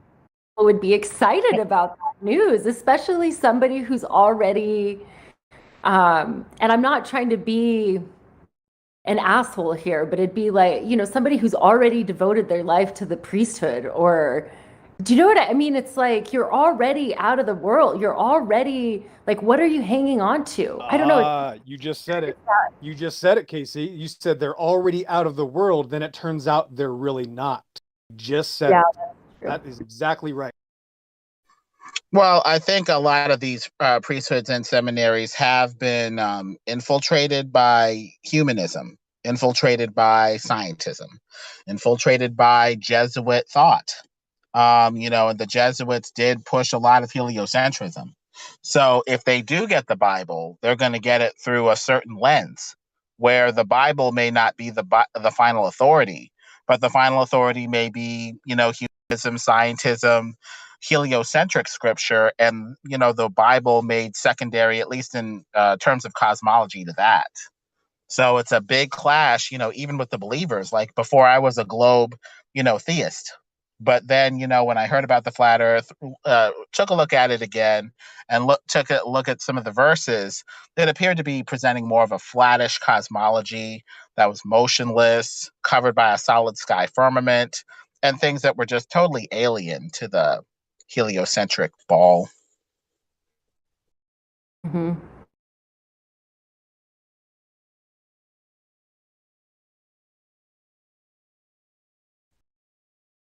But I think some Christians are scared of being one of those Christians.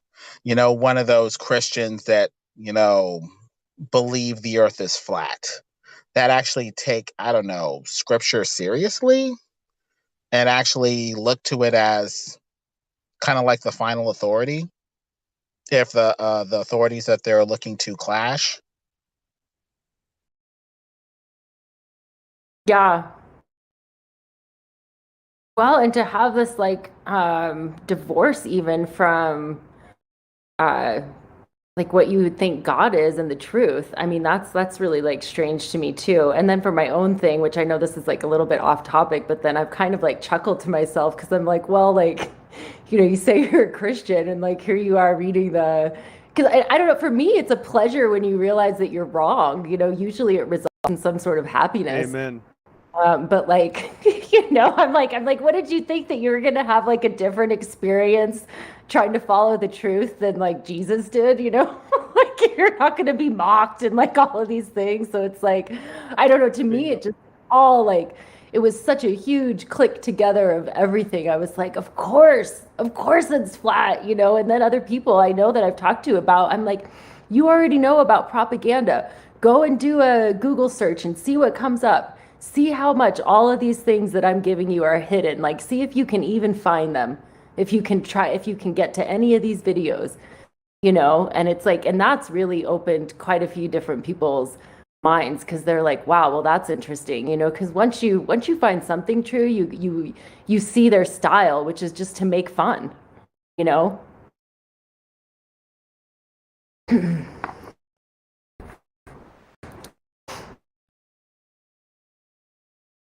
Hey, you got to figure it out. That's amazing. And if most people could approach it like that, it would be a much bigger awakening going on. Excellent. That you could put it together and actually have the whole package, the whole understanding of it is why it's important. So God bless you for that.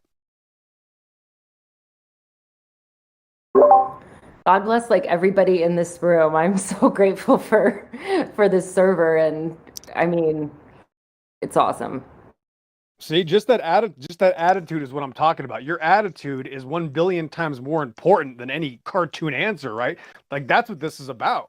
It's about that you no longer have this thing on your shoulder in your mind. It's like it fell off and like, wow, I can laugh so easily about this. Like you even said, I can't believe I was so stupid. That's crazy. I said the same thing when I woke up. I could not believe how I also already was shown thousands of things that would have contradicted that outer space religion my entire life, and I never put it together until finally somebody stopped me and said the F word to me. Well, people laugh when something's funny, but they also laugh when something's unusual. For them, it is anathema that the experts the experts so-called that we've trusted for centuries would miss this and get it wrong, and that humble people armed with nothing but our senses, got it right. Armed with nothing but our senses, laser tests, the scriptures, logic, reason, were able to break this spell. And so they would rather mock and ridicule rather than face that daunting prospect that the elites that they trusted may have led them astray.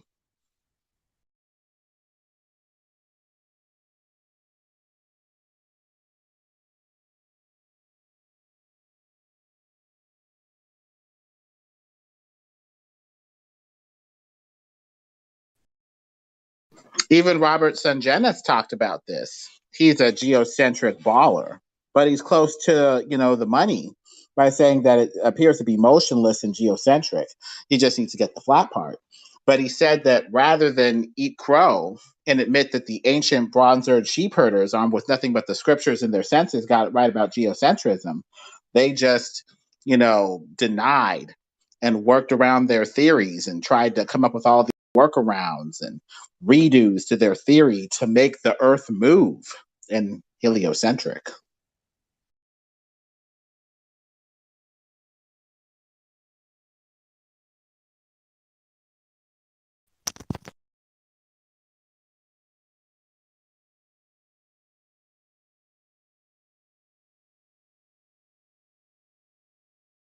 Nope, can't say that either.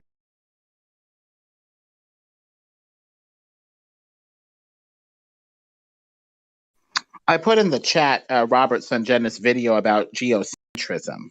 It focuses on the plot to bury the substance of space, the ether, and call it space-time or something else, the moment it appeared to be implying that the Earth is not moving based off of the ether drift speeds they were clocking with Michelson Morley, Michelson Gale, and stuff like that.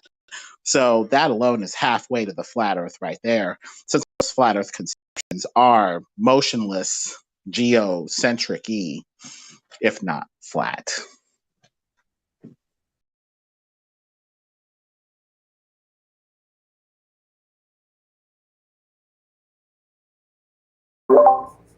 Thank you. I'll definitely check that out. I have like such a long list of videos that I found in here to watch. It's like, it's pretty great. Yeah, there's a lot of gravy in there. I usually put the videos at 2 times the speed and try to listen to them in the background while I'm doing something. Sometimes it works, sometimes it doesn't.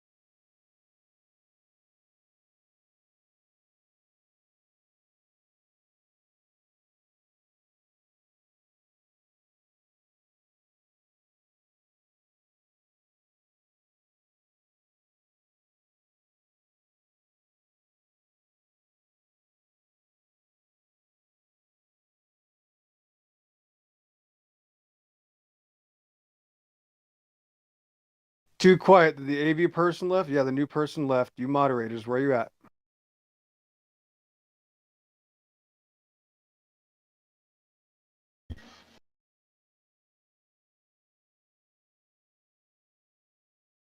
You. Real quick, moderator request for VT check-in 2. I think the person AV Rose is in there. They weren't here, but I think they got transferred out.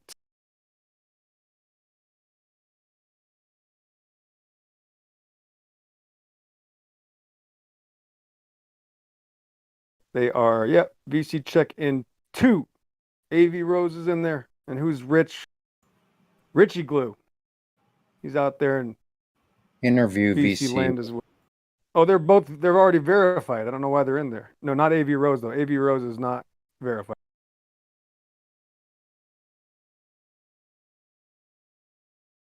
Okay, Rich Glue must have been listening.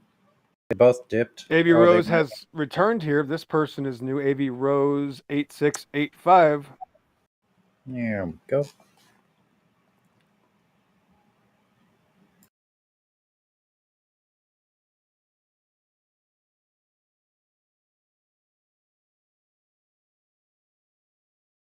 Hello. There he is. Hi. What's up, player? Playing Destiny.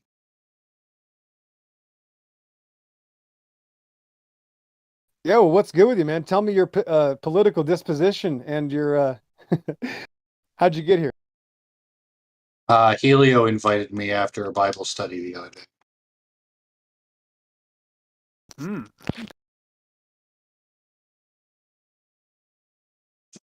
Ain't nothing better than studying the Bible. Congratulations. Well, I'm not Christian. I was invited there by someone else. Oh, goody. Yeah, man. Well, what about this topic, though, huh? I mean, Helio Skeptic, you know him?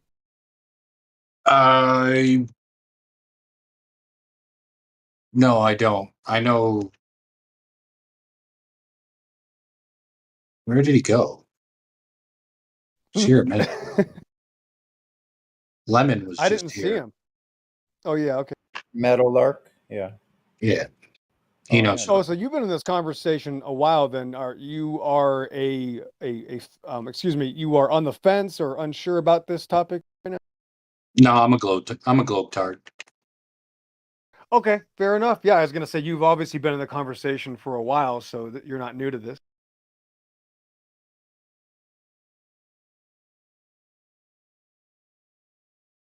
Man, did you hear? Were you here earlier when you didn't hear Matthew Learn's AV Rose? Did you earlier? No, I don't think I heard him. He's the new template. I hope Helioskeptic records the conversation because he spent 2 hours admitting that there's no Earth curvature and you just have to believe it. So I'm hoping they save that one.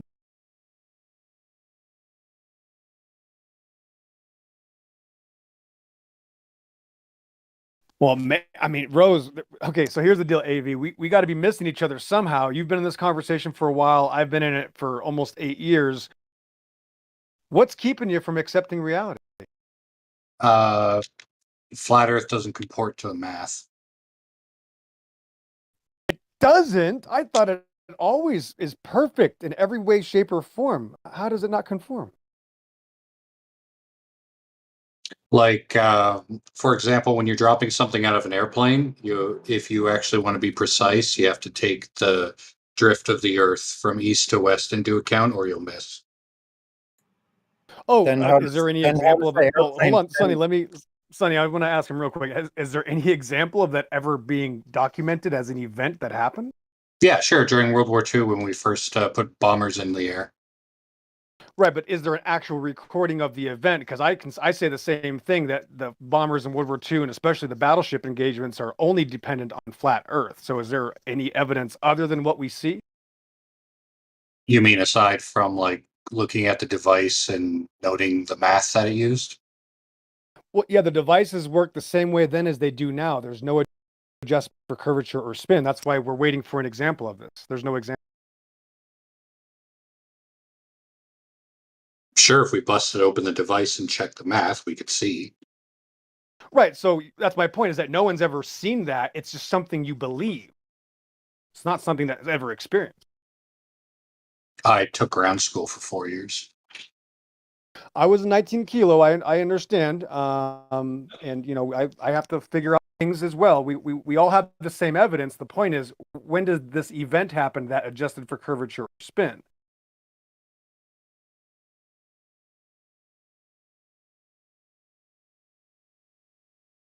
You know, because if it happens, it would have been recorded, I'm sure. But then when we talk to the pilots or you talk to a gunner, there's no such thing. There's no adjustment. Okay. I mean, right now we have joint direct attack munitions, right, that are just free fall guidance, and there's no difference going east or west. There's not even a claim. If it's east, it goes the exact same distance that the weapons system travels. Think of it this way: if that were true, we would have manuals saying when you're shooting north, you know, correct this way. When you're shooting south, obviously it's going to be the opposite. There's no claim. I mean, none of this is just hearsay. So, I mean, we're just going to go back and forth and just disagree with each other, but there is no attempt to show us the event happening.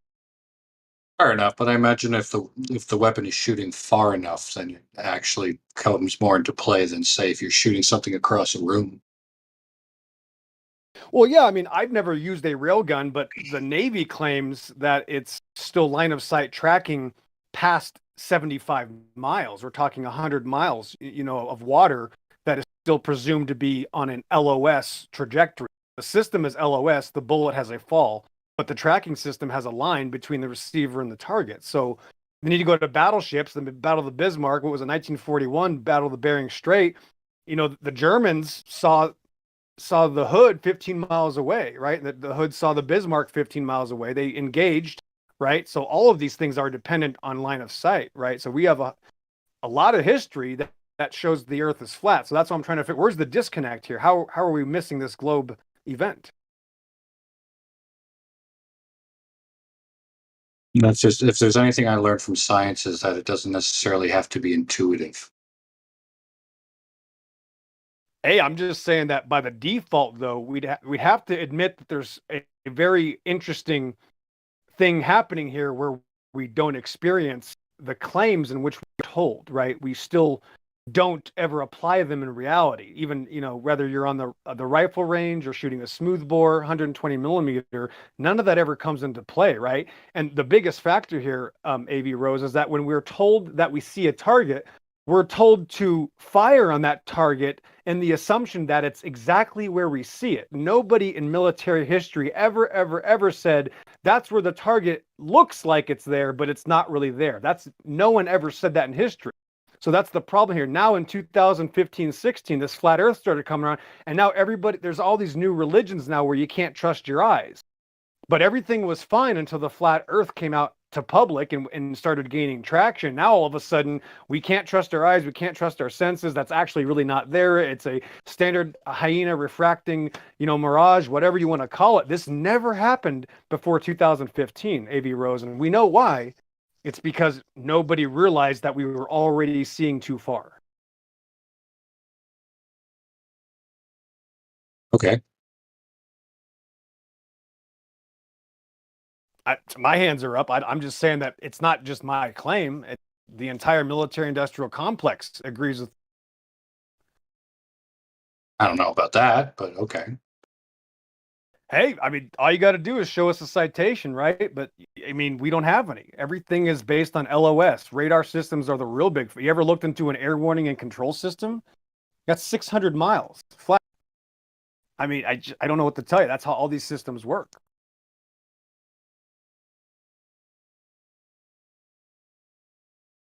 Here, let me show you a picture I took. Since you're being so kind and nice, AV Rose, let me just show you what I observed.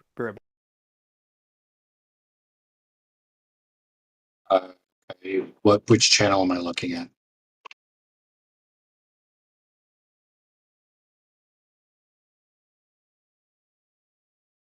Well, I was going to put it in live stream voice text, but I typed your initials in and I can't find your name, so maybe I'll just post it without tagging you since you seem to know what you're doing. Are you putting in lobby or live stream voice text? Level Up just posted there 49 minutes after the hour. She says if stars move, it's Earth spin, right? So that's her post. Then Miguel says 50 miles It has. poster. He put a meme up. You don't have a VC verified role. Then you cannot he can't see it.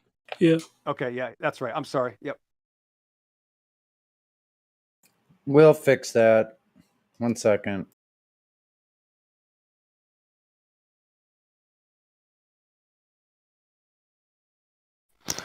That makes it. So that's why his name didn't show up, Sonny and Miguel, when I tried to type it in.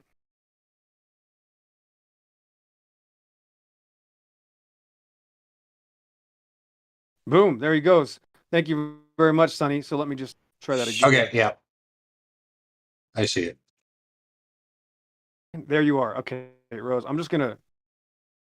I'm on a mobile device, so that's why I'm disheveled. I apologize. I know. I was farting around with Twitter earlier, and it's not very mobile friendly.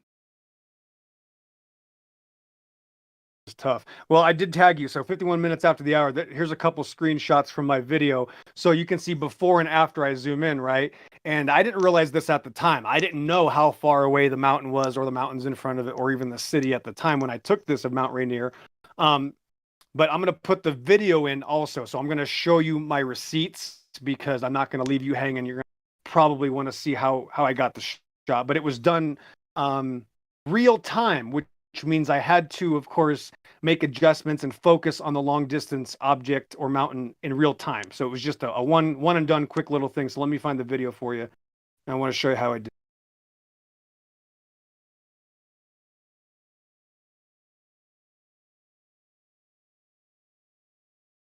Alrighty, here we are. So share, copy. And you see, this should be posted right now. Let's see if it comes up. So 52 minutes after the hour, Rose, AV Rose, do you see the video? It says Empress Tiger demonstrates Navy railgun distance. Yeah. All right, so if you watch the video, you'll see how I got the stills. Now, before I zoom in, you see the first still where it shows my cat right on my dashboard. That's Zara, beautiful mother of 10 kittens. If you notice, by her collar is the tree line right behind her, and you can't see the city, right? You cannot see the silhouette of the city, let alone the mountain. So when I digitally zoom in, it's not a physical digital zoom. It's not a physical zoom, right? Just digital, just to enhance the clarity and focus. Clearly showing that I was already looking, right? I was already looking at the mountain range and the city before I zoomed in. So when I zoomed in now and I got correct focus, it confirms what I was looking at. Obviously, I wasn't just shooting in a dark and guessing that the city and the mountain was there, right? I already knew it before I took the footage. So then you zoom in, and then now you can see the great difference between no zoom and the digital enhancement, which shows now the entire skyline of Seattle, and then Mount Rainier, which is obviously much farther behind Seattle, appears. Now the city, which again is Seattle, is only 15 miles away, but it's interesting because that's already pretty good. I'm already 15 miles away with the city, and you can see the silhouette. Now here's where it gets crazy, is that the mountain is an additional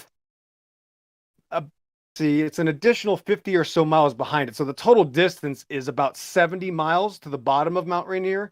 And the top, because Mount Rainier is so big, it's actually almost 7 miles wide, is 73 miles. So the top of the mountain is 73 miles. The bottom is obviously less. And the mountains in front of Mount Rainier are, of course, even closer. Now, what's interesting is you see the picture.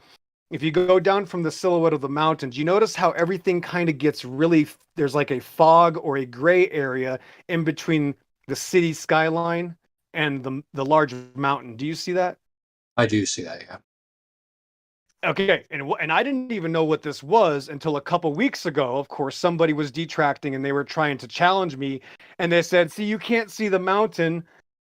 You can't see the bottom of Mount Rainier." And I said, "Well, do you know what's blocking Mount Rainier?" And of course, they immediately hid the conversation. So I quickly went to Google Maps and looked up what was close, and there's about half a dozen mountains right in front of Mount Rainier, which are tiny in comparison. So not only did I get the entire face of Mount Rainier, I got the tiny mountains that are in front of Mount Rainier, showing that there's zero curvature, which is infinity more than what I expected. You should have at least a little bit of curvature. So I'm missing 3,000 feet of curvature. Not only do I see the entire profile of the mountain, I'm literally showing physical railgun ranges. So imagine how crazy this is. I'm on a boat that's not even half the size of a naval destroyer, and I can see a target 60, 65, 70 miles out, and I'm not even 20 feet above the water.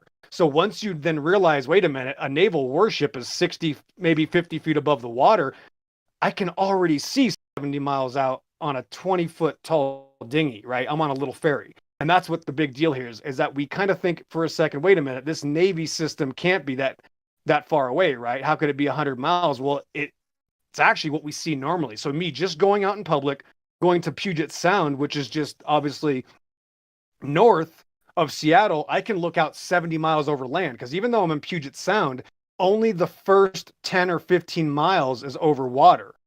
The rest of it, the additional 45, 50 miles, is over land. So again, that removes all the ideas that there could be moisture, refraction, and magical abracadabra excuses. So it's a big deal. And it shows you that the distance is what creates the visibility problem, right? As you see the mountain is farther away, it's harder, right, to see the mountain. So at 70 miles away, I'm already losing my visibility, right? So that this also goes to show you that if this mountain is 150 miles away, I probably can't see it at all because of the environment in front of me, which is the atmos, the air, right? So that's what's going to make my vision harder. So a lot of lessons, this is one of my favorites. It's actually one of my shorter distance one, but the fact that I can just go outside and look at the distances of railgun technology without any help at all is kind of what I'm trying to show you here, is that this isn't something that you have to go out and make a huge effort to see that you can see too far. Again, this is with no physical zoom. Anybody can go out with their own eyes. All right, so how far away was that? The mountain, the top of the mountain is 73 miles away. The front of the mountain is 70. The city is 15. Okay, so 15 to the city would be about 40 meters of curve, and the mountain would be about, I think, 700, maybe 800 meters of curve. Could be, and that's a lot more than what we see because we don't see any. And so the real issue here, the main factor, is that the bottom of Mount Rainier is higher than the bottom of Seattle. And that is absolutely, unequivocally impossible in every way, shape, or form if it has curvature to it. There's no way in hell the bottom of the mountain can be higher. That's only possible because on a flat surface, the farther something goes out from you, the higher you have to raise your head. If I look at my feet, I'm looking straight down. If I look across the street, I'm looking straight out, and that doesn't change. So we're looking straight out 70 miles flat, and we're missing 3,000 feet of curvature. And I got much farther than this. I'm just showing you on a small boat, I can see a little bit farther than a few miles. Okay.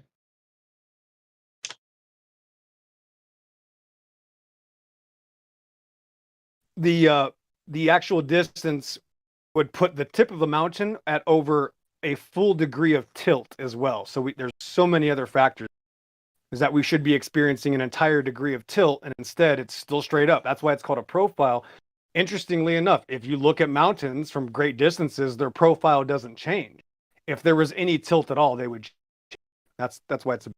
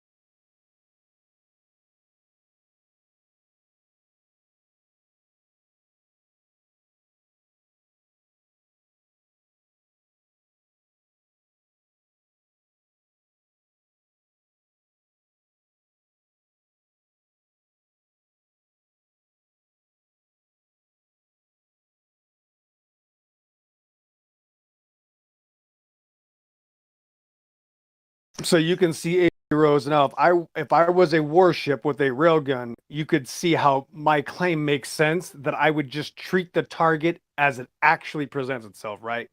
I can just say, there it is. We see it.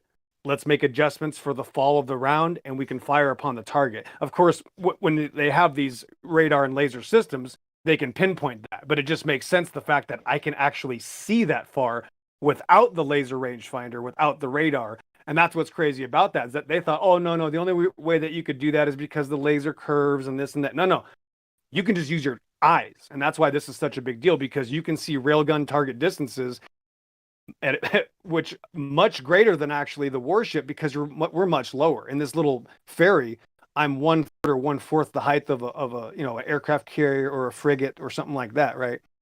So you would see AV rows that I'm just going to claim that there's the target, and that's how we would fire upon the target. Does that make I guess so.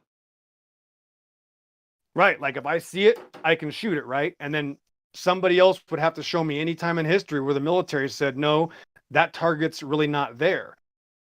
Because the only group that is saying that, AV Rose, is the Outer Space Ball Earth religious group. No other group says that.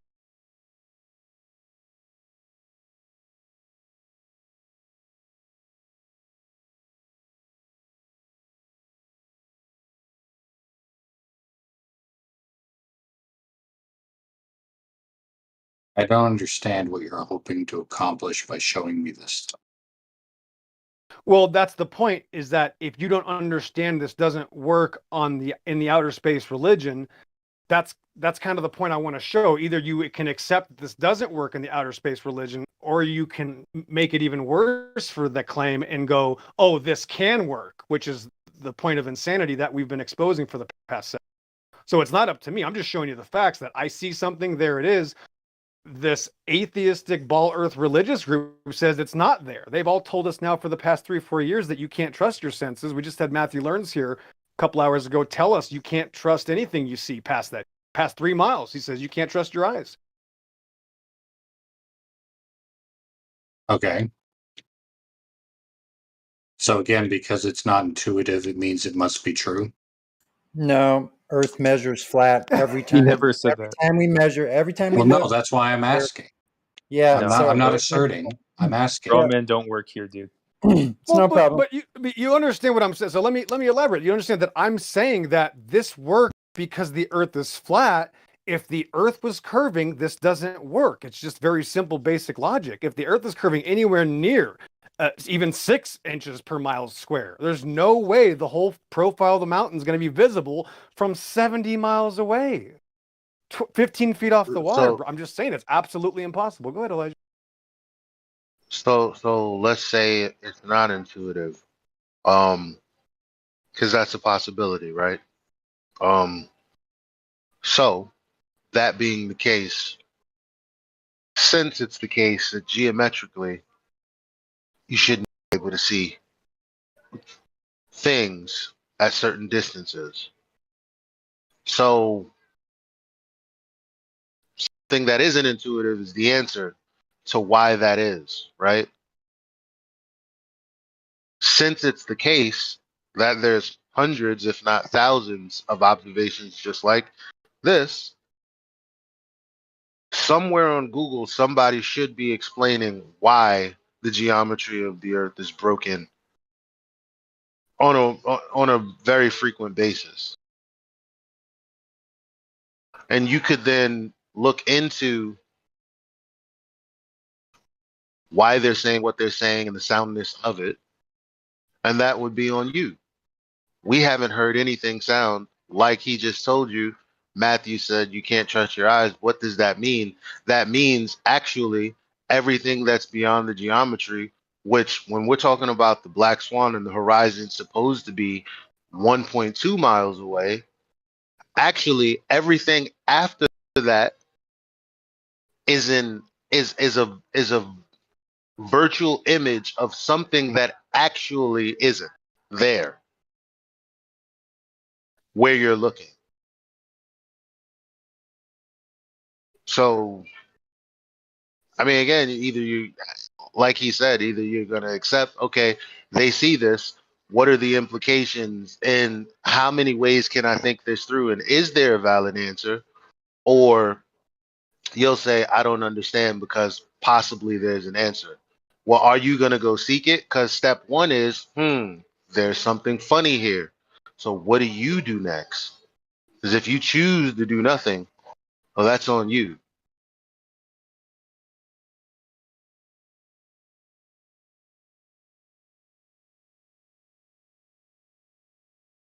So there was a individual I was talking to once. It was a Greek Orthodox guy, and he told me that because he ended up making a relatively cogent point, like you just did, and I said, okay, let's say for the sake of argument that your logic is sound. That doesn't necessarily make it truth, because if an argument doesn't lead you to truth, then there must be a variable that's not being accounted for. So let's, for the sake of discussion, call that the fruit of the tree. Let's say the Earth is flat. Well, that would mean that people are trying to hide that fact. If they're trying to hide that fact, what do they gain from it? And would it be possible to hide that? And I would argue no. So you're asking why would they lie? Wait a minute. You said it's impossible to hide. Hold on. Well, can I? Elijah? Wait. Ask him what he said. Okay. Rock, paper, scissors. So 3, 2, 1. We call. Well, you went first. Whatever. Go ahead, bro. Ask him what he said. So did he just say that? What? Can you just restate that, AV Rose? I just want to know what you said, please. Okay, you can have a cogent argument. It could be logically sound, but if the fruit of the argument doesn't lead you to truth, then there obviously must be a variable you're missing. Well, it's led me to truth, so I guess I'm not missing. So if you were to argue then that the world is flat, and let's say for the sake of fairness, we assume it is. Go ahead. That would lead to a world of many implications that also don't comport to reality either. That's correct. Yes. So on the basis of you mean the things in your imagination? Hold on, the things in the imagination don't conform to reality. Because everything I see confirms the reality just fine, except when people say, no, I have to believe in an outer space ball religion. Everything confirms the flat earth. There isn't even a claim otherwise. Yeah, I'm good. Go ahead, Elijah. That's it. Yeah, that's a good point. And also, um, the what you said was also valid. And so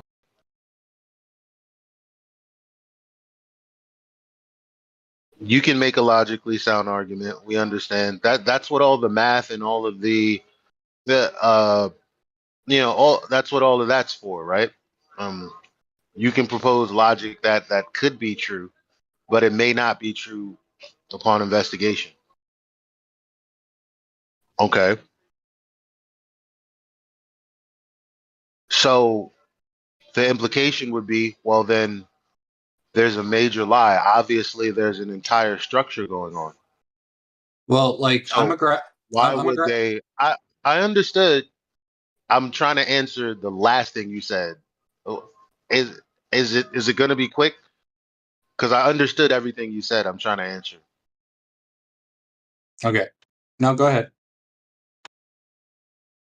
So you said there would be the who and the why. Who are they? Why would they lie?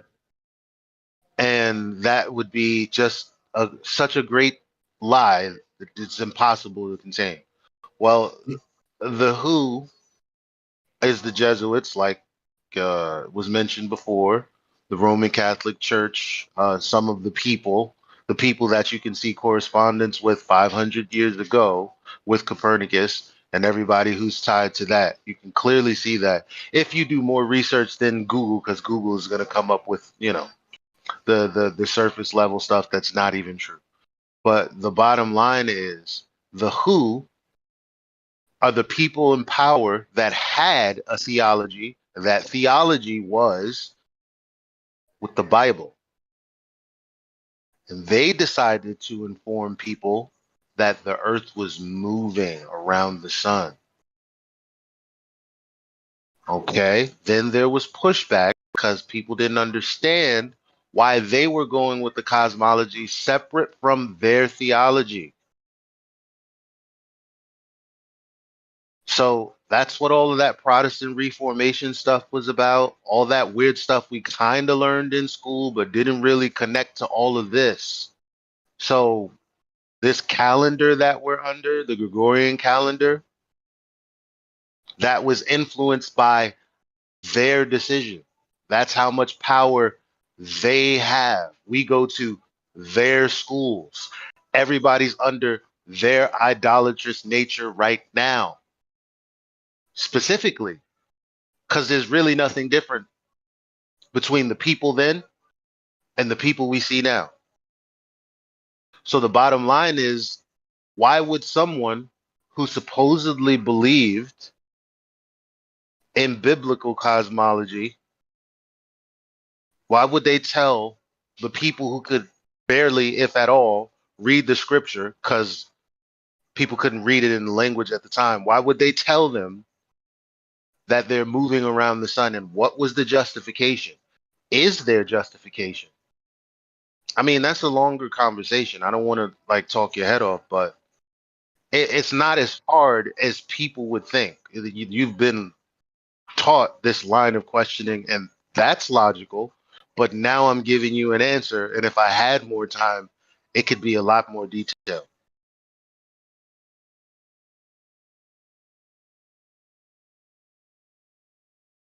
Funny how people who believe in a theology birth atheists 500 years later. The same ones that propose the cosmology we have now and allowed that to be taught in schools while taking religion out, quote unquote. I'm not atheist. So. It doesn't matter. Point stands. I'm not coming at you or talking about you. So what you are doesn't really matter. I'm just giving you a little bit of history because you asked. But that's all. That doesn't make sense. Like I'm a graphic artist. I was in school. in 2014, we finally had the technology needed to recreate the lighting effects on the moon with your home computer. That was a big freaking deal. And I remember talking to the lighting engineers who helped construct that. Even if we gave, say, the government and everyone else, let's say 30 years to have that technology, which they didn't, because I already know how many graphic threads you need to pull something like that off. There's no way to create the lighting effects that existed on the moon back in 1969. So even if everything you said about how you perceive the world on a flat plane appears true, the point of the matter is you can't fake that. Like that's my jam. That's my line of work. Are you talking about proving the moon landing happened? Is that what you're saying? That's your jam? No, computer graphics are my jam. So, like, for example, when somebody says to me and they're like, "Can you tell the difference between this picture and this picture being real and or CGI?" I can usually at about an 85% average usually get it.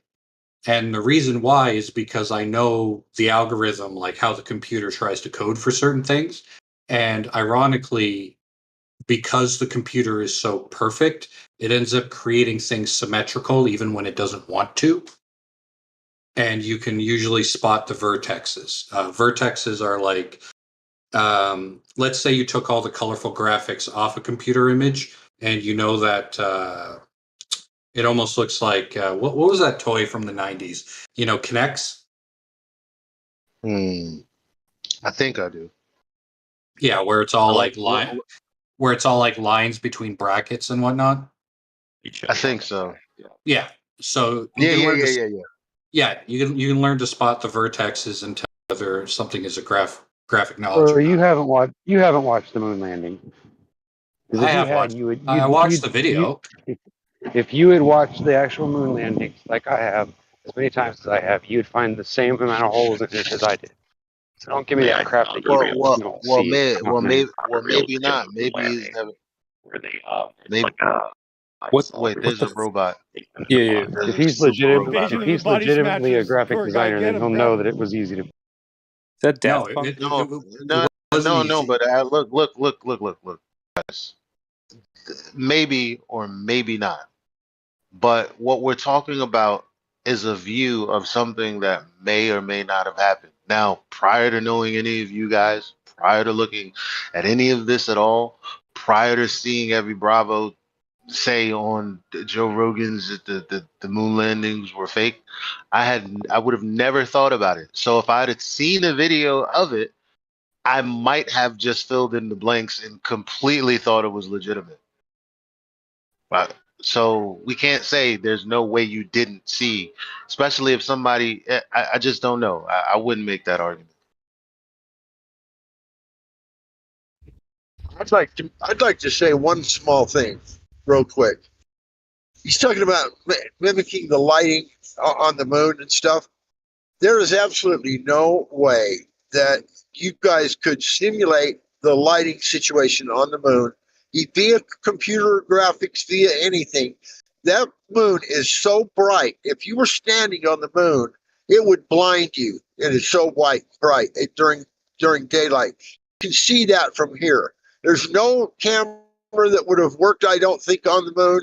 It's absolutely bright white, and you can see that from the ground. And trying to mimic, you said you could mimic the moon landing, whatever. They weren't there. How you're mimicking a fantasy? It's all everything you're talking about is complete bullshit. I'm done. Okay. There's a Bahar Desert, but it's banned everywhere. I saw it a couple years ago. Oh, I went back to robot. You're roboting, my dude. Invasion of the Body Snatchers. Not even roboting. It's like I don't even know what that is. That's Body like Snatchers. a weird phasing kind of. No, I need that on my music channel. I think it's that dude. What's his name? Stephen Hawking. He needs to enter the letters from the GIF I posted earlier.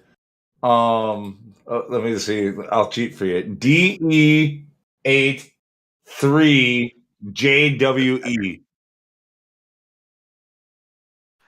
Eat up or up. No. Whoa. It's not like it's terrible or like, I mean it is, but it's not like it's super loud.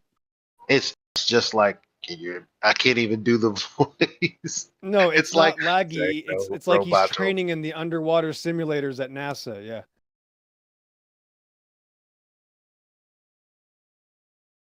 Bruh. Well, my story is the opposite. I was 7 years old and saw the moon landing and knew it was a hoax when I was 7 years old as a child with no life experience. So I feel sorry for anybody else that still believes it. Thanks. I was saying, there's I saw a video a couple of years ago of the real moon landing. It was faked in the Nevada desert, but it's banned everywhere. The video. I think I saw it years ago. The lighting in the Nevada desert wouldn't match it. Yeah, they're not using Nevada desert lighting because there's not 3 suns in the Nevada desert last time I checked. Thanks. You know what? No matter what the lighting is, Earth doesn't Earth measures flat. It measures no curvature. So who cares what the lighting? This is rare. Yeah, this is rare. can So be somebody's created. actually saying the moon landing is real. This is really weird. Well, You don't even know what the thing is. They land. The moon's real in the Nevada desert, so the land is. It's like the thing- tutorial the- conspiracy. Hold on, guys. But let's remember, I have detected no disingenuity or whatever the word is. I mean, he's been completely kind, and I don't know who he is, so it's not like we can say he's like Matthew, which I also like Matthew, but I'm just saying. That being said, everything we've laid out and the why would they lie, and it's not like he is like, you know, he went deeper into that because it was something interesting. It just was like this, there's no way that what I did in school was fake. And it's like that's a genuine emotion. It's like that's not the time to be like be a little more compassionate is all I'm saying. So it's like, oh, if you believe in the moonlight, yeah, of course, duh, we know. But obviously there's like a real connection and a memory to this for him. If we're the first people he's talking to where he's actually been able to get some kind of back that maybe kind of makes sense in his mind, like then we have to also remember that people who are realizing the truth are also going to fight it. Because once they're realizing the truth, it's going to be connected to, they're going to remember the first times that maybe they've experienced actually knowing or questioning what we're talking about now. Like that childhood memory, you know? So I'm just saying. I want to touch back on the lighting for 1 second. He said again, there's no way that would match the lighting on the moon. He's never been there. No one's ever been there. You don't know what the lighting on the moon would be like. You have no idea, my friend. I'm not trying to be rude. You have no idea what the lighting on the moon. I can guarantee you it would be one bright SOB. And it's not. I'm telling you, you don't have a clue what the lighting would be like up there. You are mimicking something. You're making up something. You think this is what you think it would look like, and then you're simulating that. You're not simulating reality from being there. So you're talking. If I may, when I say there's no way that it matches, I mean we have a video that has unique lighting that we had no way of creating via graphic arts until 2014. The video that they give you doesn't match what we see. Like for example, if you look up in the sky and you look at the moon, even though it's not quite as bright as the sun, clearly, it's still on a full moon. That's a bright motherfucker. It's hard to look at it directly. You kind of have to train your eyes for a minute. What they show you from the moon is like some like dark kitty litter, like no reflectivity, like pissy kitty litter, bro. Yeah, fuck yeah, dude. Sorry. Fuck yeah, dude. Like, there's no, it doesn't reflect light. It's not shining bright like a freaking smooth limestone freaking surface, you know, which is what Bingo. we get here. Bingo, Lou. 100%, brother. Yeah, so were you able to match the moon only showing one face while we're spinning around in four different vectors? Were you able to model that too? I guess not. Were you asking me? No, I was asking another flat earth. Yeah, I was asking you. Oh, okay. Well, the moon is tidally locked. That's easy. Yeah, prove it. Whoa. Yep. That's thought. That was a little disingenuous.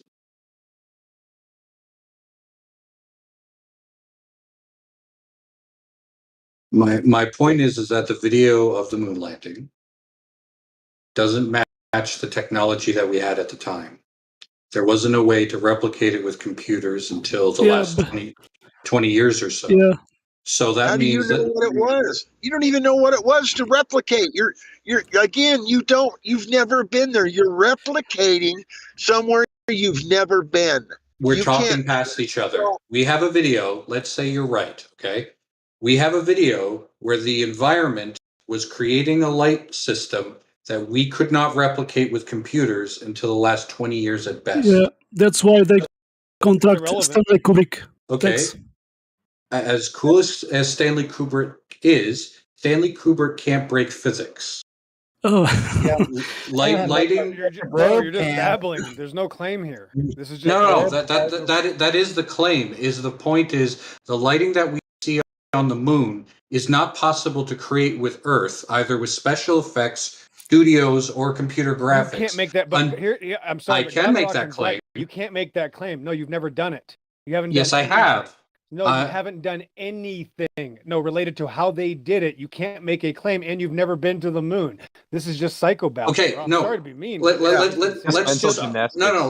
just Occam razor the moon away. We can't. Let's argue that we can't create the because we don't know. Fine, I accept that. That's fine. But the conditions and the things that we see light do in those photographs are not consistent with anywhere on Earth. Are not consistent with any computer graphics we had access to. It looks exactly That's like the Earth. problem. It looks exactly like Yeah. Earth. No, it doesn't. I was 7 years old. I could tell it was on Earth. Because the shadows do not align to the way shadows work on Earth. The shadows show there are multiple light sources. Okay, Yeah, great. you can tell that there are at least 2 or 3 light listen. sources. Here, we're going to solve this problem right away. This is going to be really quick. Just show us where your geometric Earth curvature horizon is at 1.225 miles, as it's supposed to be 1 foot above the ocean level, above sea level. Show us that geometric horizon where it's supposed to be. Can you do that? No, probably not. Oh. So Earth's not a globe then, and never been measured by anyone in history. Engineers measure it all the time. I just don't know how to do it. Engineers, Sonny, he doesn't want to talk about the Earth. He can't. No, but y'all are acting like. Listen, when your family members come to you and tell you some headline as if they know shit about politics, do you really think they know? But I need to be asking people who are into politics, because I would have argued with someone for hours, right? But the bottom line is, people are going to come in with talking points. They're going to think they know. So unless we're going to take them on the journey as to how that's not the case, it's like it's a little too. Do you know this? Of course not. Right.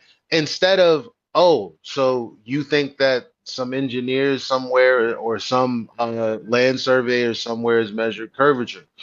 We can get into that because we've talked about that hundreds of times. Do you have the time? That's how, I mean, we're here to have the conversation. Let's have it.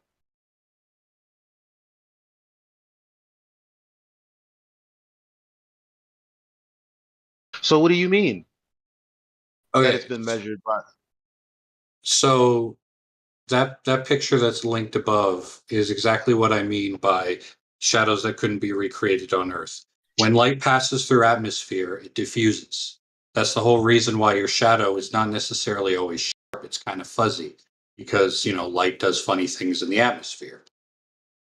The sharp shadows that we see in the lunar landing don't conform to studio lights, and they don't conform to the sun in an atmosphere. So you'd have to have a stage that didn't have an atmosphere and the light source was really far away or evenly spaced over 400 feet. And that's not something we had technological access to at the time. And that's the problem. So now we have footage that doesn't conform to Earth.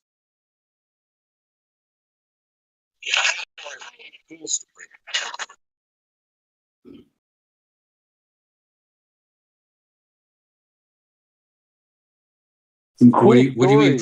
What do you mean? Prove my claim? Like, do you want me to condense an entire semester of lighting tech to you? Like, I don't know what you expect from me when you say that. Okay, so let me be a little bit more specific then. You're making an assertion that we didn't have the technology. How do you know that? How do you know that we didn't have the ability to make a movie set in this way? That seems absurd. You're just saying things, but you're not actually bringing any cowbell. I need cowbell for the assertions that you're making. Otherwise, it's just another fairy tale. You are telling us stories now. No, okay, no, fair enough. So I know it can't be graphics because that's my jam. The graphics wouldn't have existed back then, so we can cut that right out. None of us are saying graphics. Authority. Okay. Huh? No, it's okay. No, he's fine. None of us are saying this was done by graphic, but go ahead. You're fine. It's cool. Okay. But the technology we use in graphics, like how lighting works, can be replicated that way. And so we have entire courses on lighting technology, how shadows work, so on and so forth. Some of those of which you can take. The lighting on Earth, you light a lamp, you're going to get fuzzy shadows. Like, they're not going to be sharp and clear unless you have a really intense light.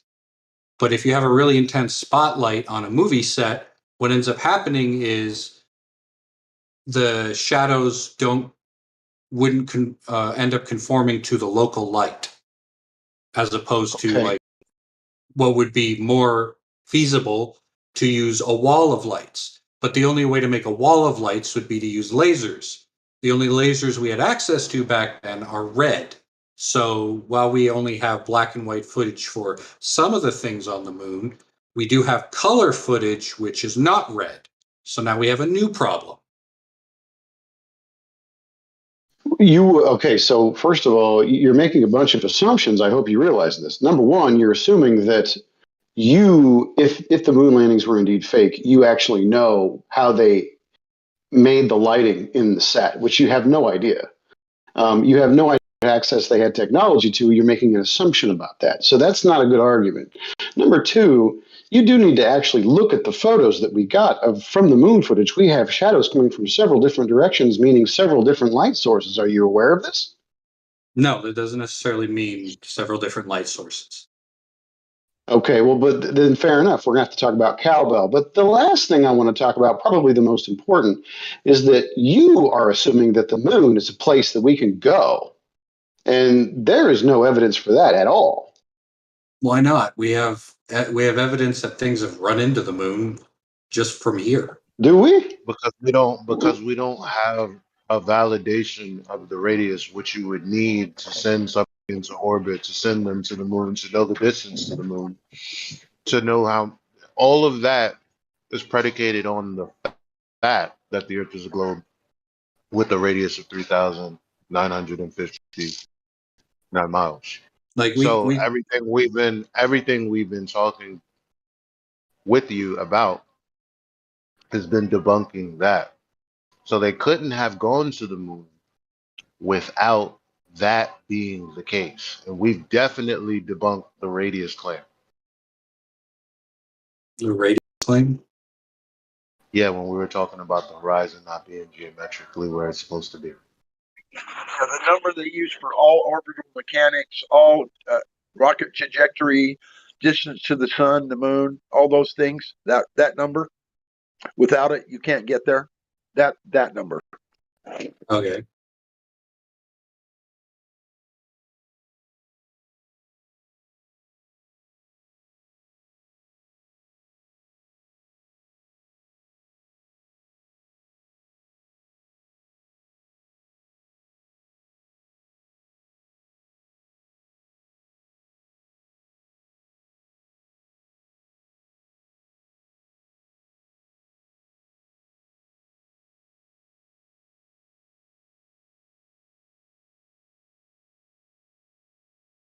What happened? To go quiet? I guess.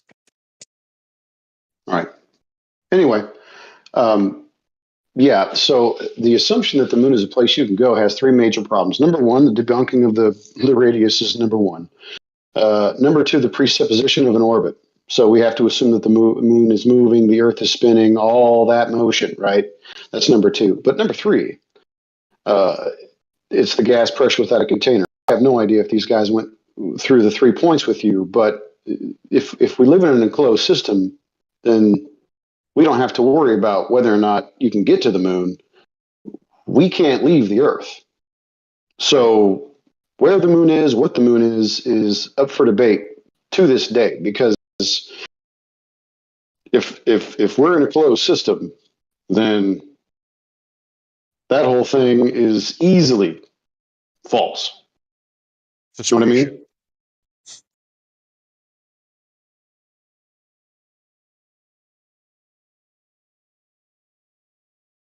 Yeah, and him debating like how the stuff works on the moon if he's never been there is kind of ridiculous.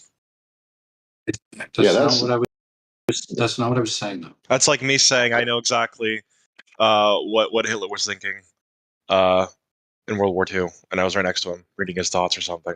It's like No, that's not what I was saying. I was saying that we have a video that doesn't conform to reality to the best of our explanation. Oh, go watch Star Wars. Go watch Star Wars. I can see the verts in Star Wars. Same shit. They can fake stuff in Star Wars, so why can't they fake stuff on the moon that doesn't exist on here on Earth that they faked it in Nevada? Well, again, Star Wars had computer graphics. We didn't have computer graphics back then. Proof of that? I'd have to bust out my textbook and slam it on the table. That doesn't Star matter. Wars was It being doesn't made matter. 10 years ago. No. Like camera tricks was not something that was invented with the computer. Okay, like they existed long Even before. know they didn't have computers back then, like the computer graphics. Like he doesn't What even know about that. What about all the space movies that came out in the 50s and 40s about people going to the moon before we even went to the moon, hypothetically? Yeah, you missed talking over Lou. You missed his point. They didn't have camera tricks. Didn't have anything to do with the computer. They've been doing what I heard him say, camera tricks long before all of that. Yeah.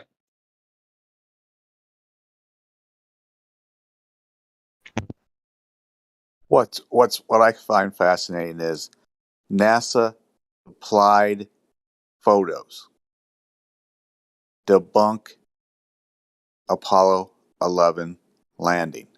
They're not fabricated. They are NASA supplied photos. You also get the August 12th, 1969 press conference with Aldrin, Armstrong, and Collins when somebody asked Armstrong, "Did you see any stars?"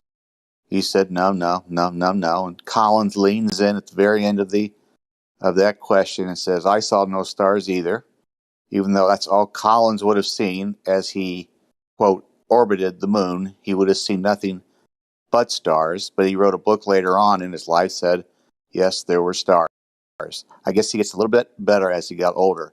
Somebody asked what was the first thing asked Armstrong during that August 12, 1969 press conference? What was the first thing you saw after you landed on the moon? Armstrong said, and I paraphrase, I had to wait for the dust to settle. NASA supplied photos showed no blast crater where any dust went anywhere. The moon landing, the moon lander was placed there in a laboratory, in a movie stage, wherever you want to put it. It was placed there. There was no dust on the 4 pads. There was no blast crater. There was no dust that had to settle because the dust would have been pushed off from the blast crater.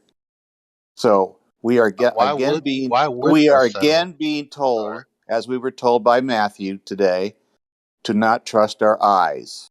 And NASA supplied those photos. And I always wonder how the camera got there when Armstrong went down the ladder and said his famous words. I always want to know why the flag was twirling in the wind when they put it up, the American flag. I tell you what, if you want to be that brainwashed and bring that kind of BS into a flat earth, community like Discord, that's fine. We do not have to believe it because we have NASA supplied photos that prove and debunk the Apollo 11 moon landing, which at the time was perhaps the most celebrated achievement in the history of the human race on this earth. And so I don't care what anybody says. We have NASA supplied photos that debunk Apollo 11. You can talk all you want to about all that crap I've been listening to. You are just playing along with the outer space religion for whatever reason your heart or mind wants to. If that's the bridge that needs to be built for him, so like if he's still stuck on that the moon landings happened, then he has no chance to come to flat Earth. So like, come on now, dude. Well, again, we're talking about somebody. I mean, it did happen. It did happen technically, but it's fake in the desert. The footage happened, We're but it's fake. talking. Yo, you're gonna get muted because I don't know who you are. Okay. Well, so I just wanted to finish what I was saying. Actually, like, oh, okay, yeah. I mean, when it comes to the flat Earth thing, it's a big hurdle. Like, there's a lot of people out there who are globers who still think they believe in space and all that crap. They haven't put much thought into it, but are deniers of the moon landing. It doesn't take much critical thought to find that the moon landing was faked. Okay, like, so the diet woke, before they hijacked the word, they already come to that, and then but it's a huge hurdle to go from there to flat Earth for a lot of people. So there's a bridge that does need to be built there for a lot of people, but like it's about finding the right person's place. How they're going to come to the flat Earth. There's a lot of realizations to be made once you do come to it. Go ahead, Elijah. If you're saying something else. No, I agree with all of that. And I'd also like to refer back to the point in the conversation where I said, but because the guy we've been speaking to sounds very genuine, some of these topics, like that actually, it should take days and careful conversation. Unpacking a lot of the things that we think is knowledge or something that can be known or is known by at least someone. There is more to unpack than us saying it didn't happen. Ask him a question. Or us just saying NASA supplied photos and then giving one example. I'm sure if you talk to him and you guys sat down and agreed, yeah, you can, just give me a second. And you guys sat down and it's like, okay, well, I've cared now that I know that you genuinely want to have a conversation with me because I'm met by trolls all day long. I'm going to actually put time aside to actually gather up some information and actually show you what I found. Because the bottom line is, I forget what I found more than like I forget more of that than anything. But the bottom line is we're all here because we've found something.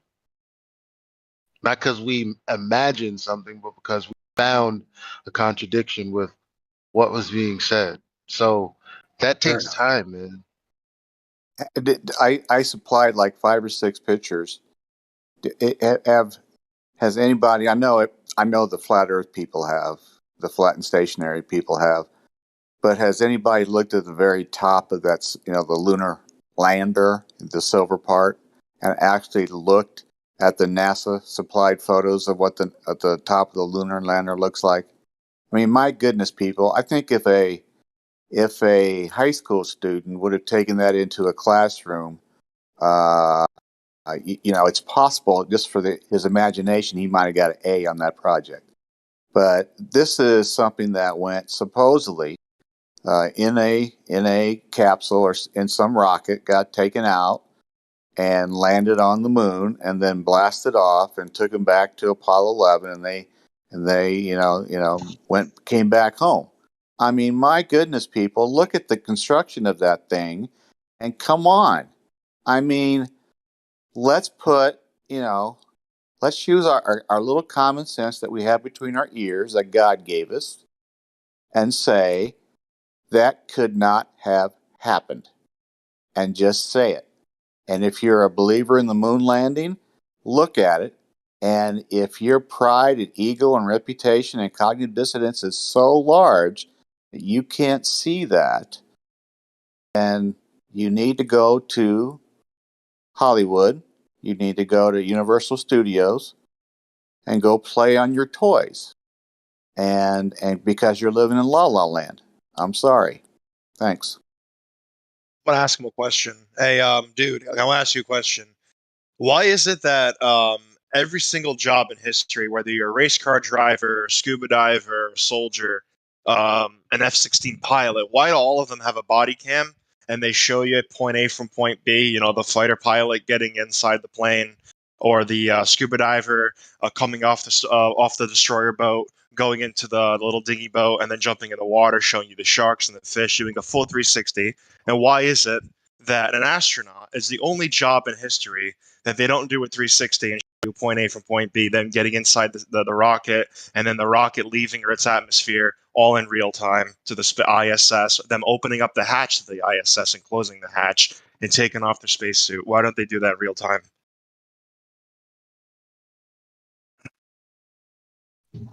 I can think of a couple of reasons, but I don't see how that's necessarily evidence of anything.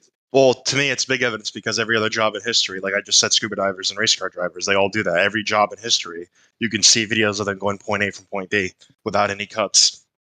Well, a race car driver doesn't have to go half as far as a rocket does. You're not understanding my point. Is every job in history, they show you point A from point B. They don't cut anything out. Yeah, I got that. But the point I'm trying to say is, a race car driver doesn't have to go as far. So you can say what you're saying another way. You can say every other position was falsifiable except for happens to be the one position that I'm arguing for right now. Right. Which is and true. You can go watch videos like a week timescape of kittens. I'll go on YouTube, watch kittens get bigger. There's like a YouTube videos of like the camera being on for a whole week, and they show you kittens growing up each week. If you can do that, you can show the journey from space, from Earth to space, Not to the necessarily. ISS. Like, I imagine they could probably record it, but I don't Right, think yeah. that they could necessarily create a seamless timeline on live Well, stream. if they do a time lapse, they can show you here. This is point A. This is point B. This is point C. For all you guys, all you flat earthers out there, here's the proof that we're actually here. They don't even bother to debunk us. Would they? See, I think a lot of people And Mark Twain said it best. He said it's easier to fool people than for them to admit they've been fooled. I think some people, I'm not saying how many or whatever, would maybe even come close to a mental breakdown if their whole belief system was blown out from underneath them. I think many of them would go, I don't know, I have no idea. I had a catalyst to go from globe to flat. There was a catalyst. A lot of people never have that catalyst to change. And I think if they actually realized that 30, 40, 60, 80 years of their life was all a lie, they believed a lie, they would rather just know, don't bother. I want to live in my comfortable lives and my, they just want to live there. That's where they want to live. And they don't want to admit to themselves that they've been lied to. And some people, I think, mentally couldn't handle it, and they just don't want to do it. It's funny with the Happy Days show. There was a show that Fonzie had this huge ego, and they were asking Fonzie to please say the word wrong. I was wrong, and Fonzie would go, I was. He couldn't. I know it's just Hollywood, but it was so apropos to what's happening today. People can't say to themselves, I was wrong. They Right. just You're can't absolutely do right. it. They can't bring themselves to say, I was wrong. And unless you can do that with Apollo, with what they're doing on the TV the last 27 months, unless you can actually say, I was wrong, brainwashed, indoctrinated, whatever, it's over. That's right, Jim. Sometimes they just need to tell their ex-wife also they were wrong. You want to know for me something is like for me, I'm glad my bubble was broke. Like I'm gonna ask all of you a question. Aren't you like safe that like the Earth is flat and not a globe? I mean, come on, we don't have to worry about asteroids. You don't have to worry about meteors, gamma ray Paradise, bursts, absolutely, aliens, Paradise, fucking absolutely, yep. aliens, all these catastrophes, all this crazy shit that they say, like a whole gamma ray burst An will destroy the asteroid whole will universe. never Like, hit you ever. yeah, I don't have to worry. It's like more safer. It's actually a lot more safer. Yep. And we don't have. And we don't have to I worry did about want to. man-made global warming either. Yeah. There's a point that the other gentleman had made about what if it's 20 something years, 30 something years of your life was a lie. Well, if you go to Planet Veritas channel, Robert Pisano is talking to the Hubble director, and it's elucidated that the guy has never actually seen the telescope. He's only dealt with it in a computer program. That's all. Now, he says, wouldn't it be crazy if, all that time I don't remember him. I don't know if he said it to him, but I don't think it was. I think it was after he hung up. He said, now that dude's been working for them 25 years and has never seen it. What if it was just a computer program and there actually wasn't anything up there? Which is a real possibility, seeing as that he's never actually interacted with the actual thing in question. That's That's basically crazy. That's basically the same premise, only like reversed as the whole book Ender's Game, where he's recruited and trained to run a simulation where he's taught it's a simulation, but he wipes out an entire other species on another planet. What movie is this? Ender's Game. Ender's Game. It's a book and movie, yeah. Oh, I don't think I've ever seen that. That sounds interesting.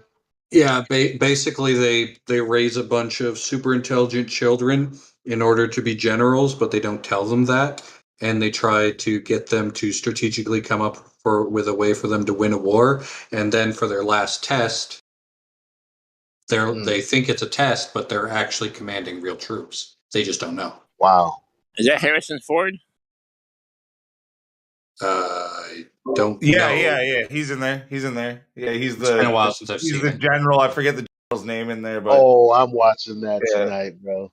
Harrison Ford is that man. I love Harrison. And apparently Dennis Quaid, who I'm mistaken for Which him. movie is this? But whatever. Ender's Game.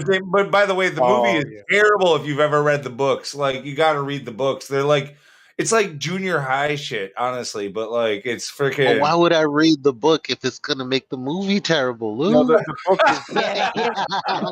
is. Watch the movie first, then read the book. I heard the book's amazing. It's for kids. Ender's Game. You know what I find fascinating? There would be no flat Earth community. Nobody believes in a flat and stationary plane that we live on if spinning, watery, curvy, bendy ball believers didn't debunk themselves. If they actually had their act together and didn't debunk themselves, then this Discord server wouldn't exist. And because the default position, the position that everybody runs back to for generations, is that we live on a spinning, watery, curvy, bendy ball.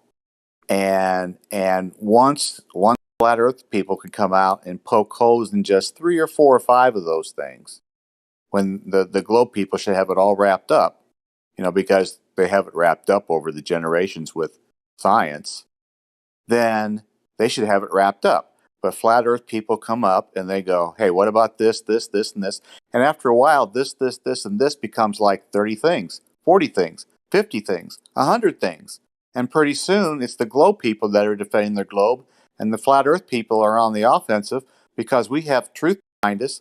And the globe people go, well, we got to protect our gravity and our globe gods, so we'll just lie and make stuff up. And that's what you do. You lie and make stuff up, and that's all you do. And then you have a bunch of people that use their cognitive dissonance, their ego and their pride, and all those things, and their reputation, and they don't want to go. They continue to go along with the lie. It's easily behavioral psychology. I mean, the behavioral psychologists are having a field day with people that believe what's going on the last 27 months on TV. They know every trick in the book. Behavioral psychologists know every trick in the book to make flat earthers look absolutely crazy and nonsense, and to keep their global lie alive through entertainment, Hollywood, and education. And that's all you got. You got theoretical, mathematical formulas, and flat earth has empirical evidence and observation. I will take my eyes over any of that stuff. And the thing from the Flat and the Curve, the documentary, the eyes are useless when the mind is blind. That's all you got to think about. Open your mind and your eyes will see the truth. You made a very good point. I think that was very well said, Jim. Yeah, because the mind causes you to see, not the eyes. The mind interprets. I still don't like rattlesnakes, Shanna. I'm sorry. I don't either, dude. I don't either. Well, don't keep them in the freezer and let your kids find them, like my dad did, okay? What? I'm pretty sure there's a verse in the Bible about that. Not keeping them in the freezer? No, about giving your kid a snake. Oh, yeah. A good dad will not do that. No. I think that there is what you said, Jim, was really, to me, profound, because a lot of people, just like a lot of people that fly on just your regular commercial airplanes, think they see the curve. And given Don't the windows on those have a lot of people say the windows. I've flown on a commercial flight and I didn't see no curve. Okay. fisheye lens on the windows? Maybe I've heard they put fisheye lenses. I've heard that. I've heard the argument, but let's say they weren't. Okay, let's just, for argument's sake, say they aren't. The mind, like you were saying, Jim, the mind makes you see what you want to see, whether it's there or not. So I the windows aren't necessarily fisheye lenses. They are curved on the edges for strength because of the pressure, the barometric pressure, and that anytime you take a piece of glass and have it perfectly flat, you can push on it and break it very easily. So they're engineered to take the pressure, and it just so happens that the curved edges to strengthen it, much like an egg. If you've ever tried to crush an egg in your palm with your hands, the thin shell, they're extremely hard to crush because of the design. And that's what's going on with the jet airplane windows. They're just designed for strength. But the window doesn't necessarily cause it to look curved. That's only going to cause it to look a little curved at the edges of that window. Really, yeah, distorts. It distorts it, but it's not. I don't know about all y'all. Yes, it still looks flat. Yes, check your camera. Yeah, it still looks flat. It still looks flat. So these people that say, "Well, I've seen the curve from the plane," this is your mind trying to perceive what you believe. We do this. We do this all the time. And our mind corrects things when in a jingle logo or something, if it doesn't compute right with you, your mind corrects it and you hear it a different way. This is just how your brain works. So if you believe something, that's what you're going to see. But no matter what, though, the horizon level should go down when you're in a plane, and it doesn't. Isn't that right? That's right. It rises to eye level. That's right. That was I've only went to one flat Earth meetup, and it was in Temple, Texas. And there was a pilot there. He was he was either in his mid 60s to upper 60s or 70. And he said he's been a pilot since he was young. His dad taught him how to fly when he was very young. And the first thing his dad did when he was in the cockpit on the ground, his dad put a piece of tape across the window where he was like, "Is that right? It's your horizon?" He's like, that way, if all your gadgets and stuff, I don't even know. But he said, my dad put that tape on the window. And he said, the one thing I always thought was fascinating is no matter how high I went, that tape always stayed on the horizon, even if I was level. That's what proved to him that the Earth was not what he was told it was, because he's like, that tape, there should have started becoming a gap of skyline between that tape and the Earth, but it doesn't happen. That's pretty cool. I had somebody a week ago say, Richard Branson's flight into space proves the Earth is round, and he went up 53 miles, 282,000 feet. And when they got up there, they were all looking outside the windows, and the Earth, the supposed Earth, whether it's a CGI or just fisheye lens, kept going from concave to flat to convex, from convex to flat to concave, and it was really interesting. And everybody, people who believe that he actually did that and proved the Earth is round don't realize that actually happened. And it was so obvious. It's kind of like Felix Baumgartner in 23 Miles over a Planet New Mexico in 2012. Neil deGrasse Tyson had to get on TV and be interviewed, and he said about Branson's 53-mile height. He said, if a globe was in the classroom and you took an average globe in the classroom, Branson flew up 2 millimeters above the globe. 2 millimeters above the globe. That is flat. It was flat. He didn't see any curve. It was flat. And he said that, he said that famous thing at 23 miles with, Baumgartner, that stuff is flat. But he actually said very similar things about Branson, because Branson and that camera crew gave the whole thing away when the Earth through the window kept going concave, flat, convex, and back. I mean, it was so bad that they had to bring their high priest in to say it was flat. I mean, these globers try so hard and they fail. the reason for that going convex and concave, that only happens, the fisheye lens can only cause that effect on a flat horizon. You cannot take a globe and have it, a fisheye lens, and have it go convex and concave. It doesn't happen.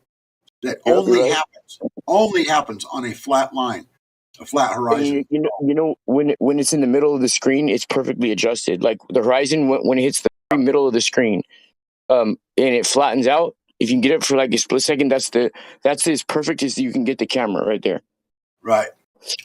But the only way it goes convex and concave, that effect can only happen if the horizon is flat. You cannot make that go convex concave on a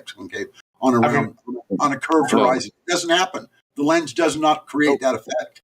Now, Jim, the thing that happened you were referring to in 2012, was that the Red Bull jump guy? Yeah, that was the Rambo.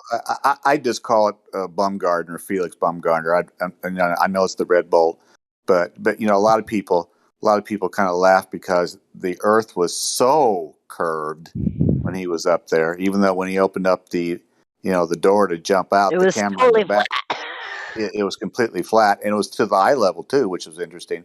That when he jumped out, it was so curved.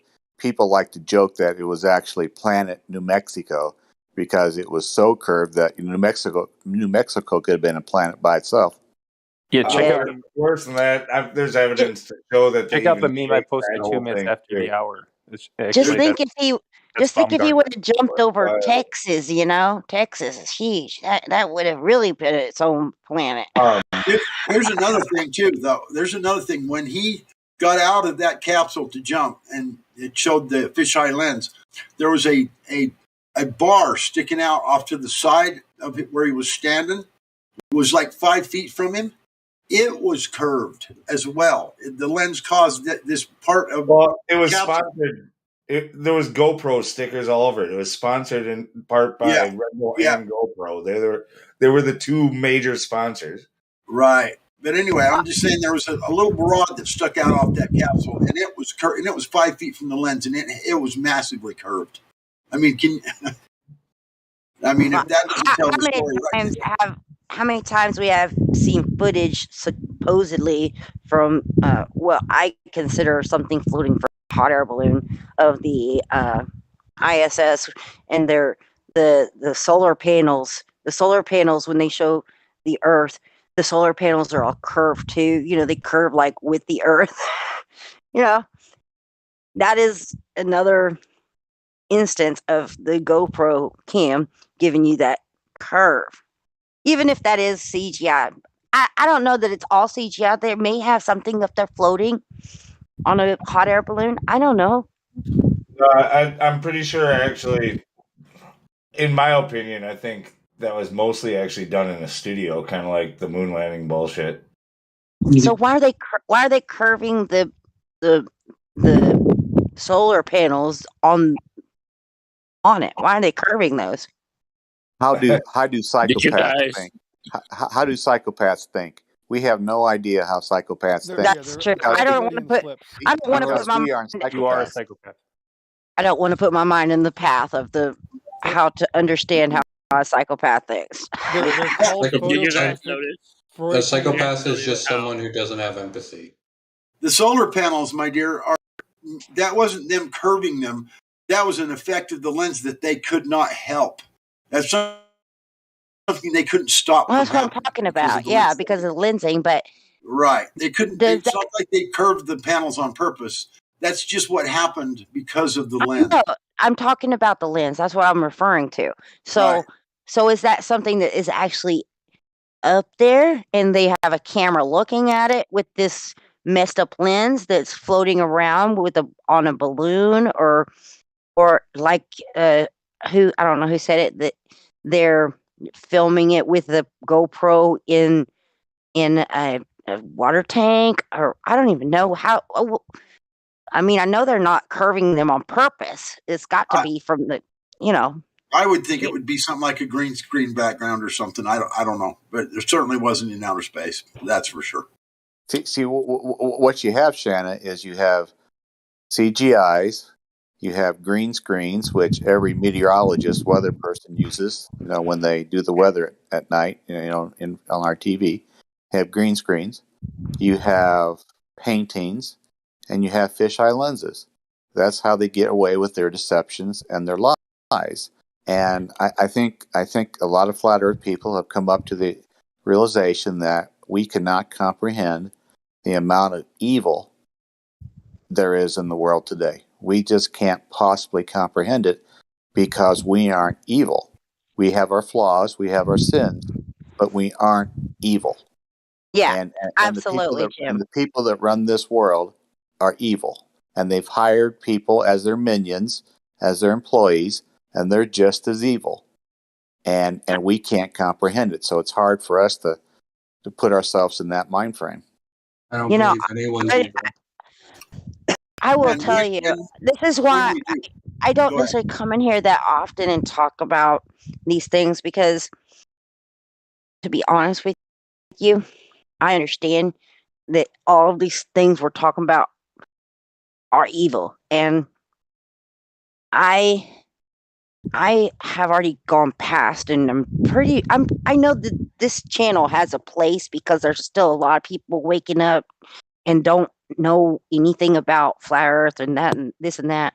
So this is still an awesome platform for those people waking up, But I don't necessarily get a big bang out of talking about it anymore. Does that make sense?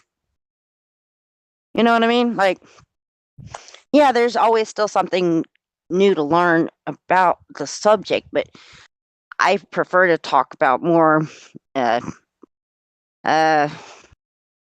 theological and just going further down the road, you know what I mean? Kind of conversation.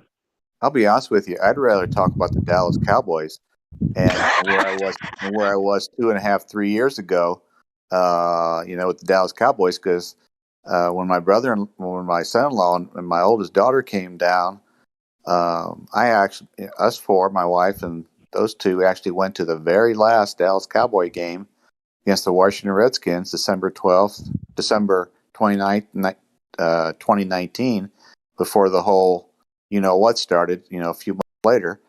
And that's the only Cowboy game I've ever been to, because I grew up in the Midwest, and I loved every minute of it. But I will say this: they jam 100,000 people into that stadium like sardines. Yeah. I mean, it's amazing that you have absolutely. I'm only 5'10". You have absolutely no leg room whatsoever. I've never been to a football game, like a pro football game. Of course, I've been to high school football games, but that's totally different. And I have no desire to. My husband doesn't even like football, so I'm very grateful for that. He likes watching golf. Anyway, he's a man of culture. Me too. I love golf. My husband loves to watch golf. Football, not his thing. He played football like 1 year in high school, and he's 6'5". He's like a refrigerator, okay? He's all there. They loved him. They wanted him. And he was like, fuck this. Sorry. He was like, he didn't like the system. He hated the system, and they wanted him to play basketball. He's like, nah. Yeah, he's a smart guy. He did not want to conform to. He was more like, yeah, I can play street ball, but no, I'm not gonna conform to like running these different things. He just is like, this is bullshit. So 1 year he was in sports, and he said, screw this, I don't want to be a part of the system. And he's never wanted to be a part of the system in any form or way. Y'all will never see him on YouTube. You'll never see him in any of these conversations because he still is non-conformity. and I love that about him, He has no need to be in a group of people talking about things. He doesn't need any affirmation or anything like that. He'd rather not talk to anybody. What does he think the shape of the Earth is? He thinks it's flat. Oh, okay. Yeah. He actually he thinks it's more like an ottoman, like maybe a little puffy. And that's why he doesn't come here. If he came here, he'd be a conformist. Is what you're saying? Is the gentleman that was been talking about this making this computer graphics? Is he still here? By the way, Yeah, I'm right here. Okay. I just want to say one thing. If I come across a little too heavy, it was nothing against you, brother. I mean, nothing against you. It's just my passion. But there's just one thing I just kind of wanted to ask you. When you look up at the moon and you see how bright it is and stuff, and then you talk about these shadows, and then the images that we were shown, they were, like Lou said earlier, they were gray and dingy, and they were like, you could see the backdrop was a different color. How does that compute in your, not on your computer graphics, but how does your mind get around the fact that there was all this dinginess, and that place should have been as bright as you could imagine. I've heard people say that they've done there's some sort of a light, like I don't know if it's the inverse square law, whatever it's called or whatever, but they say that if you were to actually stand on the moon as bright as it is here, it would be so bright it would probably blind you because it's so bright. It would be almost impossible to see being standing on the moon. And I believe that. I believe that's probably a very viable possibility. But I just don't understand how these gray images of the ground and these dingy colors and whatnot, how could that even be possible on the moon that we look up every night at and see how just utterly bright and brilliant, and there's no dinginess. There's the dark holes in that, but the whole of the moon, the white, is just so white and so bright. There's, how does that work? I mean, I don't see how you can't question why isn't it just utterly brilliantly bright, because it is from here, and if you were there it'd even be worse. Not necessarily. Why not necessarily? So when you have a reflection of something, if the light is localized to, let's say, 100 feet, you're not getting all the light that's being reflected from the moon on you instantly. It's not like it's a concave lens. That's not what I'm saying is going on. I'm not saying we're trying to simulate a concave. I'm just saying what you see and what you look at when you're standing on the earth and you look up at that moon. That thing is so brilliantly white. I don't see how you could have any of those dingy gray colors that were on those those moon landing films. This makes no sense to me, Al. It would all have been just bright white, brilliant, bright white, because that's what it is. He's saying it could be brighter off of the moon than on the moon. That's what he's saying. All the light is taken off the moon. Is what he's saying. No. What I'm saying is from a local basis. Like, you see it's very bright because you're looking at the entirety of the moon, but you're not standing on the entirety of the moon. You're standing on a small space that's a couple 100 meters wide. It's not like all the light that's hitting the moon is entering your eyes at that point, because it's localized to where you are. Of course not. That goes without saying. I mean, that's almost a ridiculous statement to me. But I just that place, you look up there and that is so white and so bright. I don't think it allows for any of those gray colors that we've seen and the multiple vectors of shadows. And you say that that's possible on the moon, that you can shadows go in one direction and then the other direction. I didn't say they go the other direction. How's that even possible? The sun is going to be in one location, period, and the shadows are going to be should be going in one direction, period. But yet we see them going in multiple directions because of the lighting. Luminosity is a local property. It depends on stereo. It does not depend on the total light. So that's also a disingenuous statement from whoever that guy. Sorry, go on. That guy is not. Whoever his name is. No. I'm talking about the guy who's claiming that you would not see an extremely bright surface on the moon because it seemed extremely bright from Earth. You would most definitely be blinded if you were on the moon. It'd be so Yeah, bright. if all the light was in one think- location, sure. No, that's not how luminosity works. I'm going to post something. I have to agree with Rockin'. I think it would be completely blinding. I can't see how it would be otherwise. Really, like you said, the gray areas that no, not unless you're in like. I just posted something in the live stream about the Red Bull jump, and there's another thing that happened years later where the Red Bull jump was from 24.2 miles. And this other thing was from 19 miles. And in NASA's thing right there that I showed you, it says that they could see the curvature of the Earth from 19 miles. So I'm just saying, though. But Neil deGrasse Tyson will tell you cannot see that from 50 miles. I know. So I just gave you two contradictory stories. So Neil deGrasse Tyson kind of works more for NASA than Baumgartner, right? So NASA is the company that he works for, and NASA's saying that they could see the curvature from right there. So I just threw that there for you guys, in case you hadn't seen that.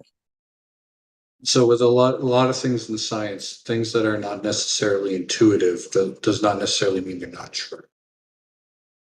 So I can understand why. To what we're saying, we're not using intuition. We are presenting you with observable facts. No. We hold these truths to be self-evident, bro.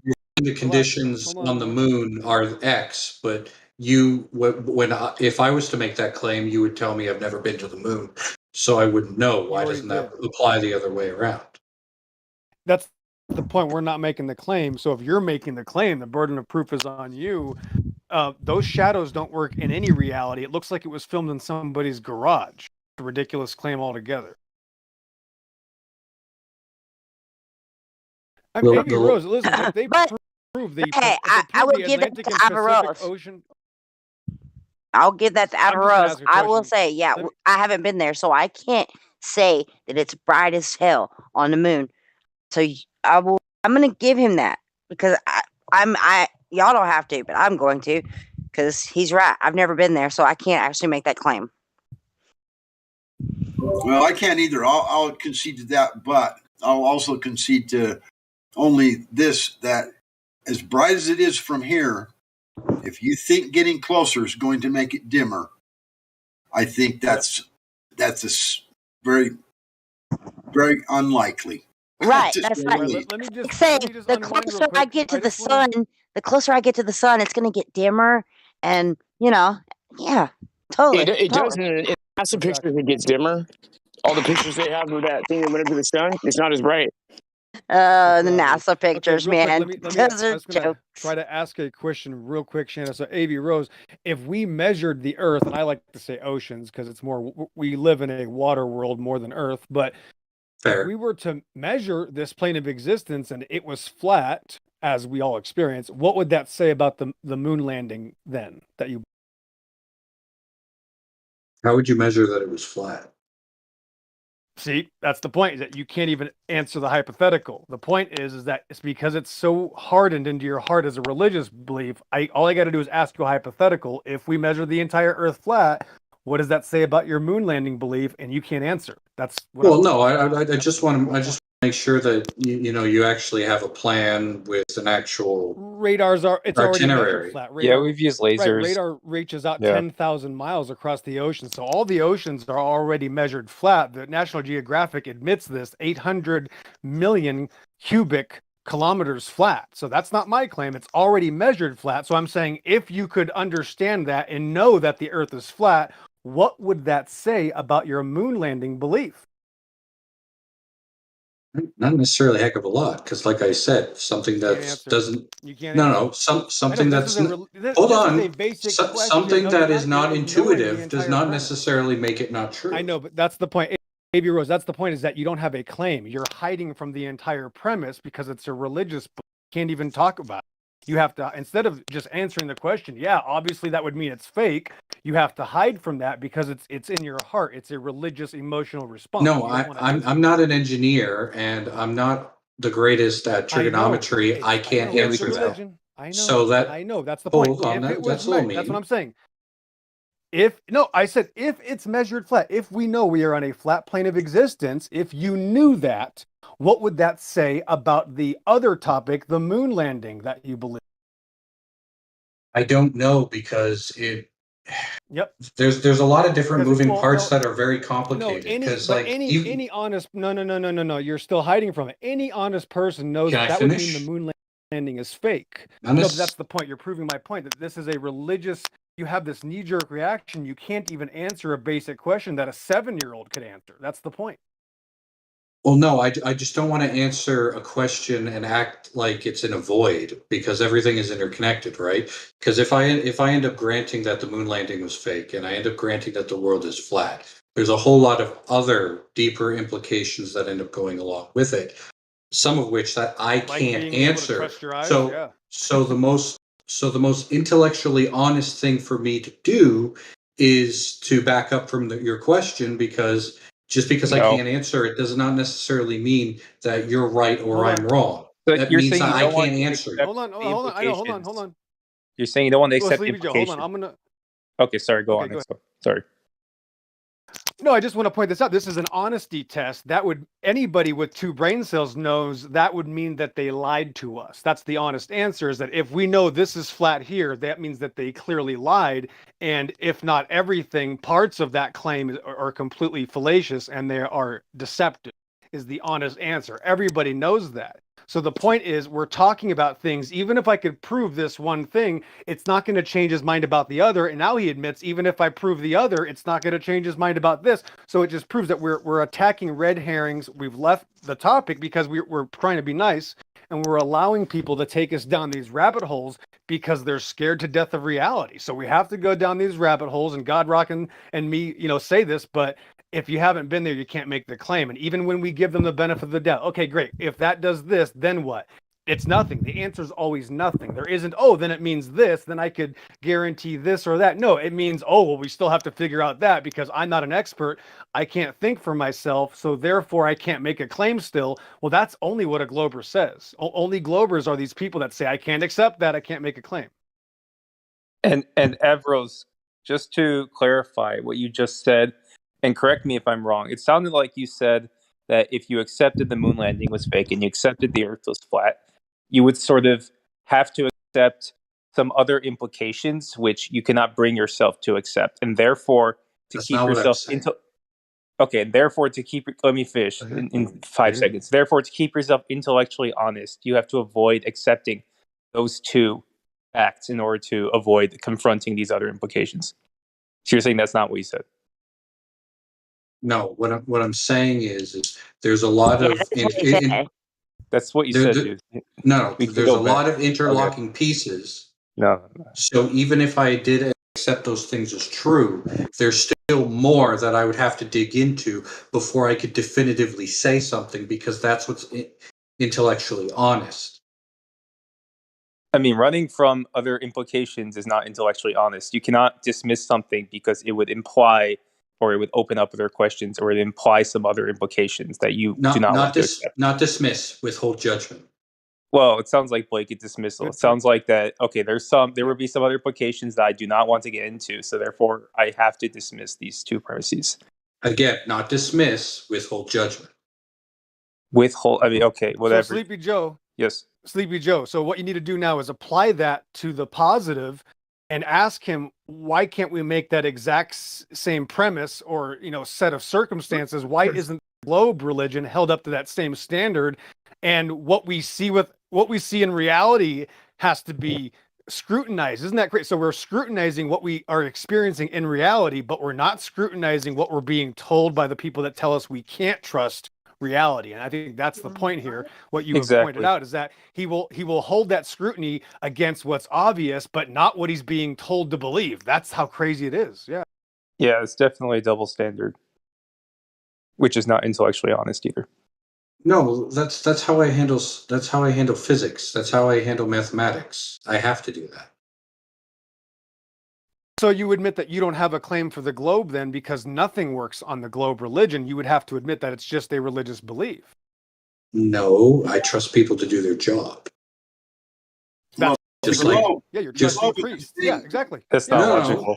No. I'm a computer engineer. I'm a graphics designer. If somebody comes to me with a computer problem, I solve it, and they trust me to do so. And I bring my pets False to the equivalency. vet. Hold on, and I trust the pet in turn to do what's best for my animals. That's just cooperation on a human scale. That has nothing to do with being Science doesn't intellectually involve dishonest. trust. Real knowledge doesn't involve trust. I can't know all things. I'm not omniscient. Hold on a second. So can I bounce in here real quick, just for a second?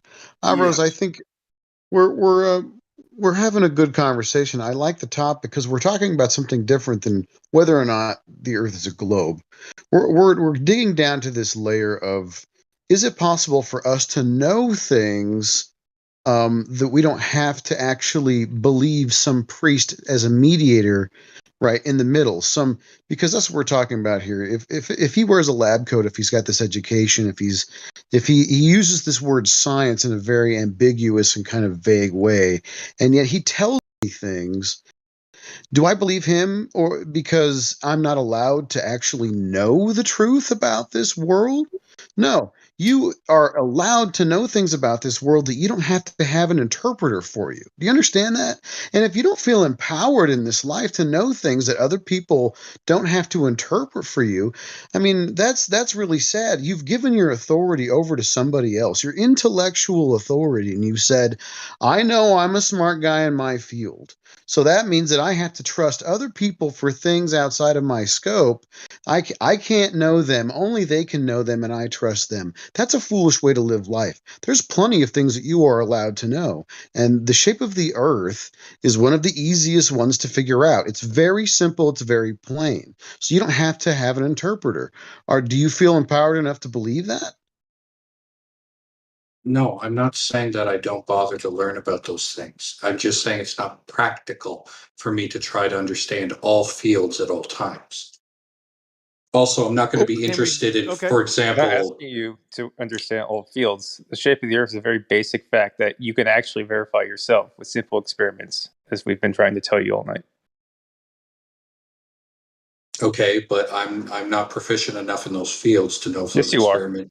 Yes, you are. If Well, you're a Sleepy Joe, can we apply again the same scrutiny towards this other religious belief that we have no evidence for? Can we at least try to, cross the bridge here in the middle and go, okay, so can you apply? I'm just asking for Sleepy Joe because he's talking to you, Rose, but can you agree that you can't make a claim for the outer space globe religion either?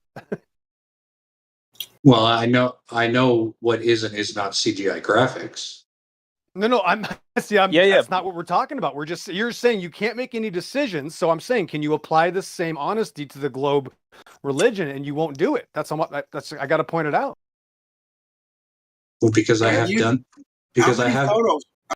How many photos from NASA can you show me that say they God are hold on. real photos? God Rockin', you heard he said? God Rockin', he just said he hadn't done. That's my point. If you haven't done it, can you just admit that you don't know the Earth is a globe or not? You just admit that you don't know it's a. But he said he knew. Definitely could tell CGI graphics from real photos. So yeah, well, I know, but none of us claimed that was CGI in '69. Every one of us knows that wasn't CGI in '69. So again, it's a red herring, right? Straw man. It was a picture through a window. Well, that too, but also it looks like it was filmed at Sesame Street. Like, I don't know what to tell you. Like, I don't claim CGI. It looks like trash. I was 7 years old and I saw it and I thought, wow, this looks really fake, but it can't be because my government wouldn't lie to me. That's what I said when I was 7 years old. So I don't know what to tell you. Nobody takes that seriously. I'm just saying, can I get a concession that you don't know the Earth is a globe? If you're saying you can't tell, can you just admit you also can't tell for the globe? That's all I'm trying to get.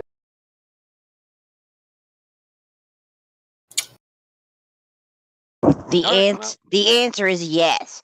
You're right. You're right, man. Just say, yeah, you're right. I'm right. You're right. I can't prove the globe either. So just, listen, why are you so hard up on this? Because I'm the new guy. No, you're not new. You've heard this argument for a while, A.V. Road. We're just trying to figure out why one side gets critiqued and the other side is just accepted. That's really Yeah, weird. I don't get yeah, really, it is weird. But I will be honest with you, 100% new guy, AV Rose. I used to be right where you are. I used to be right where you are. Okay, and it wasn't that long ago. And well, it was like a little while ago, but 8 years ago exactly.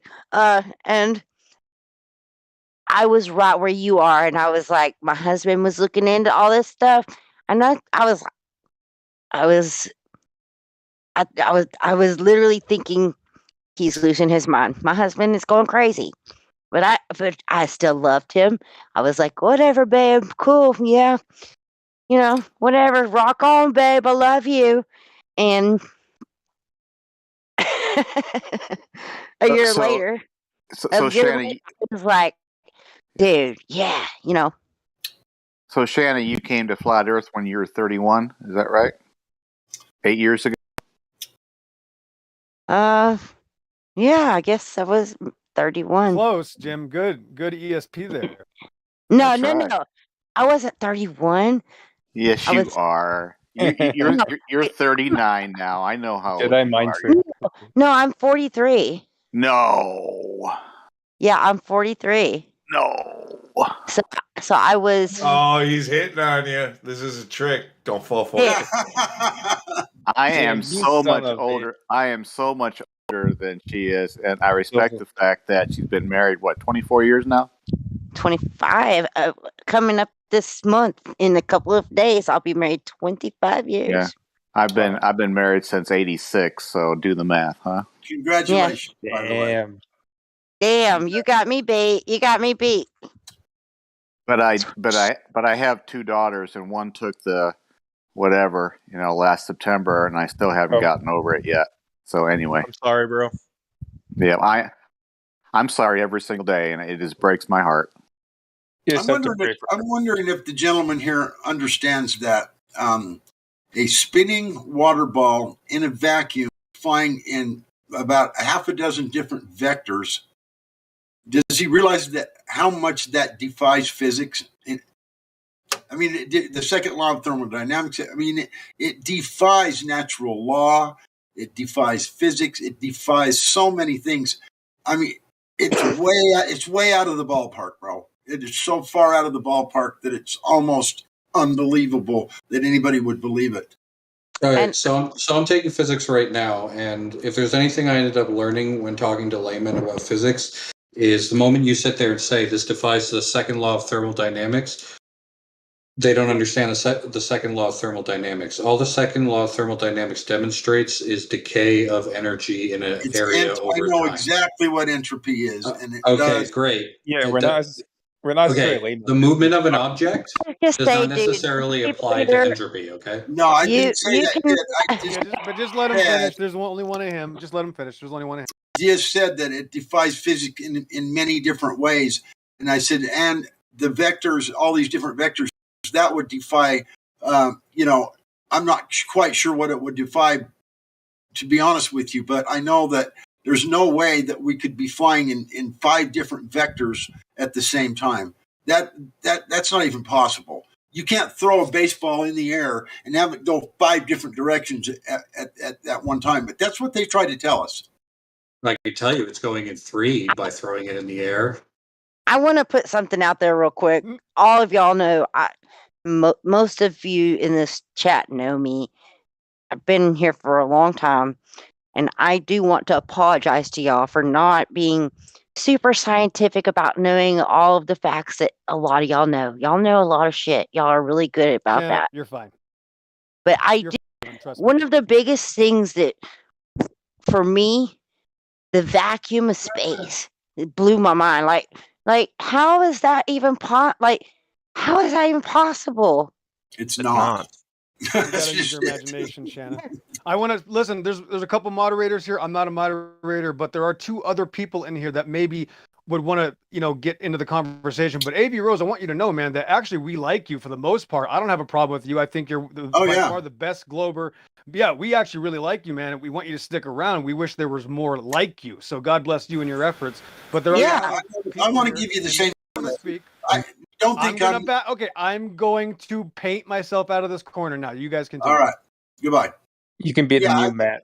Well, I actually I really like AV Rose too, because he is at least trying to have somewhat of an honest conversation. He's not being a super troll or anything. He's like literally coming at us from where I probably would have came at y'all 10 years ago, you know?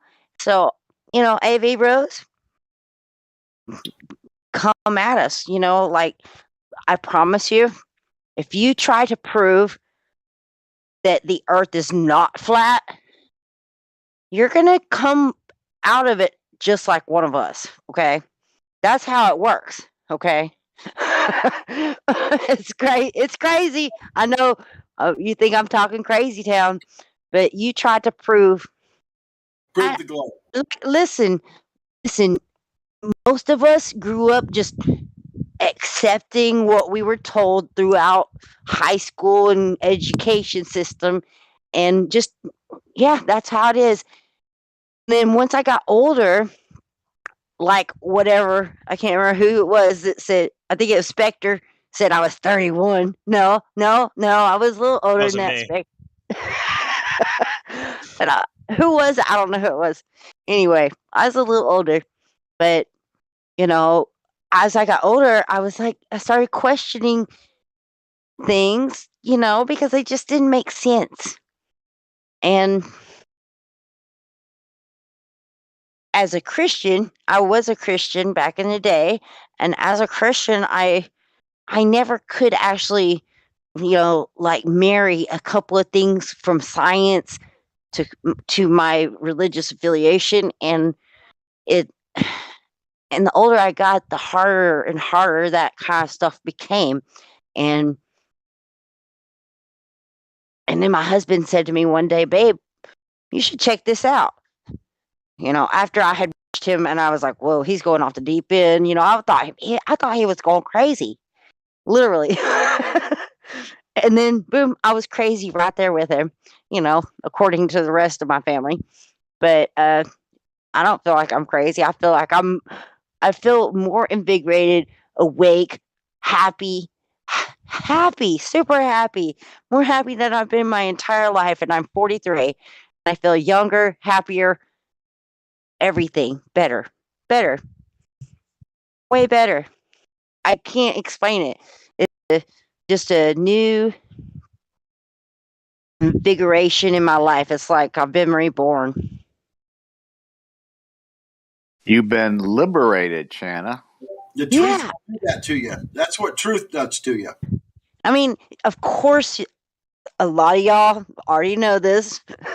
Of course, there is the downfall of, you realize, shit, you know, the world's gone to shit in a handbasket, and that can be a little depressing, but at the same time, at least you know what's going on. And that is very liberating to not be just floating about, you know, and knowing is half the battle, and you feel like you've won the battle because you at least know what's going on, right?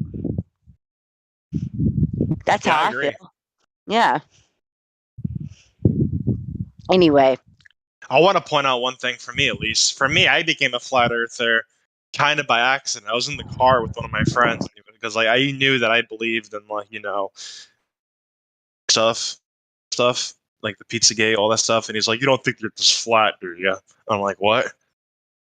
And then I was like, I started looking into it, and there I am. Guys, what? Yeah, maybe I am. And now you are. That's awesome. Yeah. This was around 2015 when that is right when my husband was looking into a lot of crazy. That's what 2015. That's when my husband was looking at a lot of crazy stuff, and you know, then he was like, "Hey, babe, I need you to do this one thing. And I did it. I'm not going to tell you what that one thing is because I've already told it a million times here. I did that and I was like, holy crap. The earth is a ball. Immediately. It just hit me. And I was not a conspiracy theorist. Then I did the whole backtrack through all the other conspiracies, and everything. So, and I'm still going down the rabbit hole in the other direction, learning stuff that my husband already learned. So, in 8 years later, I'm still going down the rabbit holes of all of the bullshit going on around us. There's a lot of it. There's a ton of it, people. Anybody listening, just that aren't here talking, you're just out there listening. There's so much deep crap going on around you. You would not. I think it was Jim who said it earlier. Jim 777. That we don't see this stuff going on because we're not evil. But there is a lot of evil out there. And there is a ton of things we have no idea are going on because we don't want to see it because we're generally good-natured people. And it's very difficult for a good person to see true evil going on around them. Like in the workings of things. And yeah, it's pretty bad when you really go down the rabbit holes of all of that bullshit. I'm done. I'll shut up. I'm sorry.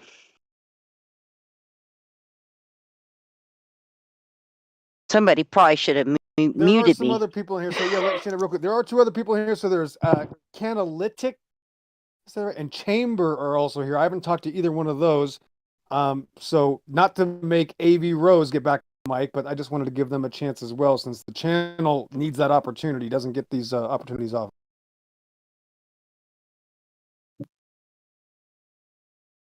So Canalytic, you are in this room right now. Can you unmute for a second? Say hi to the room. Have you been here before?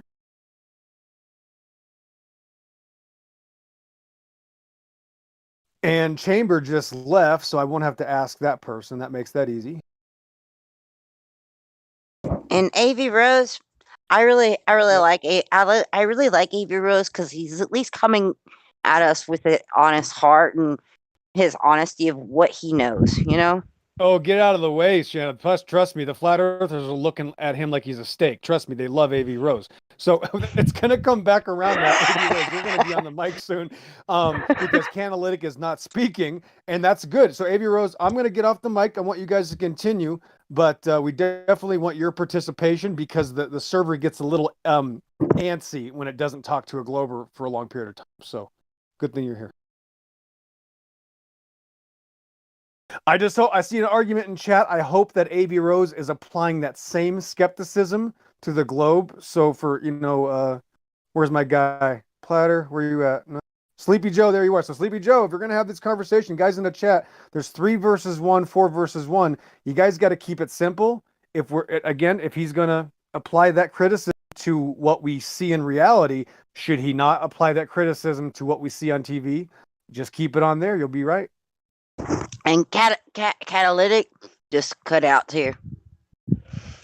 Hey, if you ever Yep. run short of globies, I can be a stealth globie because I know how they think. So if you need help, let me know. I don't want to.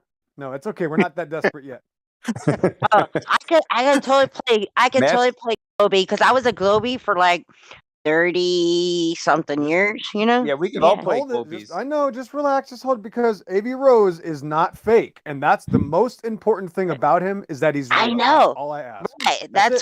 That's what I say. That he's like real. He's real, and I love real people because I was once exactly where he was. I used to come into here and talk to Helio Skeptic, back when I was first waking up.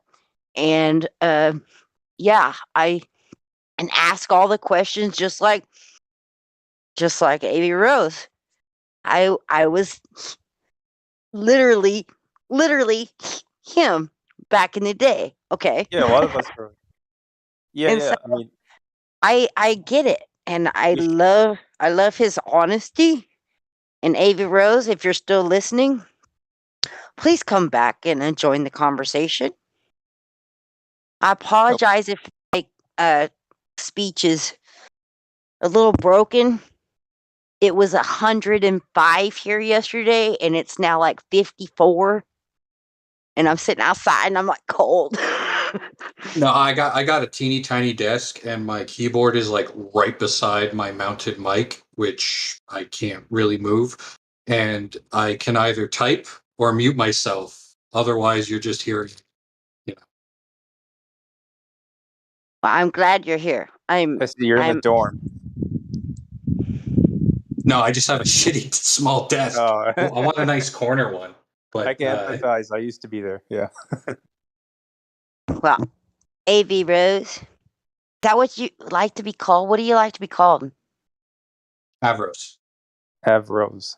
I stole it from Doctor Who, my favorite villain, Davros. I just knocked off the D. Okay. Well, Avros, I like your honesty, and you're actually coming at us in this community from an honest perspective of how you're perceiving things. And I think I can't remember who it was. I think it was Sleepy Joe that asked you the question, if you're going to scrutinize flat earth in such a way, shouldn't you scrutinize the globe in the same way? That's actually XO sort of expanding Oh, on my okay. question. Yeah. Okay. Yeah. So Yep. I think that's a very good, honest question. And you seem like a good, honest person. So I'm really curious of how you feel about that question. You don't have to answer though. No pressure though, Avros. No pressure. No, I don't feel pressure. Although I was kind of half tempted to just ghost out of the Discord when everybody seriously was like, "Yes, leave." I don't really care what they think, but I thought it was funny at the time. No, nobody said that. Trust I don't me, think- you have the floor right now. They would kick me out of here before they're gonna kick you out. There's a million flat earthers. There's not any more Globers, bro. I actually like having Matthew when he's in the chat. I kind of get a little bit of a depression or letdown when he leaves because I enjoy the back and forth with him. So he doesn't have to agree with me. I don't have to agree with him, which really nobody does. See, Maybe one day so, without Matthew, and then we see how much we appreciate it. So So Yeah, we're all Avros, young. how do you feel about that question? Like, honestly, like, do you understand why that is being put to you? Like, you know what I'm saying? No, I understand where it's coming from, and I know that you're really well meaning. I think sometimes the most honest thing anyone can do is say I don't know. That is the best answer. That's the Ding, best ding, ding. answer, man. Is I don't know. It's an Most extreme. Clovers will never say I don't know because they're gonna throw at you some stupid ass shit. The best answer is I don't know. That's and then where you you start. and then you say to them, I say I don't know, but neither do you. It's just like I don't know, but you don't know either. So hey. He just said I don't know. So he's right. Listen, that is a good spot to start, Avros. Seriously. That's a I very mature don't freaking know.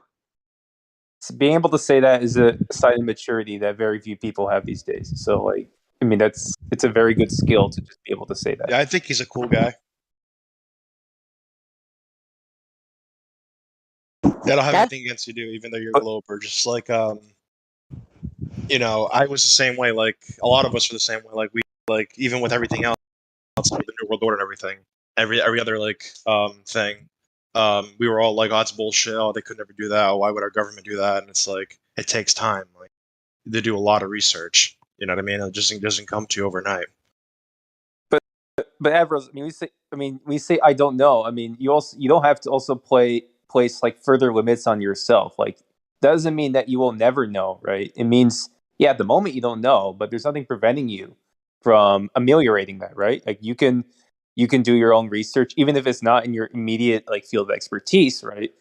And you have skill, like you have some advanced knowledge in a lot of skills that are pertinent to doing, flat earth research or just earth research or any kind of research, right? You have math skills, physics skills, programming skills. So yeah, you shouldn't just place limits on yourself and just immediately say, oh, it's not my place to know this. So I mean, that's also something that I think we'd like to encourage you to pursue.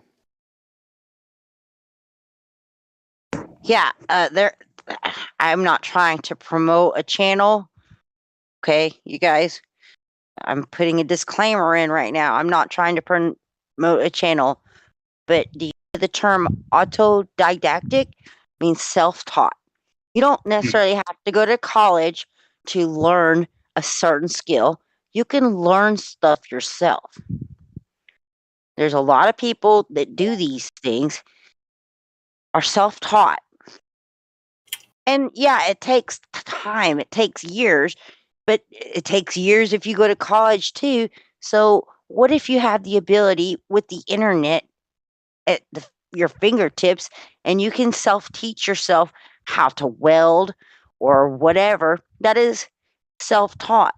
And so there's many skills you can learn for yourself. Why can't you learn how to be whatever?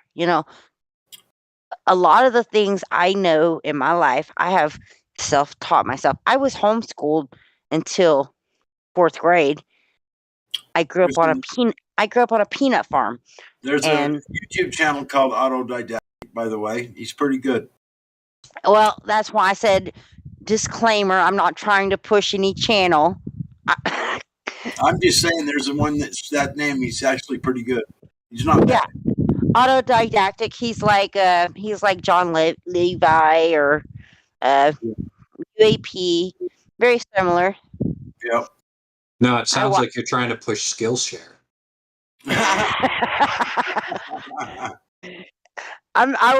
The reason I said I'm not trying to push a channel when I said that name, the name autodidactic means self-taught, and that's his channel name because he taught himself. And he's a pretty smart guy. Yeah, I've watched almost all of his stuff. He is pretty cool. Yeah, he is pretty cool. So, but the name that he gave to his channel means self-taught. So, like when Avros said, well, that's not my particular field of education. Well, listen, man, you can go educate yourself in any field of education if you choose to do so, because we have the internet. You can educate yourself in all kinds of fields if you want to. This is what the world is we live in right now. A lot of people out there prefer to go watch stupid TikTok videos and just degenerate their mind instead of educating their mind.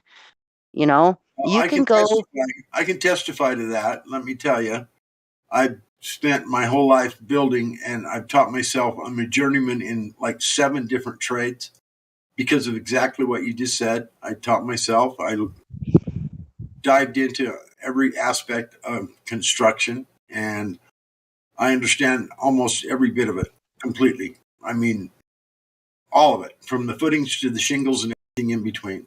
So, hey, and that's why you're rocking, man. Well, I'm 66 years old, and I've spent my entire life doing it. So, yeah, like I said, that's why you rocking. But you're right, autodidactic. Teach yourself. Investigate. You can do it yourself. You don't need to go to school. You can do it. My father only has a high school diploma, he does auto wiring on mostly trailers and tractors and things like that. And Lockheed Martin came to my dad and tried to get him to come to work for them back when I was a child. And he did not even he was a high school graduate. That was it. He didn't go to college. Nothing. Right out of high school, he went on and worked for an oil company on a drilling rig for about a year. And then he started doing other things. But Lockheed Martin, when I was a child, he was 30 when I was a child. I was the baby. So he'd already had 4 kids before me. Lockheed Martin came to my dad and asked him to go to work for them, even though he didn't even go to college. Because he is a smart, autodidactic person. He was self-taught in a lot of stuff, but he was super smart. And he turned him down. He could have been making like a ton of money. But he wanted to raise his children, me and my 4 siblings, on a farm, hoeing peanuts and changing irrigation and all that crap, so that he could instill in his children a work ethic. And if he would have went to work for Lockheed Martin, he would not be home to be with his children to teach us how to work hard. Isn't that crazy that my dad turned down that? He could have been making a ton of money. Instead, he'd rather plant peanuts and struggle with his children and teach his children how to be hard workers. And every single one of my siblings, every single one of us are hard workers. We work hard to earn our money. Now, a lot of people would say, well, that's not necessarily a good thing. Why not work easy to make a lot of money? Okay, give you that. But that's just not how I was raised. I want to be a hard worker. I don't care what I'm doing. I'm going to do it hard. Because that's how I was raised. And I give that to my father. My father taught me how to do it that way. And I'm very grateful to my dad. Because he could have taken the easy road. And in my opinion, and in his opinion, he would have told you that would have been him selling out. Because he would have sold out and not been there to raise his children. It's the statement you're trying to say is it's not about working harder, it's about working smarter. Maybe, but I'm just saying my dad taught me to work hard. But if my dad would have taken that job at Lockheed Martin, he would have never been able to teach me that, do you know? Right, you can work hard and work smart at the same time. And my dad also taught me how to work hard and smart. And half the time, listen, man, I was like, whatever, Dad, that's stupid. And now that I'm older, and now, after I got older, I was like, yeah, Dad's right. Because, he taught me how to do stuff. Less steps this way, less steps that way. You know what I'm saying? The sleep of a laboring man or woman is sweet. I'm sorry, what? The sleep of a laboring man is sweet. Yes, absolutely. And I live by that. I still work my ass off today. Even when I get off work, I come home and I work my ass in my yard. Growing plants, and because I've got squash and beans and okra and tomatoes.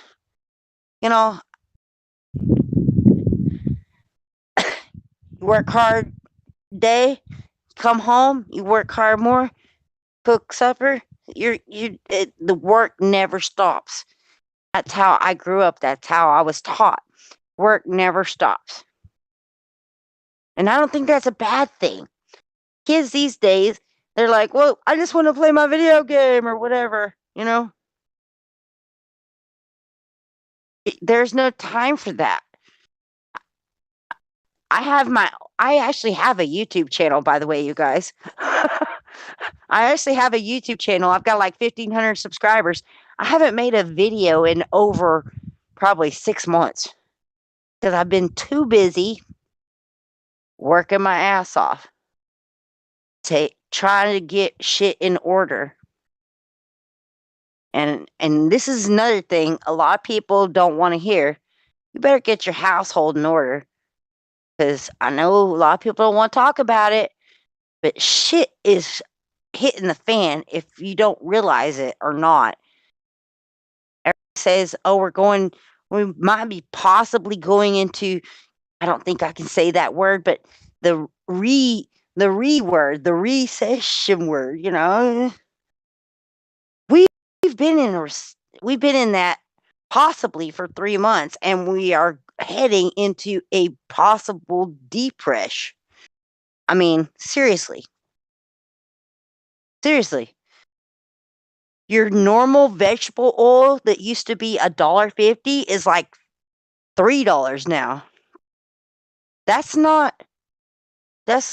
like insane super inflation. Super. That is not 8% inflation. That's 200% inflation. You can say they tried to force people to be cash cows in a way. Say that again, Rockin'. Or who said that? What'd you say? Alcohol went up 500% for the COVID. It used to be a dollar, now it's $5. Alcohol, bottle alcohol, rubbing alcohol. Oh, rubbing alcohol. That's because they said, well, that's one of the number one things that can kill it. So yeah, everybody was buying it out the wazoo, and so yeah, they're like, well, we can charge a ton for this. And of course, they're charging a ton for it. But the price hasn't come down though. The price hasn't come down at all. It's not gonna go down. You know why it's not gonna go down? Because it went up. It went up way before they started printing off a ton of money. And now that inflation is going up, the price is not going to go back down. It's going to go up even more.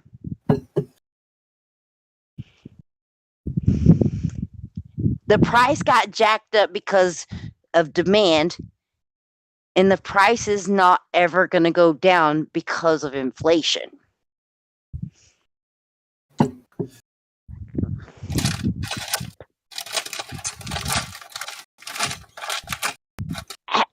Any of y'all familiar with You mean to how... tell me inflation never goes down? Do what? You mean to tell me inflation never goes down in price? No, I'm not going to tell you inflation never goes down in price, but I'm going to tell you this inflation is never going to go down. What? I'm confused. I'm in the locker room. What? Real quick, station identification 1005 West of Rocky South of the 33rd parallel. We have one operating Glober in the chat. This is a rare event that we get about once every 3 or 4 days. So please take the opportunity with your utmost concentration and focus. Avros is here to tell us more, hopefully, about his outer space belief system and what it's going to take to disprove or prove it. What's falsifiable? And you guys are here to figure it out for me. Thanks. So get started. Who is that talking? This is the Master of Ceremonies. That was Flatter. It's called the Great Reset, boys. Get ready. Reset? Nobody got time. No. Who tried to get us back on topic? I'm sorry, I was very off topic. I apologize. But who is that calling us out? The only reason I'm doing this is because we have somebody in the room, the exact type of person that this server is looking for all the time. And are you talking about Avros? It's the very rare and nearly extinct internet Glober, and there is one in his unnatural habitat right now, 6 minutes after the hour. Avros, tell us more about what we got to do to help you out. Thanks. Avros, come on, jump back in, baby. You can blame Helios Skeptic for why I'm here. He's the one who gave me the invite. I can send I'd rather have screenshots to you prove here it. than him. Yeah, no, I want you here, not him. Yeah, continue. Avros. So I would not Wow, say that blame hurt. anybody. I'm happy you're here. I'm super Hey, happy you're here. have you guys showed him the Baumgartner jump? The way the capsule is different from one take to the next, so they couldn't take it on one take. They had to do 2 takes and act like it was one, because on the side of the capsule the numbers have moved and changed, and the form of the capsule is different. Have you shown him that? Okay. Yep. Yeah. Okay. So hold on. Before you go any further, Godric, Avros is different, and I think we should get a clause first. If this is correct, it doesn't matter, because if I spend 2 hours explaining something and then I'm told it doesn't matter anyway, I'm gonna feel pretty stupid. So can we get a consent form, maybe? I missed the first part. What am I consenting to? I'm a little confused too, because I think he said in the middle of the whole thing, he said, "Why would they lie?" I think one of his defense answers was, "Why would He they lie?" doesn't And that believe in flat Earth truth. Well, why would they? Yeah. Okay, you guys got it going. Yeah, continue, gentlemen. Yes, go ahead. I'll throw you guys a bone. So one of the things that helped teach me perspective as far as a globe Earth goes is how Venus, or the morning star, is only visible in the morning and in the evening. Meaning that its position is different compared to all the other celestial bodies we see. Meaning it has to be behind us, or there has to be a different perspective. Why would you think that the things in the sky have anything to do with the ground?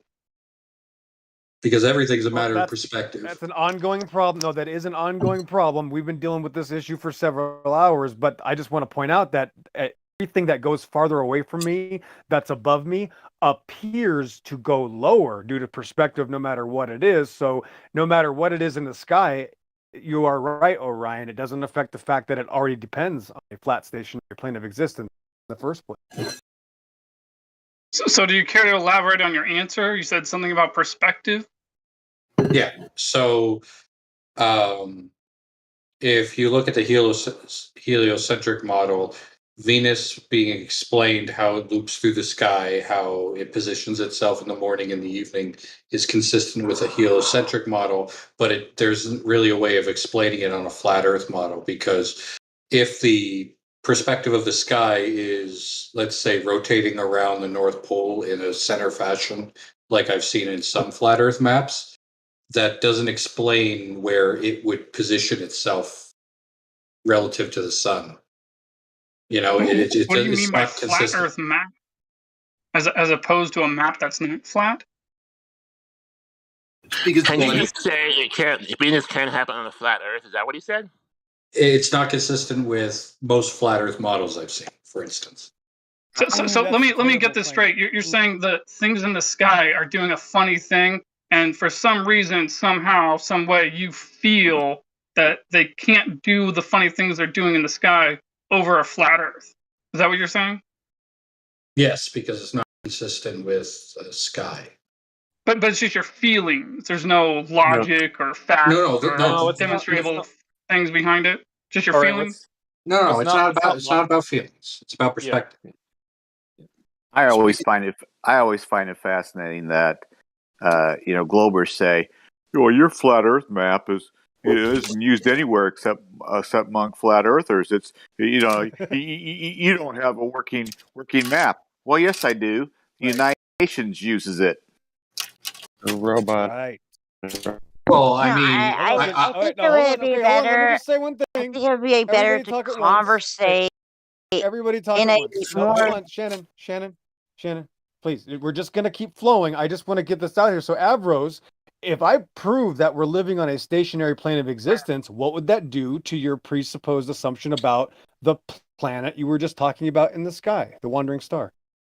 Maybe you should ask him, would he even accept that? Avros, is there any evidence you would accept for the flat Earth? Ouch, relax. I know I was already there. I'm just trying to slowly edge into the door. I'm just trying to get my foot in the door, Orion, because earlier we did this, and he immediately, I don't want to say what he did, but it was not, I did not approve of it. So here's the point. If I prove that what we are saying is true about this plane of existence, that it is flat, Avros, and I can, same question as earlier, if I can prove this is flat here on Earth where we live, what does that say about the wandering star assumption you just? It means I'd have to recalculate it or see it in a different way. Very and good. do you That's think an you're capable improvement. of doing You that? guys continue. You guys continue. Good job. Well, all I was gonna say He's is, capable of doing it. I think when you're talking amongst each other, especially to somebody completely on the other side of the spectrum of understanding, you shouldn't be so condescending. Like literally, try to be a little bit more civil, you guys. Really, I mean, It's We need to work on this. Shannon, it's concern trolling. Please, that's against server rules. Please stop. I'm serious. Like, I think come Shanna's on. one of the most genuine people here. I don't know. It's just me. I'm just I saying, fucking literally, love Shanna. Shanna's the fucking best. So you know what? I haven't been here that long, but hey, fuck all you guys. You know what? If you want to kick Shanna out for being off topic and put her in chill chat, I'll fucking follow her. Damn it.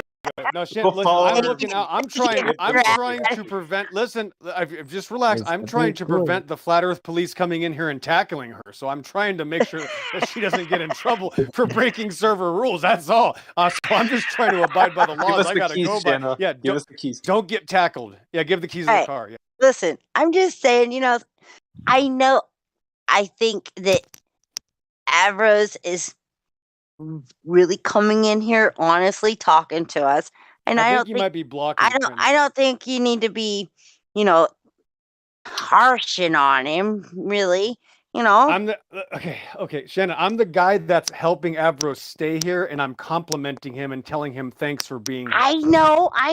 Okay, let's just relax. It's okay. Listen, I'm not going to critique you, so it just trust You can me. I know critique it might me not. all day long. Shannon, I'm fine. Shannon, I know that it seems like I'm crazy, but there's a method to the fact of that this works. You just got to trust.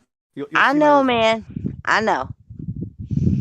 Yeah, I think we could work on being not condescending and being patient, especially with new people who are just joining the server. Like, That's all I was saying. Yeah. I mean, so yeah, like, but you got to bring it up in the side chat.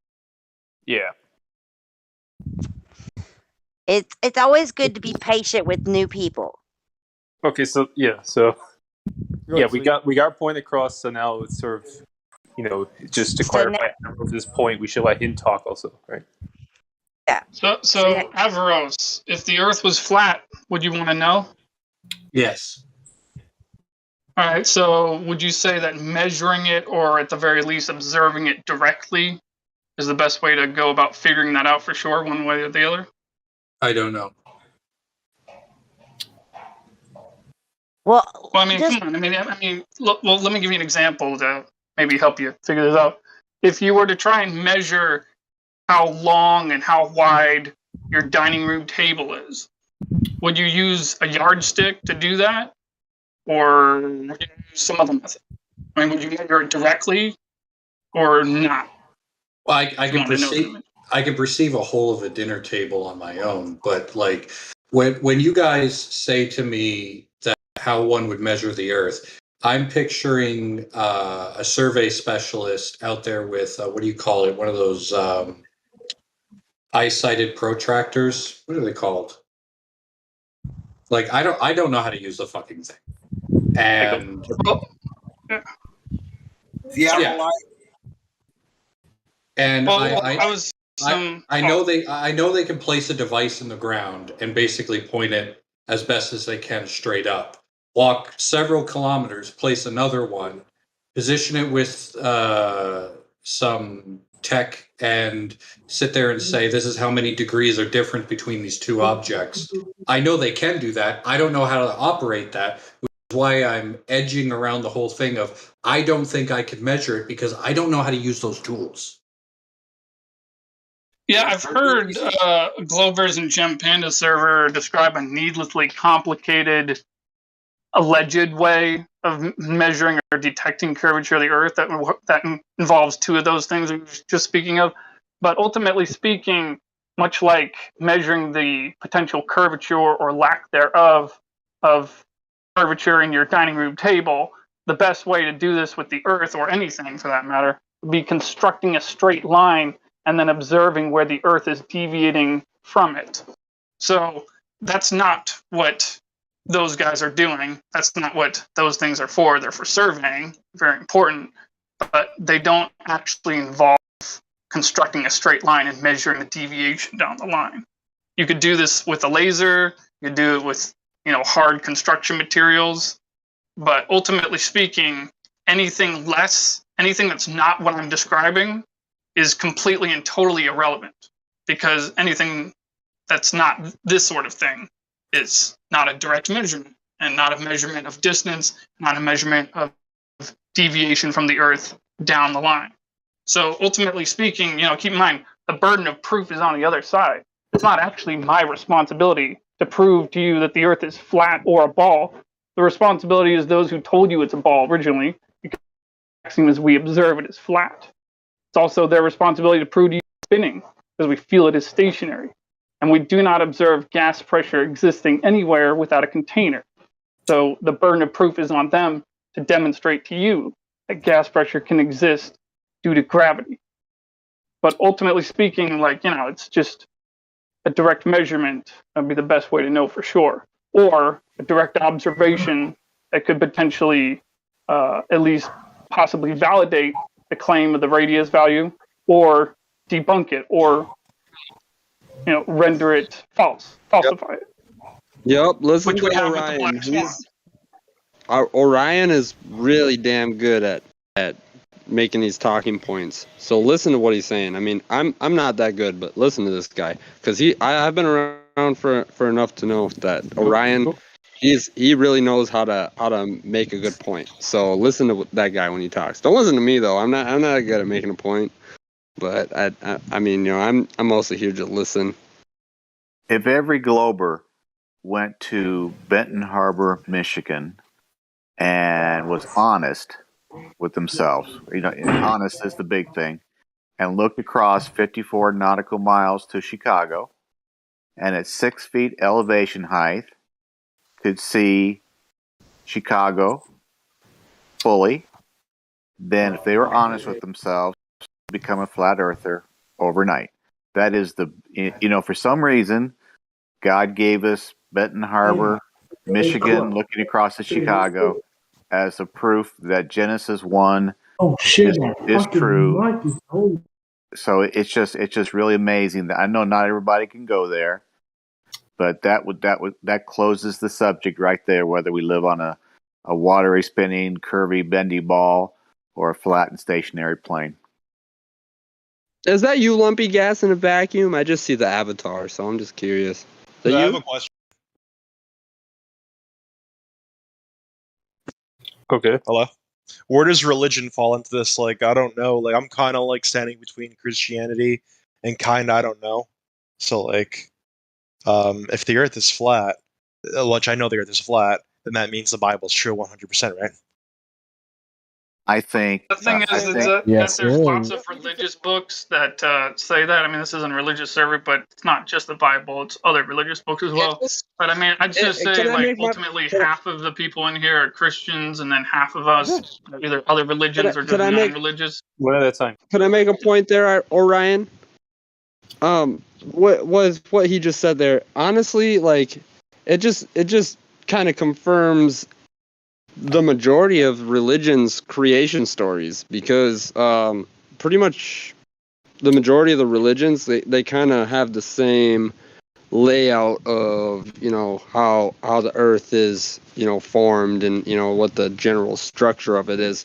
So when you look at just kind of every ancient culture's religion, you kind of get the same kind of thing. So wasn't the first religion ancient Egypt or something? I got to point out that it doesn't actually prove that. So I mean, just imagine this. Imagine sometime a long time ago, people knew that the Earth is flat, ultimately speaking, not thinking it's a spinning ball in the vacuum of space.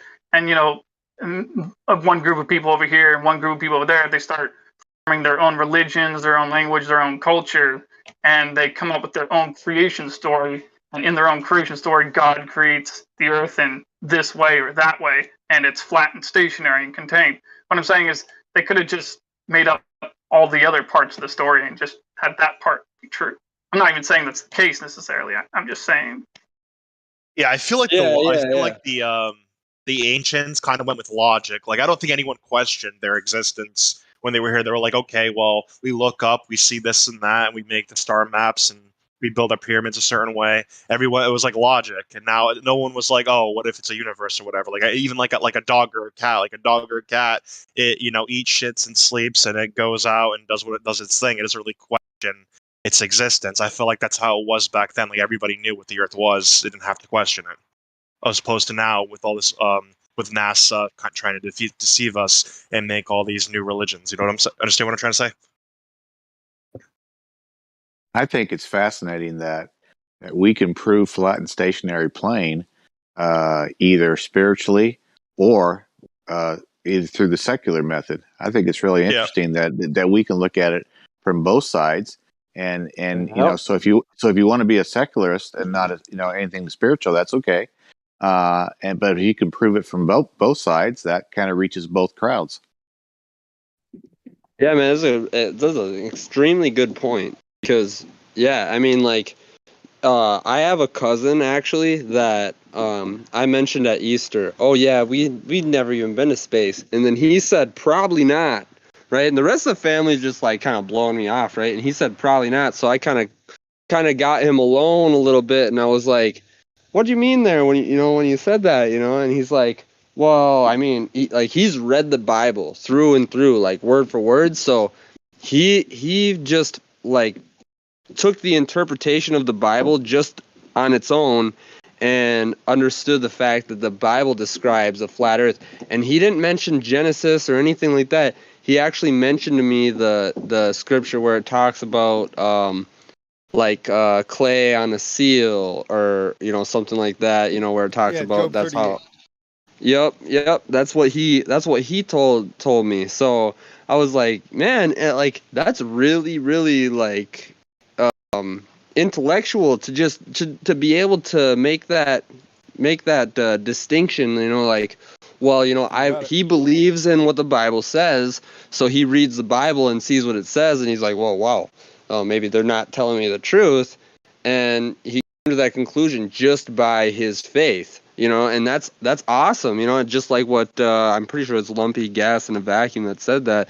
But yeah, I mean, you can make the distinction either way. I mean, but yeah, we like to, kind of veer on the side of what we can prove here. But at the same time, it is still, it's awesome that we can do that. You got it, buddy. Putting it together. That's what it's about. Not just one topic, whole different world woken. But so ancient Egypt was before Christianity and everything. That was like the first thing, right? Like it was ancient Egypt and the Aztecs, right? Kinda, yeah. I mean, it depends. I mean, if you want to get technical, this room isn't designed for the topic, so I have to be careful what I say. But it depends on the technicality of the wording of it, right? So actually, 4,000 years ago, they were all Christians because they all said that only God is the Savior. But if that's not what you call a Christian, because you have to wait till Antioch, then I don't know what to tell you, right? So again, this is going down a different line of talking, right? But I just want to tell you this, guys, and so it's off topic. If somebody tells you though that you're bringing up a religion, that's also a religious claim. So I use that just to show you guys that you're going to be attacked for bringing that topic up, because yes, there is a much bigger topic than flat Earth. Yeah. Well, I think that might be a category error instead of a claim. What I'm trying to ask is there was flat Earth talk and belief before Christianity, before Jesus, before all that. Is what I'm trying to ask. Like, even like the first people or the settlers, their religion. Was it like even them, like the flat Earth? Like it was before Christianity, right? Before paganism. Well, Spectre, I think you'd be crazy to claim that people even argued flat Earth 3,000 years ago, because that was just an insane idea to even go against what we experienced. I think it's a newer aged argument after a couple thousand years of manipulation and the destruction of minds. Now it's a topic. It would have never been a topic 4,000 years ago. You would have been just looked at like you're crazy if you said the earth is, that's it. They would have actually said you were demon possessed 4,000 years.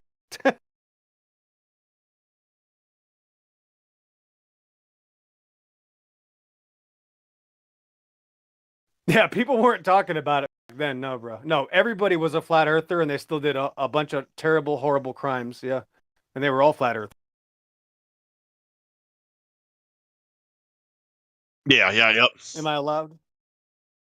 I Am I think allowed to think- say what the oldest religion is? I think back then people Well- just didn't care. Well, wait, that's not exactly true. I mean, isn't it the case that for the last 500 years, since about the 1400s or so, like, it hasn't the globe being pushed as like a worldview, hasn't that been like popular with at least half of the Western civilization population since then? Yes. Yes, but he's asking about prior to 2,000 years ago. That's what we're BC, BCE, AD. Yeah, so I'm just saying, yeah, in the last 500 years, sure, we can speculate, but to think that it was an argument 3,000 years ago was crazy. Everybody already knew that they don't live in a magical cartoon. It's only now in the modern era that people think they live in a cartoon. But Eratosthenes appeared in a book in 1952, I think. Yeah, exactly. All of a sudden, 50 years ago. They What? inserted him in history. You don't think Eratosthenes was true? He's fake, bro. Well, there's no original source material to support his existence, so there's not really any reason to think he even existed. Yeah, there's no record of him sort of being mentioned before maybe the mid 19th century, where there was a big flat versus globe debate. So it could just be fabricated history, and it's much easier to fabricate history than one might assume. We're really just trusting the authority to keep track of history in an accurate way. This is an argument that Sonny brings up. Isn't that kind of insane to think that there was people that were doing technological achievements 2,000 years ago with sticks and shadows, but we can't do it today with the stealth bomber? I mean, that's just the start on that path of conversation is insane to me. We have all these abilities today, and we're talking about, goat herders. We can make fun of certain groups, right? 2,000 years ago, but now these are the priests that told us we live on a ball. So they're these great gods, actually. They're treated as gods. They're performing miracles 2,000 years ago that they can't perform today. I find that odd. Yep. We could perform the experiment with the people on Discord. Oh my gosh, where's Quantum Eraser? I mean, if Quantum Eraser was here and he heard you say that, you just get eradicated. You're going to get the treatment tonight, bro. Everybody's going to treat you very kind, but I'm just letting you know that that's not reality. That's not an experiment. If it hasn't been done recently, nobody can do it. Nobody can even tell us when we can experience this thing, but there's a group of people on the internet that say they know better. I have to be suspect. I've also heard the term interdimensional cube Earth. That's a problem. That would be another issue. You might need medication for that one. Yeah, I mean, here's the problem, guys. I want to tell you this real quick, and I'll shut up, I guess, Sleepy Joe. But everybody thinks the Earth holds water. Well, it's very much the opposite. So there isn't this object Earth that holds anything. No, the Earth is coming out of the water. It's hard to describe without going to a certain book, but the container of Earth actually might be water. It's actually the exact opposite. See, the creation of this world is beyond the rules that apply to us, just to let you know. So there is no object Earth. Earth is land masses coming out of the water. That's a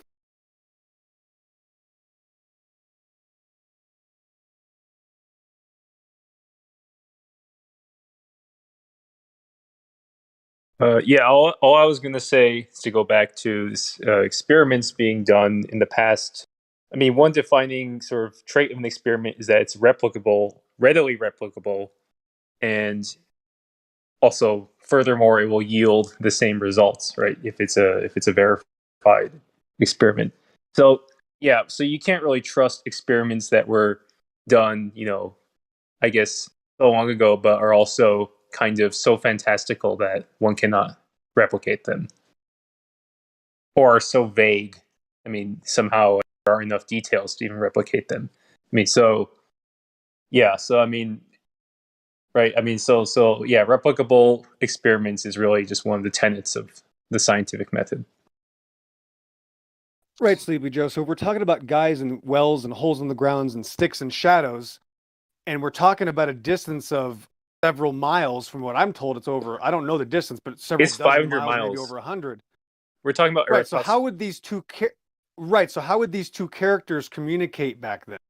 Oh yeah, no, I mean, if we want to poke holes in the Eratosthenes experiment, there are so many. I mean, so yeah, like how would he? Right. You would have to take this measurement 500 miles apart, and Right, that's the problem. At a perfect parallel on the so-called globe, right? So these two cities which are 500 miles apart, would have to be like perfectly sort of parallel to one of the meridians on the globe, and at the exact same time. Then they had no very reliable way to synchronize each other back then, right? So somehow this guy magically took at two places at once the measurement of the angle of this shadow, right?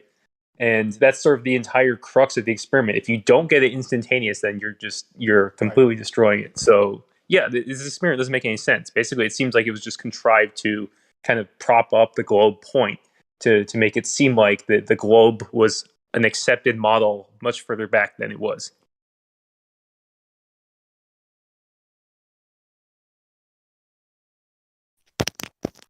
And then to go further now, right, in the year 2022, and be a grown adult on the internet and say, I trust those guys 2,000 years ago over the technology now, and we shouldn't even try to measure the Earth now. I mean, that's what it's come down to. It's come down to, no, don't try it now. It was done 2,000 years ago. You don't need to go any further. And that is frightening to me, because the psychological realm that somebody has to be in to think that is frightening. Sorry, I don't have a better word. That's the crazy thing, Avro. So we'll get people. I mean, you should check out. We have some archived like debates and stuff that happen on the server, and we get like real professors of physics and cosmology and engineering and so forth in here. And when we finally get them to say, what is your best proof for the globe, they won't go back to the sticks and mud. They'll either say the NASA photos, and then we say, okay, these are not real photos because NASA admitted that they were edited. They were photoshopped. All composites, or they'll say sticks and mud. And then they will absolutely refuse to admit that, there should be better ways of verifying the globe. They'll just say, oh no, the sticks and mud already verified it, like whatever, 2,000 years ago. So we don't need to further verify. We don't need to use this arsenal of modern technology that we've, developed in the last 100 years. And instead we need to look at things like 6 gorillion light years away in the galaxies. We need to focus on that. We can't just like find the shape of our Earth. So that's alarming. Is exactly what EXO was saying, that there's this total incongruity, of scientific standards. Like we apply all these scientific standards to all these fantastical objects that are like gazillions of light years away, and we can't just devote a sliver of our resources to finding the shape of our Earth. Ridiculous. So people back then were smarter than us right now. I mean, undoubtedly. I saw. Think of it this way. Hypothetically, just look around. Just look around you. Bro, a family back then could support itself off the land. What do you think intelligence is? A family back then could build its own tools, raise its own family by himself with no outside sources. That is brilliant genius compared to modern society. It's not even close. We've become infantilized. We've somehow fooled ourselves into thinking that if we just memorize facts, that makes us smart immediately. But we don't have problem-solving skills. We don't have self-reliance. We don't have critical thinking. And I saw a study and it said like the ancient Greeks, maybe the average IQ was like 125 or something. I mean, I don't know how, reliable the historical record is to corroborate that. But I believe that, yeah, like there's probably several standards deviation in IQ from back then to now. And it's Back gone down then, in reading recent. was everything. Yeah, I mean, even if they didn't know how to read, like they were much better problem solvers than us, right? Like, Correct. it's amazing some of the stuff they built. And you can look at our modern architecture and it's like garbage, and then you see these magnificent like palaces that people back then made with no electrical power. And then it just boggles the mind. I mean, these people, we can't just look down on the ancients. We can't just assume we're better because we have iPhones, right? Well, I mean, on Thera, they almost had steam engines, so Yeah, you had Heron of Alexandria, if you believe the historical record. So I sort of have doubts about the exact historical record, but I do believe that some of it is true. So yeah, like the ancient Greeks, they were clearly, I mean, it's almost like they were like, I mean, I don't want to say a different species, but they were on a different level of like awareness than the average person today, for sure. Yeah, imagine where we could have been if technology just kept going, and we could be They had cyborgs by hand-me-downs. now.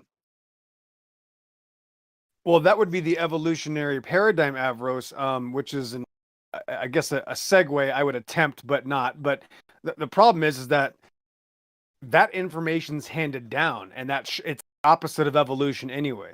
So, you know what I mean? Like, it doesn't make any sense at all. If we were used to be more advanced, then we lost information. So every part of history literally destroys evolution. That's what it shows. Right. So we didn't have the internet more than, I'll just say, 75 years ago at best. Sure. Yeah. So if a catastrophe ended up happening, it's probably going to wipe the historical clock on technology. So when Thera explodes, goodbye Greek tech. Over the course of 3 generations, people are growing up in the ruins of buildings they don't know how to make. Yeah, not evolving, that's for sure. Well, okay, building something and evolving are 2 different things. Sure, absolutely. And both require already understood systems and information languages and operating systems.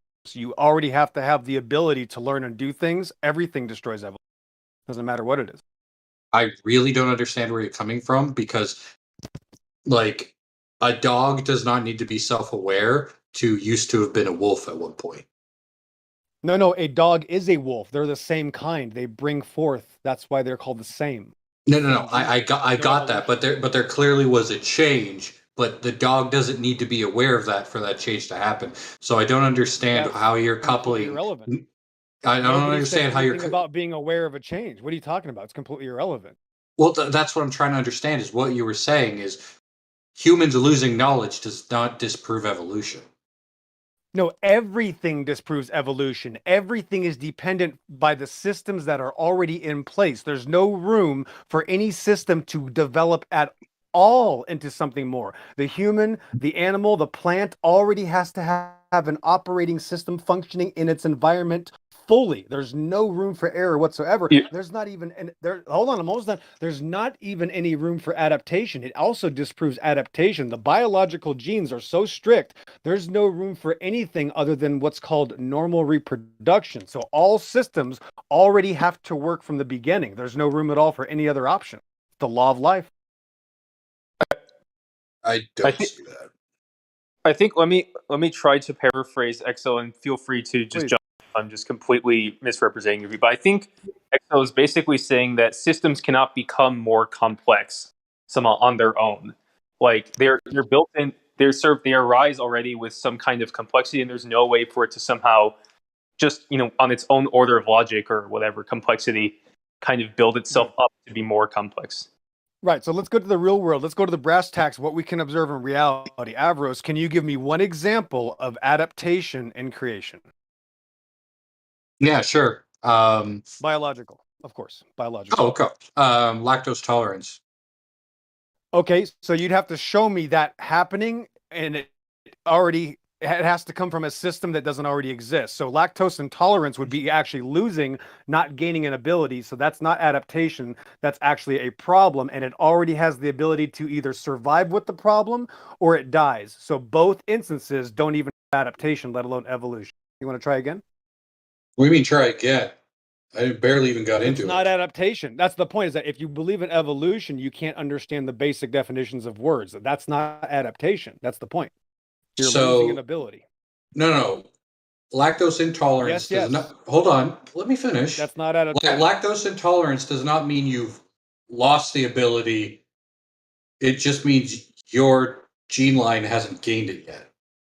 Okay, that's not adaptation. That's already existing in the system, and the system is either going to be able to survive, and the other option, Sleepy Joe, is that dies. Does that make sense? So the system has two options. It either already has the ability, or, and now watch this, both options eliminate adaptation. Both options destroy adaptation, let alone evolution. That's why you'll never get an example of adaptation. It's the easiest way to destroy evolution. You trust me, write this down. Those are two extreme cases. Why can't it be a gradient? No. Those are the reality. Life has two options. Either it survives or it dies. You have no other. That's not extreme. That's the only option of the law of monophyly and law of living life. That's literally absolute finite truth of nature. If you look at it from like a species perspective over however many thousands of years, no such thing. Nope. Hold He just on. went back into pseudoscience. There's no such thing. Sorry. There's no such thing as a speciation event. That's the point. That's what I'm showing you. Okay. There's no such thing as a kind adaptation then. or speciation. Right. Go ahead. Explain. So if you look at the entire history over thousands of years of a kind, yes, it would be it would be binary off or on. Either you survive or you don't. But here's the thing. Things don't just instantly happen regardless. A species could be dying. It doesn't necessarily mean that it's dead yet. Okay, here's the point though, Avros. There's no example in all of history of any biological adaptation. Slightest. You will never find one.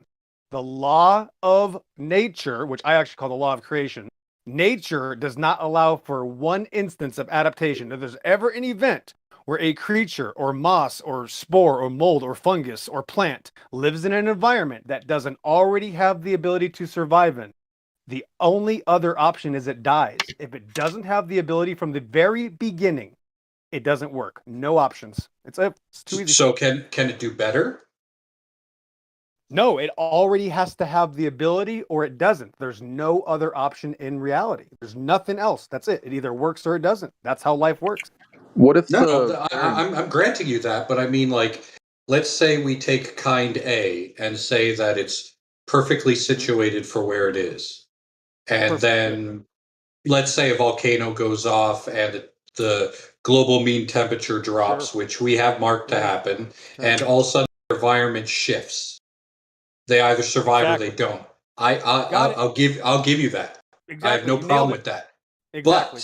But species kinds don't live in a vacuum, right? That's irrelevant. Nobody mentioned vacuum. That's something you brought into the conversation. So I'm not talking about a vacuum. I'm talking about all instances in reality. There's never been an instance ever when something could even adapt, let alone adapted. Okay, do you understand what I mean by a vacuum, though? Vacuums don't exist in reality. You mean the vacuum of its own specific environment isolated by itself? Or do you mean a vacuum of a negative pressure? Right. So that's the point. There's no such thing as being in an environment that I'm going to not have the ability to survive in, then I magically gain an ability. Either I already have the ability or I don't. There's no other option, no matter what. No. Okay, so what if something is streamlined? Yes, it's the same thing, no other option. It either already has the ability or it dies. Let's use different examples, such as, let's say you have a litter of 6 kittens and one is albino and is an invalid. But wait a minute, the 5 kittens that went outside were all ran over by a bus. So does that mean my invalid albino cat is more advanced? No, it's just the one that stayed inside. There's no such thing as adaptation. There's not even an instance where you can hypothetically give me for adaptation. Watch, just try to give me any hypothetical idea for adaptation in biology. Watch what happens. Well, you literally defined it out of existence. That's reality. Yeah, it's No, reality. that's intellectually dishonest. You can't sit there and look at a premise and You don't say, even have a claim. hold on. Avros, I'm asking you for an example, and you're telling me I'm being dishonest. You can't even try to give me an example. That's how easy this is. I just gave you an example, but when No, you I try didn't. to You're hold not on, even when giving me an option, bro. You're just BSing now. That's fine. when I try to build on that idea, we're not even allowed to do that. You just say it's impossible. So you're defining it out of existence. You're not even giving me an example. You're saying what if? Yes, there's only one option. Okay, so let's take the lactose tolerance thing. We had humans. Oh, that's a failure. After the age of hold on. Losing something. Please, Avros, can I finish? Bro, you're proving the point. That's Wait, fine. Exo, let's hear him. Let's hear him out. Yeah, go ahead. No, it's fine. It's gonna be a dead end. Go. Yeah, we know, but let's hear him out with you. So at the age of about 1.5 years, humans lose the ability to process lactose because they're weaned off from their mothers. Maybe sooner, depends. Everybody's different, but let's just say 1.5 years tops. Sure. Okay. Now, we have a tribe of humans who've decided to domesticate cows. They start drinking the milk because why not? They have extra. They've literally bred the cows to produce more milk. Yep. It's a resource. Okay. Yep. Let's go. So their bodies change over time to accommodate. Nope. That's where you just lied. That does not happen. Either the body already has the ability to survive or it doesn't. There's no other option. That's why you have to go into the fairy tale land and go, oh, it changed. No. Either I already have the ability or I don't. Let's say I don't and I just keep getting sick. Do I continue to try to drink cow's milk and get sick?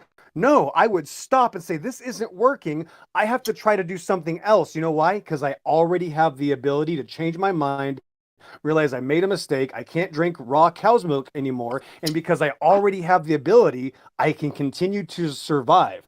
I don't have the ability to adapt. That's why I had to change my lifestyle. There's not even an option for adaptation. That proves my point. Okay, so just because, like, I'm lactose intolerant, I can drink milk, I can gain benefits from it, but my body doesn't like it. That doesn't. Being lactose intolerant doesn't mean I can't drink it. Doesn't mean it makes me deathly ill. I know, that's right. There's no adaptation. There's no point to adaptation at all. There's not even a claim to adaptation. That's just normal you, bro. There's no adaptation.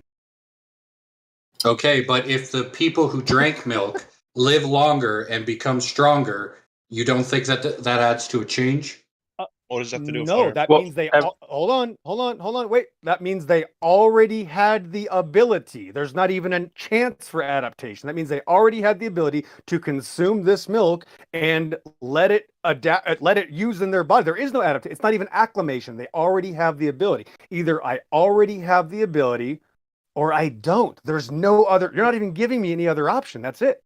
So I am giving you an option. I'm trying to say we're trying to streamline the process. We have, because we can say that there's a difference between surviving and thriving, right?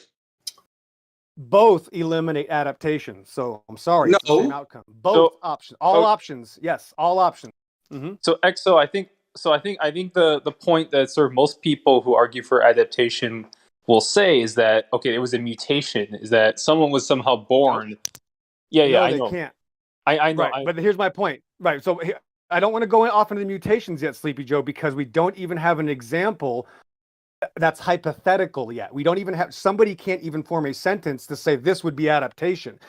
Right? And that's my point here. Even if you try to hypothetically give me an X-Men Hollywood style example, it's still not adaptation. If you're saying that something is already doing something, that means it already had the ability. There isn't even room for another option. If something's already doing something, it's already doing. Now watch, if it's not doing it and it can't, then it can't do it. Both options, again, you guys got to realize, both options eliminate adaptation.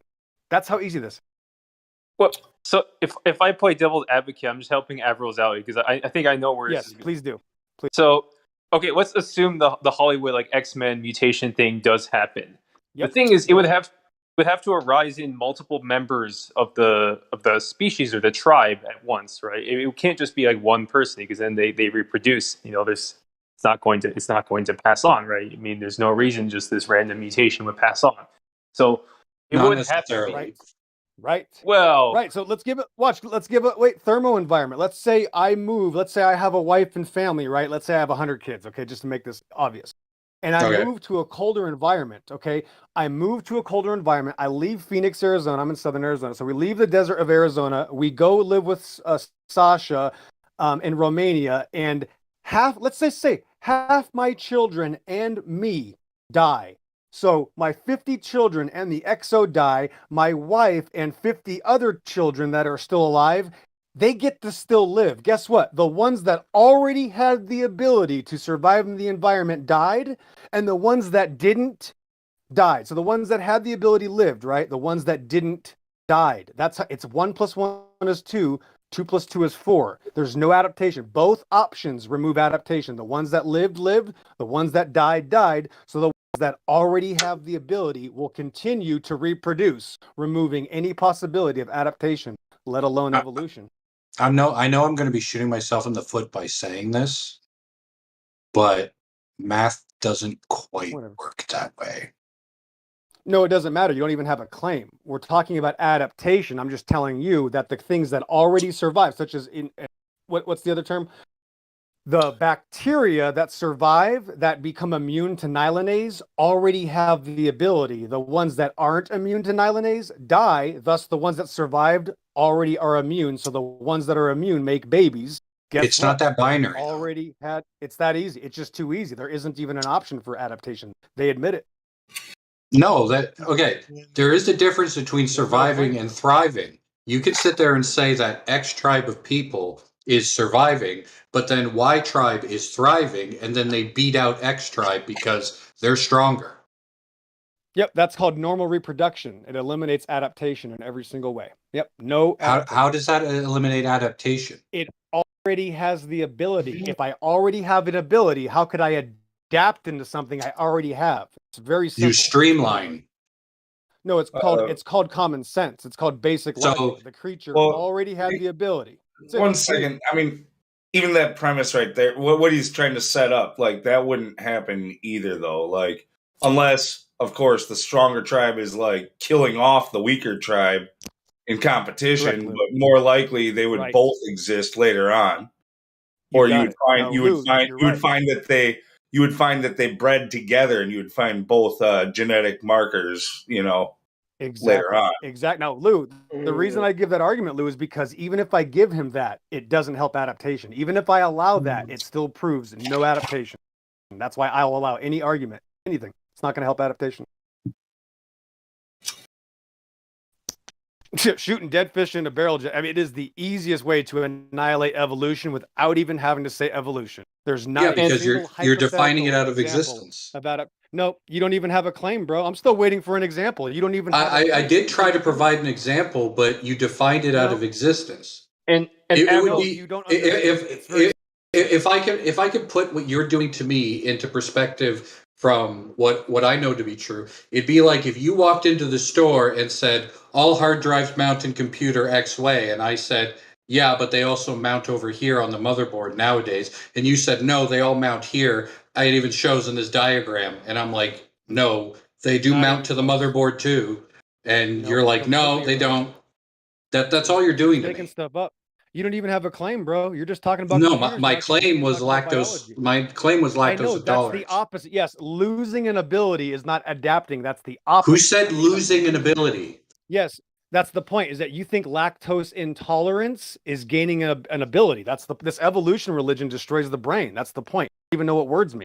No. Humans are becoming more tolerant to lactose. People who are lactose intolerant are not the norm anymore.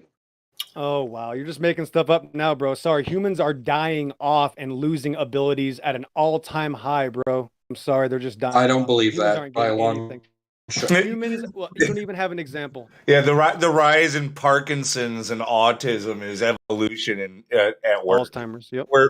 Oh, wow. We have a magnifying glass and we're able to see small stuff, so that means it didn't exist before magnifying glasses, Yeah. right? Notice there's still no claim for adaptation. It's that easy, Sleepy. You can't even get an example. That's hypothetical, let alone real. I just gave you one. I mean, Yeah, I know. Lie. Now you're lying. That's the point. Losing things isn't adapting, bro. I'm sorry that you fell for the hoax, bro. You fell for a hook, line, and sinker. That's why you don't trust your eyes. Okay, humans And the thing is- gaining the ability to drink milk is gaining something. No, they already have the ability. That's the point. They already have it. You don't even have an example otherwise. Yeah, Show me already people have the that ability didn't to have the stay ability ahead to of drink mutation. milk that gained the. Do you understand? Listen, hold on. I'm done after this. I'll be quiet. You guys can continue. It's an oxymoron. It's a necessary antecedent. It's like saying the fish that couldn't swim is now swimming. It's so stupid. It's amazing that you would even make that claim. If something is able to do something, that means that already had the ability, or it wouldn't be doing it. That's the point. So what you're saying is, is it okay? Is it okay if I jump in? Oh, Yeah, Hank's I'll here. let Well, you- God I'll Rock let was you- gonna go, but I just wanted to. Larry, let God Rock and go. Larry, let God Rock and go real quick. Sure. All right. So you got someone that's lactose intolerant, okay? Does that mean that they can't tolerate it at all? That when they drink it, they die? Or does that mean they just are uncomfortable? They're uncomfortable. So they can tolerate lactose. It just doesn't kill them, right? So Yeah. they already have the ability to drink lactose or to intake lactose. It just makes them uncomfortable. Yeah, it makes you Okay. gassy. It makes you feel Right. I vomity understand what sometimes. lactose intolerance is. Now, if they didn't have that ability at all to begin with, they would die, right? Or something terrible would happen, probably.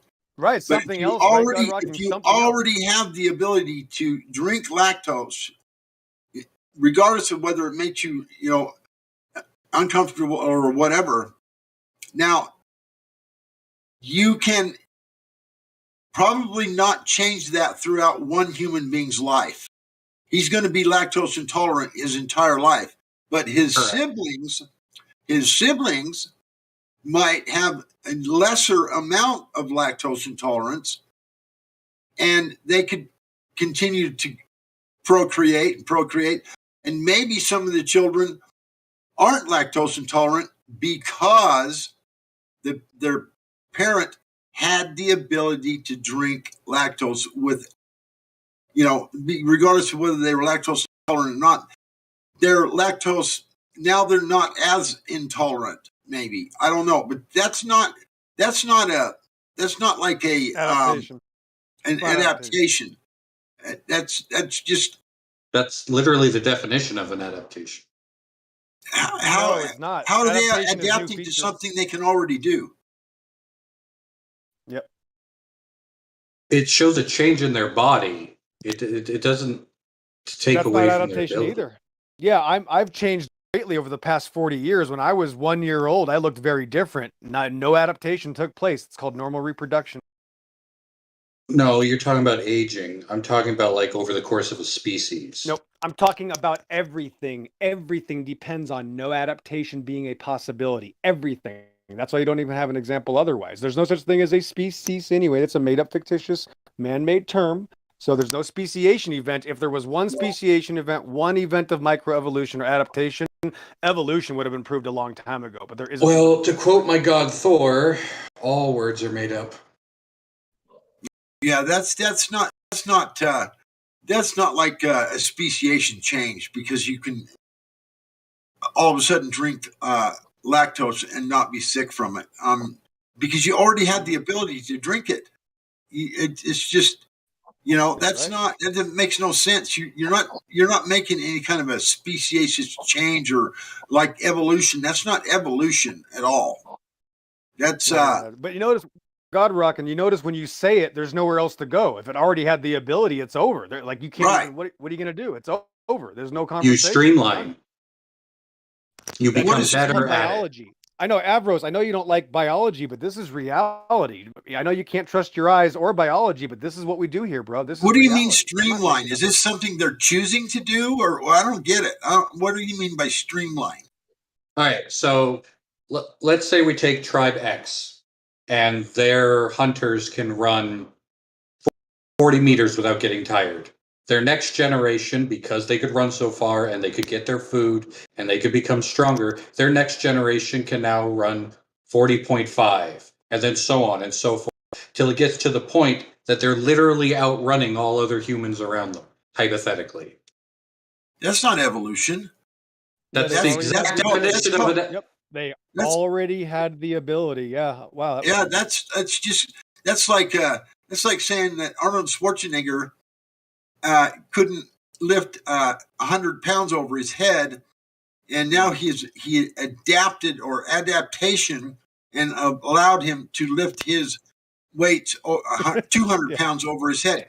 That's called exercise. That's called Let's say my grandpa at his peak could only lift 100 pounds. If I can lift 110 pounds, I'm already better than him. If my son can lift 120, then he's better than me, and so on and so forth. Yes, that's not adaptation. That's normal ability that you already have. We can already become stronger. We already have the ability to lift weights and burn our muscles and regrow our muscles. We Of course, but obviously some people have limits, right?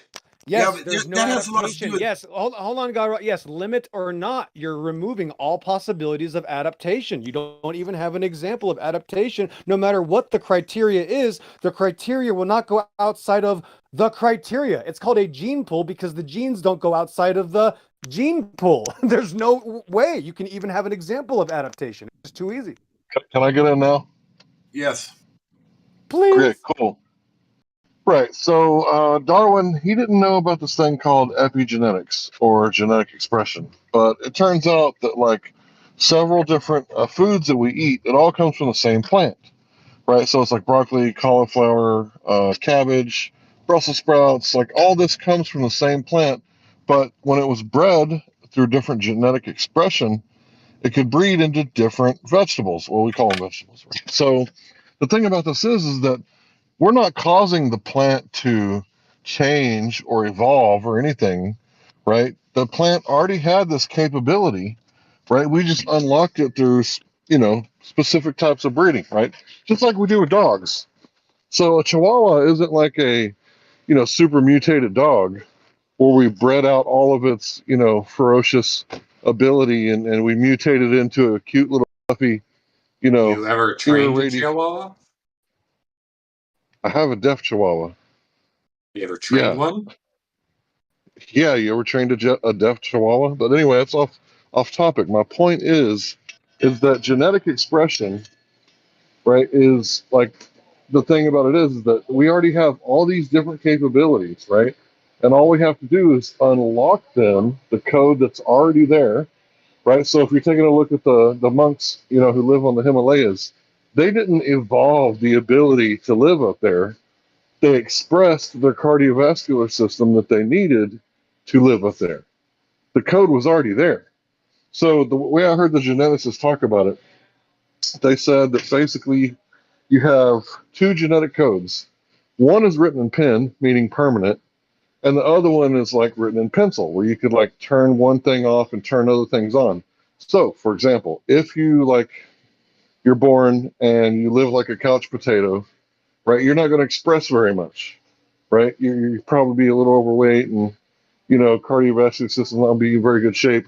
But if you're the type of kid who's always playing in the woods and running and fighting and soccer and baseball and basketball and football and taekwondo and jujitsu, you're going to have that twin, let's say, for example, that twin is going to have a different set of genetics than the first twin who just sits on the couch all day and plays video games or does nothing. Let's say watches TV, right? So one of them is going to be like a near vegetable, and the other one's going to be like, a really fine specimen, right? And it's not because one kid is evolving and adapting. That's not what's happening at all. One kid is, basically going through all these different strenuous, environments like temperature or stress, and their body is not adapting. It's expressing what it needs to express to deal with it from the code that is already there. Thanks for listening. I'm done.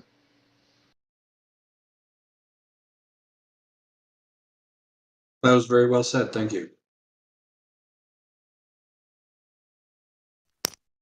That's good, Hank. And I just want to point out that both options, though, either it survives or it has a problem, remove the possibility for adaptation. It's just how everything in biology works. Like when you plant a seed in a garden bed, that seed is going to sprout up and do something, or it might not. Or it might sprout up and do something and then die. Either way, there's no room for adaptation. It's either already going to have the ability or it's not. In the thousands of different circumstances, you only have two options. That's it.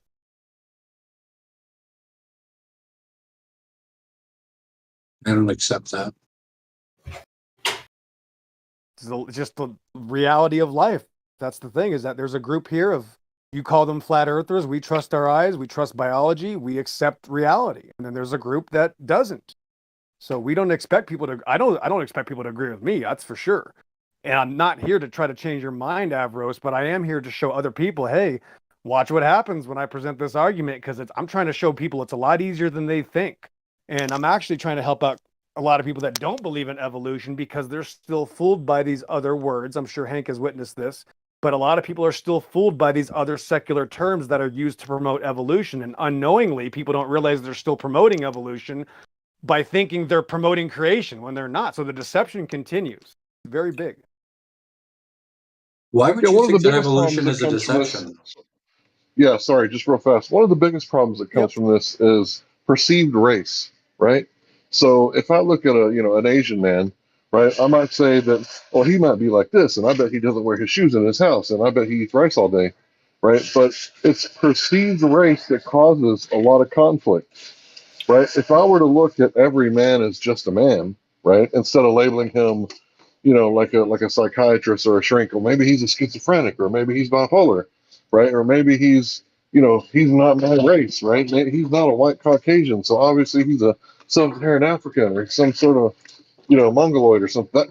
That is all coming from, the whole scientific racism, right? You do know the title of Darwin's book about blah, blah, blah preferred races. So to me, there is no preferred races, right?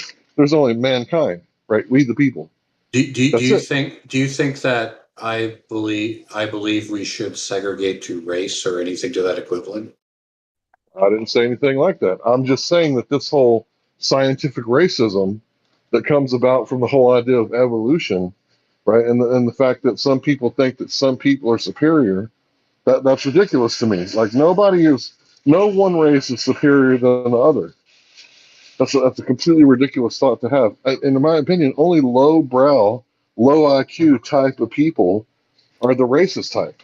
If you hate somebody because of the melanin in their skin or from what continent they come from, you're a fucking idiot. Like if you're gonna hate somebody, hate me for my beliefs, right? Hate me for my actions, or hate me for the way that I vote. Hate me for something that I can actually choose to do, right? Don't hate me for something I don't have any control over. That's fucking ignorance. But what are they teaching, right? This whole scientific racism is all over the news. Every time some gunshots happen, and black on black crime, nobody cares about that. Nobody cares about black on black abortions. But if a white guy were to kill a black guy, oh man, that's hot news, right? Because that's going to piss a lot of people off, and everybody's going to be looking at fighting each other rather than paying attention to what the government's doing with their filthy, Well, that's more of a poverty problem. Well, anyway, I'm done.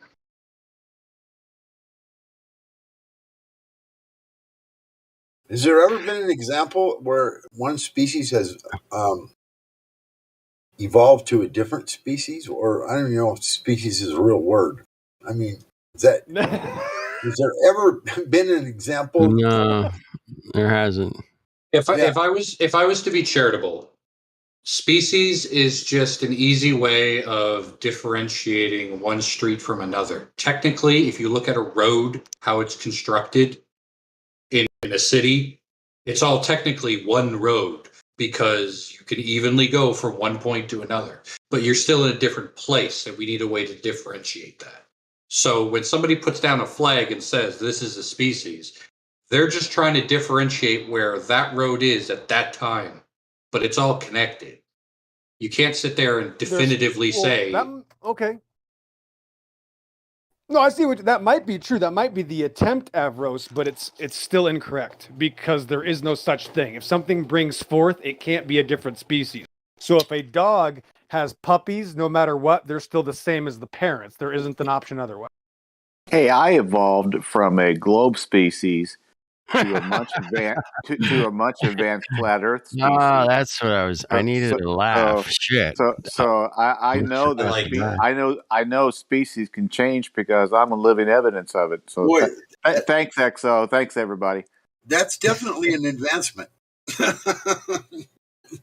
That was funny. Okay, that was fair. Hats off to you for that. That was great. Thank you. That sounds like something I would say, man. That's why I was. They know how great they are.